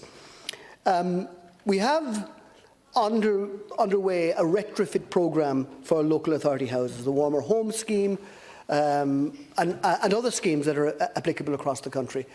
Not all homes are capable of being completely retrofitted. I spoke to one specialist in the area, and he told me, he said, Brendan, it's actually cheaper to knock down the house and start again in some instances than to try and properly retrofit it. But we do need to ensure that this can be done in a time frame that is reasonable. To tell an elderly person, and I've talked to several on the doors in the last few weeks, that we will get around to retrofitting your home, but it'll be a year away. A year is very important for that person's life, and we need to put the resources in, including the recruitment of the skilled personnel, to ensure that that can be shortened. We also need to have proper adaptation of houses for an ageing population. A previous speaker talked about the difficulty in getting a ramp. For God's sake, getting a ramp, putting in proper supports to the house, walking for areas, supports in the bathroom, walk-in showers and these sort of things. That should be part of the norm. And the final point I'll make in the minute I have left is in relation to the issue of downsizing.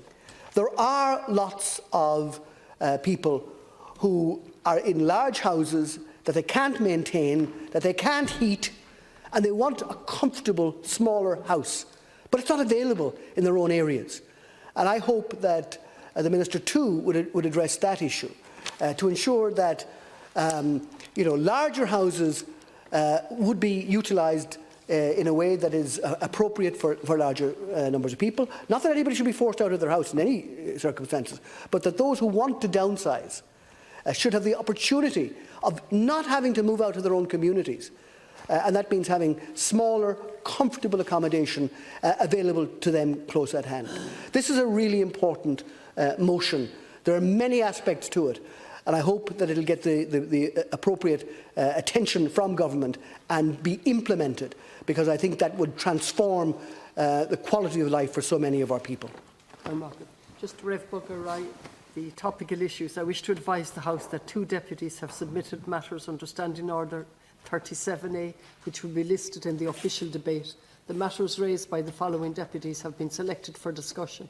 Ivor Hain and Annaman Chocta Mairead Farrell to discuss the provision of a special language class at Scoil Cathrina Renmore, Galway.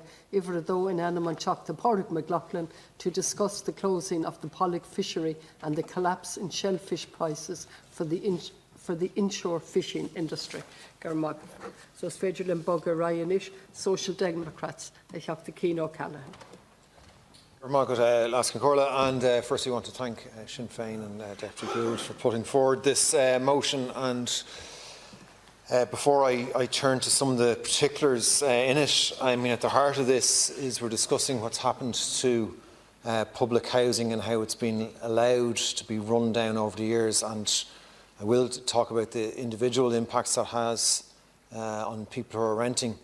But part of that running down of public housing, of course, and running down the stock and not investing into it, not retrofitting it, not maintaining it, is running down the very idea of public housing. And I think that has been part of an attempt over the years to try and say, oh, we can't have, public housing isn't working, we can't have more of it, we need to rely more on the private sector, on contracting out to private contractors for maintenance, or in terms of private landlords or whatever, to provide temporary forms of replacements for social housing and so forth. So running down our housing has also been running down the idea of public housing, and of course we shouldn't let go of the fact that when a lot of public housing in this country was built, it was of its time, it was at the time, it was of good high quality, it was ahead of its time in a lot of instances, and in fact it was quite radical in many instances. At the time we were taking people out of appalling conditions in tenements and in slums and providing good quality public housing that we were proud of as a country. And what's happened since, and especially in recent decades, is that public housing has been deliberately run down as part of a process of running down the very idea of public provision of housing. That's something that we should strongly oppose and need to oppose. One of the issues around this, Laskin-Corla, is also about the funding model for public housing, and indeed maintenance for public housing being broken and that not being addressed, and there isn't detail on that in this motion. That's the only criticism I would have of this motion, and we do need to, successive governments have failed on that in terms of not having a sufficient model of funding in place. The Minister, indeed, I'm grateful for the extra time I've been given there. You don't have to take it. I don't have to take it. I mean, the Minister did talk about the legal obligations on local authorities on this, and that is relevant, but if the funding model on social housing and social maintenance and public housing isn't fixed, then we're going to continue to have this problem. And indeed, it is actually scandalous that local authorities owning public housing are not meeting basic standards and basic requirements, legal requirements, that any landlord has to meet. And local authorities are enforcing those standards in some instances with regard to private landlords and not adhering to those standards themselves. And some local authorities have improved significantly on that in terms of enforcement in the private sector over the last number of years. There's still some distance to go on that. One of the heartbreaking things that I see as a public representative, I have to say, is in parts of my constituency I see some people in lower incomes in much poorer health conditions than others. And the fact that a part of that at least arises from them living in substandard conditions that the local authority, due to local authority neglect of its housing stock, is absolutely shocking. And that can have really debilitating consequences for people. It can mean people being old before their time, getting into various serious health conditions, having serious respiratory conditions, and indeed that ill health and those conditions obviously affects people's physical health, their mental health and well-being, puts them under huge pressure, and it can lead to people simply dying long before others in their age group. And the fact that the state and local authorities bear some responsibility in that, in terms of poor housing standards in its own stock, is unforgivable. The motion today is very timely, given the news today that Ireland is way off meeting our climate targets to reduce emissions. According to the latest Environmental Protection Agency report, Ireland is set to miss its greenhouse gas targets by a considerable distance. The EPA analysis shows that planned climate policies and measures, even if fully implemented, will only deliver a 29% emissions reduction by 2030. That's if fully implemented, well below the 51% target in the government's climate action plan. And the EPA warns that almost all sectors are on a trajectory to exceed their national sectoral emissions for 2025 and 2030. Now, we simply do not have the luxury of time to avoid climate emergency, and in addition to this, Ireland is now facing the prospect of fines from the EU amounting to anything between €3 billion and €8 billion for not getting this right. Now, imagine what we could do in terms of retrofitting our existing social housing stock if we weren't going to be paying out those fines, and how that money would be better spent doing that. It's a scandalous waste of money. These results from the EPA are the same as last year's EPA's projections, which really begs the question, what on earth has this government been doing for the past 12 months that no progress has been made since the EPA report and projections of last year? And despite all the rhetoric coming from the government, we are way off on this. Operational emissions from the residential sector account for 9.7% of Ireland's national emissions. Retrofitting existing housing stock is one of the best ways to address this. It's also one of the best ways to address energy poverty. Almost a third of households were at risk of energy poverty in 2022. Almost a third of households. And you compare that to 2015-2016, when 13.2% of households, still a figure too high, were at risk of energy poverty. So that's a huge increase in a small number of years. It's a staggering increase. And living with energy poverty is associated with very serious negative physical and mental health outcomes, including respiratory and cardiovascular diseases, arthritis, rheumatism. And studies have shown in Ireland that Ireland has a higher level of deaths during the winter time, and a lot of that is linked to poor living conditions and energy poverty. There's an excellent report Bridging the Gap Between Energy Poverty and Energy Renovation, published by the Irish Green Building Council and Friends of the Earth, and has 34 recommendations that the government could easily implement. The key point that report makes is that hundreds of millions are being spent currently on retrofitting, but it would make sense to closely align that expenditure with the goal of reducing energy poverty, and that close alignment isn't being done at the moment. If that was done, we would get much better buy-in, of course, for the task across the population for the task of reducing emissions and tackling climate change, if a very serious approach was taken to reducing energy poverty at the same time. So retrofitting housing stock in public ownership is one of the best ways to build a scalable and efficient model to retrofit our housing stock more generally, and that's another benefit. I want to turn to another aspect of this motion, which is about housing adaptation grants. And housing adaptation grants are hugely important for assisting people with reduced mobility, older people and people with disabilities to stay in their home. It's an absolutely key measure in terms of adapting housing stock and ensuring good, safe outcomes for people whose mobility changes, especially as they get older. Now, a review in the Housing Adaptation Grant Scheme was due to be published by the end of 2022.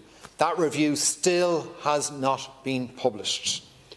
A number of disability and older persons organisations made submissions to that review in 2022. There's a commitment in both Housing for All, with a timeline of Q4 2021, and the National Housing Strategy for Disabled People, with a timeline of Q4 2023 to implement the relevant changes from that review. You still haven't even published it. It was completed by the Department some time ago, and there's been engagement with the Department of Public Expenditure and Reform. The former Minister of State in the Department of Housing, Kieran O'Donnell, stated at the Disability Matters Committee on the 20th of March 2024 that we have a review completed and a submission on it is currently with the Department of Public Expenditure to get final sanction for the money. The Department of Public Expenditure are holding up the money required to implement that highly overdue review of the Housing Adaptation Grant Scheme. And I don't need to tell anyone in this House the very serious problems there are with that scheme and the lack of funding in that and the absolute hardship that is causing people now. So it's absolutely unacceptable that the work has been done the review is sitting there and it's been held up by the Department of Public Expenditure and Reform. There are very serious issues with people on actual waiting lists for the scheme. The Freedom of Information request carried out by Alone showed that there was 85 people on a waiting list in Dunleary-Rathdown, 95 in South Dublin, 194 in Fingal, 200 in Dublin City Council. Galway County had 550 people on a waiting list, allowed 562. And bearing in mind that most local authorities don't even keep a waiting list, so we're looking at thousands of people waiting on this, being held up, in need because the Department of Expenditure and Reform are holding this up. So I'd implore you, Minister, to talk to your colleagues in the Department of Expenditure and Reform and get them to stop holding up that review and get on with implementing, so that people who are in absolute need of housing adaptation grants are not left waiting anymore, and they can get their houses adapted to livable conditions so they can continue to live in their homes. Gurv Magat. Agus an ish people before profit solidarity. He helped the richer by Barry. Minister, I think all of us are very, very familiar with the people coming into our constituency office where they show us the photographs, as I think Deputy Gould did earlier on. And can I thank Deputy Gould and Sinn Féin for this important motion. The damp rolling down the walls and the windows, and the black mould in the bathrooms, in the kitchens, in the bedrooms. Clothes being made damp as a result, bedclothes being made damp, and the prevalence of asthmatic conditions among children and older people, which, I mean, I don't know to what extent we have studied this, but it's certainly anecdotally, to me, it is absolutely obvious that there is a connection between the prevalence of asthma in working class areas, in council accommodation that is old, is not well insulated, or is badly in need of retrofit and refurbishment is obvious. It's absolutely obvious, and it's outrageous that children, because of the conditions that they're being born in, are developing very serious asthmatic conditions. And one of the things that really frustrates me, because it happens again and again and again, is when you get the maintenance section out to have a look at this, people are told to open the windows. I don't know how many times I've heard that. And we have a back and forth between the council and the tenants, or the council and us advocating for the tenants, suggesting that the problem is that people don't open their windows. I mean, how preposterous is this when in many cases we're talking about the winter months, when it's freezing? The idea that if you open the windows, that is going to solve the problem. But that's not a joke. That is very, very often the response that you get. And it is completely, completely unacceptable. So we need to do something about this. And the Minister earlier on, when he was talking about the increased investment and expenditure in this area, maybe he thought it was these were sort of hopeful comments about, for example, the 25% of the social housing stock that is at B2 level. But what that means is 75% of the 170,000 council houses in this country are below that level. And huge numbers of them are dramatically below that level. So people are living in poorly insulated homes. Very often that results in damp, affecting people's health, affecting people's mental well-being, affecting their children, affecting the most vulnerable, the young, the old, the sick, because their homes are not properly insulated and built up to the standards, or refurbished to the standards that people should be living in. And when you finally convince the council, and I know that in truth, you know, the people who are sent around, in fact, are simply giving these explanations because they know the resources are not available, the budgets are not available, or they are dependent on contractors, and it's about trying to get contractors rather than councils having the maintenance sections that they need to have, where we have direct labour of tradespeople, construction workers, people with the skills that can be directly deployed by the local authority themselves. We're instead reliant on contractors. And that has to end. We need to rebuild our maintenance sections with direct labour of tradespeople in order that people we don't have to go through the added layer of having to procure contractors to do urgent repairs or refurbishments or whatever it might be, or housing adaptations, as has been mentioned earlier on. Elderly people, often with very severe mobility problems that can't get in and out of baths, for example, or where trying to get in and out of the bath is actually a dangerous thing to be doing, but are having to wait for a walk-in shower that is actually safe for them to use. Estate regeneration also Certainly in my area, it has been long identified, for example, in areas like Sallynoggin and Monkstown Farm, that some of the housing stock is completely just totally unsuitable.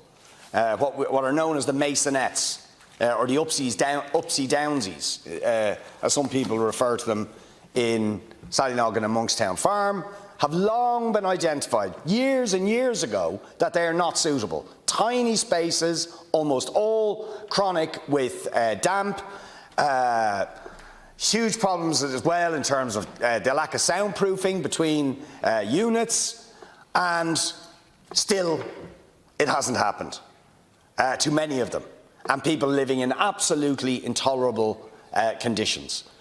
So these matters are absolutely urgent, and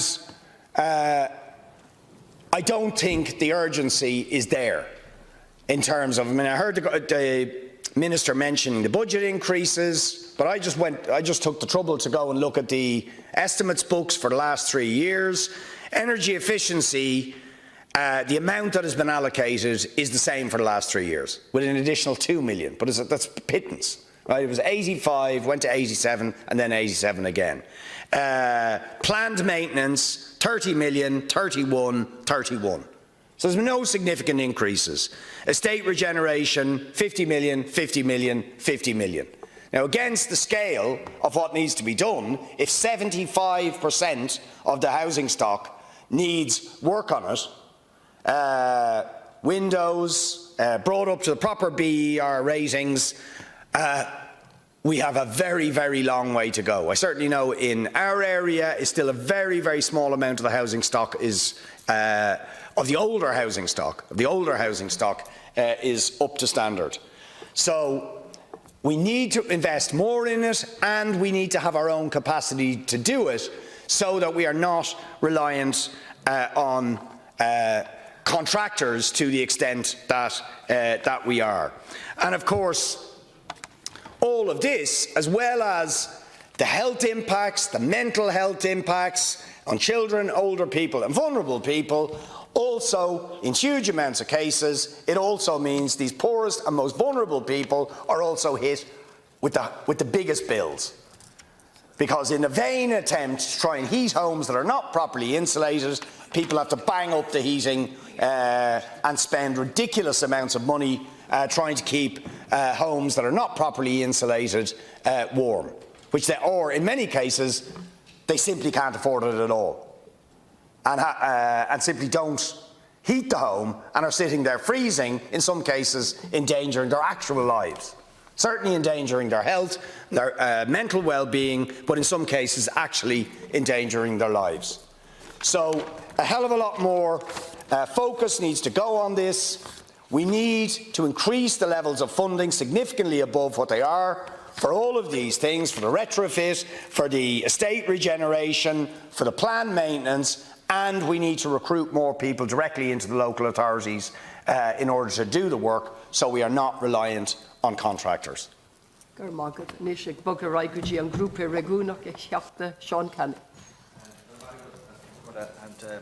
want to first of all thank Sinn Féin for allowing bringing forward this particular motion, and I would say it's something that I suppose I've 20 years involved in politics at local council level since 2004, and one of the big issues I've seen with housing, even when we were building houses at a volume that they were required, but the biggest problem we had was how we managed the housing stock we had. Now, I remember myself involved in building houses and going back 3 months later to find some of the houses boarded up. So from the very start, we have started off wrong by putting in place a very, very flimsy housing liaison officers. And take Galway County, we have about 5 of them in the county, to serve the county. And they, at one stage, were the people who kept their eyes and their ears on the estates, so that standards within the estates and tenant behaviour would be corrected and kept right. But alas, that is now gone, because the housing liaison officers we have are tied up in paperwork. They're tied up sitting at desks looking at computers rather than being out on the ground, and we need a lot more of them. And it's not a cost, Minister, it's an investment. And when I say that is that we need to make sure that the tenant understands their responsibilities, but we also need to make sure that the landlord, who are the local authorities, understand their responsibility as well. I know of houses that were built in Gilmartin Road in Tuam in the late 80s, and we demolished them 5 years ago. New houses with taxpayers' money, and rebuilt more new houses. The reason they had to be knocked is because they fell into disrepair, because they weren't being managed by the local authority, because they didn't have the money to do it. Other estates that we have built have gone that way as well. And then when you have a dropping in standards, tenants, or some tenants, are inclined to drop their standards as well. And that's when you create real problems in estates. So I think the first thing we need to do is we need to make sure that we empower the local authority with the resources they need to manage the existing estates, and to manage them in a way that standards do not fall, whether it's a tenancy or whether it's the quality of the building. I heard people talking about the dampness on the walls and the marks, the black soot on the walls, and all of this that goes on. And that is true, that's happening in a lot of estates. But I would say from my own experience, one of the problems there is that we take out the old timber window that was in and we put in a new fine sealed double glazed PVC window. But we don't do what we should do around the windows to make sure that there's ventilation, first of all, on the window, and secondly, that the damp courses are right so that water doesn't come in through the... And these are small things, but these are things that cause the real problems. I would like to move on from that then and talk about the new housing estates that we're now building. And this is another area where I see we're sleepwalking ourselves into another disaster over the next 10 years, because we're building houses at a pace which is required, and more if we could do them, for social housing. But we do not give the resources to the local authorities to start the management of these estates now, rather than waiting for 5 or 10 years when things start to go wrong. And the houses we're building now are more technical in nature. There's a lot more equipment, a lot more zoning of heating. It's all technical, and it all needs to be serviced and upgraded and kept right. Otherwise we will lose guarantees. With solar panels, with batteries, with all of this. But how do we actually maintain them now? And how do we train our tenants to actually know how to use them properly so that they get the best value out of them for themselves? We don't do that. We give them a tenancy agreement. We tell them what they're responsible for, and we walk away. And we don't go back until there's a problem. But I do believe that we are creating a huge asset in this country, which is our social housing stock. It's taxpayers' money that's being used to deliver it. But we have to put the additional money in place now to make sure that we manage it and keep it to the highest possible standards, the same as anybody would keep their house, rather than waiting for it to go into disrepair again. The other issue I want to raise, and it has been raised before here, is about the housing adaptation grants, the mobility grants, and also the housing aid for older people. And it is true, in the Disability Matters Committee, I raised it with the former Minister, Kieran O'Donnell. The review was complete in March. It was with Deeper. They were looking at the costs. And I was expecting that within a month or two we would have the review would be published. Because I come across it day in, day out, where people with bathrooms, where they have their baths in them and they want to get a level, a wet room into them, and it'll cost maybe 7,000 or 8,000, maybe 10,000, and they're not getting enough of a grant for these people to be able to make the transition. It'll keep people in their homes longer, keep people out of hospital, and it would also save the state an awful lot of money. The construction costs have gone up, as you know, Minister, and we haven't increased the level of funding to actually take care of that increase. And also we need to increase the income threshold levels to allow more people to get a better grant. But what the last thing I hope doesn't happen is that we'll say there's more money in it and expect the local authorities to provide that additional money as a percentage out of their own funds, because local authorities don't have it. I think this has to be real government action to make sure that these grants, which are very good, and every local authority, the staff there are doing wonderful work in processing the applications, doing all of that. But at the end of the day, there's so much more we could do for people to keep them in their homes, living independently for longer. And I think it's one of the things that we can do very, very handily. I also believe that the retrofit scheme of local authority houses is very, very slow. And what's happening is local authorities are saying, oh yeah, we have a retrofit programme, so we won't be doing anything with this house until we do the retrofit programme. And that could be 2-3 years down the road.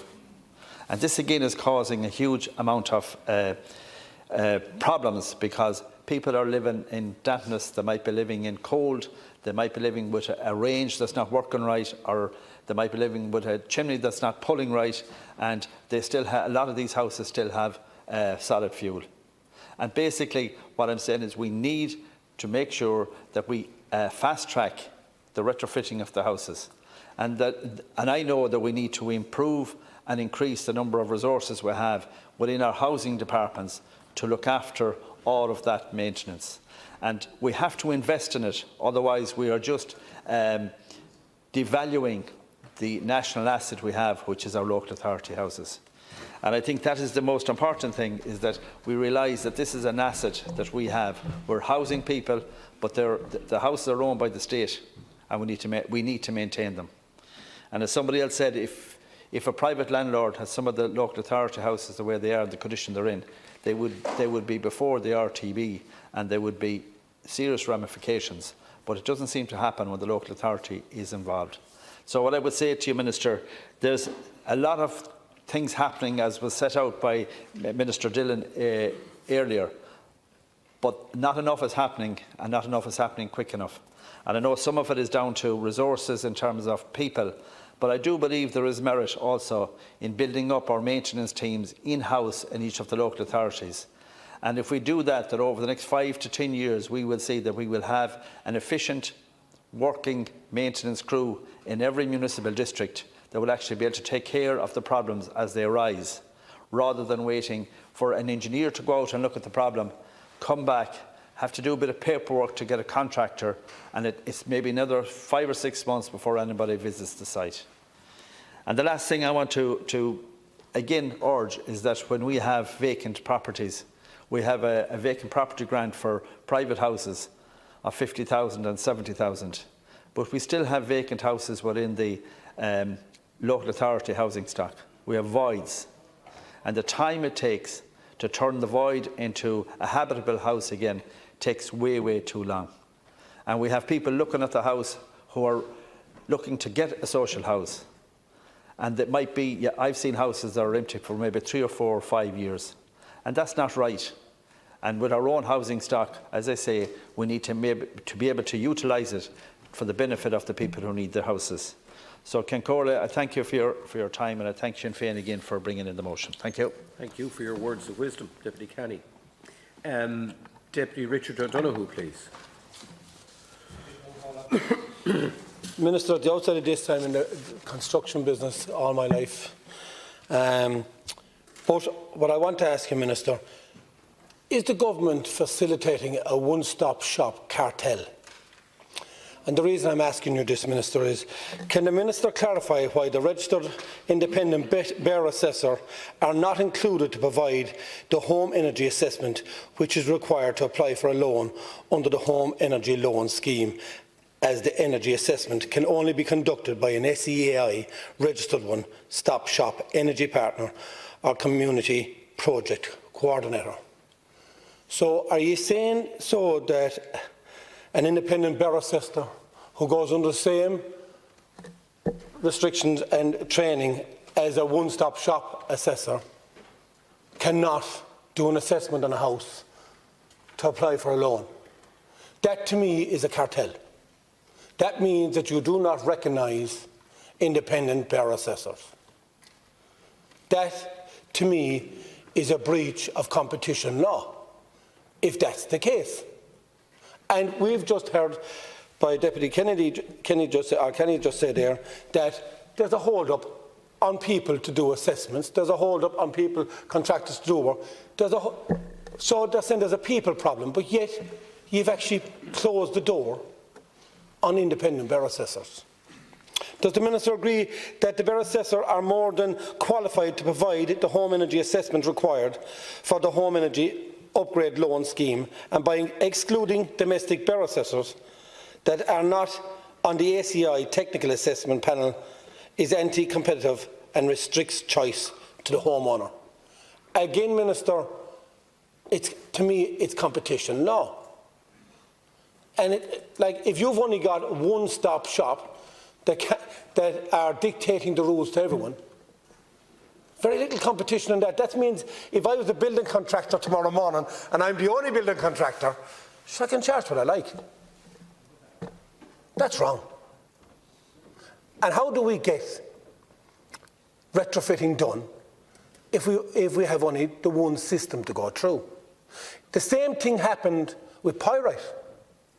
You only allowed certain engineers under a system again to assess the houses. And now you ask anyone that has pyrite in their house, the cost of getting their house assessed is gone through the roof. If you can get them, and you might have to wait months for someone to come and give you an appointment, the first thing they do is they give you a price to assess your house. And you better take it or leave it because there might be no one else to assess it. That's what they're telling them. Again, you tied it up. There's engineers in this country that are indemnified through insurance and all this stuff, have building records for years that you're saying are not qualified to assess a building like that. Structural engineers. Not textbook engineers. We're talking structural engineers. They can get you out of a problem without looking at a book by looking at the problem. And you're closing the door on that as well. So how can we progress and make sure that the retrofitting happens enough, make sure that people's house can get fixed fast enough, but all you do is tie it up in bureaucratic paperwork, and then it costs people an arm and a leg to get something done. And I went back to the pyrite again, and I'm saying this again, when it came back to the foundations. You wouldn't allow the foundations in the scheme. Even though any engineer would tell you that if foundations are out of date, the new structure's too big for it. And it wouldn't work. But no. You decided no, you knew best, and you were going on under one rule. Minister, if you want things to progress, if you want people to retrofit their houses, why can't you trust the qualified people in this area to do a better assessment? It's the same as being an electrician.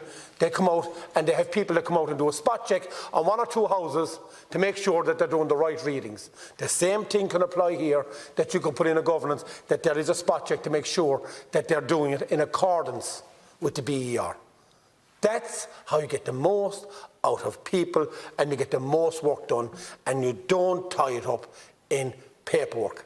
And you don't allow inflation, which is happening with the Borough Assessors that are there at the moment under the SEI one-stop shop. So, Minister, I'm asking you to look at this in haste to make sure that we can get people's house retrofitted in a timely manner. Thank you. First of all, I want to thank Deputy Richard O'Donoghue for sharing his time with me, and to thank Sinn Féin for bringing this motion before the Dáil here this evening. I'd like to deal with a couple of quick practicalities, Minister. I want to thank our local authority, Kerry County Council, the housing staff, the clerk of works, the people that I would deal with on a daily basis who are engaged in dispensing of and spending of the money that they get from central government to do the works that are required in their own housing stock, first of all. But we're falling far short all the time. And what I want to highlight first of all is voids. I hate the word void. A void is a fancy word for an empty house. I'd much rather see you saying, well, this local authority or that local authority has so many empty houses. Yeah. The person who thought up of the word void, it was a fancy way of making it a bad situation not look as bad as what it actually is. With the massive amount of people, for instance, in Kerry County Council is remit, that we have waiting for local authority houses. There is no reason in the world why we should have local authority houses empty. Canvassing an awful lot recently, I can picture in my head one housing estate, I won't say where it is, but 3 lovely houses in a row, and they would have been 2-bedroomed houses, and the 3 of them are idle for a very, very long time. That just does not make sense to me.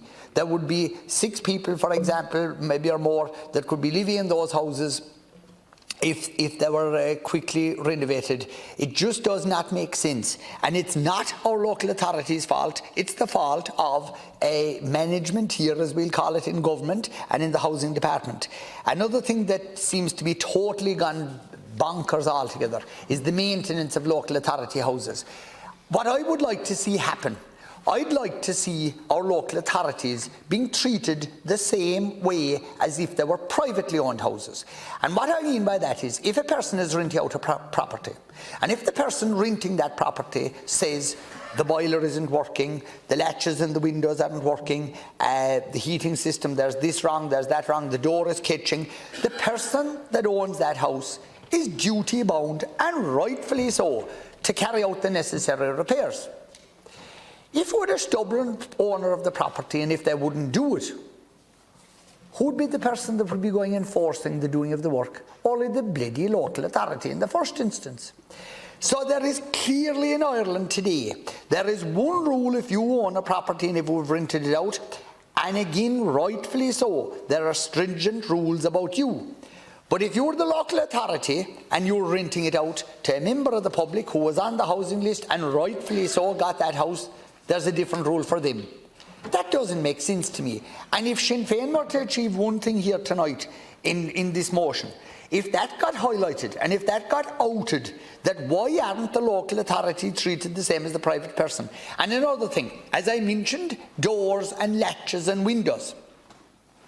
Up until a number of years ago, it was a fact that it was the responsibility, and rightfully so, of the local authority. If the door was sticking, if there was something wrong with the locking mechanism, if there was some issue with the windows or doors, it was their responsibility. Lo and behold, not only did the rules change, but every local authority tenant was written to and told, if your windows, if your locks, if your latches give trouble, it is now your responsibility. Could you imagine the outrage there'd be in Ireland tomorrow if somebody decided, well, every private property owner that's renting a property is no longer responsible for this or that or the other thing? They'd be rightfully war about it. But it happened with our local authority houses. Now, our local authority people that are living in those houses, they don't deserve to be treated in a lesser way than a person living in a privately owned house. That's not fair. That's not equal. That's not what living in a house, if you're renting it, should be about. Every person should be treated equally. So I'd respectfully ask you, Minister, to please look at that. And again, if this motion was to achieve highlighting situations like that, it would be very, very important. And please do something about the voids. It's actually sinful, Minister. And you know I'm not fighting with you about this, I'm just stating it. It's sinful to see houses, be the houses, bungalows for 1 or 2 persons, or family houses, to see them idle. It's actually a shame. And to be thinking of young mothers and dads and maybe middle-aged or older people waiting for a house and house security. And they're everywhere. They're in every place where there is local authority housing, and not just in Kerry but throughout the country, and it doesn't make sense to me, and I really would like to see you addressing that. You say that you're serious about tackling the housing crisis. Well, that's a very easy place to start. You own the houses already, just please put them back into use, and thanks very much. Thank you, Deputy Healy-Rae. Now, Deputy Thomas Pringle, please. Thank you for the opportunity to speak in this motion regarding local authority housing maintenance and repair.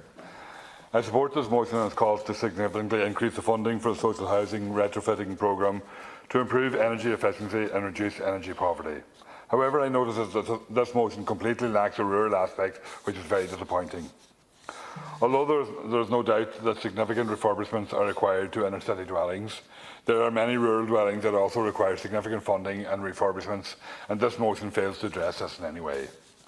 I have been contacted by many constituents living in social housing that is not fit for purpose, some in horrendous conditions.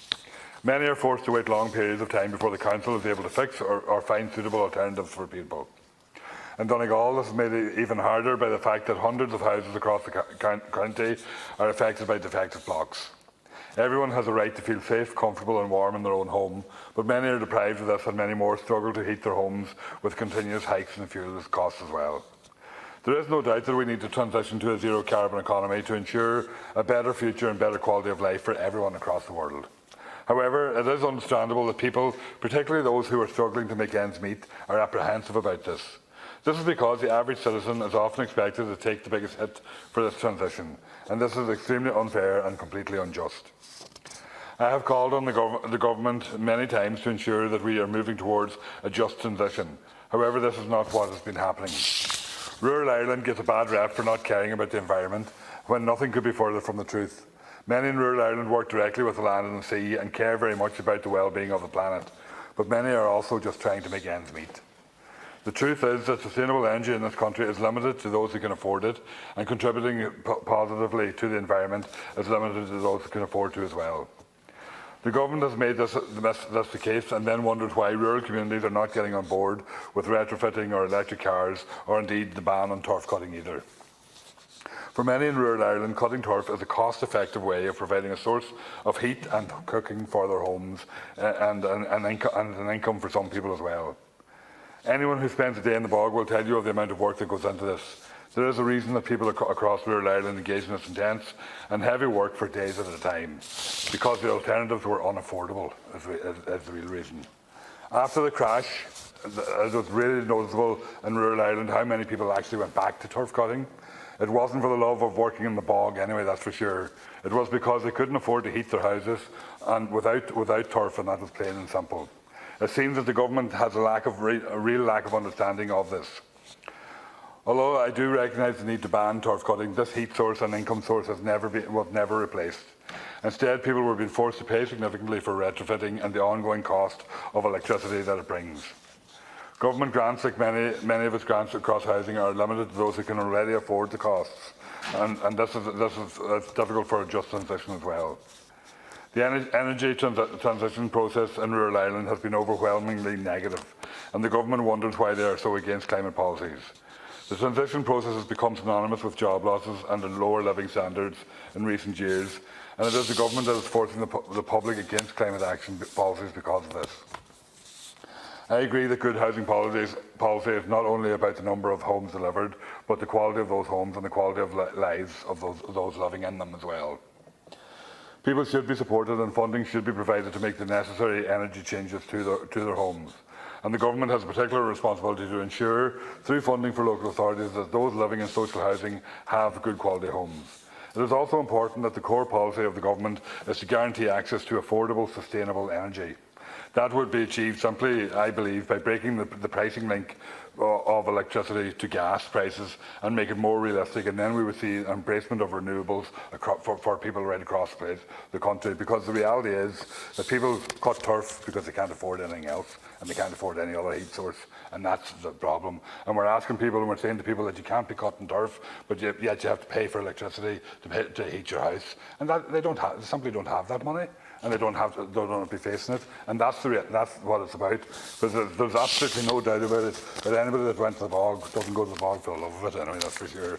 And I know that from personal experience myself as well. It's because you can't afford alternatives, and that's the reality, and that's what we have to make sure that people have. Thank you.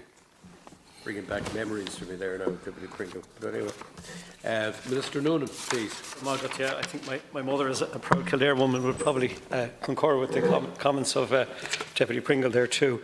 First of all, I just want to thank all the deputies for their contributions. I'll just come back with a few responses before I go to the closing.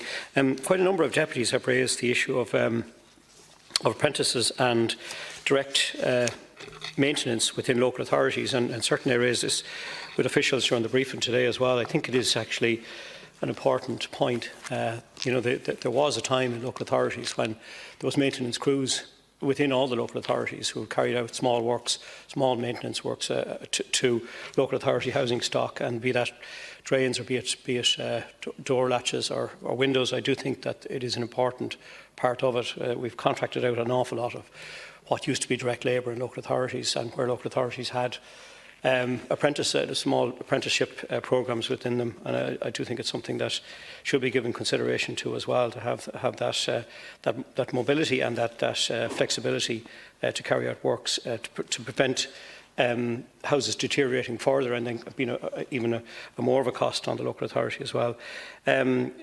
Deputy Howland as well raised issues about antisocial behaviour and the issue of downsizing, which I think is something that is, I think we're all probably listening to that on doorsteps in recent weeks, and I think it's something that could be or should be reflected in local authority housing strategies into the future. I think in giving options to older people who want to downsize. Again, a number of deputies have raised the issue of substandard conditions and social housing, respiratory issues and respiratory conditions, still an issue in some local authority stock, and particularly an issue in relation to traveller accommodation. I think it's something I've come across quite a lot, where traveller accommodation is substandard in some cases. Also, Deputy Callan raised the issue of the climate targets and the EPA report, a very pertinent point, and the retrofitting programme. I will give figures on that in my closing as well, but I do think the figures are starting to move in the right direction, particularly over the last 2 to 3 years. And again, a number of deputies raised the issue of the housing adaptation grants, that review. Again, I will bring that back to the department where that review is at, with again, mould and poor ventilation. And Deputy Canny as well raised some very important issues around the resources to manage housing stock, particularly new stock that's being constructed, to have those maintenance teams in place and to ensure that tenants are aware of the new technologies that are driving the energy efficiency in their homes. Deputy Donoghue, I'll take that question back to the department with me and get back to you in relation to that in terms of BR assessors. And again, I agree with the points raised by Deputy Pringle on rural housing. It is there is quite a lot of rural housing stock that in local authority stewardship, social housing, that requires equal attention, while the focus of today very much has been on the urban. I think the rural houses, social housing stock is just as important. So thank you all for your contributions. I just want to echo the comments made by Minister Dillon and reassess this government's commitment to tackling challenges in the housing sector, while also acknowledging the steps being taken by government to ensure strategic and informed programmes of planned maintenance work for local authority housing is implemented and supported by individual stock condition data and the appropriate ICT assessment asset management solution. We know inadequate housing conditions can have a real impact on people's lives and the nation as a whole. We understand how important it is that local authority tenants who are occupying those properties and paying their week's rent are living in homes that provide good comfort levels for their occupants, and that these properties are meeting standards as set out in the Housing Standards for Rented Houses Regulations of 2019. Local authorities as landlords must ensure that properties meet with these same minimum standards, and that point was raised by Deputy Healy-Rae. We don't underestimate the scale of the challenge in going from a predominantly responsive maintenance approach to housing stock management and maintenance to a proactive and a planned approach informed by stock condition surveys. Given the very significant investment to local authority stock improvement programmes since government has come into office, £558.6 million is expected that local authorities should, by the end of the year, be in a strong position to complete the transition to a strategic and informed planned maintenance approach. This government is also funding an extensive programme of regeneration to refurbish and or replace older flat complexes in Dublin City, with excellent progress being made with projects such as O'Devaney Gardens, Teresa's Gardens, St Michael's Estate and Inchicore, as well as plans being put in place for refurbishment and rebuilding at flat complexes including St Mary's, Dorset Street, Constitution Hill, Matt Talbot Court, Glover Court, Pierce House, St Andrews Court, Oliver Bond House and Dominic Street West. In Knocknaheeny, on the north side of Cork City, the Cork North West Quarter regeneration programme is well underway and includes the demolition of 450 houses and their replacement 678 high-quality homes. 121 new homes have been completed to date, with a further 103 homes due to be completed later this year. The Sinn Féin motion that has been tabled for this evening's debate, although not being opposed, doesn't fairly represent the efforts and progress that this government has made and is making. They make the point that we need to ensure that the social housing stock is maintained to the highest standard, create a dedicated annual fund for local authorities to supplement their existing response maintenance budgets. This is in train. Local authorities are being asked to ensure all their tenanted properties are in compliance with the Housing Standards for Rented Houses regulations of 2019. Dedicated funding is also in place, as has been outlined by Minister Dillon in his opening statement. To reiterate, 90 million is available for energy retrofit programmes, an increase of almost 40% since the new programme was implemented in 2021, €50 million in 2024 for the regeneration programme, which will provide funding for all projects in the pipeline. €31 million is available under the planned maintenance voids, with €5 million of this funding ring-fenced to help support the completion of stock condition surveys, the implementation of an asset management ICT system and an element of planned maintenance works as a result of these surveys this year. The Disabled Persons Grants for Local Authority Housing receiving a budget of €25 million, with a further €75 million available to the Housing Adaptation Grants for older people and people with a disability. But again, I'm noting the points made by deputies in relation to that review. And very significant funding is available under the Department's new build funding programme, where existing and substandard estates and flat complexes were once being demolished and new ones built. These figures do not include the funding for local authorities to provide from their own resources, and to that end, given the legal responsibility on local authorities with regard to management and maintenance, there is a very important role that they play to ensure adequate budgetary provision for the purpose of housing repairs and cyclical maintenance of rental income. This government has supported the remediation of 10,820 vacant local authority owned homes, and again this was raised by Deputy Canny and Deputy Healy-Rae. I know he called them voids, but since coming to office it has delivered 5,766 retrofits to B2 cost supplemental BER, and has increased funding year on year to support local authorities in their work in this area. The Sinn Féin motion mentions that there should be a significant increase in funding for retrofitting and regeneration to speed up the delivery of much-needed refurbishment of older inner-city flat complexes, while also significantly increasing the funding for social housing retrofitting programmes to improve energy efficiency and reduce energy poverty.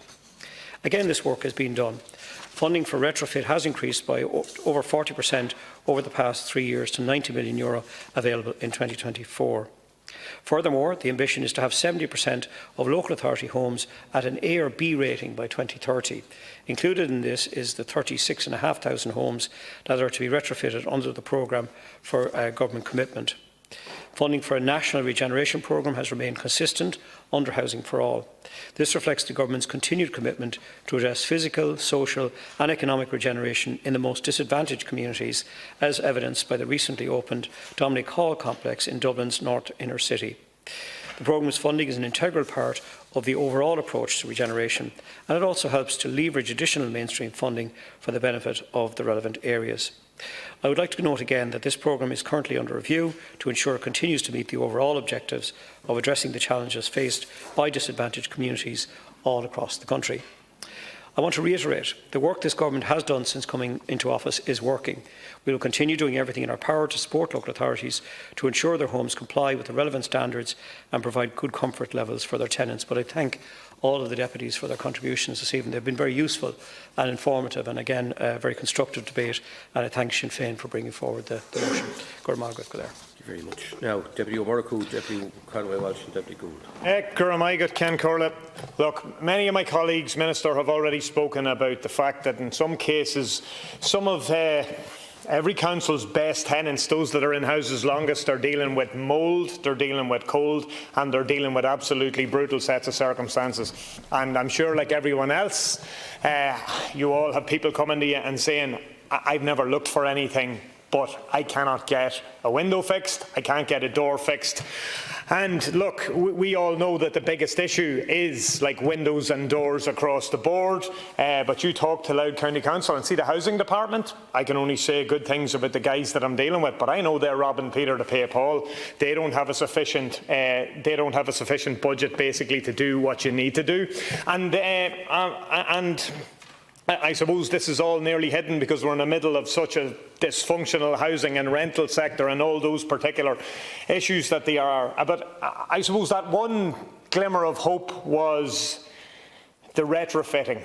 And Louth County, right, and the target, I think, and correct me if I'm wrong at any stage, was 36,000 houses by 2030, which would probably tell you that, you know, and Louth County Council has 4,200 in stock and probably somewhat more even at this stage.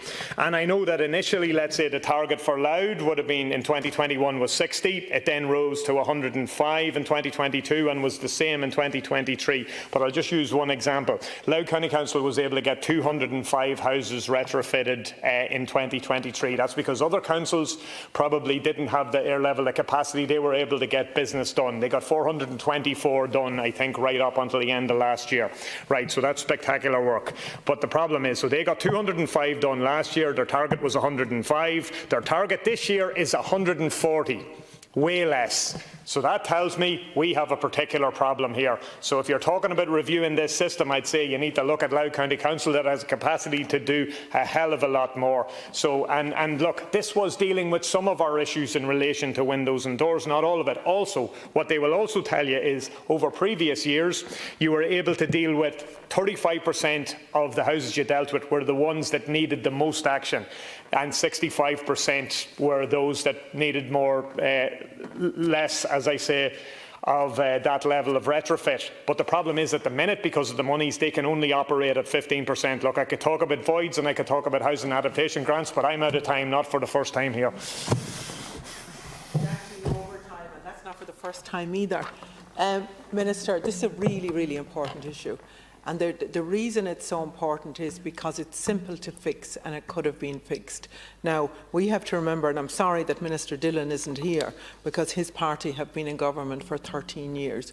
And to be in this at this stage after 13 years is just not acceptable. And he will know from his own councillors in Mayo that the truth is being told here in terms of what the housing stock is like, and for very simple jobs of maintenance to be done. Now, I want to commend the workers that are there, but the problem is that in the last 13 years, the workers in the council, the maintenance workers, have been cut back, so there aren't enough of them there to do the jobs that are needed to be done. The other issue is there's loads of money there until you go looking for it. And then we don't have money to do this, we don't have money to do that, we don't have money to do the other. And that is wholly unacceptable when we're in a situation where we have a surplus of 8.6 billion.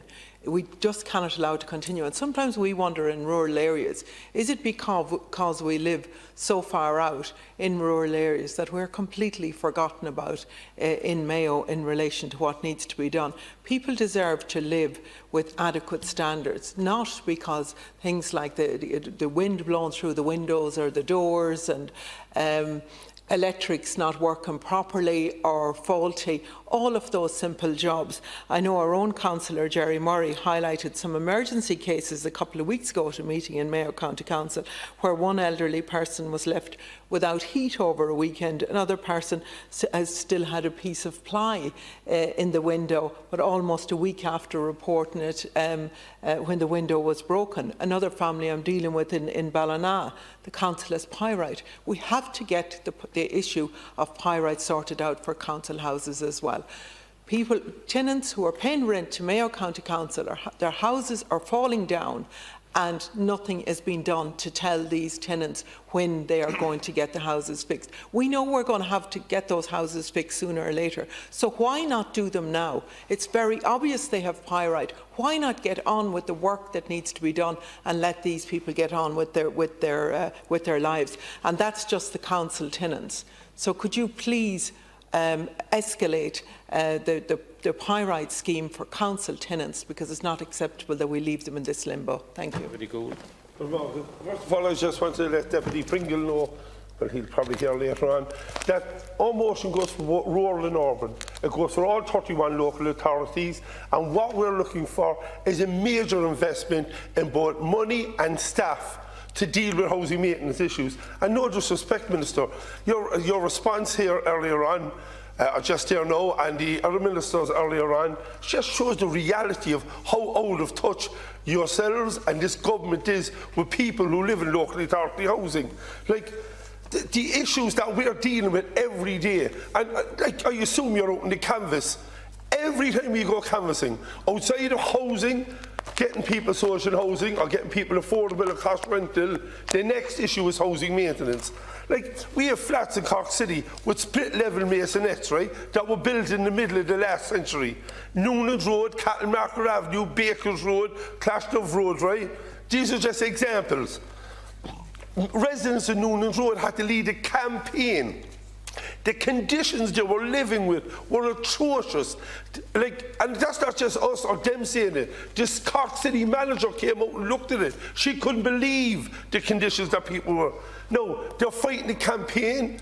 We have another group of people in Glentrasna, in the Glen, being led by one of our local election candidates, Krista Daly. The conditions of their houses. But when, can I say this now? I don't want to criticise Cork City Council, but they have a limited budget. They're telling me they don't have the money, they don't have the staff to do the works. So, Minister, we have people who are crying out, and like we touched on it earlier on, the effects that this has have on people's health is just devastating. Like, you have children and older people in particular who are developing chronic asthma, COPD and other lung conditions. And there was a young 2-year-old child in 2020, Anwar Isaac, who died in England. And it was said afterwards that it was the mould got into his lungs. Now, we have children in our local authorities that are looking at that mould every day of the week. And I showed these photographs earlier to the Minister. Like, the government is just shrugging its shoulders. You have a legal responsibility. And like the Minister said earlier on, and you said yourself there, that it will be, you're moving from reactive to proactive, right? It'll take you 10 years at your current funding levels. And even at that, I don't know will you get there. It's too little, it's too late. And let's be honest, you're in government 4 years now with Fianna Fáil and Fine Gael, but they're the cause of this problem. They decimated local authorities after the financial crash with an embargo on employment, and we're cutting the funding to all the local authorities. So what we have now is local authorities working on a skeleton crew. People are living in mould, damp, drafty houses. They're spending every penny they have trying to keep them warm. They're trying to look after their children. And your thing is, we're not recognising what you're doing. Is that your thing? We're not giving you a clap in the back. Come down to Cork. Come down to Cork. Go to Dublin. Go to any part. Go to Mayo. And meet with the families here who are living in these conditions. So stop looking for a pat in the back and come out and meet people, because people are suffering. And these are the facts. And Minister, you talked about retrofitting, right? 146,000 houses, 36,000 are grade B2 or better, right? Another 36,000 to be done by 2030. You cannot reach that figure. If there's one thing I ask you tonight, will you reach that figure? Because doing 2,400 a year will not get us there. But what about the other 70,000 people who are living in social housing? What about them? Where are they supposed to go? What about their children? Like, there's an election at the moment, local authorities, right? People are asking these questions at the door. They want to know in 9 years' time, if they'll vote for councillors, can they deliver? And what we're saying, with a Sinn Féin government and Sinn Féin-led local authorities, we will deliver for people in social housing. And like, Minister, you're talking about what you're doing. Fianna Fáil and Fine Gael have decimated local authorities. And I feel sorry for officials who are trying to cover up the neglect of 13 years of Fine Gael and 8 years of Fianna Fáil, because they were the people who wrecked this country in the financial crash. And the Green Party, you're propping them up. You're propping up Fianna Fáil and Fine Gael. And just to finish in this, there's a man from there, he got a stroke. He's in Mallow, he's back home, he's looking to go to a suitable accommodation. He was offered a house 9 doors down the road in the same block. How's he going to get into Mallow? How is he going to see his GP? How's he going to get the physiotherapy? He doesn't drive, he doesn't have a family. And the local authorities, I'm another lady, she's a victim of institutional abuse, savage abuse, has given her accounts to the Dáil here. She cannot get accommodation. This is a lady who's been a survivor, a victim and a survivor. Where is this government for these people? And the last point I would make, I had a lady who contacted me last night from the Glen. In January there was a storm, broke the hinges in 2 of our windows upstairs. She has them tied on since January. I know what she's doing now. She's paying a man to fix them Friday because Cork City Council doesn't have the money to do the work. It's a shame. Thank you very much, Deputy. Motion regarding local authority housing maintenance and repairs. The question is that the motion be agreed to. Motion agreed? Agreed. Motion is agreed. Thank you very much. That enables us now to proceed to questions to the Minister for Education. Taoiseach Simon Harris.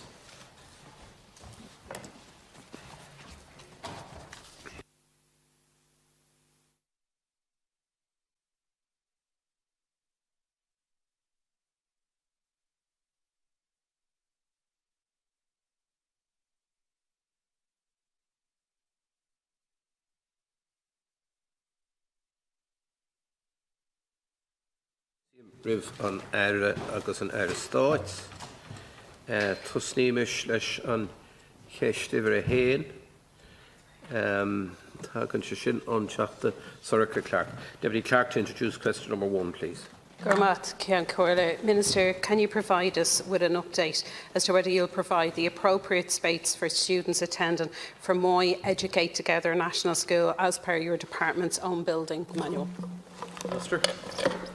The school under reference in Fermoy was established in 2018 under the patronage divestment process.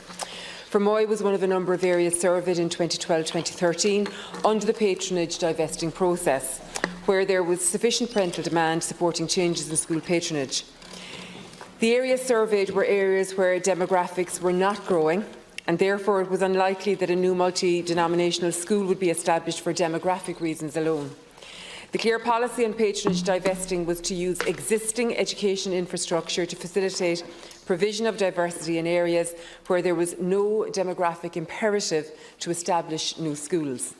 The reason for this approach was the imperative, equally valid now as it was then, to focus the school's capital programme on the provision of additional mainstream and special education school places at both primary and post-primary levels to ensure that every pupil can access a school place. As part of the process of identifying a suitable accommodation solution which would facilitate the establishment of the school, the Department liaised with Cork Education and Training Board. In order to facilitate the establishment of the new school, the ETB agreed to the co-location of the Educate Together school at the former technical school in Fermoy, together with some of the ETB's further education and training services. Prior to the establishment of the new school in 2018, under the patronage divesting process, the Department and Educate Together as the school patron agreed that given the accommodation available at the property and the need for the ETB to accommodate some further education and training services from the property, the school would be established as a 4-classroom school and that the school would maintain this configuration in the accommodation in the former technical school unless an existing school building was freed up for use in the area. As part of this engagement, the Department outlined to the school patron the importance of enrolments being managed within the available accommodation in a sustainable way, and that this would be communicated by the school Board of Management so that parents could be fully informed and in order to manage expectations. Yep. Okay. Okay.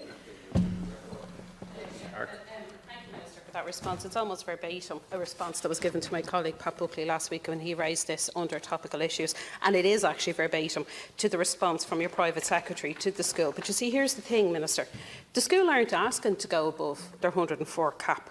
They're not asking for a greenfield site or a new school. They're simply asking for the correct space for the children that are in the school at the moment. Now, I understand that enrolment is due to rise to 96 this year, which is still well below the 104 that you referenced there. But, Ceann Corley, you really have to go and have a look at the photographs that have been posted, not only on the local media, but in national media as well, about the conditions that these children are learning in, the conditions that staff are trying to provide appropriate education in. It is simply not good enough. It is actually intolerable what it is that this school are going through on a daily basis. And in fairness to the principal has actually put forward 3 suggestions themselves. They want to find a solution to this because they recognise the needs of the students cannot be met in the current environment. Deputy. And again, just to reiterate, as part of the engagement with the school patron, the Department did outline what was available at that time, and that it would be a shared process between the ETB and the school, and that was agreed at the time. However, the school has taken the decision to accept a significant increase in enrolments from 52 in the 2022-23 school year to 85 in the 2023-24 school year. Individual school authorities are responsible in the first instance for ensuring the safety and welfare of children and others in their care. The configuration of classes and the deployment of classroom teachers are done at a local school level. The Department's guidance to schools is that the number of pupils in any class is kept as low as possible, taking all relevant contextual factors into account, for example, classroom accommodation and fluctuating enrolments. The role of the Department is to ensure that all schools in an area can, between them, cater to school planning requirements in that area. The broader position in the Fermoy school planning area is that demographics at primary level are declining and will steadily decrease for the foreseeable future. Officials in the Department of Education have been engaging with the school patron, that's Educate Together, in respect of the current and future needs of the school, and a technical visit by the Department is scheduled to take place shortly. Thank you, Minister. Deputy. The Minister, there's very clearly a demand for the school, and there's clearly an unmet demand if the school aren't able to continue to grow, or even to meet the basic needs of the children that are there. Now, I understand that Fermoy Educate Together has been given the go-ahead to open an autism class, and that they have 4 children sitting in the school at the moment who need access to that class, but are simply not going to get it because of the lack of space that's there. And this is not an isolated incident. Your office, because I received it as well, got an email this morning from a primary school in Lanesborough in County Longford that says that they have been in contact with your department since last year over adequately supporting their growing numbers of students. A lack of correspondence, they mentioned no progress to date. They say yet a year has passed without any advancement towards providing suitable accommodation. The situation is simply unacceptable. And moreover, the demand for their autism classes continue to rise. Minister, we are a state with 8.6 billion of a surplus. How has this been allowed to happen in 2024? Minister, to conclude. Thank you very much, Cathaoirleach. In the lifetime of this government, over 4.8 billion has been expended on school buildings and extended accommodations.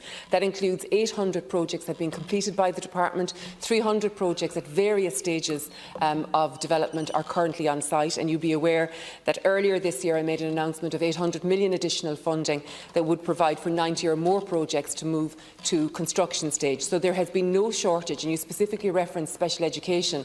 3,000 classes, special classes, are now in place for special education, 2/3 of which have been delivered under this government. Equally so, 11 new special schools have been delivered under this government. Specifically in relation, so there has been no shortage of either money or funding or resources being made available for capital bills, irrespective of what you choose to say, Deputy. In relation to Fermoy, again, I want to be very clear that there was an arrangement with the patron that there would be an agreed level kept in place of numbers by Educate Together until alternative sites were made available. A technical assessment will now take place by the department, but an agreement was made in the first instance between the patron body, Educate Together, and the department as regards the availability of accommodation at any given time. That was an agreement that was made by both parties on behalf of the school. The patron made that agreement. Deputy Sean Kenny has question number 2. Minister, just to get maybe an update on what's happening in Clarendon College, Athenry, and the proposed additional accommodation that is required to meet the demand of first-year students coming in September. I understand that the presentation College Athenry is also under severe pressure, and over 60 students are left on a waiting list coming into first year, and it is urgent, and I just wonder what progress has been made in delivering that accommodation. Thank you, Minister. Please. Thanks very much, Deputy. And I do want to assure the Deputy that the provision of school places to meet the needs of children and young people at primary and post-primary level, including children and young people with special education needs, is a priority for the Department. And since 2020, as I've previously outlined to the Deputy across the way from me, the Department has invested in the region of €4.8 billion in our schools throughout the country, involving the completion of over 800 school building projects, and with construction currently underway at approximately 300 other projects, which includes 30 30 new school buildings at the minute. These 300 projects currently at construction involve a total state investment of over €1.2 billion. More than €150 million specifically has been invested in school infrastructure in Galway, in County Galway, in the last number of years since this government came into being, reflecting a strong focus on alignment of school place availability with the significant residential development which has taken place across the area. 2 new, and you referenced them, 1,000 pupil post-primary school buildings have been recently provided in Athenry. That's the Presentation College and Claren College, and these have provided significant additional capacity in the town. The Department's ongoing demographic analysis has identified a requirement for further additional post-primary capacity in Athenry. In that context, the Department has been engaging with the patron of the school referred to, specifically Claren College, by the Deputy regarding the proposed extension of this school to cater for 1,500 students and 6 classes for children with special education needs. This close engagement is considering both the overall medium-term accommodation requirements at the school as well as the school's more immediate accommodation needs to facilitate the required growth in enrolments over the coming school years. Officials met last week with the school principal and patron and had a very productive discussion on the phased delivery of additional accommodation for the school, taking account of school place needs over the coming years. With respect to September of 24, the Athenry School planning area is one of a number of areas of enrolment pressure at post-primary level for which the Department has received data on applications for admissions. Updated data on offers and acceptances continues to be received as admission processes transact. The sharing of this data by the relevant schools, and I want to acknowledge this, has been very effective in the identification of school place requirements across the area. Thank you, Minister. That's fine. Deputy Kenny. Thank you, Minister. And I suppose from the outset I would have to acknowledge the fact that huge investment has gone into educational facilities right across the county. And you were down there yourself for the opening of the school we're talking about, and also the Presentation College in Athenry. The problem is that we seem to have a very short-sighted planning. I'm not saying you, but generally, because that was only officially open last year, and this year we're down 60 places. The problem stems, I think, from the fact that there was people came in from outside areas to fill places, and the problem I have now is I have about 25 parents onto me who are from the town who are not guaranteed a place for the student in first year next September. And I think it's causing a huge amount of stress for families. And whilst there's ongoing discussions, and I acknowledge that, and GRETB are involved in it, and the school principal is involved in it, I think it's incumbent on us all to make sure that a decision or an announcement is made as to what is going to be done to accommodate these children in Athenry come September. Minister. Yeah, thanks very much, Deputy. And look, I want to concede, construction began in 2018 on some of these projects, and at that time, I suppose we have seen incredible influx of additional students coming from, other places around the world, but also, coming specifically into the area. And you have acknowledged, and I know these schools, I've visited them, I've seen them, they're excellent schools with great work and great excellence in education being delivered every day. €150 million has been invested in Galway. There will be further investment as well, and as you've referenced the 2 schools specifically. I suppose just to make the point as well that the sharing of data, and I want to acknowledge the school cooperation that we've received here, it has been quite phenomenal, and that has indicated where there will be a shortfall going forward. And we've already, as I said, entered into discussions with Claren College in relation to raising their profile to 1,500, and that will be done in a staged development. But specifically in relation to September of 24, we are engaging with the schools on the ground. Those places will be put in place to ensure that there is an appropriate number of places available in the area. And again, I want to acknowledge the cooperation of everybody involved. Yeah. Well, I'm taking it from your last remarks there, Minister, that these children will be accommodated next September in Athenry, and that they will be accommodated in Claren College. Obviously, that's where it's going to happen. I think that's most welcome, because the parents do need to know that that's what's going to happen. As you mentioned, the school principals, they work together, they work in cooperation, and they are there to produce the finest education that we can. And in fairness, the schools we have in Athenry, they're a credit to the department, they're a credit to the school building unit, what we have achieved after a campaign. But I have to acknowledge all of that. And I know as well as that there's work ongoing with the new Gaelscoil campus for Athenry.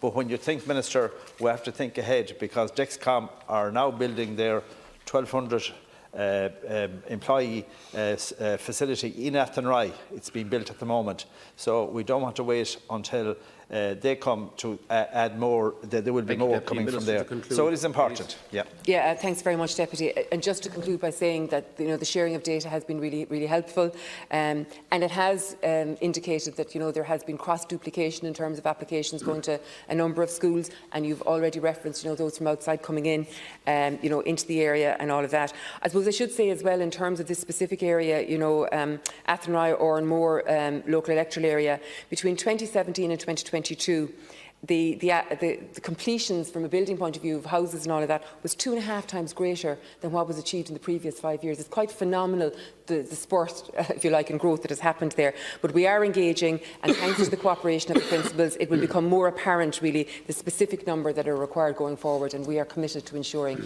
that we will have those places in place for September 24. Deputy Secretary Clark, question 3.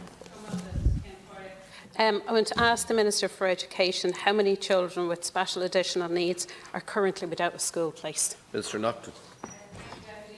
Raising this important issue, and first of all, I just want to say I understand that it's a really anxious time for parents seeking a school place for their children. I'd like to just reassure the Deputy that this government is determined to do all it can to help families seeking a special education placement for their child. So my department is working closely with the National Council for Special Education in relation to the forward planning of new special classes and additional special school places. So in the budget last year, funding was secured for up to 400 new special classes in mainstream schools and an additional 300 special school places for the 24-25 school year. So this will deliver 2,700 places for children. The NCSE has advised my department that over 320 new special classes have already been sanctioned nationwide for this coming 2024-25 school year, providing over 1,900 special education places in mainstream schools. So there are now over 3,000 special classes in our education system, providing places for over 20,000 students. We've also opened 4 new special schools for September 2024 and increased capacity in a number of existing special schools to ensure that more children than ever can access an education which is appropriate to their needs. So the Department and the NCSE are actively engaging with school patrons, management bodies to ensure additional special classes for the coming school year are provided in areas where they're needed.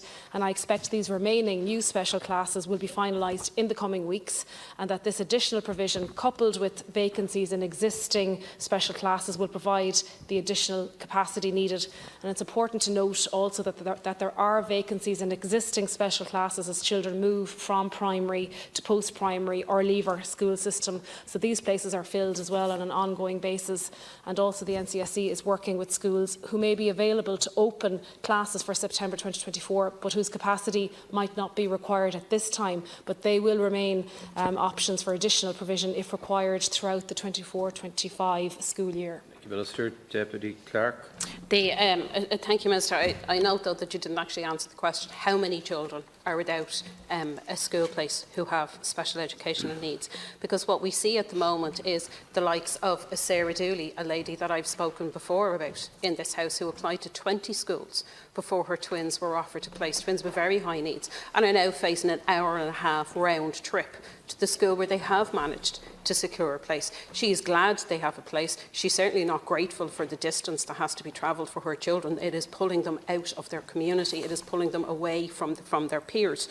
But for children who don't have an adequate school place either now or coming forward for September, these are the children that we see being put on reduced timetables. These are the children that we see being excluded from schools. These are the children who are at the most highest level of potential educational disadvantage. And I spoke to one mother last week who told me that she has a path worn to the Senate, to the NCSE, and still no offer outside of, would you not think of home tuition? This woman is a professional who holds down a full-time job. Thank you, Deputy Minister. Yeah, thank you, Deputy. And I hear exactly what you're saying. I'm hearing this as well across the country in relation to parents feeling just very anxious and frustrated in relation to this. What we're doing and what I'm doing in my role as Minister for Special Education, is increasing the number of CNOs that are going to be on the ground, whose role it will be to be visible, be active, engaging with parents, working with parents, with schools, to help them find places for their children. And I don't want us to be in a situation in September 2025, like we are now, where parents are unnecessarily anxious and frustrated about finding places for their children for the upcoming September. So we have about 73 CNOs, and they were spread very thin across the country. They had a very large geographical area. They will now just have one county where they work from. We'll have 120 of them. They're being upskilled, trained. We're taking away a lot of the administrative burden on them, where they're filling out forms and applications. A lot of that work will be taken off them, so that they can be on the ground, help parents and help schools as well in that forward planning for places. Deputy Clerk. You see, the thing is, Minister, the parents that I speak to, that they're well used to having to battle the state and to have a fight for every service that their child has ever received. By the time they get to a SENO, they've already tried everything that's going to be recommended by that SENO. But I do agree with you about the regionalisation, because I know my own constituency in the Midlands was in the same area as Donegal, and Lord help that's, trying to cover that level of ground. But the Children's Ombudsman, so it's not just us, it's not just the parents, it's not just the school, but the Children's Ombudsman has raised concerns about the unacceptable level of stress caused to families when children with additional needs are denied the right to education, and that's what this is. All children with SEN should enjoy the right to education without discrimination and on an equal basis with the rest of their peers. Now, I understand and I hear what you're saying about the forward planning, but your department quite recently released additional figures around the future needs of schools to meet additional SEN requirements. It said that there's going to be an increase of over 11,000 children with additional needs in education by 2030. If you can't get to grips to the demand that's there today, what hope is there by 2030 with an additional over 11,000 children? Thank you, Minister. Thank you, Deputy. And it's for that reason that we're investing €2.7 billion in special education, a third of the overall Department of Education funding. I absolutely know first of all, I want to say there is a huge amount of really good work happening right across the country. We want to improve and increase the resources of the NCSE, which is happening on a weekly basis. They will have those 120 CNOs on the ground, visible from this September. They're already on the ground, but I want to see them in a position where they can actively engage with parents, guardians, schools, to ensure that children have access to the places they need. Also, in relation to the additional capacity, I know the NCSE is working very, very closely and very hard with schools, with boards of management, to identify those places for children this upcoming September. So I'm confident in relation to the additional capacity required to meet the needs of children known to the NCSE for September 2024. But you can be assured that I will be in regular contact with the NCSE to make sure that this work continues. Thank you, Minister Naughton. Deputy Clerk, yours is question 4 as well. I want to ask the Minister for Education if she'll provide an alternative for teachers who completed their teaching qualifications in England to complete their induction periods in Ireland, as was done over the COVID regulation. Minister. Yeah, thanks very much, Deputy. Under the Teaching Council Acts 2001 to 2015, the Teaching Council is the body with the statutory authority and responsibility for the regulation of the teaching profession in Ireland, including the registration of teachers in the state. The Teaching Council is the professional standards body for the teaching profession, which promotes and regulates professional standards in teaching. The Council registers teachers under the Teaching Council Act, and there are 5 routes of registration. The COVID-19 amendment regulation was introduced as a short-term, temporary measure to ease teacher supply issues. It enabled teachers who had not completed induction in the country in which they qualified, but who met particular criteria, to obtain registration in Ireland. This in turn gave them an opportunity to complete induction here. This is not the usual practice, as a fully registered overseas qualified teacher covered under EU manual recognition of professional qualification legislation will in most jurisdictions have to complete induction in the country in which they obtained their qualification in order to be fully registered. The amendment regulation closed for application on the 1st of February 2024. The amendment referred, which was in place, has now expired, and a further statutory instrument would be required to establish this regulation for a longer period, which under the Teaching Council Act is a matter for the Teaching Council. Through engagement with the Council on this matter, I can advise that the Council is considering any further amendment to provide for the completion of induction in Ireland for overseas qualified teachers in the context and in the entire context of its legislative framework, including relevant EU legislation. Any updates on this regard, or any changes or any amendments, will be published on the Teaching Council website, which is www.teachingcouncil.ie. Come on, good. Minister, I hear what it is that what you're saying when you say that, but that's going to ring hollow to a lot of people who want to come and to work as teachers here, who have qualified in England. Now, my understanding is some of that work that's currently ongoing is actually in relation to the number of teachers who may go to the Middle East as being an option for a number of years before coming back. And that too is a welcome step, because at the moment we do have an unparalleled recruitment and retention crisis in our education system that we do need to get to grips with. The 2,000 long-term vacancies in schools, as well as multiple short-term vacancies, not my words, INTO General Secretary John Boyle. 2023, a survey found that almost 80% of advertised teaching positions had no applications, while 64% of schools still had unfilled vacancies. There is a solution to be found here, but we do need to knuckle down to put a timeline on this and to give those who want to come and work in Ireland as teachers a pathway to be able to do so. Minister. Thanks very much, Deputy. Just for the record, we have 1 million students, we have 4,000 schools, and we have more than 100,000 staff in place, the highest number ever of staff in place currently being employed. Equally so, we have the lowest pupil-teacher ratio we've ever had, at a ratio of 23:1. We have, in all of the 3,000 special classes that we have, 6 pupils, 1 teacher, 2 SNAs, a very low ratio, as is right and correct. We've never had as many staff in the system as we have currently. Specifically in relation to this application for teachers who do their training abroad, I must be clear, for them to be fully qualified, it is always the case, including here, that they must do a further year of induction. They're not fully qualified until they have done a year of induction.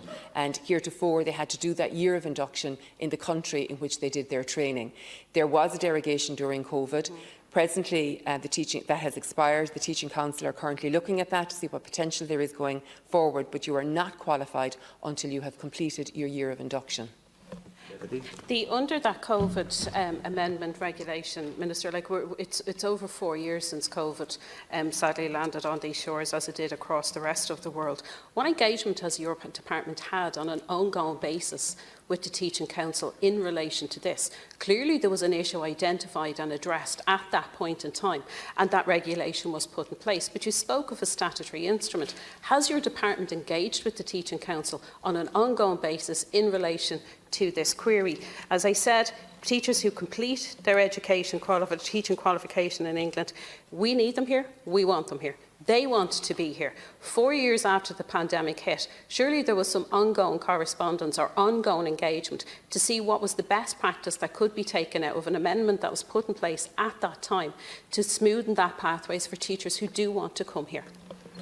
Thank you very much. And again, I want to be clear, and I did say it in my previous answer, through engagement with the Teaching Council on this matter, I can advise, and I will advise again, that the Council is considering any further amendment to provide for the completion of induction in Ireland for overseas qualified teachers in the context of its legislative framework, including relevant EU legislation. But again, I would say to you that teachers are only qualified when they do the induction. It has been possible in the past, due to a temporary measure being introduced, that they could complete their induction here in Ireland.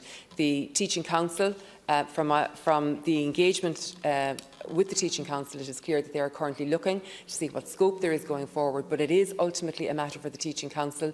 They must be satisfied that the appropriate qualifications in the appropriate manner are being applied for all teachers who wish to qualify. But it is my understanding, again, as I said, through engagement with the Council, that that matter has been given current consideration. Minister, question 7 is with Deputy Rose Conway-Walsh. Minister, this question is in relation to Castlebar Educate Together School. And you'll be very familiar with that school because it operates over 3 campuses. It has 150 pupils, and you visited it in September 2022, and you promised them at the time a new school, and nothing has been delivered since. You asked them to submit possible locations and sites, and they did that immediately, and they can't get any straight answers. So could you tell me here this evening what is happening with Castlebar Educate Together? Thanks very much, Ciancórla. Castlebar Educate Together National School was established as a 4-class school under the terms of a divestment process in September of 2016.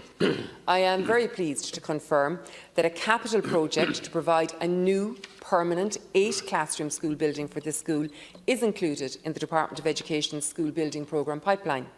This capital project is at site acquisition stage. The site acquisition process is being progressed in line with standard acquisition protocols. The Department has engaged the services of a site acquisition manager consultancy team to identify and assess potential site options. Following this extensive site identification and assessment exercise, a number of potential site options have been shortlisted for further consideration.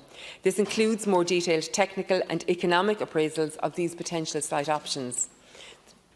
The Department is working towards securing the most suitable site for the school, whilst also ensuring value for money for the Exchequer being achieved. Whilst the Department is putting a solution in place for the long-term needs for the school, additional accommodation has been provided for the school over the last number of years. The school, in line with terms agreed as part of the original divestment process, has been instructed to take cognizance of their existing accommodation capacity when managing its enrolments of 134 pupils. The demand for school places in the Castlebar school planning area is projected to peak this year. Census data shows that the population of Castlebar town increased by 8% from 2016 to 2022. The number of primary school-aged children increased by 5.5%. However, the number of preschool children aged 0 to 4 reduced by 12%. This downward trend in demographics is expected to impact on school enrolments over the coming years.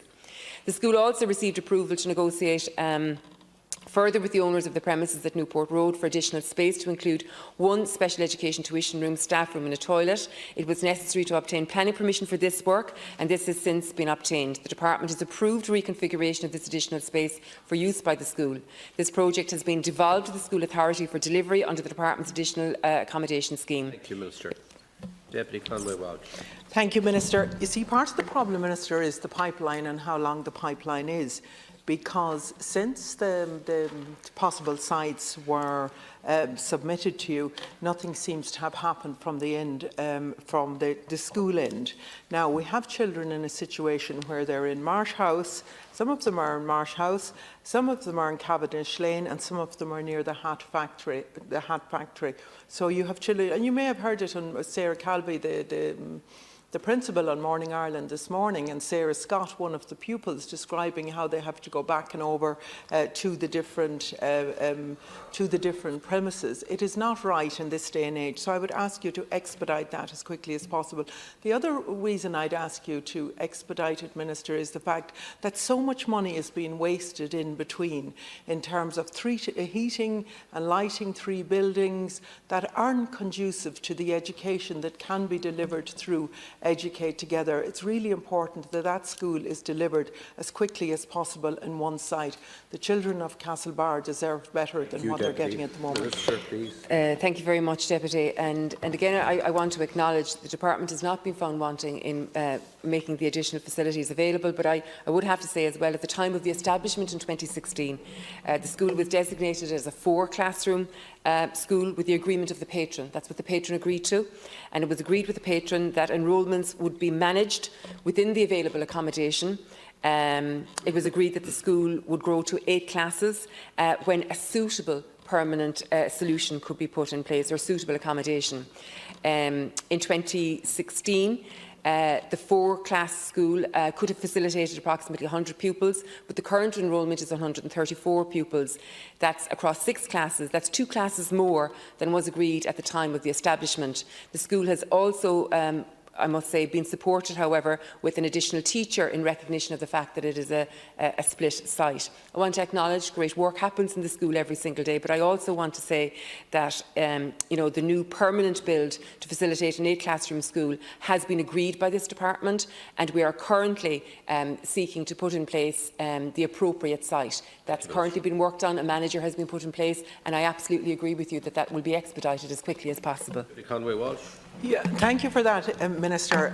We're very keen to get a timeline on it, as you can see, so that we can reassure the parents and the teachers and the children as well, who asked me when we were at a meeting shortly. You see what's happening as well in relation to one parent I spoke to her. She's a child with special needs, and she just cannot understand why the sibling cannot be on the same side as her. So I would ask that it be expedited as quickly as possible, so that money can be saved, so that once and for all we can have a permanent location for this school, because this school is a journey of success, of real success, and the demand that has been for it. And I think that is reflective on the parents and the teachers and the good standard of education that's delivered here. So I am asking that you would expedite the process, that you would identify the site as quickly as possible and proceed with it on that basis, so that a certainty can be given to the families and to the children and to the teachers who are working under extremely difficult conditions. Thanks very much, Deputy. And I absolutely do agree with you. I mean, there is excellent work happening here every single day, and I want to acknowledge that the Department has not been found wanting when it comes to resourcing Mayo. More than 111 million between 2020 and 2024 has been expended on buildings in the Mayo school area. That's 46 school building projects, and in addition to this there are 11 additional accommodation and large-scale projects currently in the Department school building programme pipeline across the county. I also want to acknowledge that in those 4 years more than €530 million has been shared within the Educate Together patronage, as it were. And the Department also currently funds a project manager, if you like, or a buildings officer for Education Together. So again, to help them move along with the projects that are under their care, under their wing. And it is my determination that we will expedite this as quickly as possible. We have put a manager in place to ensure that the appropriate site for the best needs of the school and all the other requirements that are required are put in place as a matter of urgency. Thank you. Deputy Bernard J. Durkin, your question is number 8. Thank you, Cancora. This the question seeks to ascertain from the Minister the extent to which she remains satisfied that she can accommodate primary and second level school children throughout County Kildare in time for the September next enrolment and throughout the country. This is a very important time for children, and the indecision or doubt that we had last September wouldn't be a help if it were to recur. Minister, please. Thanks very much, Deputy. The provision of school places to meet the needs of children and young people at primary and post-primary level, including children and young people with special education needs, is a priority for the Department. At a national level, Ireland has been experiencing growth in overall post-primary enrolments, and this is projected to continue in many parts of the country for the next number of years before beginning to decline. However, first-year enrolments nationally are expected to have peaked in the current school year and will begin to decline from next year. At a national level, there are over 10,000 more first-year places available for 24-25 than 6th class children. Of course, there is significant regional and local variation in enrolment trends and projections, with residential construction activity one of the most significant influencing factors. This means that even as enrolments nationally begin to decline, we can still expect to see increasing demand at primary and post-primary level in particular, towns or areas across the country, and enrolment pressures may arise in a very limited number of school planning areas from year to year. This must be seen in the context of an annual enrolment process that caters for some 140,000 pupils at junior infants and first-year level, and that, on the whole, really transacts smoothly. There are 314 school planning areas across the country, and typically only a small minority of these areas require follow-up engagement from the Department with schools and patrons to work through mainstream school place solutions for the following year. With respect to County Kildare, More than €280 million has been invested in school infrastructure in County Kildare since 2020 alone, reflecting a strong focus and alignment of school place availability with a significant residential development across the county. Our data shows that in County Kildare overall there are approximately 400 more first-year places available for September 24 than 6th class children. In 9 of the 14 school planning areas in County Kildare, there are more first-year places available for 24-25 than 6th class children due to leave primary school. When school planning areas are clustered to take account of typical enrolment patterns, it can be seen that there are more first-year places than 6th class children across each area in the county. Thank you, Minister. Deputy Durk. Thank you, Minister, for your helpful reply. And I acknowledge, in fact, the tremendous investment that has taken place in County Kildare in education and school buildings in particular, and in improving the standards generally, because we all came through the time when it wasn't so. But at this particular stage, we're anxious to ascertain, for instance, the Mercy Convent in Naas, which appears to be completed in terms of building works, but isn't completed. It's completed the outside, but not the inside. And you very kindly arranged for the Oireachtas members to meet with the planning department, the planning section of your department, wherein we learned a few things, that some of which were reassuring and some which were not. One in particular was when it was disclosed that a climate element had to be applied to each school place requirement as we proceed, to the effect that some children were being ushered onto a school other than their local school, and other than the school that their siblings were attending, and other than the school that their parents had attended, and felt that they should have a right to be heard. And while we would agree that climate is important, the lives of children, the education of children is equally important, and I know that you understand it more than anybody else, Minister, and we're anxious that we can help and that you can help us. Minister.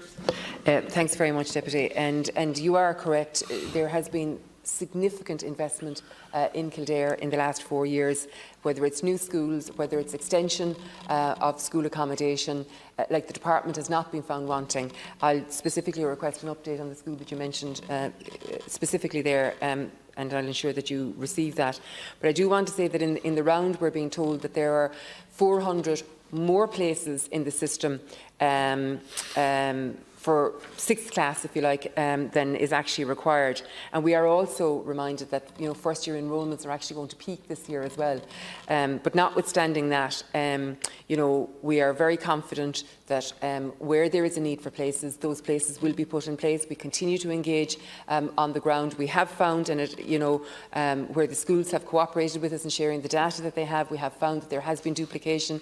We have found also that people are coming from outside areas or whatever, but we are working through them case by case and confident that we will deliver what's required. Thank you, Minister. Yeah. Deputy Durkin. Thank you, Minister, and I agree, in fact, that you've given a lot of time yourself to ensuring that the fastest possible delivery can take place, and that the needs and the accommodation needs and the needs of children in education are kept to the fore. St Farnan's post-primary in Prospects is another one that we all thought would have been well advanced by now, but of course it isn't and it hasn't. And I reiterate again the point that I made in relation to the climate element. And I feel that this is a red herring that has been drawn, not by you, but by a mistake made by somebody in terms of the planning for the future. It is impossible to plan while that element is in place. And children have only a very short lifetime in education, and their needs have to be met early, first and last, first and by no means last. But the point is that if there's some regulation there that prevents that, then that's going to cause a problem in the future, notwithstanding the good efforts of the Minister. Minister, to conclude on this question. Yeah, thanks very much, Deputy. And look, I want to acknowledge you have a particular commitment to, to education, and you engage with me on an ongoing basis in relation to it. Look, I do want to say, in the vast majority of areas, through the work of the schools themselves on the ground, their patron bodies, their management bodies, and the Department of Education, there are sufficient school places available to meet the needs of children in the area for September 24-25. The Department is working with schools individually and collectively and with their patrons to make additional places available where that might be required for September of 24 into the 25 year. And while some applicants might not yet have received an offer of a school place, families can absolutely be assured that young people in an area who require a school place will be provided with one. There will be greater clarity for families over the coming weeks as admissions processes continue to work through, and the required additional places will come on stream. Thank you, Deputy. Thank you very much. Yeah. Again, Deputy Bruton, question 9 is yours. Thank you. This is to ask the Minister if she has information on the number of post-primary schools which do not deliver the social and political curriculum. Yeah, thanks very much, Deputy. The Civic, Social and Political Education, or CSP programme, along with physical education, or PE, and Social, Personal and Health Education, or SPHE, form the core pillars of the mandatory wellbeing aspect of the curriculum at junior cycle. This 100-hour CSPE short course, which was initially introduced in 2016 and updated in 2021, contributes to building the skills students need to contribute positively to a democratic society and to promote sustainable living.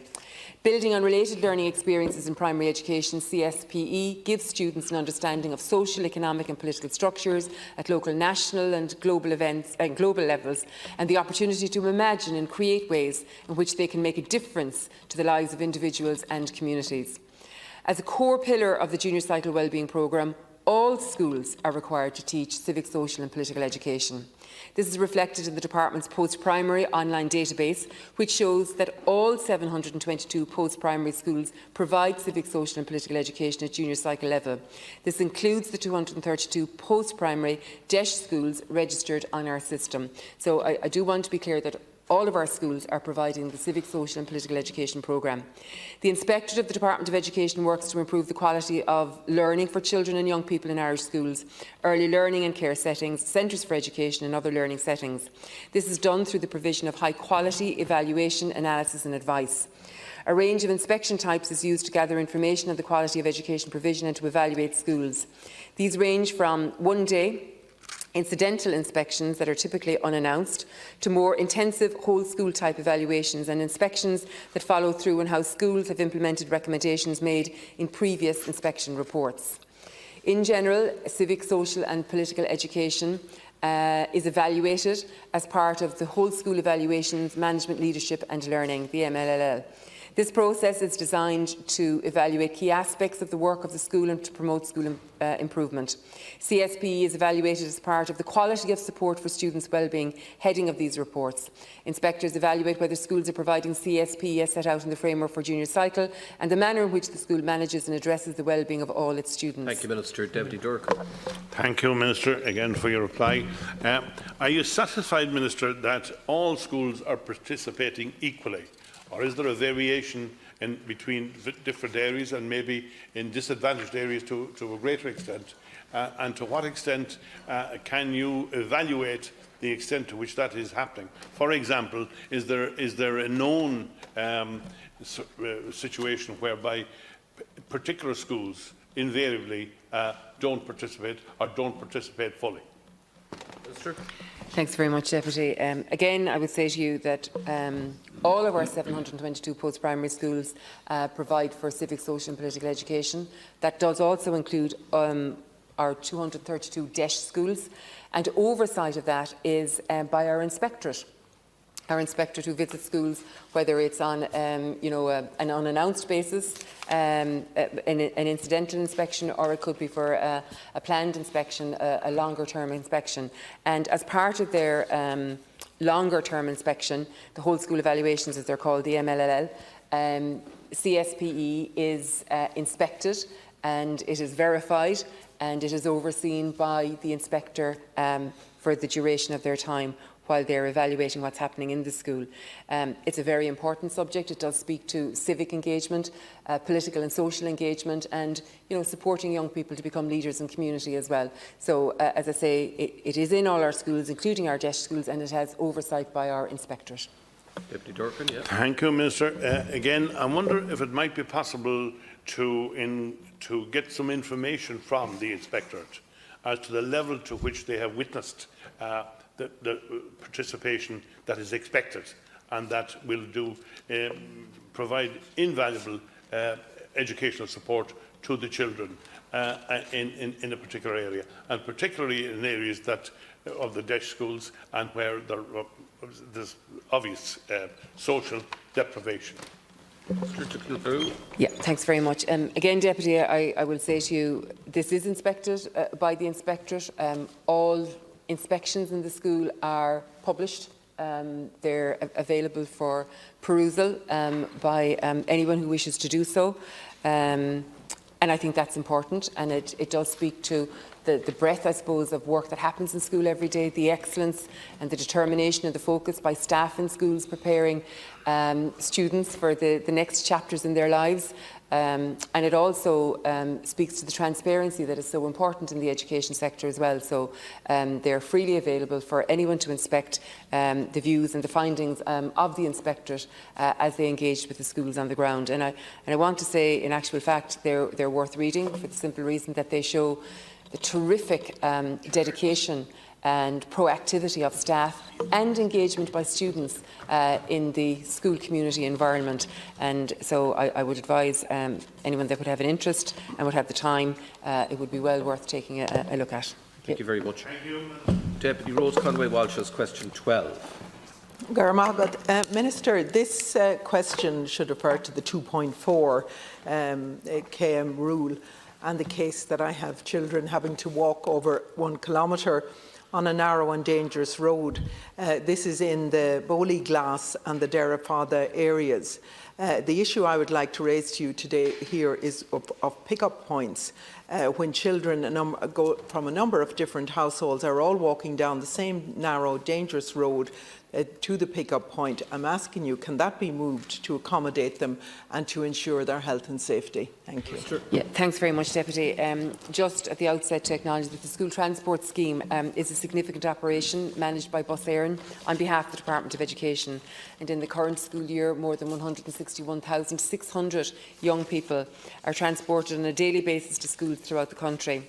This figure comprises over 135,000 pupils travelling on mainstream services and 19,800 pupils with special education needs and 6,800 pupils who have arrived to Ireland from Ukraine. The total cost of the scheme is €382.02 million. For 2023. Under the current terms of the school transport scheme, children are eligible for transport at primary level, where they reside not less than 3.2 kilometres, as you pointed out, from and are attending their nearest school, and at post-primary level, where they reside not less than 4.8 kilometres from and are attending their nearest post-primary school or education centre, as determined by the Department of Bus Éireann, having regard to ethos and language. Children who are eligible for school transport, who apply and pay on time, are accommodated on school transport services where such services are in operation. Children who are eligible for school transport but for whom no service is available may be offered the remote area grant towards the cost of making private transport arrangements. The remote area grant is also payable for eligible children who may have to travel 3.2 kilometres or more to or from a designated pick-up or set-down point. Children who are not eligible for school transport may apply for transport on a concessionary basis only and will be facilitated where spare seats are available after eligible children have been accommodated. Where the number of ineligible children exceeds the number of spare seats available, Bus Éireann will allocate tickets for the spare seats using an agreed selection process. Bus Éireann is responsible for the planning and timetabling of school transport routes on behalf of the Department. Safety of children travelling on the school transport services is of paramount importance to the Department and to Bus Éireann. Bus Éireann endeavours within available resources to ensure that such eligible children have a reasonable level of school transport service in the context of the scheme nationally. Routes are planned so that, as far as possible, no eligible child will have more than 3.2 kilometres to travel to a pick-up point. Children are generally expected to make their own way or to be brought to convenient pick-up points along the main route. 2 minutes, Deputy. And I'll come back. Yeah. Minister, the issue here is regard to the pick-up points and it's regard to the common sense that's needed around this and to ensure the health and safety of children. I know you'll agree with that. But the school transport system is plagued by a lack of flexibility in a number of ways, and the system, as you know, needs to be reformed. We all know the scheme is not a door-to-door service, but at the same time there needs to be common sense applied in each situation. In rural areas, there can be very dangerous roads, there can be no footpaths, and in the winter months can be really dark. We're not asking for the school the bus to go far out of its way. This would only require a small detour to collect safely a number of children. Now, the important point is that the road used to be served buy a school bus but was stopped when there was no children using it. Now that there are children using it, it should be reinstated. And this is why I'm asking you to look at it. You see, you'll have areas that maybe go for a period of years where you don't have children, and then children move into the area, and we're very grateful that they do in those cases. And in that case, the school bus system has to respond to facilitate those children.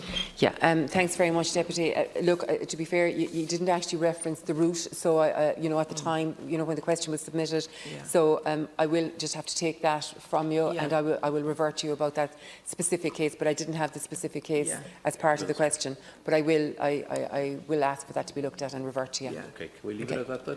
Yeah, Minister, I really do appreciate that, and I'll give you the postcodes and all of the other information that you need to be able to look at it, and I'd appreciate if you could. Thank you. Question 16 is Deputy Bernard Durkin again.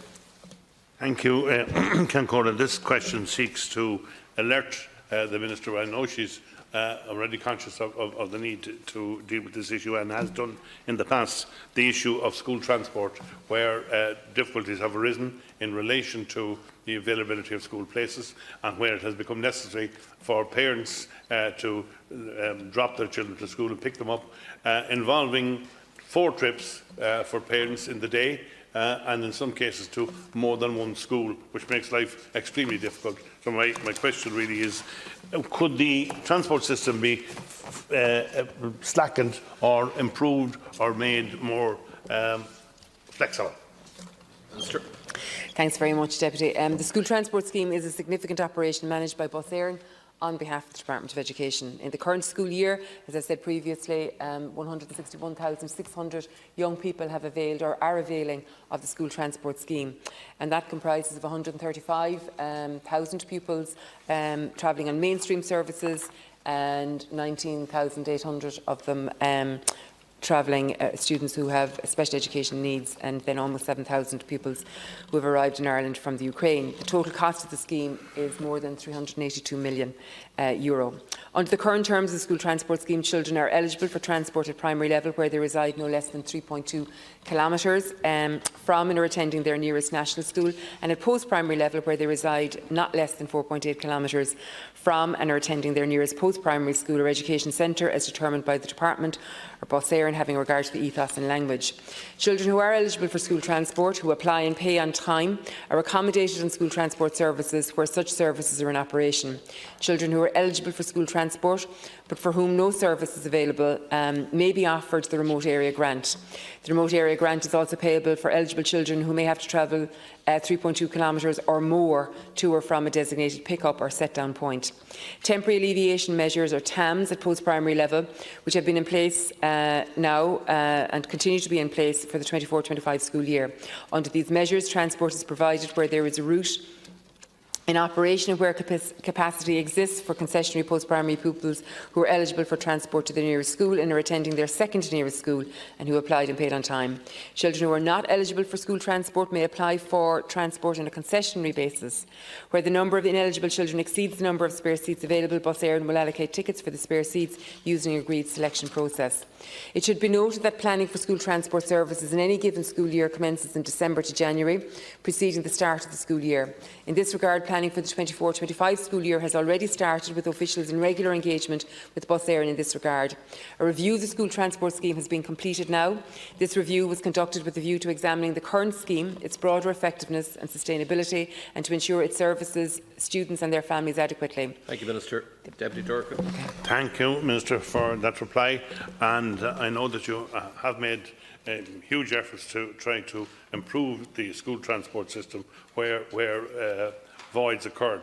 So could I ask, given the information that you've given to the House, if it might be possible, in the circumstances likely to emerge in the not-too-distant future, if a little bit of flexibility might be used in order to ensure that the various dots are joined up, so as not to have a situation like we had just gone by, where children in some cases were asked to get off a bus and walk the rest of the way home, which is an appalling thing to happen, shouldn't happen at all, for security reasons and a whole lot of reasons. And I know that you didn't approve that, but the point about it is this, that if it is possible to anticipate what's going to happen, then it should be possible for the school transport system to be able to respond, and that would be hugely helpful. Thanks very much, Deputy. Look, I just want to reiterate, we've more than 161,000 young people who are currently availing of the system. They're being transported to and from school every single day. It's a hugely important service. I come from a rural constituency myself. Nobody appreciates or understands it, its value as much as myself, and I know deputies across the floor here understand that as well. But we have a greater ambition that we want an additional 100,000 students to be in a position to avail of the school transport system. And it is for that reason we are looking at flexibilities going forward, looking at reducing the criteria, which is 3.2 kilometres at primary, reducing that to 1 kilometre, and the 4.8 kilometres to 2 kilometres. We're also looking at aligning, we say, the school transport scheme with the public bus scheme that would, or public service that would be at post-primary, obviously. We're also looking, because it's been requested by parents, where they want to do it, that children with additional needs, if they should so choose, would travel on mainstream school transport, or they can continue on the special education service as well. So we're piloting some of these aspects come September of this year. We will show as much flexibility as we possibly can, to parents presently. But our overall ambition is a great one in terms of an additional 100,000. That'll be more than. Yep. Okay. Minister. Sorry. You're okay. So can I go on to number 27 then? I think is Deputy David Stanton. Ciancora, this is a related question with respect to school transport, and just to give the Minister an opportunity to outline the current regulations with respect to students availing of school transport to a school which is their second nearest school. Thank you. Minister. I'm looking for, sorry, Deputy. We're all have to go, certainly. I have it. Sorry, yeah. I have a version of it anyway, Dave. Sorry about that. Didn't realise we were getting to 27. Okay. Again, for want of repeating myself now, the school transport system is operated by Bus Air on behalf of the Department of Education, as we've said, and we have more than 161,600 young people availing of it. And again, that's divided into children on mainstream, travelling on the mainstream service, or children travelling with special education needs. The total cost of the scheme was in excess of 382 million in the 2023 school year. And we also know that it is very good value for money, as it were, because we know that families are being asked to pay, at primary school they're being asked to pay €50 payment, at post-primary €75, and indeed for a family ticket €125. And in actual fact, the cost to the state is more than €1,100 for the school transport scheme per student. So that is incredibly good value. It's an excellent system.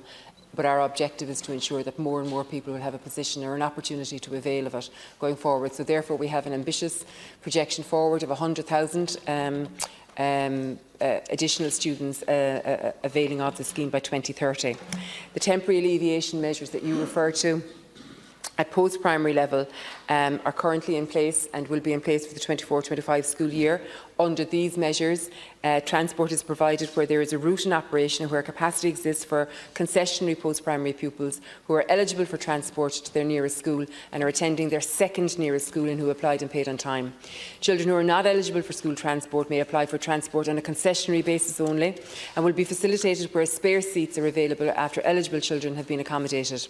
Where the number of ineligible children exceeds the number of spare seats available, Bus Éireann will allocate tickets for the spare seats using an agreed selection process.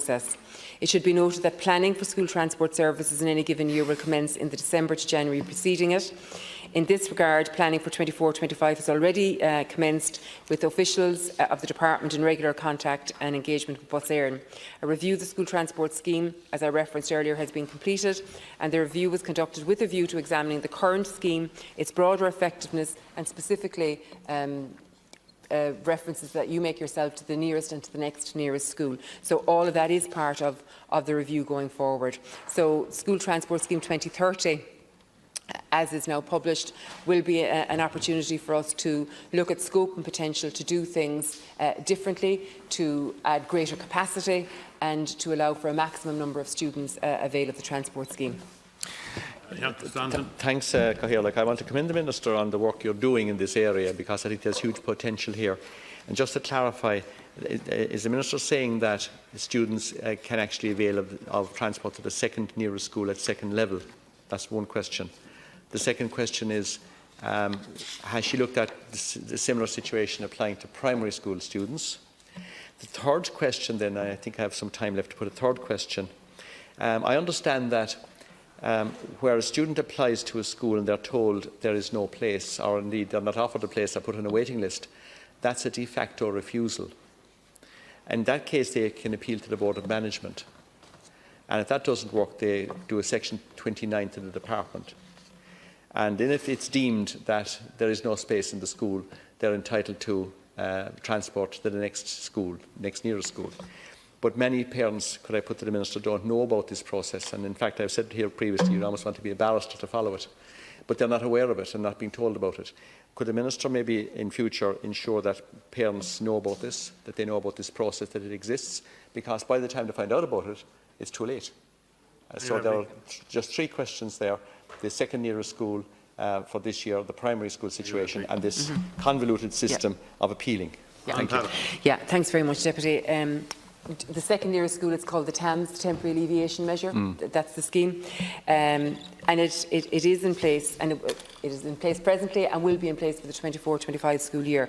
But I want to be clear in explaining what the TAMS actually means. It means that under that measure, transport is provided where there is a route in operation and where capacity exists for concessionary post-primary pupils who are eligible for transport to their nearest school but are attending their second nearest school, and who applied and who paid on time.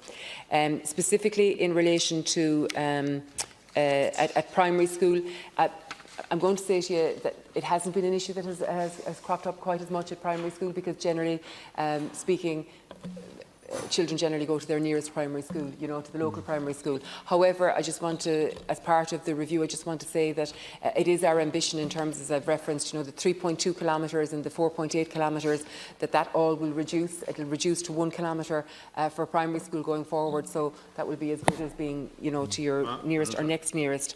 And finally, what's the third? The convoluted appeal system. That if they're, a fair point. We do say that, if they were eligible and if their first school is full on receipt of documentation that verifies that, then the next school becomes the first school. But I take your point, Deputy, that maybe people aren't aware of that sufficiently, so that's something that we should look at in terms of communication. Yeah, I want to thank the Minister for those responses, and I think the last point is really interesting, because I have come across, I'm sure our colleagues have as well, parents who are not aware of this appeal system to the Board of Management. Neither are they aware of the situation that if you're put on a waiting list, it's a de facto refusal. You're not offered a place, so it's actually a refusal in the school, and that you're entitled then to appeal to the Board of Management and to do a Section 29. If you happen to get a place in the second nearest school or further away, you won't get school transport unless you can show all this documentation, but you can show it unless you know it. Can I finally put to the Minister, Cathaoirleach, the situation with respect to, in particular, primary school students being driven to the school by parents, obviously, in the main, leading to massive congestions in our towns at specific times in the day.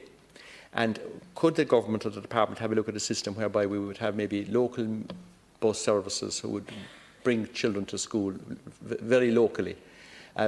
People seem to want to bring the children right up to the door of the school quite often, and it leads to massive congestion and unnecessary travel and stress on parents. So if we had a local school bus system in towns and villages across the country, I think it would alleviate that problem. It's all very fine being a kilometre or two away, but I think in many instances it's the people who are closer to the school, who are driving children to the school, who are causing all this issue. So maybe it's something the Minister might have a look at. Thank you. Yeah, thanks very much, Deputy. Look, to be fair, I do want to say that parents or guardians have sometimes a variety of reasons as why it's necessary for them to bring their children to school themselves or to drive them to school, and it can be multifaceted really and multi-complex really, I suppose, for the reasons that they might have. So I think they should always have that freedom. But notwithstanding that, I know there are many parents who are very, very keen to be in a position to avail of the school transport system as well. It would make life a lot easier for them, and it would also reduce, I suppose, traffic on the road too. And that's why we have this ambitious programme of, presently more than 161,000 young people, and by 2030 an additional 100,000 being able to avail of access to a school transport system that would ensure that parents have greater freedom in terms of children getting to and from school, and also greater opportunity in terms of reducing the number of cars that are on the road. But that element of flexibility, I imagine, will in some small instances, will have to remain in place, because the vast majority of young people like to travel on the bus with the rest of the community where that suits their needs. Thank you. Thank you, Minister. That's okay. We have now an unusual situation whereby we have two deputies with 2 questions each, who weren't in. One deputy wasn't in the House at the time the first question came up, and what I propose to do is to take them all if possible. Now that means that Deputy Kenny was here on time for his questions, so is it agreed that we take his questions now and then we follow up with the ones that weren't present at the time? That is question number 30. 30. The Minister might have a different numbering system. Actually, I don't have it. What's it about? I don't actually have it, sorry. I don't have it, it's not listed. 30 isn't listed. Temporary accommodation. It's a temporary accommodation for Lough National School in County Galway. Okay, while it's a temporary accommodation they look for on the while the existing school is going to be refurbished top to bottom, and they're not being funded for the temporary accommodation that they need to keep the school going while the construction work is going ahead. Look, Deputy, I'll have to say to you, that question wasn't flagged with me, okay, right, but I will very specifically take the detail that you have here, and I'm sure that I will ensure that we will revert to I've submitted the question, and maybe, Minister, what you might... I'll give you the kernel of it in a little bit a minute, just to explain to you that the school itself got an additional accommodation grant, right. But it's a total refurbishment of the school. Okay. The problem is they have to take every one of the students out of the school. They have no place locally to put them. The department have said, find your own accommodation to put them in temporarily for about 6 months. It's an impossible task, and the funding of it would also be a problem. So basically what the school are looking for is for the department to provide some sort of temporary accommodation during the construction period to allow the school to function in a rural area whilst the refurbishment works are going ahead, and to fund it. Okay, Deputy, and without knowing the detail here, because I absolutely cannot comment on the detail here because I'm not appraised of it, but I will say the department works very collaboratively with schools, particularly schools that are benefiting from, as you've outlined here, whether it's a refurbishment or additional accommodation or whatever the case might be. We do have a policy of engagement and cooperation and collaboration. After all, I'm very confident that the project that you've outlined there is quite a significant undertaking financially from the department, and obviously we would want to ensure that education continues to be delivered whilst that is also being provided for. So I don't have the specifics of it, but I will note that you've submitted the question, and I'll ensure that it's replied to in full. Okay, thanks, Deputy. Thanks, Minister. Thank you, Chair. Thank you, Deputy. Now we go to 32 in the name of the same deputy. Might be difficulty with the answer, but we didn't anticipate being so far advanced at this stage. Minister, you're so efficient, you're ahead of yourself. There you go. I'll have to speak more slowly. Put me up again for 32. Minister, just to ask you, have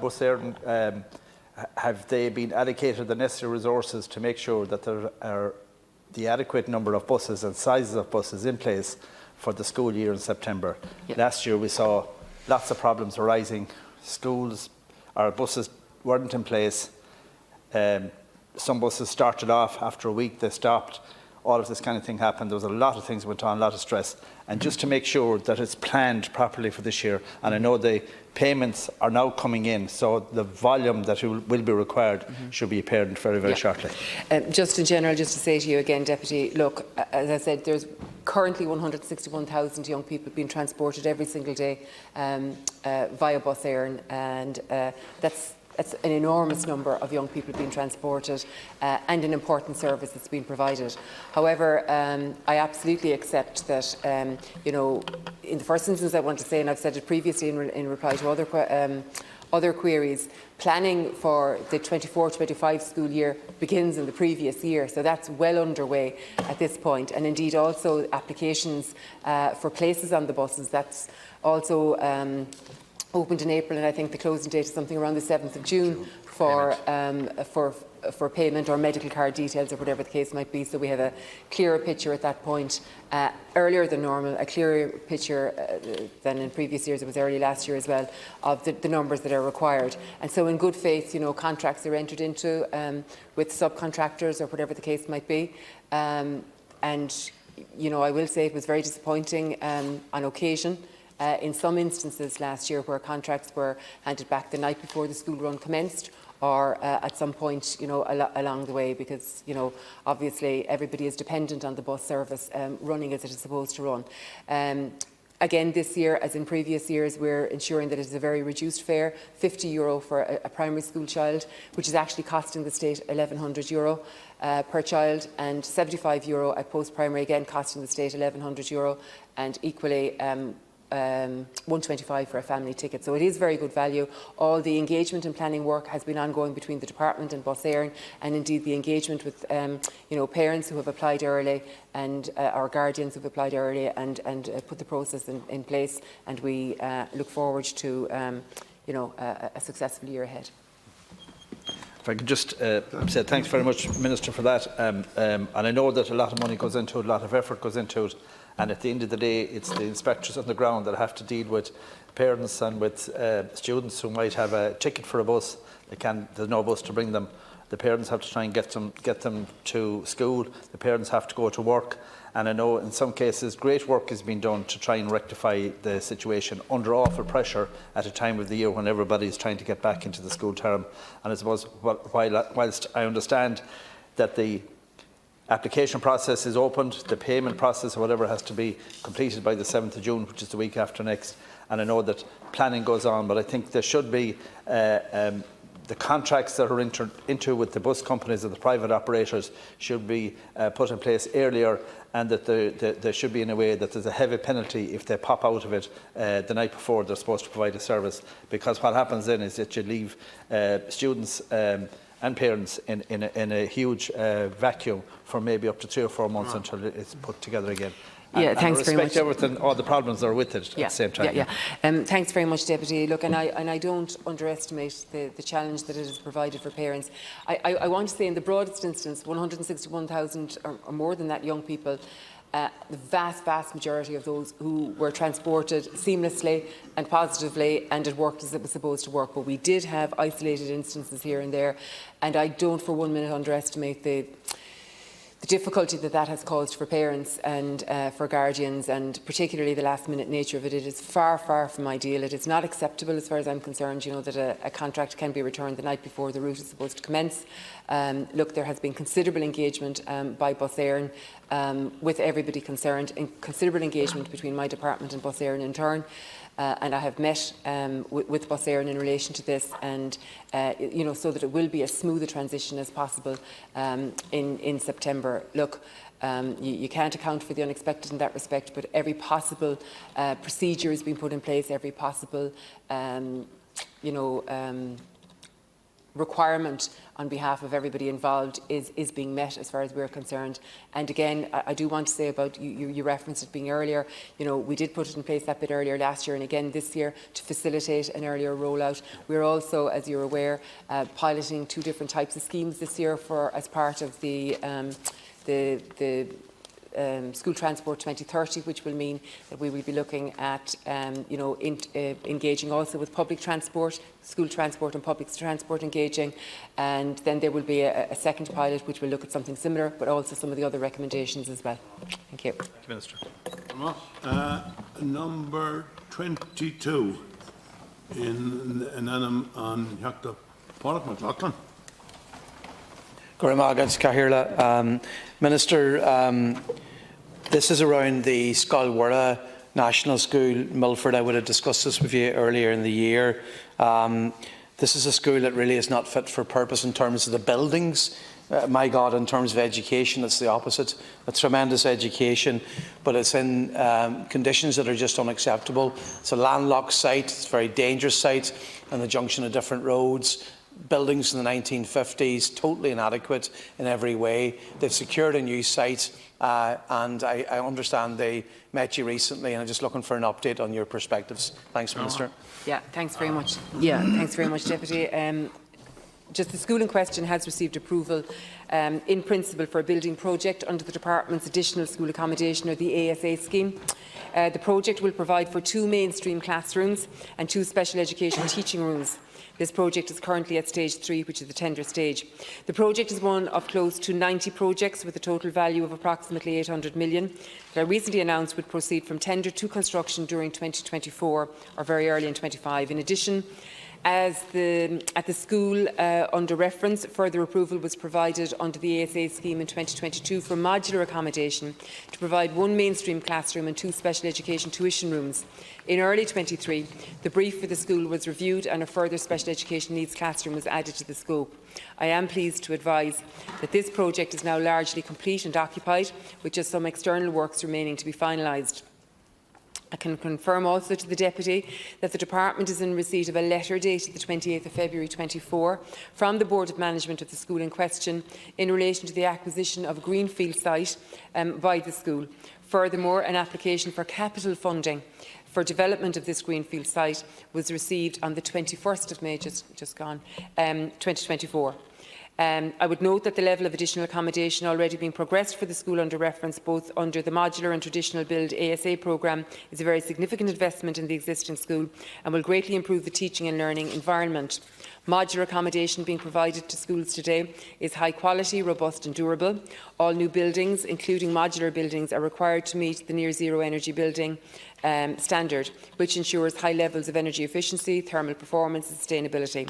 Since 2020, the Department has invested over 4.8 billion in our schools throughout the country, involving the completion of over 800 school building projects, and with construction currently underway at approximately 300 other projects.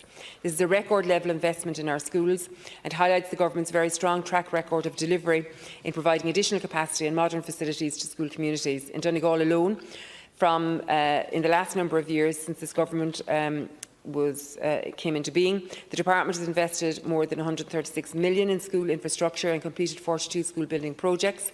As of the end of April, a further 23 projects were in construction in County Donegal and 8 at tender stage. I can confirm, as you've said, I actually visited that school, and I did have the opportunity, as you referenced, to meet with the school, with Minister McConalogue and with Senator Niall Blaney. I am very conscious and aware of, as you've outlined yourself and as you said, Deputy, the application that they've made to the Department, and that's been given due consideration by the Department. Minister, as you say yourself, you have visited the school, you've seen at first hand the conditions in the school. Now, the Board of Management are very adamant that when they engage with your department, they were assured that if they applied for these additional modular buildings, that it would not impact on their application for a new school. And what they're really frustrated about now is that when they're asking about being included in a school capital programme, the response from your department is around these modular buildings, and they were always assured that that would not mitigate. Now, not only that, I think it's extraordinary that they've found an alternative site at no cost to the state. This site is in the control boundaries of Milford Town. It would be ideally located. So I think it's an exceptional offer. But the school buildings are totally inadequate for modern education. And I'm sure you'd agree, having seen it for yourself, Minister, and I would appeal to you to please include the school in that capital programme. Yeah, thanks. Yeah, thanks very much, Deputy. And look, I absolutely appreciate the case that you're making, and you make it very well. And I want to acknowledge the case also being made by Minister McConalogue and Senator Niall Blaney. I have met with the board, and I've met with the principal, and I acknowledge the great work that they do there every single day.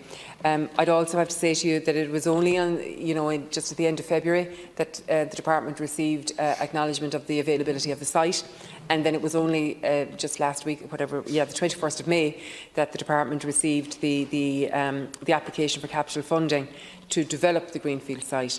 So, look, that will have to be considered. It will have to be considered in relation to the needs of the school, also in the needs, right across, I suppose, the country in terms of the availability of funding immediately to the department. And that is quite considerable funding, as I've said, more than 4.8 billion over the last 4 years. And, I just recently announced another 800 million for 90 projects that were moving from tender to construction this year and at the very start of 2025. So, look, there has been enormous investment, particularly there's been a lot of investment in Donegal. And look, we'll have to allow the department the time to facilitate them to look at what's been proposed. Yeah. Thank you, Minister. Thanks, Minister. I would acknowledge that there's been a good bit of good news in terms of schools in Donegal, so I wouldn't begrudge you that assertion.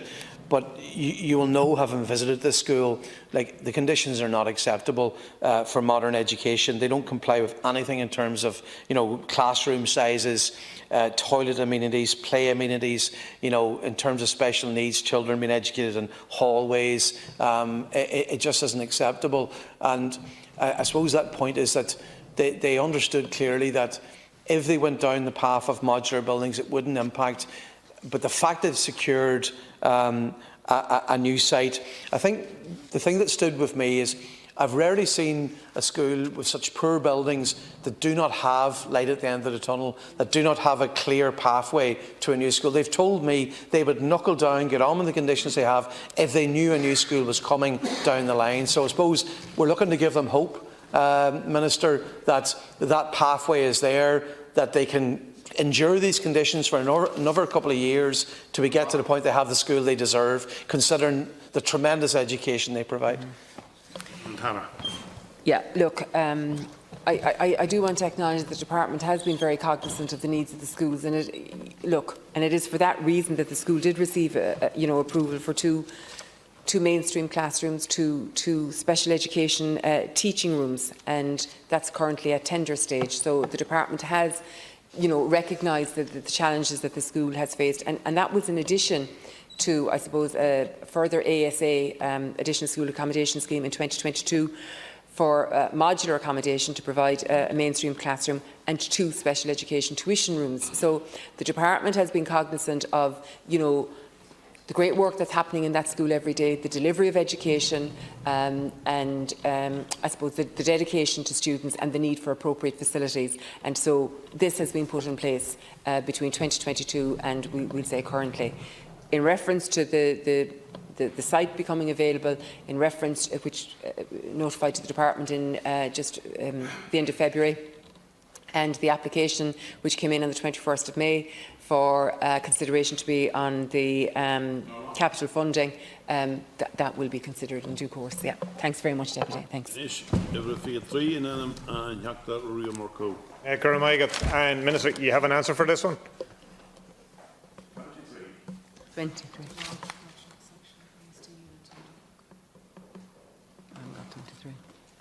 I thought I saw it in that. Well, look here. What did I say? Had you another one in, Deputy? Had you another? 2 in, yes. 23 and then 26. 23 is the Taoiseach. Now I can. There's one of these strange circumstances where I can probably answer the question myself to some degree. No, I actually do have a reply. Is this to ask the Minister for Education if she will provide an update on the progress being made to open a second autism unit class at the school? Yeah. Is that it? Okay, right. The De La Salle, obviously the issue with the autism unit was there was an autism unit that was operating out of a classroom that had been made available by a teacher that had to be returned to them. Now, there is a plan for a building which would deal with 2 units. The issue was There is a modular unit going in that would only fit one class, but there's been a huge amount of work done by the principal, the NCSC and whatever, and I got good news last Friday, so I'm hoping this is just reaffirmation of that, in the sense that resources will be provided by the department, that they will be able to look after basically these two classes. The parents that were told previously they weren't going to be looked after are now being told their kids will be looked after. So I just make sure that the resources are provided. And beyond that, I suppose the big one we need is the school extension that is actually in train actually happens, because that would deal with this entire circumstance. Okay. Look, Deputy, I'm going to have to tell you this is all that I have available to me at this present time, because it didn't go as far as whatever it was. 20. I don't know what. Are you 30? What number were you? 23. 23. Okay. Who would have thought we'd be at 23? So I'll give you this, but what I will say to you is that I will engage with you again in relation to this. If there's something missing from this or whatever, I'll engage with you myself. I'll ask for a further update on it, okay? The school referred to by the Deputy was approved to enter the Department's pipeline of school building projects under the Additional School Accommodation Scheme. The project will provide a 2-class special education base, 2 mainstream classrooms and a technical graphics room. The project has been devolved for delivery to the School Authority. The school referred to already operates 1 special class, and the Department recently granted approval to construction of a special education needs modular classroom, which is expected to reach practical completion later this year. This additional accommodation will help alleviate the immediate enrolment pressures on the school pending the delivery of the larger additional school accommodation project, which provides a 2-class special education needs base. The school appointed a design team to progress the larger traditional ASA project through the various stages of architectural design, planning, procurement and construction.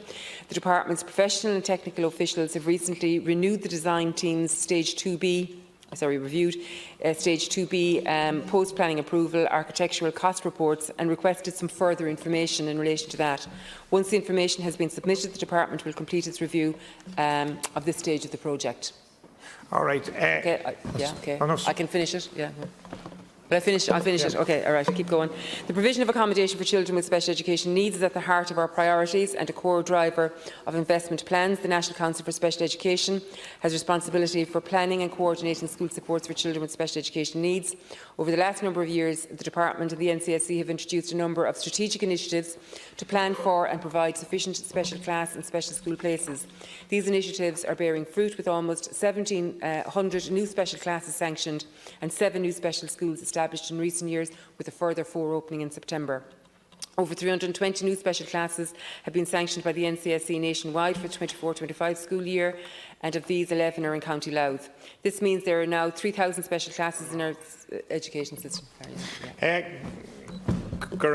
Look, I suppose the important stuff is in relation to the school building programme and you know, the extension that's planned, that happens as soon as possible.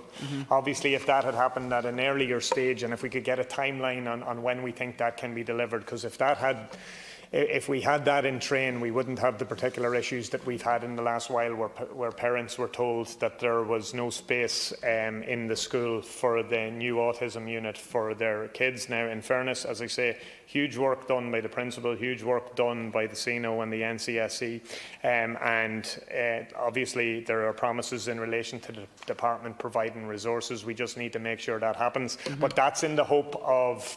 That's literally, they will be operating in probably suboptimal space. We need to make sure that we can actually get that the resources are provided in the short term, and then that we provide the building and all those added pieces that are necessary, because obviously while Friday was really positive, we need to make sure we deliver on sustainable positivity. Yeah, no, absolutely, Deputy. And look, I really do want to say that in the area of special education, and I know you have a particular interest in this area and you've engaged with me a number of times on it, we are hugely committed in this area. We're coming from a low base, but I think it's an achievement to say that we have 3,000 special classes in the scheme now. We can see that, for example, of the new number of special classes that we have in place, 11 of them are actually in County Louth. We have 11 new special schools in place, and alongside all of that, we are committed to delivering additional accommodation to schools that require them, as we've referenced here, where you will have the 2 classroom special education base, the 2 mainstream classrooms and a technical graphics room. So we are totally committed. There's a lot of work done. I'm not for 1 minute suggesting that that work is completed and more work needs to be done. So it is in everybody's best interest that where we set up a class that the appropriate resources are put in place. We've always done that. We will ensure that we've done that. And if there's anything additional that you require, you know, I will engage with you in relation to it. Yeah. We've no time left. No time left, and I'm sorry to say we have covered the widest spectrum. We have, for sure, in the course of it. All right. So we'll have to go to number 30 in future or something. That concludes question time. Thank you all very much. What do we have?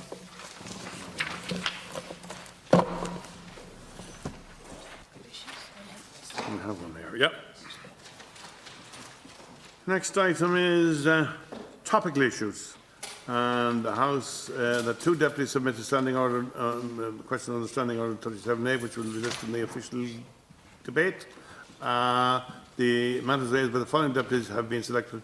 Deputy Mairead Farrell to discuss the provision of special language class at Scull Katrina Renmore, Galway, and Deputy Padraig McLaughlin to discuss the closing of the pollock fishery and the collapse in shellfish prices for the inshore fishing industry. I'm ready and waiting. You're on first. Chair.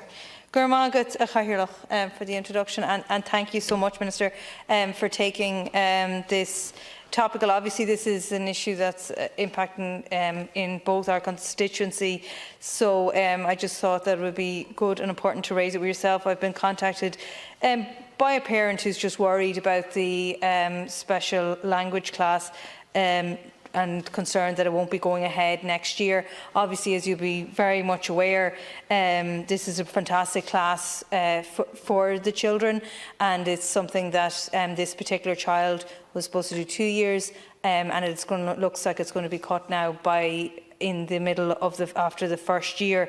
This is really what this parent has been advised, is that instead they'll be put into the community caseload, and realistic what that would mean is 40 minutes a week for about 25 weeks of the year with speech and language therapy. Well, now obviously everything is being done through speech and language therapy, and it's just an issue of huge concern, obviously for parents that are impacted by this, and especially some parents are going as far as like over 20 kilometres to get to the school to be able to avail of this particular class.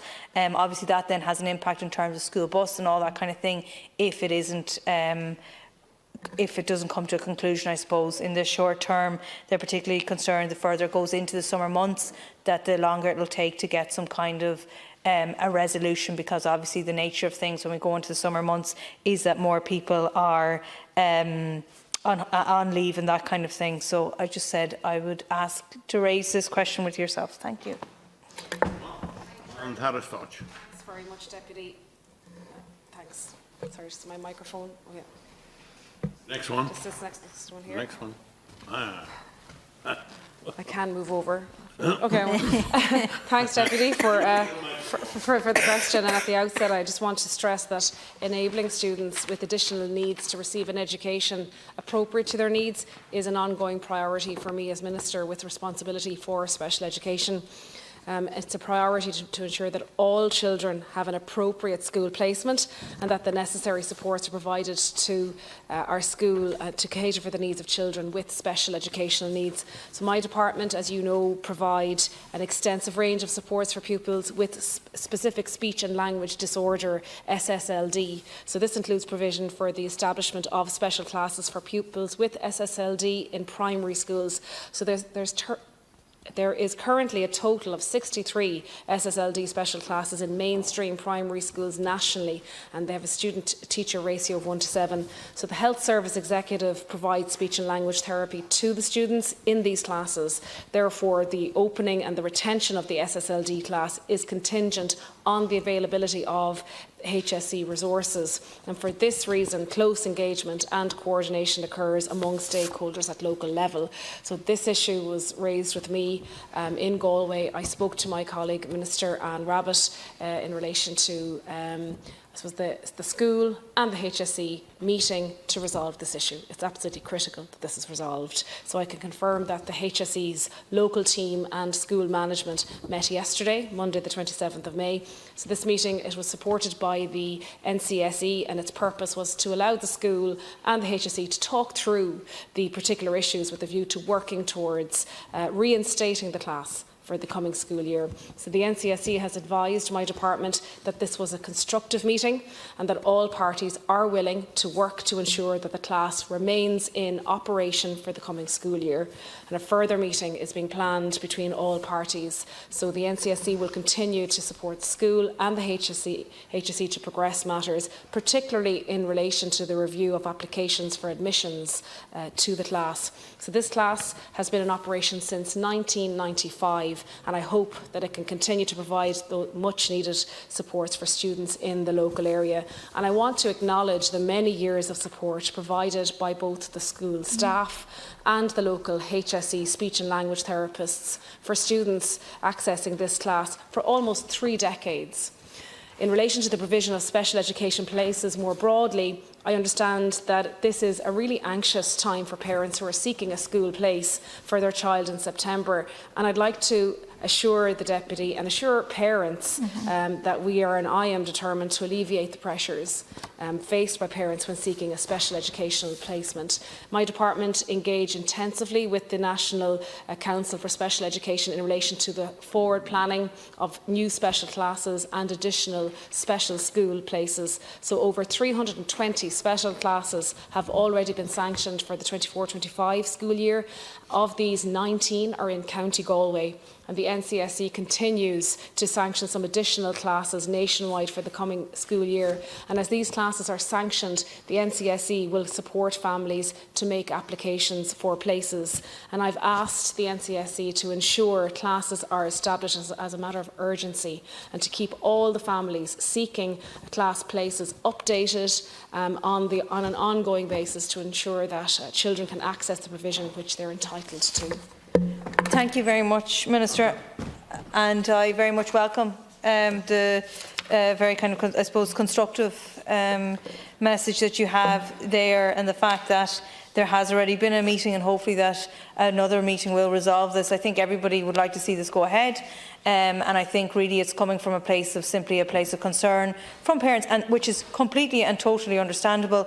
We do all know what it is like once we get into the summer months, and the concern there that you wouldn't get the support, and of course, you know, the reality of the situation being that families can see how beneficial this class is for their children, and I think that's probably the crux of it, and the importance that they feel to be able to keep that that support in place for their children, and especially, I suppose, given the fact that it is a 2-year thing, and the fact that it will be cut after 1 year would, of course, be an issue of serious concern for families.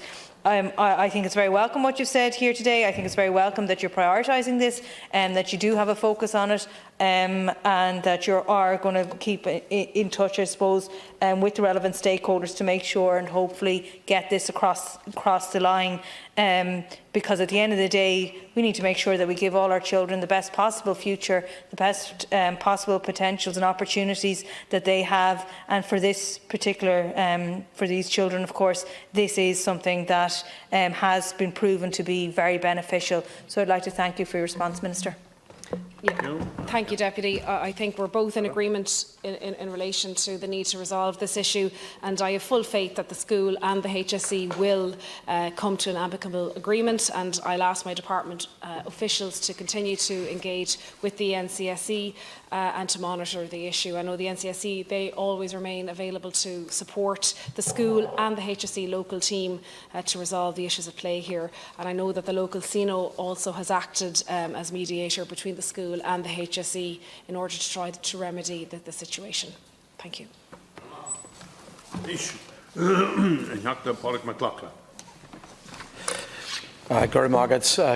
Minister, there is a very serious crisis in the inshore fishing sector. They have been denied the ability to fish for pollock, and they are questioning the methodology behind all of that. But what has developed now since is that the price of crab, lobster, we had the crisis with shrimp last year, that's ongoing, but crab, lobster and a range of our shellfish species, the prices have either halved or just collapsed. And they urgently need support. They've engaged with Minister McConalogue a number of times in meetings, and they, at this stage, urgently need support from the state.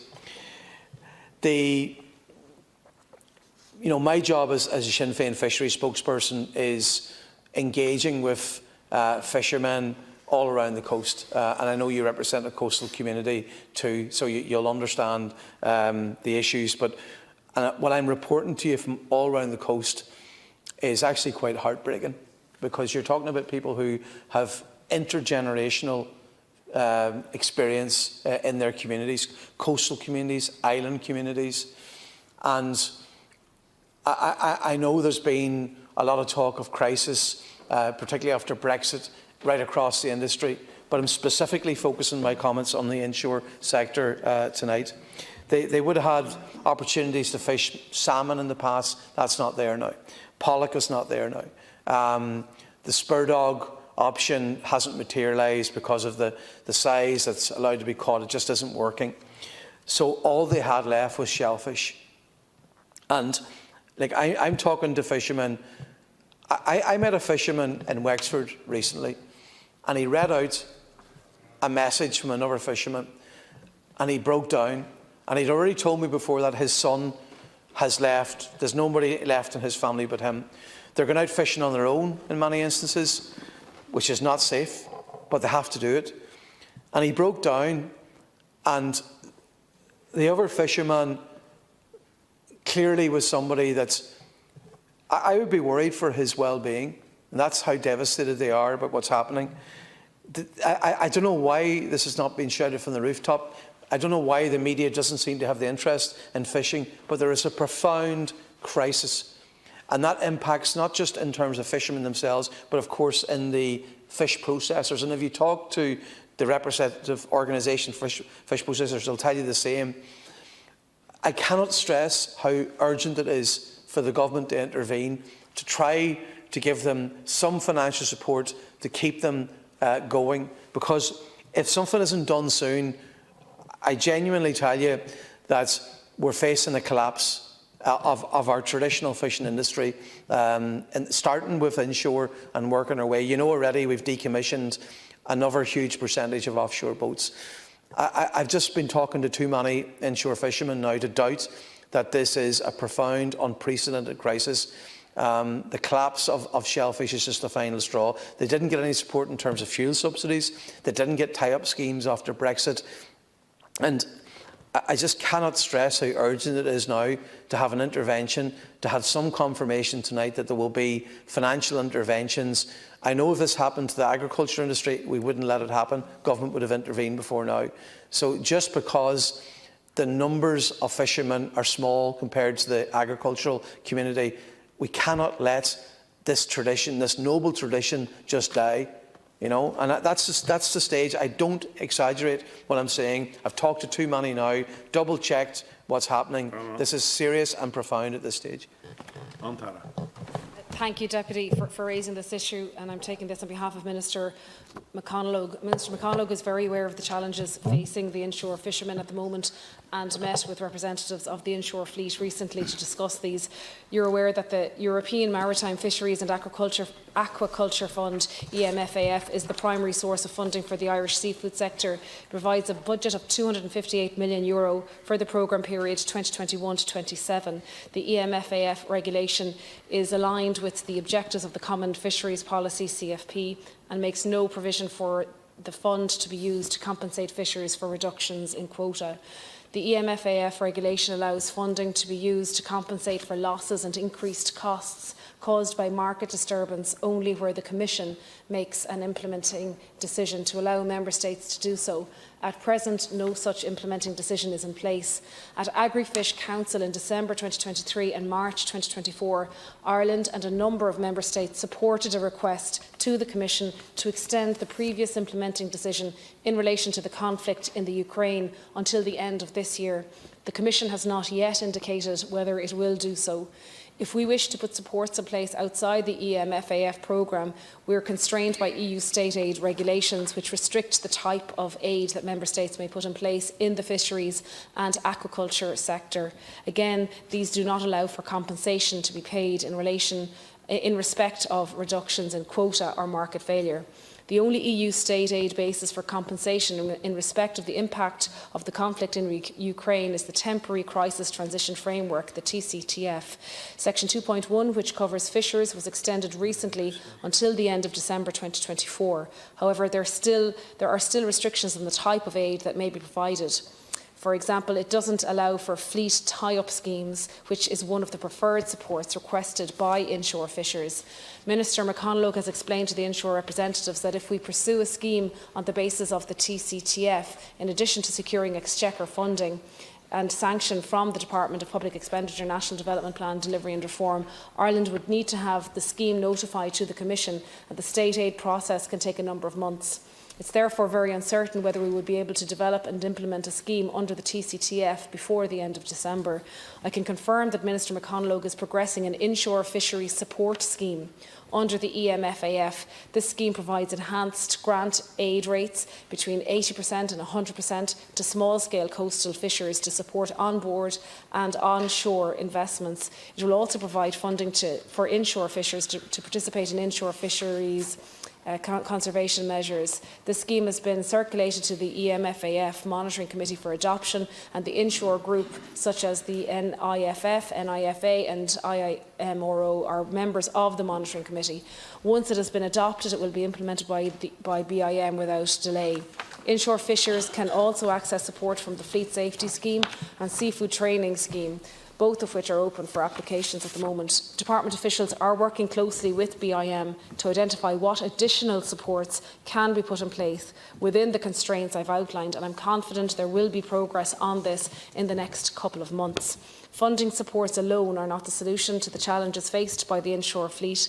Minister McConalogue is committed to ensuring that the necessary scientific and technical knowledge and support services which underpin sustainable and viable inshore fisheries will continue to be provided by BIM and the Marine Institute. The Department of Agriculture, Food and Marine and BIM will be engaging with the inshore sector to develop a successor to the strategy for inshore fisheries sector 2019 to 2023, and this will provide an opportunity to fully consider the challenges facing the inshore fleet and identify measures to mitigate these challenges.